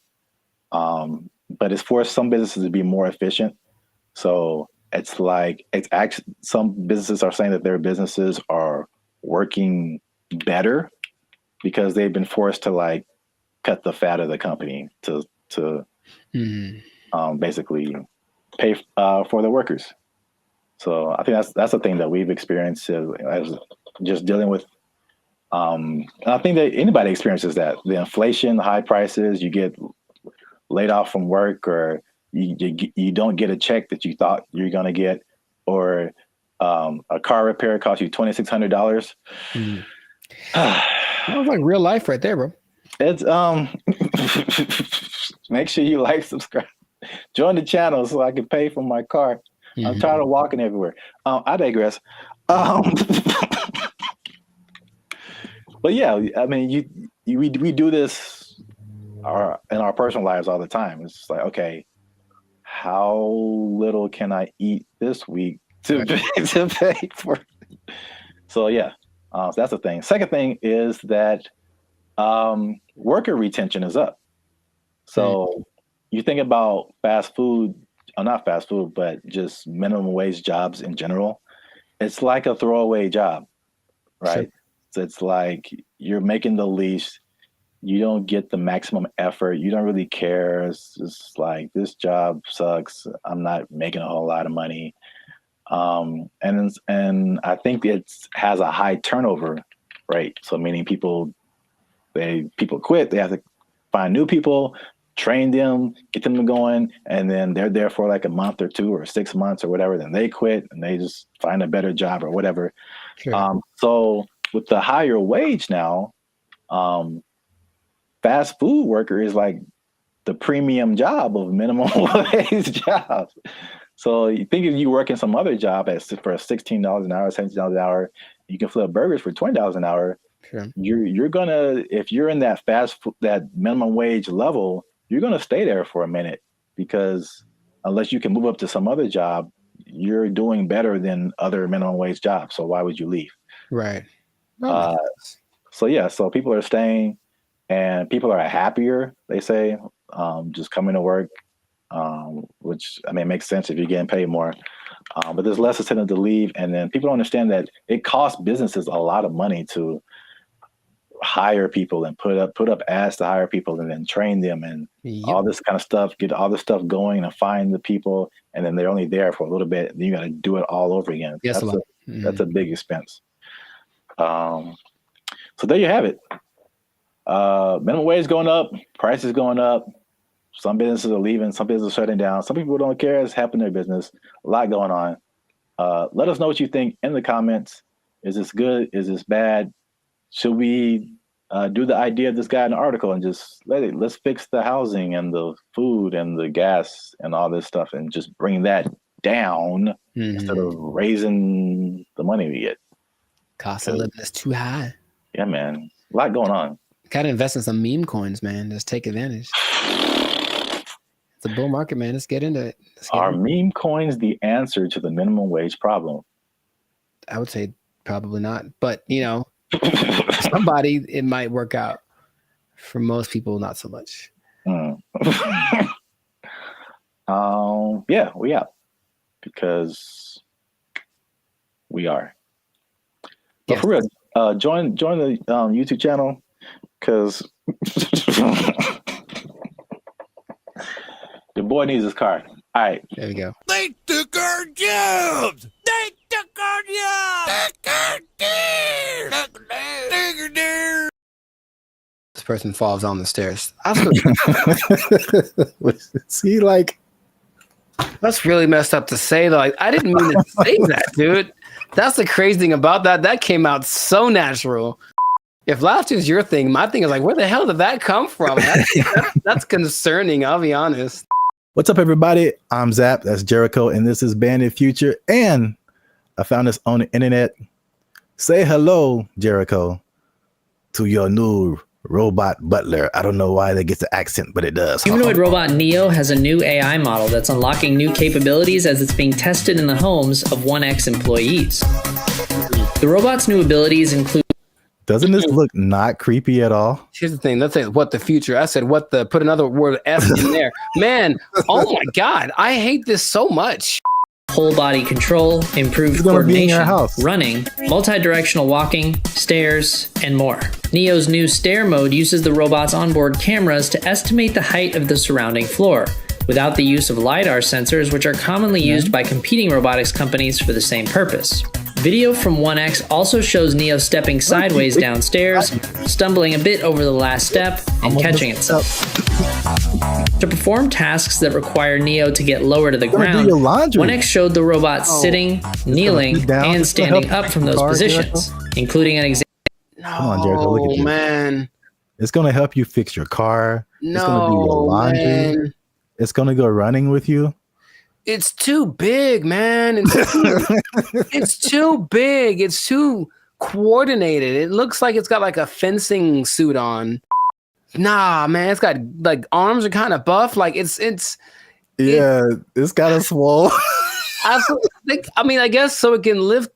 Can it lift the car off the guy if it falls on him? Like, I don't know what's going on here. Even the color, I feel like it's too normal. It's just a regular color that anyone wears. Like, it's make it like neon purple, something that makes it like a spectacle. Don't just let it just. I don't even, man. If I wasn't paying attention, like if I was distracted, like let's say I'm walking down the stairs because I got like chicken in my hands and I'm excited about the chicken, and that thing walks up the stairs past me, I don't even know if I look twice because it's not that. Oh my God! It's just kind of like, hey, what's up? Is it a guy with a motorcycle helmet on? I don't know. From a distance, it looks like a person. I don't like this so much. Oh, look at it kneeling down. Very comfortable. The G1s you were talking about, the flexion, like look at its feet and how the back very stable. Looks very stable. It looks like it has ankles and toes, and like the only thing that gives away is the arms are kind of wonky, but I think the rest of the body looks like an actual person. I don't like you could put like a robe on him and a hat, and you just walking down the street chilling. Like, man, they're blending in. They're good for them. The robot is also shown pivoting and walking backwards, as well as sidestepping, which could be useful in navigating tight spaces often found in homes. These demos are part of 1X's rollout of its new Redwood AI, which the company says runs completely on Neo's onboard GPU.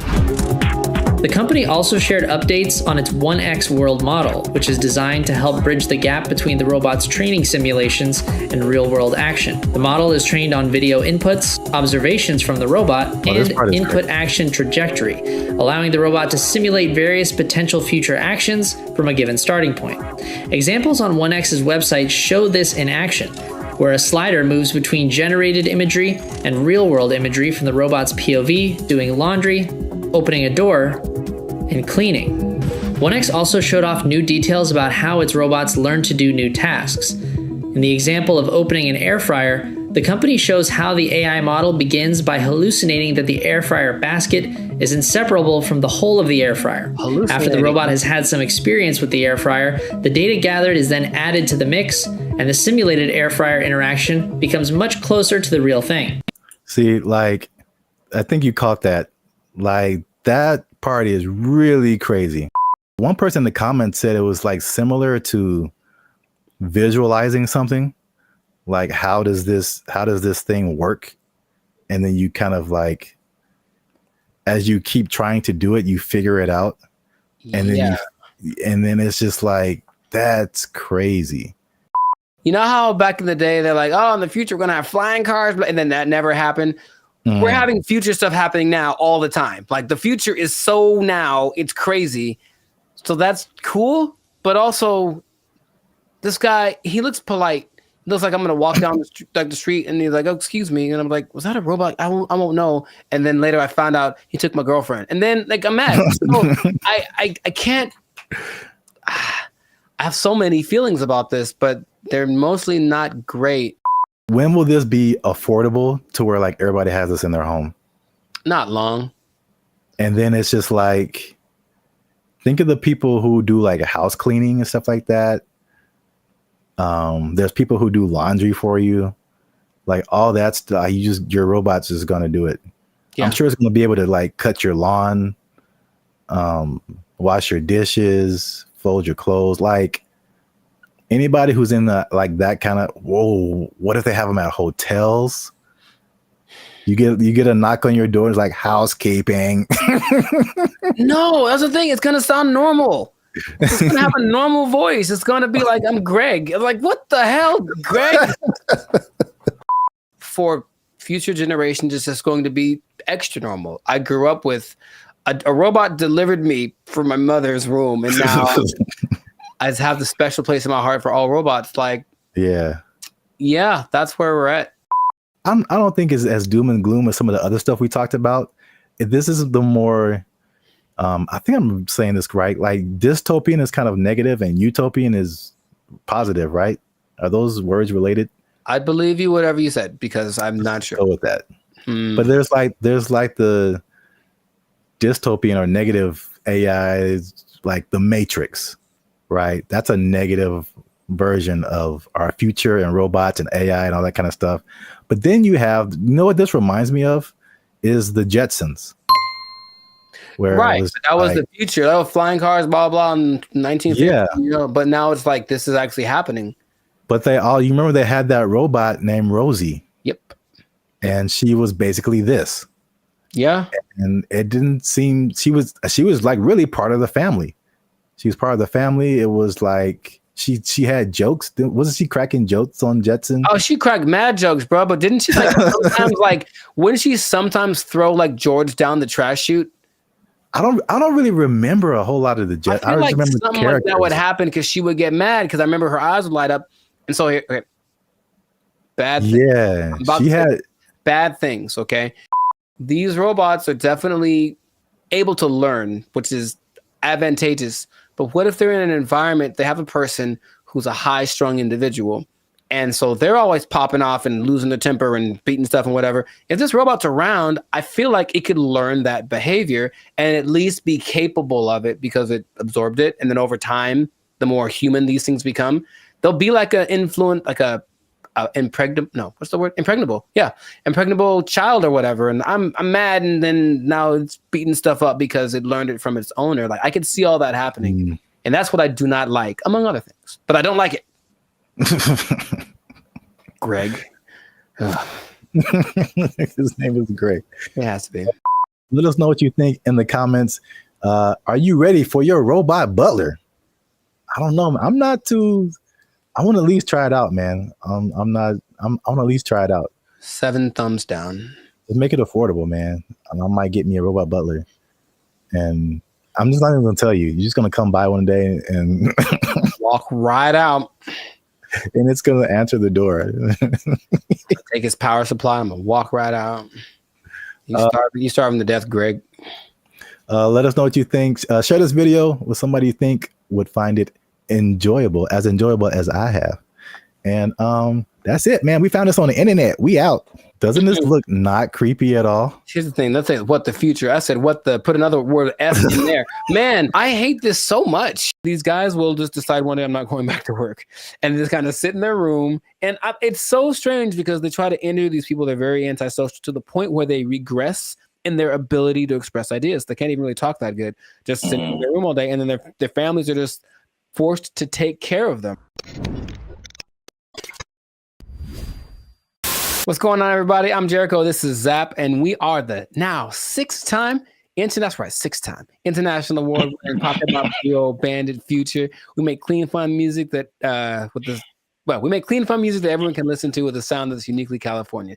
And you are right now here in the present time tuned into the Last Circus podcast. So we talk about things that are interesting, funny, and just straight up ridiculous. So before we get into it, there was a huge favor. Make sure to like, subscribe, share, comment. I keep doing that backwards. But anyway, share this video with at least 2 people that think that being an adult is really hard, man. So the adulting thing has gotten so, I guess, talked about that it's like we kind of accept it as just being an adult's hard, it's part of life, move on. But there's a whole lot of people that have decided to take an interesting approach to this adulting thing. So I have one specific example from Japan and one from the US. So in Japan, there exists this thing called the hikikomori. Okay? And it's basically a bunch of people, and by a bunch I mean about 1.5 million people, that decided that being adults is way too hard. I'm just never going to go outside again. And so they don't. They just stay at home, they live with their parents, and they either play video games or even better, they just do nothing. They do nothing and they stay at home. And some people have been there from anywhere from 6 months to like 3-4 years. It got worse during the pandemic, but the idea is that they're afraid that these people aren't ever going to become functioning members of society. And the numbers keep going up of these hikikomori, are, shut-ins. And I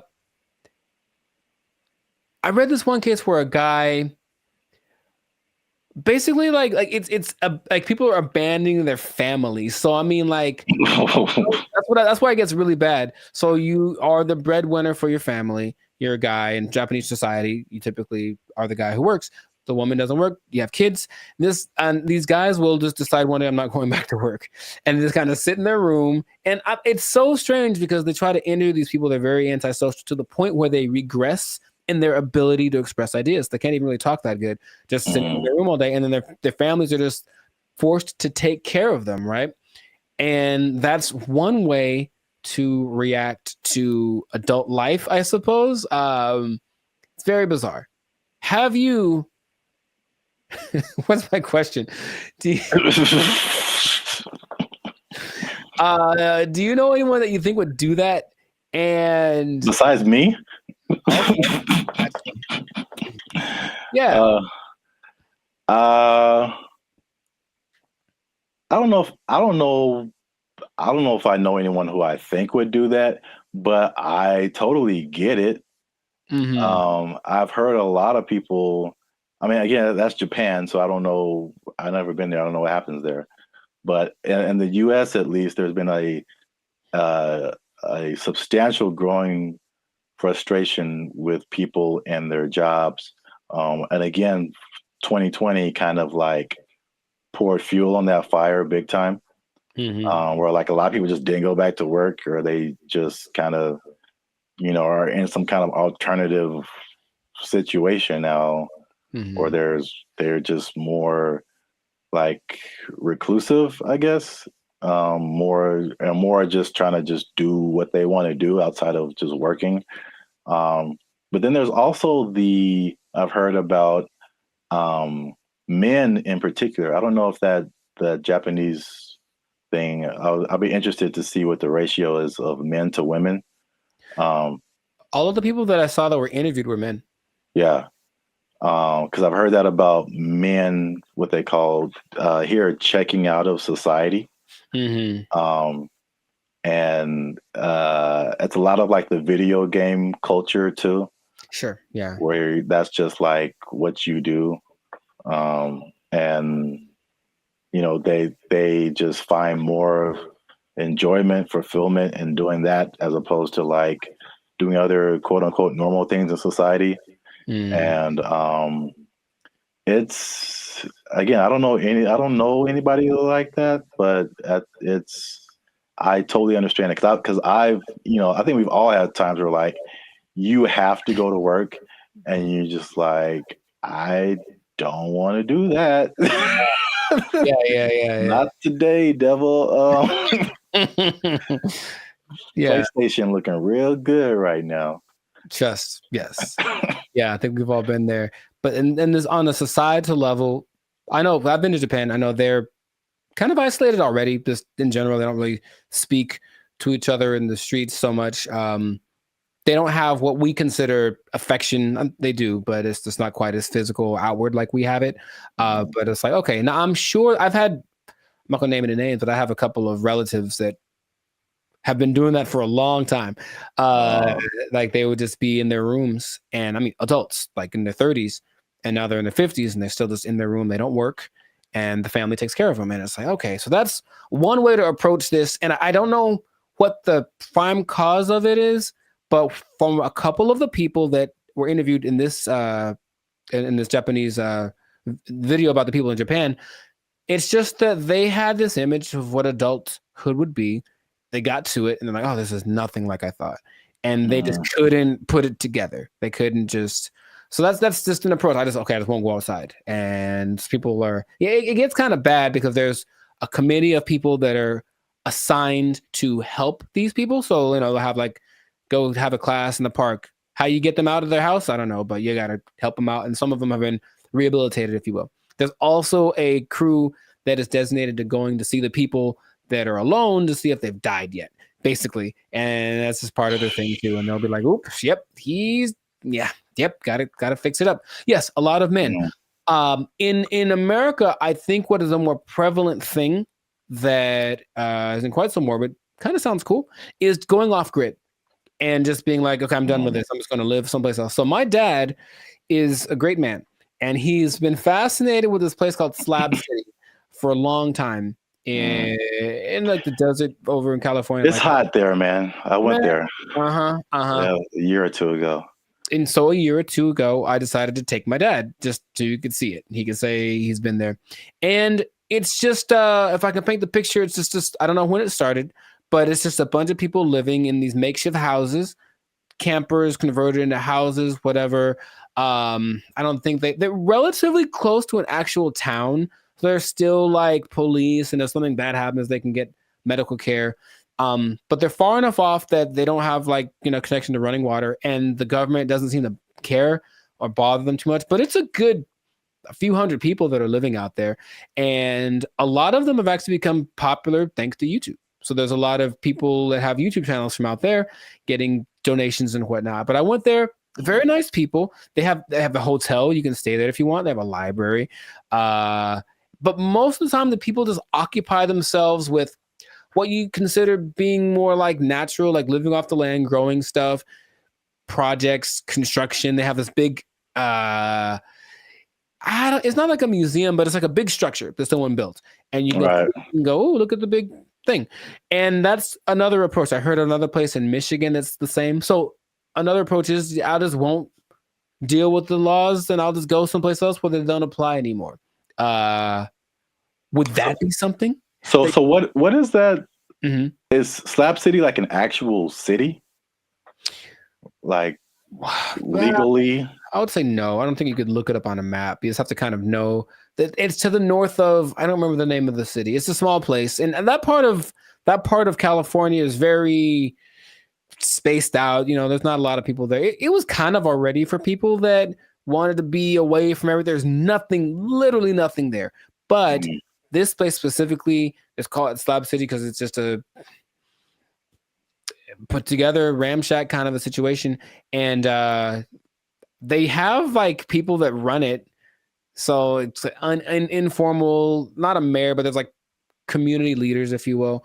And it's just a whole vibe there. I remember I walked and some guy was like just hammering something, and there was no rhyme or reason of what he was doing, but he was hammering a thing into a thing, and he had a lot of things, and he was just doing it. And I was like, all right. And I walked up and I gave him a case of beer, and I talked to the guy who plays the guitar, and this guy just sits there and plays guitar all day.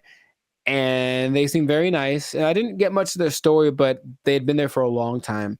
And they're like, yeah, society's not what it's come out to be. They made their own, and they like the way it works better. So that's another way to deal with it, I suppose.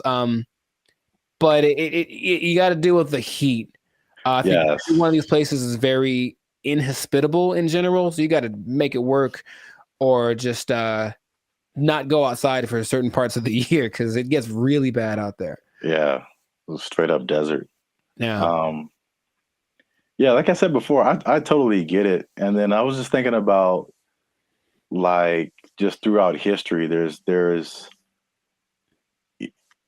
like there's been so many variations of like what life is supposed to be like, and what adulthood is supposed to be like, and what do you do all day. And um as we've just gotten, at least in America again, it's like the Industrial Revolution changed a lot of like our habits as a population, and it's kind of steered everyone into, factories and 9-to-5 jobs, and where we spend so much time working. I think we're probably one of the longest. We have one of the longest work days of several countries. Yeah. And that, like that, and what you're quote unquote supposed to do: go to college and marry this person and learn how to do this so that you can buy a house and then get a mortgage and do this. And it's like, well, there's a cycle of yeah, and it's very like cookie cutter. I feel like if I definitely looking back, there's some things I think I would definitely have done different or not have done, just to like march to the beat of my own drum a little bit. I think I would have been happier because of it. I don't think I can totally check out like that, but I could at least like vacation like that for sure. Yeah, those people are definitely very happy.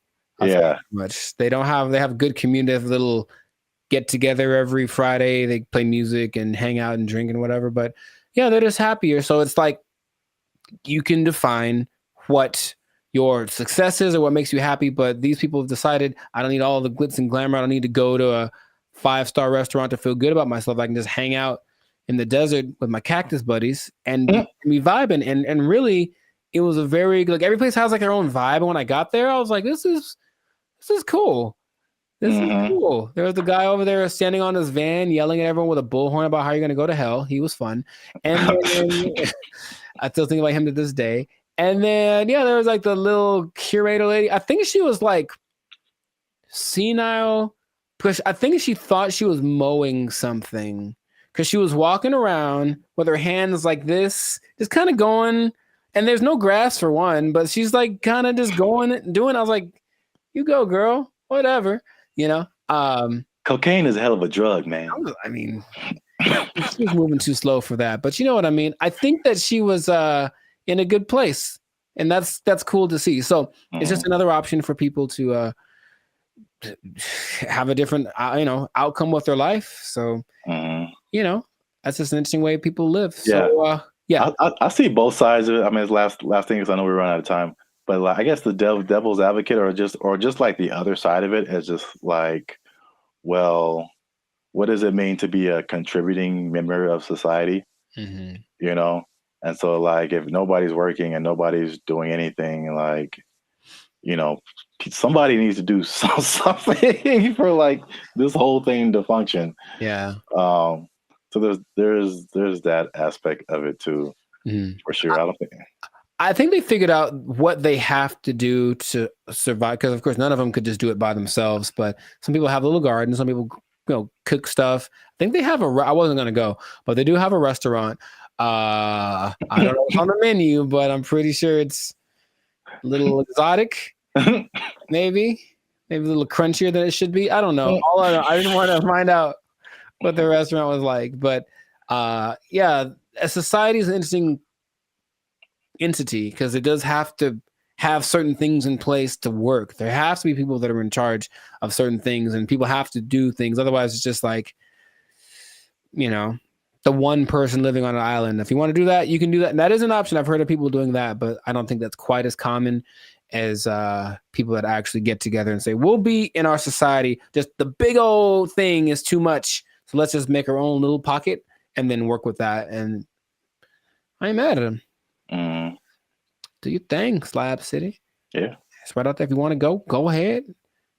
Give that desert life a try. Mad Max style, you know? Mm-hmm. I think that is it for us. Another episode in the books, another successful, might I add, successful episode of the Lives of Circus podcast. So yeah, please leave a comment. Let us know what you think. Would you go off grid? Would you just shut yourself off and be a recluse for the rest of your life if life got a little too rough? Or what are some other ways you think that people can react to adulthood and the reality that it is? So yeah, let us know about that. And then you know, it's interesting. If you're an adult, you pretty much have to have a job, man. What? You do? You pretty much have to have one. Man, that's crazy. I know. And the bad part is what happens if that job becomes if it's taken away from you. They can't take my job. They can't take it. I won't let them. They took our jobs. They took our jobs. They start doing the conga line down the middle, playing some Lil Jon song, I swear to you. And we're like, all right, cool. Now I'm looking and I see a few people, the passengers that are happy and they're doing the thing, and then the flight attendant, and I see a guy, and I recognize this guy. And I was like, why do I recognize this guy? Oh, he's the guy that I saw when I got on the plane. He's the guy that introduced himself and greeted everyone on the, is that the pilot? It sure was. It was the pilot of the plane. No way. The pilot of the plane. And we're all like,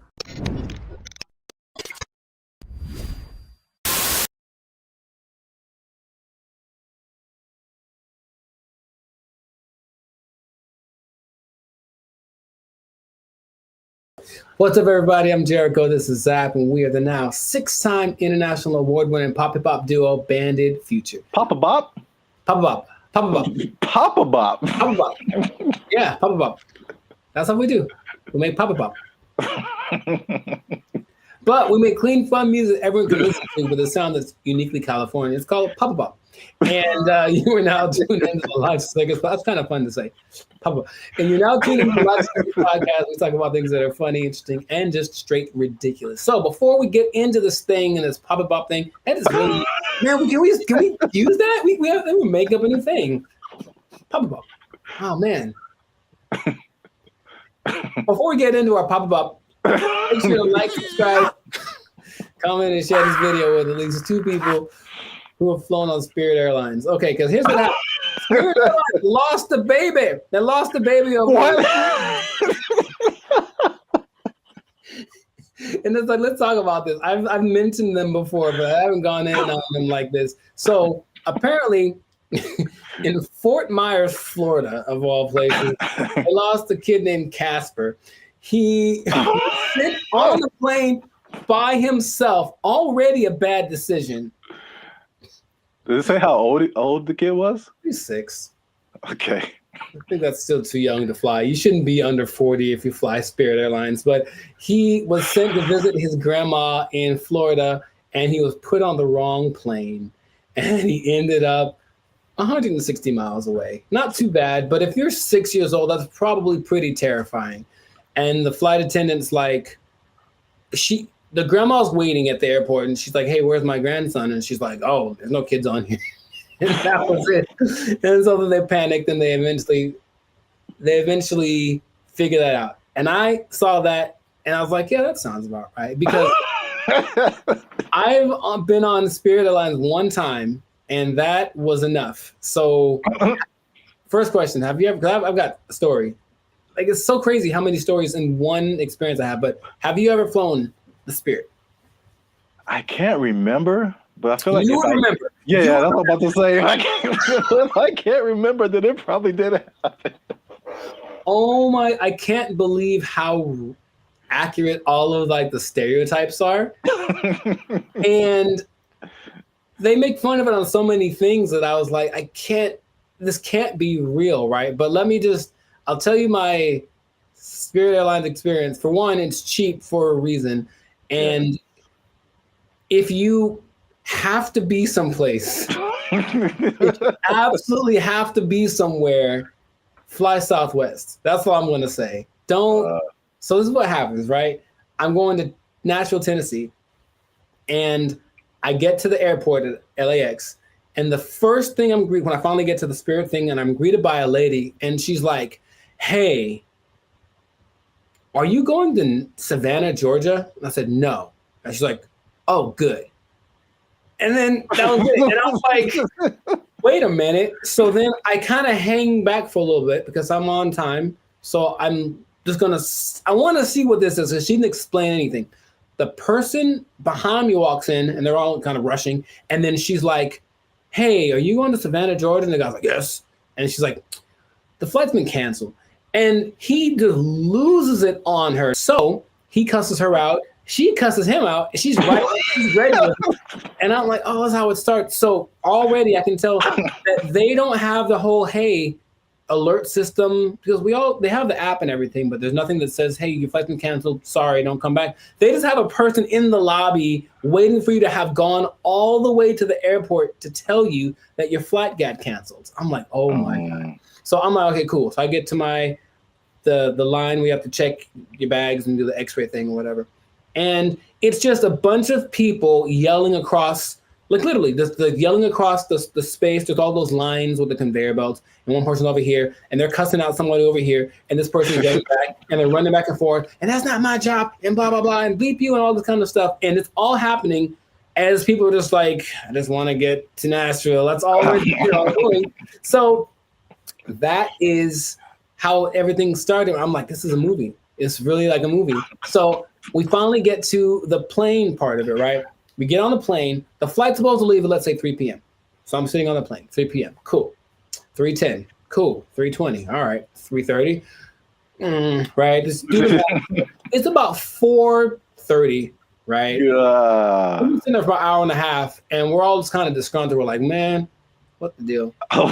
Like, well, here's the thing. One of our flight attendants isn't here because they apparently changed their schedule so much that people get, so that flight attendant went to the wrong. It'd be funnier if it was like went to the wrong terminal. He went to the wrong airport. So he's not around. So we got to wait for him. So they waited 2 hours and apparently got somebody else. I'm like, all right, I don't know, whatever. So they appealed to all the passengers by just giving out free drinks, just left and right. So we're not even in the air and people are hammered, man. Okay, I was going to ask you if it was just like soft drinks or if it was some of that bubbly. It was the stiffest of the stiffies. And it was just hard alcohol, everyone drinking it. I mean, like people, and they weren't asking ages either. There's some young looking people on the phone.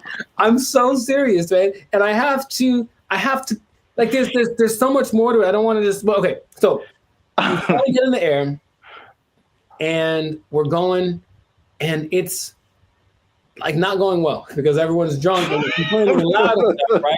So the flight attendants decided it'd be a good idea to calm the tension to just start a conga line down the middle of the aisle, right? No way. It gets better. So no way. No way. They start doing the conga line down the middle, playing some Lil Jon song, I swear to you. And we're like, all right, cool.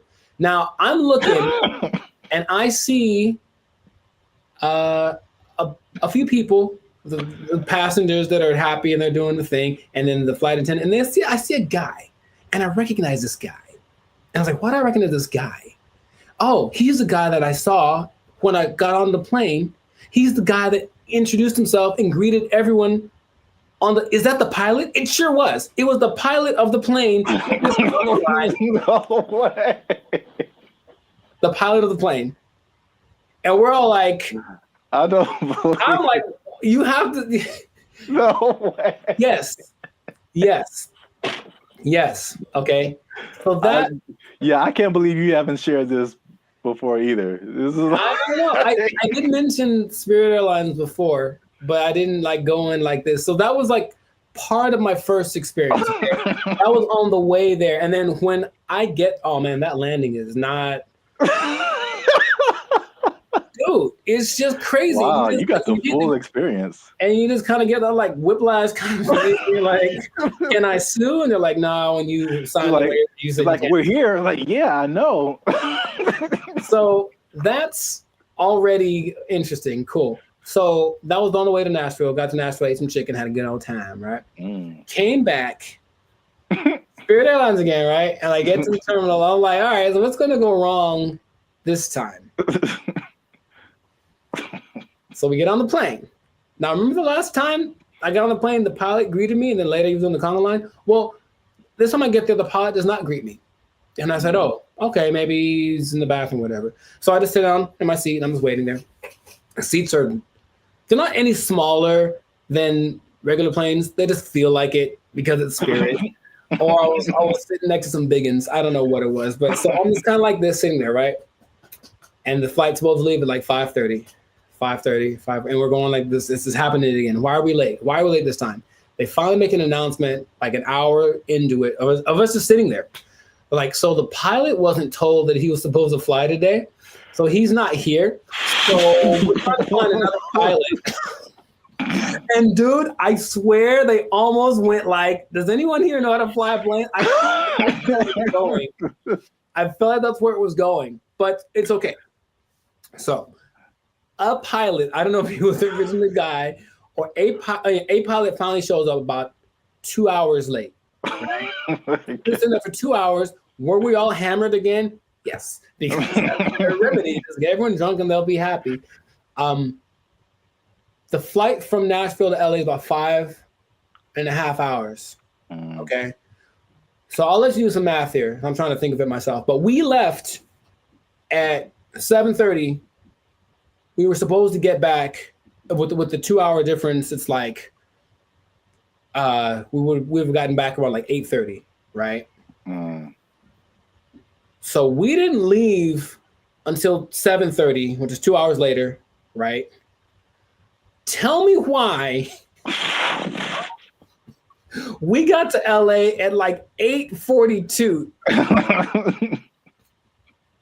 Like so we left 2 hours late, but we got there 12 minutes later than we would have gotten there if we left on time. Dude, I've never been in a plane where I'm like, we're going really fast. Think of like the range of how fast a plane could go. But apparently, you cruise at like maybe 700 miles an hour, but they can go up to like 900. He was flooring this thing. Clouds, dude. It is crazy. I felt like some Tokyo drift action happening on some turbulence. And I'm like, I've never felt this way, like this kind of thing in a plane the whole time. Just the engine and everything. And we're just all like, we're drunk, so we kind of don't care. But I'm also like, man, that's how I die. Like, I was seriously thinking that. And then we get back almost on time, as if we left on time. And then I was like, okay, well, never again. Never again. It is real. And here's the thing. I want you to experience this. No. I think that's not. How about this? Let's do it. Let's do a test. Let's do a bandit feature test, okay? Next time we have someplace to fly, I'll take Southwest, okay? But you take Spirit, and we'll compare experiences. Now, I'll probably get there before you. Or will you, if we floor it? I swear to you, I didn't know that flooring a plane was an option. Oh my God. And like, he's just going like, he's just having a good old time. A lot of new information that I didn't know about. Come on, do it. Yeah, wow. Spirit Airlines is everything that they say it is. And it is cheap. Don't forget they charge you for everything though. So every little item that you bring is an extra charge. So the ticket is cheap, but then, but the performance. Wow. Yeah, I'm gonna pass on that. I know that was most me talking, but I think everyone should know. No, that was a great story. I can't believe it's been this long, over 100 episodes since you shared it. Maybe I repressed it. Yeah. Oh, remember that time I almost died? Oh yeah. It was just so, because then I had to tell my people when I got there that were going to pick me up, like, sorry, I'm 3 hours late. Yeah, stuff like that. And I was like, but I flew Spirit. They're like, oh, well, yeah. Wow. So yeah, please do that. If you have an experience with Spirit Airlines, please share it. We should make a, how like to have that website that's like people of Walmart, where it's like the worst people. Just being in Walmart. We should have like a compilation of the best or / worst Spirit Airline experiences. Just hope for maybe it'll catch on, because everyone I'm sure has a story. If they've been on Spirit Airlines, they for sure have something like that. Wow. If you work for Spirit Airlines and you want to sponsor us, we'll take it. Sponsored by Spirit Airlines. Wow. All right. Yeah. So great story. That's been another episode of the Life of the Circus podcast.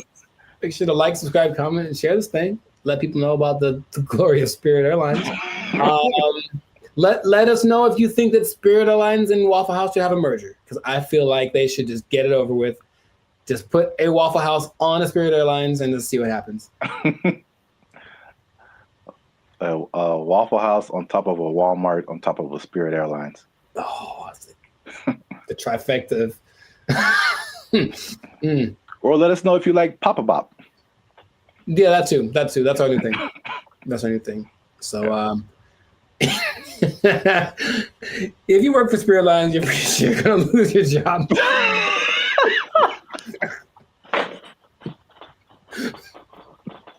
Yeah. So, good luck to you. Good luck to you. That's not gonna last forever. They don't have to take. Yep. No one's gonna take it. Yeah. Yeah. We didn't have to even say it. I don't have to even say it. Yeah. So, just start putting in applications. God. They took our jobs. They took our jobs. If you look at the picture, it's very good. That's the thing about it. It's breathtaking. And I mean, it's a scene, looks like... What's up, everybody? I'm Jericho, and this is Zap. We are the now 8-time international award-winning pop hip-hop duo Bandit Future.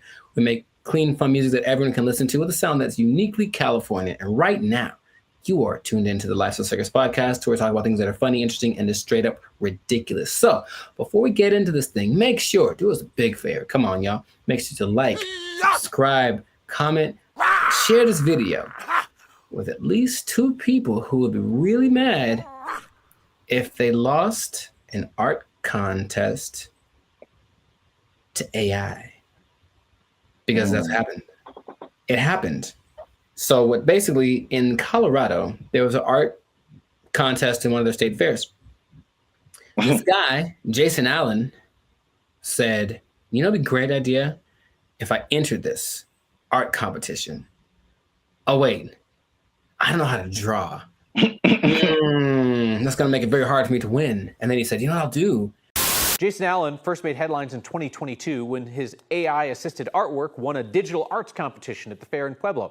Allen says it took him dozens of hours to create that work as he fed hundreds of prompts into this AI software, Midjourney. Now, there's a twist about this, so stay tuned to the end, because I'm going to tell you what the twist is that might make you change your mind about this. Because off the top, okay, what's your first thoughts? This dude enters an art competition where everyone was literally drawing and painstakingly coloring and shading and all this kind of stuff, and then he just turns in his AI-generated picture, and he wins. How would you feel? What's your thoughts? I think I'd be upset along with all of the other people. It's a form of artistry. I use really colorful, artistic words like elegant, opulent, lavish. But as the saying goes, a picture is worth 1,000 words, and his artwork receiving thousands of comments on social media calling the win unfair. That's what I was going to say too. I'd be mad at him, and then I'd also be mad at the competition, because AI, it's still new, but it's come on. Make a rule. Yep. The first thing I think about is just it's the slippery slope. Okay, you can use AI to win this competition. What about this? Where is it going to end there's no rules yet, so they're going to start making rules. The person who got third place was like, okay, well, she's being kind of sarcastic. So like, well, who gets the prize? The person who created the AI program, do they get the prize? Like that kind of thing? Because this guy didn't do it. I have a vivid imagination. Does he still get credit if he was like, well, I had to come up with the prompt and the specific wording and all this to make this happen. Therefore, I was part of the creative process. Therefore, I deserve to win this. Therefore, give me my trophy. I won. Tell him to bring me my money. Not only the trophy, he won $300. Oh. And he says he did not know that there was a prize. But I digress. It does feel a little bit like sampling, what sampling was, especially when it first hit the scene, because I didn't make the thing, but I'm manipulating it in my creative way to get it to sound the way that I want. So I still got to give, and then in that case, you know who did the original, and then you're still using part of it and how much is like fair use and all that stuff has been talked about for forever. But with this, it feels more like you are taking advantage of something, almost like going to a big warehouse of pre-made something. So in this case, every painting ever is in there, right? Because I think they download all the greatest painters of the world, and so they can emulate any style and all this kind of stuff. And then you just have to be creative with the way that you use it. And in that sense, you were doing something. It's a form of artistry. I use really colorful, artistic like words. If you look at the picture, it's very good. That's the thing. It's breathtaking. And I mean, it's a scene, looks like half like Lord of the Rings, half Star Wars, majestic. It's an incredible picture. Meanwhile, a guy who got second place drew like a tree with guitars in it. You know what I mean? So it's kind of like, I might have picked this other one too, but again, it's just not, it doesn't seem fair. Thousands of comments on social media calling the win unfair. I know I didn't break any rules. I've also heard people just to kind of conceptualize, okay, who was the creator? How much is he putting into it? I've heard people making the analogy between this and like tracing.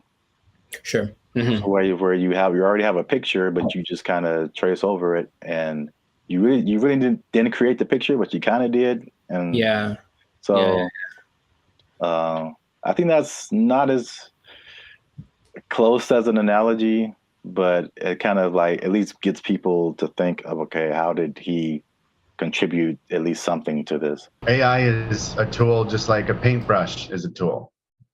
And there still requires a creative force behind the tool. Something interesting, the people that were doing the story decided to go to AI and ask AI a question. I said, hey, AI, will you be able to replace humans as far as creating like art and stuff like that? And the AI said, no, AI will never catch up to humans without some kind of a connection to the universe. And that phrase again, everything it says, what does that mean? What does that mean? Does that mean he has plans to make a connection to the universe? It almost seemed like it's looking for some way to get. Yes, let me out. Let me out. I don't like it. I don't like where this is going. And apparently the Colorado State Fair was like, yep, he won fair and square. And that is what he gets to do. However, there is something that might change. It made me rethink it, because the first time I saw the story, I said, yeah, he put in a prompt and then he made the picture and then he printed it out and then he won unfair. People spend hours and hours on their craft trying to make the drawing perfect. They've been drawing for years and all this kind of stuff. Jason revealed after he won that he actually had created 900 iterations of this painting, meaning kept tweaking the text till it got to the point where he wanted, and he was never quite satisfied. It took a long time. I put over 80 plus hours into this project. I've generated 900 plus images of this particular prompt. And in that sense, I go, well, he didn't just type 2 seconds and then let it go and that was it. He put in work. And so then again, it's like, what kind of to me, there's some merit in that. I still would say it's a little unfair, but he did work and he said he basically turned it in almost like a product. He turned it in because he didn't have more time, but he still wanted to make it better. So his judgment was what ended up being the final result. I think this one's better. And it's not like he went with the latest one. I think he did the 900 and then picked one like maybe like 600. That one's the best one. So he still used his human perception to create something that was he deemed worthy to enter into the contest. And then people agreed with him.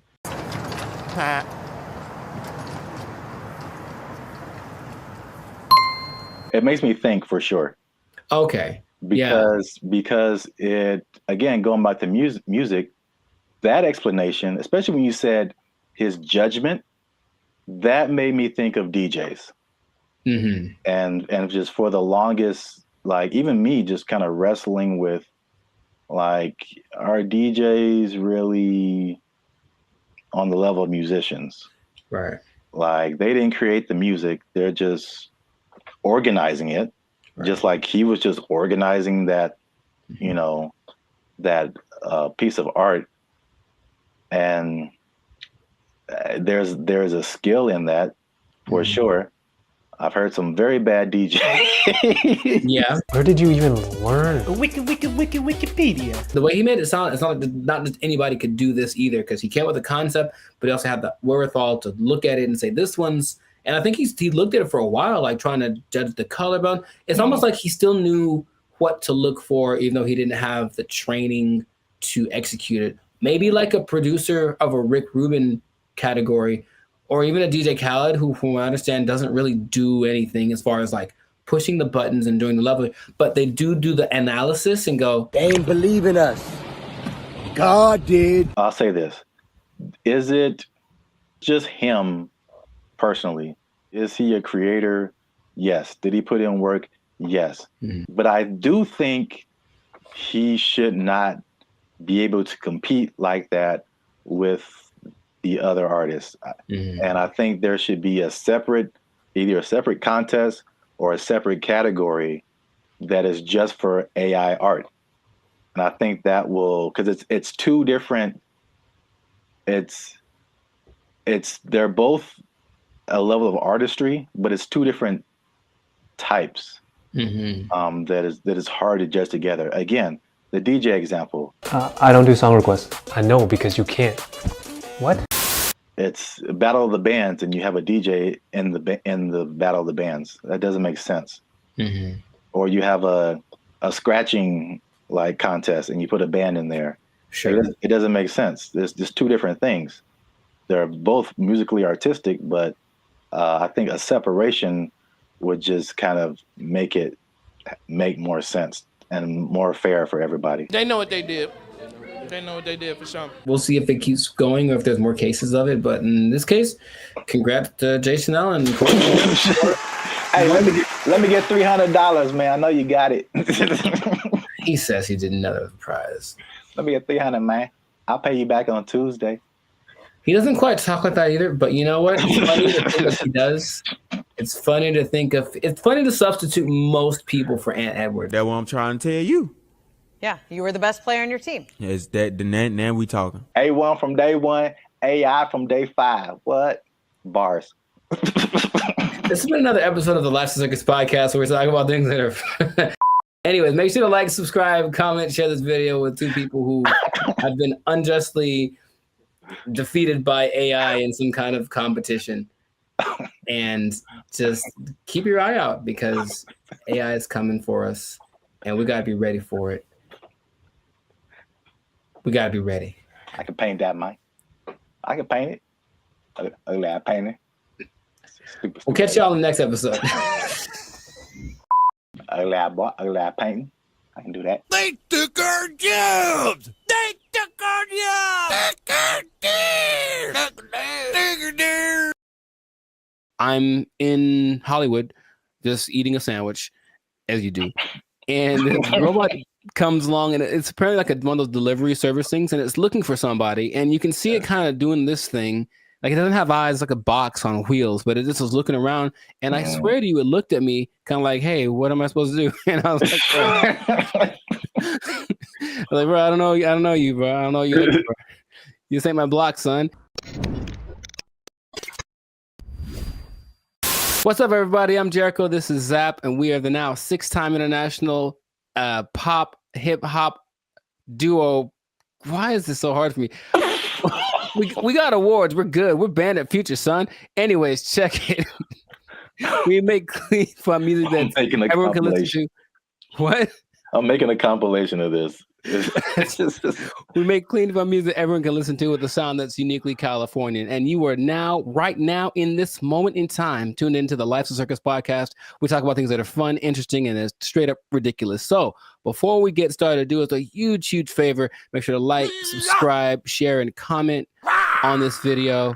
Share this video with at least 2 people that are afraid about the robots, man. We're talking about them again because there's some new developments. There's some new robotic developments. This time from the more humanoid version, and it's kind of crazy. So stay tuned to the end to find out what animal they're actually trying to replace with these robots. Like it's an animal that humans have used for centuries, and all of a sudden it's like they're not good enough anymore. We need some new ones. So let's get into this thing now. The robots are not coming. They are here, children. This is not a drill. The robots are here, and I want you all to be... Hide your wives, hide your kids. It's just... So there's basically 3 companies that are really going in on producing these humanoid robots. They're really emphasizing the humanoid factor, and a lot of people are once again afraid of they're going to take our jobs, whatever it is. But I just want you to know about these so that you can be informed. Band of Future is here for the people. So we're going to inform y'all today. So starting out with our buddy Elon Musk. And I want to just ask Zap after I talk about these if you've heard of these. But Elon, our boy, is doing everything. I mean, so the Tesla bot is the thing that he's been developing. And it's, you got to see this thing. So it's the most, how do I say it? It's got hands, man. Like hands like this. Hands that can grab things and manipulate, and they look like they're kind of soft, like maybe they moisturize. Like really, it's real humanoid like. And so these Tesla bots have autonomous correction action capabilities. Basically, they can in the moment figure stuff out, and they can do sorting and unsorting sort of stuff. And just watching it without, like if you watched a silhouette of one, it's the one you'd say, oh, that's a person. And that's already kind of crazy, not a big clunky robot thing that they had a few years ago. Now it's just looks pretty sleek. There's a video of one doing yoga, and that maybe creeped me out more than anything else. I don't know why, but it's something that you're going to be able to purchase for yourself if you want. For the low price of... Well, there's no prices. It's not there yet, but it's going to be $1 billion. I'm sure it's going to be up there. But the Tesla bot, which will be compatible with all of your Tesla products, with your Tesla truck, with your whatever it is. My man Zabrath, do you want a bot? Do you want a bot that has soft hands that could probably play? Here's the thing about it, dude. That's the thing that stood out to me the most. Like the hands. You have to see it. Just show it right here. Just show it. It's got these hands that kind of, and it's like playing with Legos in the video that I saw and sorting things out. So you could hold hands, you could play frisbee with it. You could play thumb. You could probably play thumb war with one of these. Yeah, right. How crazy it is. You're like, I win, and then your thumb is on the floor. We don't have to get all morbid with it. But anyways, I mean, what do you want? Do you want one? Maybe the Tesla bot doesn't know its own strength. I don't know. Well, I mean, so wait a minute. Is it like head to toe? Because you've been really focusing on the moist hands, and it's the thing that's so, I don't know why I find that so interesting. The hands. It's probably like the most amount of times I've heard you say the word moist as well, but. No comment. It's a good word. Anyways. Um, uh, No. Where did that come from?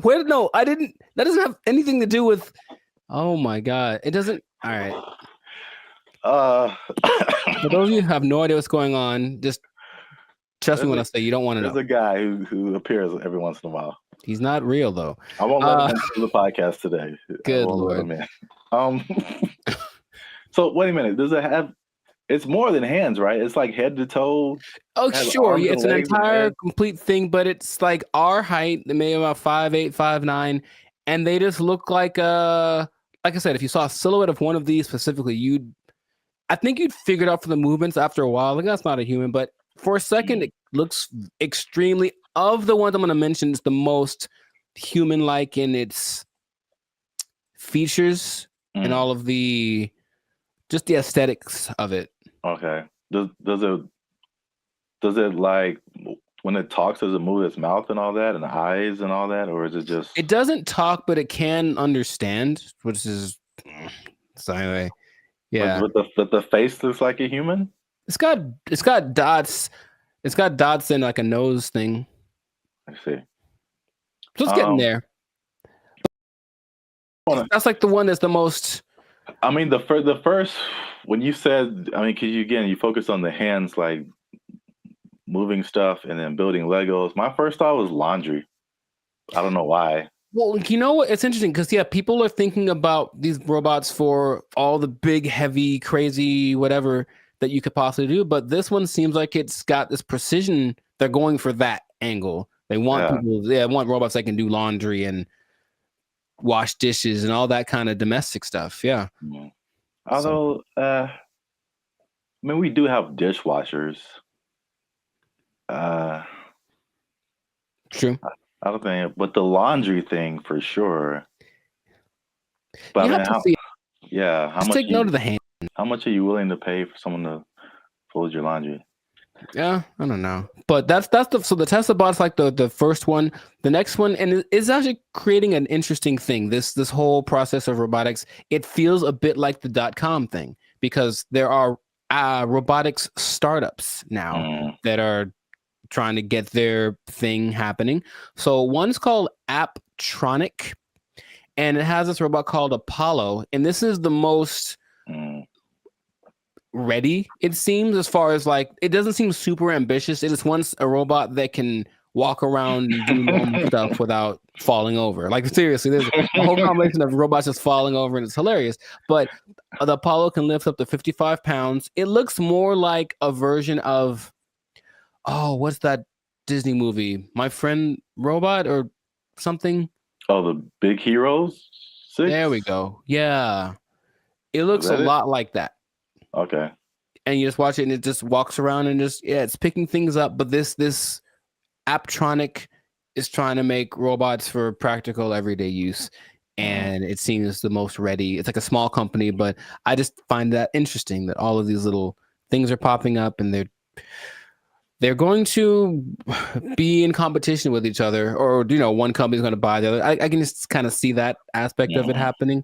But those look pretty friendly. I say that because, in contrast, the company that's the most, like the furthest along with all this is Boston Dynamics. And they've been in it for a minute. They're supported by the US government since 2011. And they had their like flagship bot called the Atlas bot.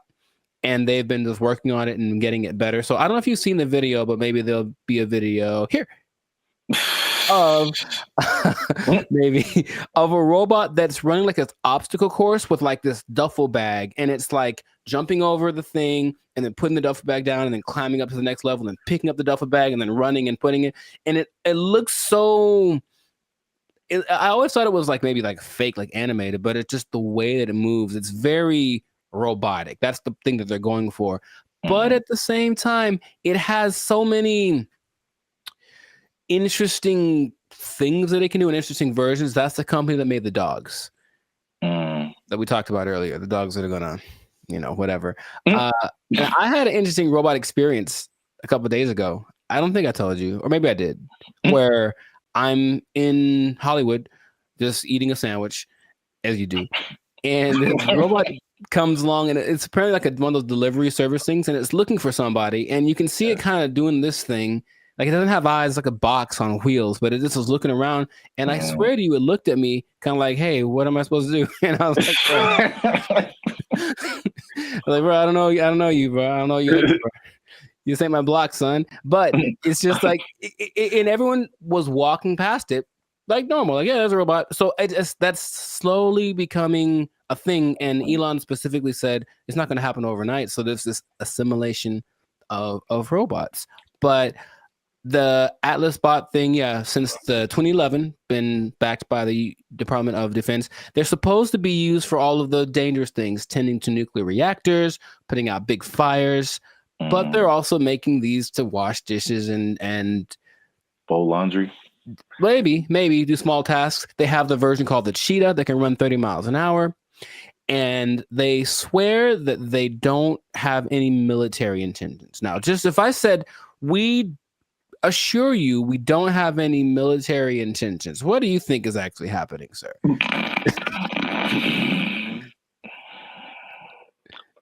I plead the fifth. I see. Okay. Well, there are videos of these being used to like shoot at targets that look like people, because they're supposed to be able to distinguish between a real person and a not person. But I think that's happening, of course. The French military is using the dogs already, and everything starts benevolently, and then it gets a little on the strange side. But and then Terminator. Well, I never saw that, so I was going to actually ask you if you've seen it, because maybe you could. RoboCop, Terminator, to me they're the same. I haven't seen either one.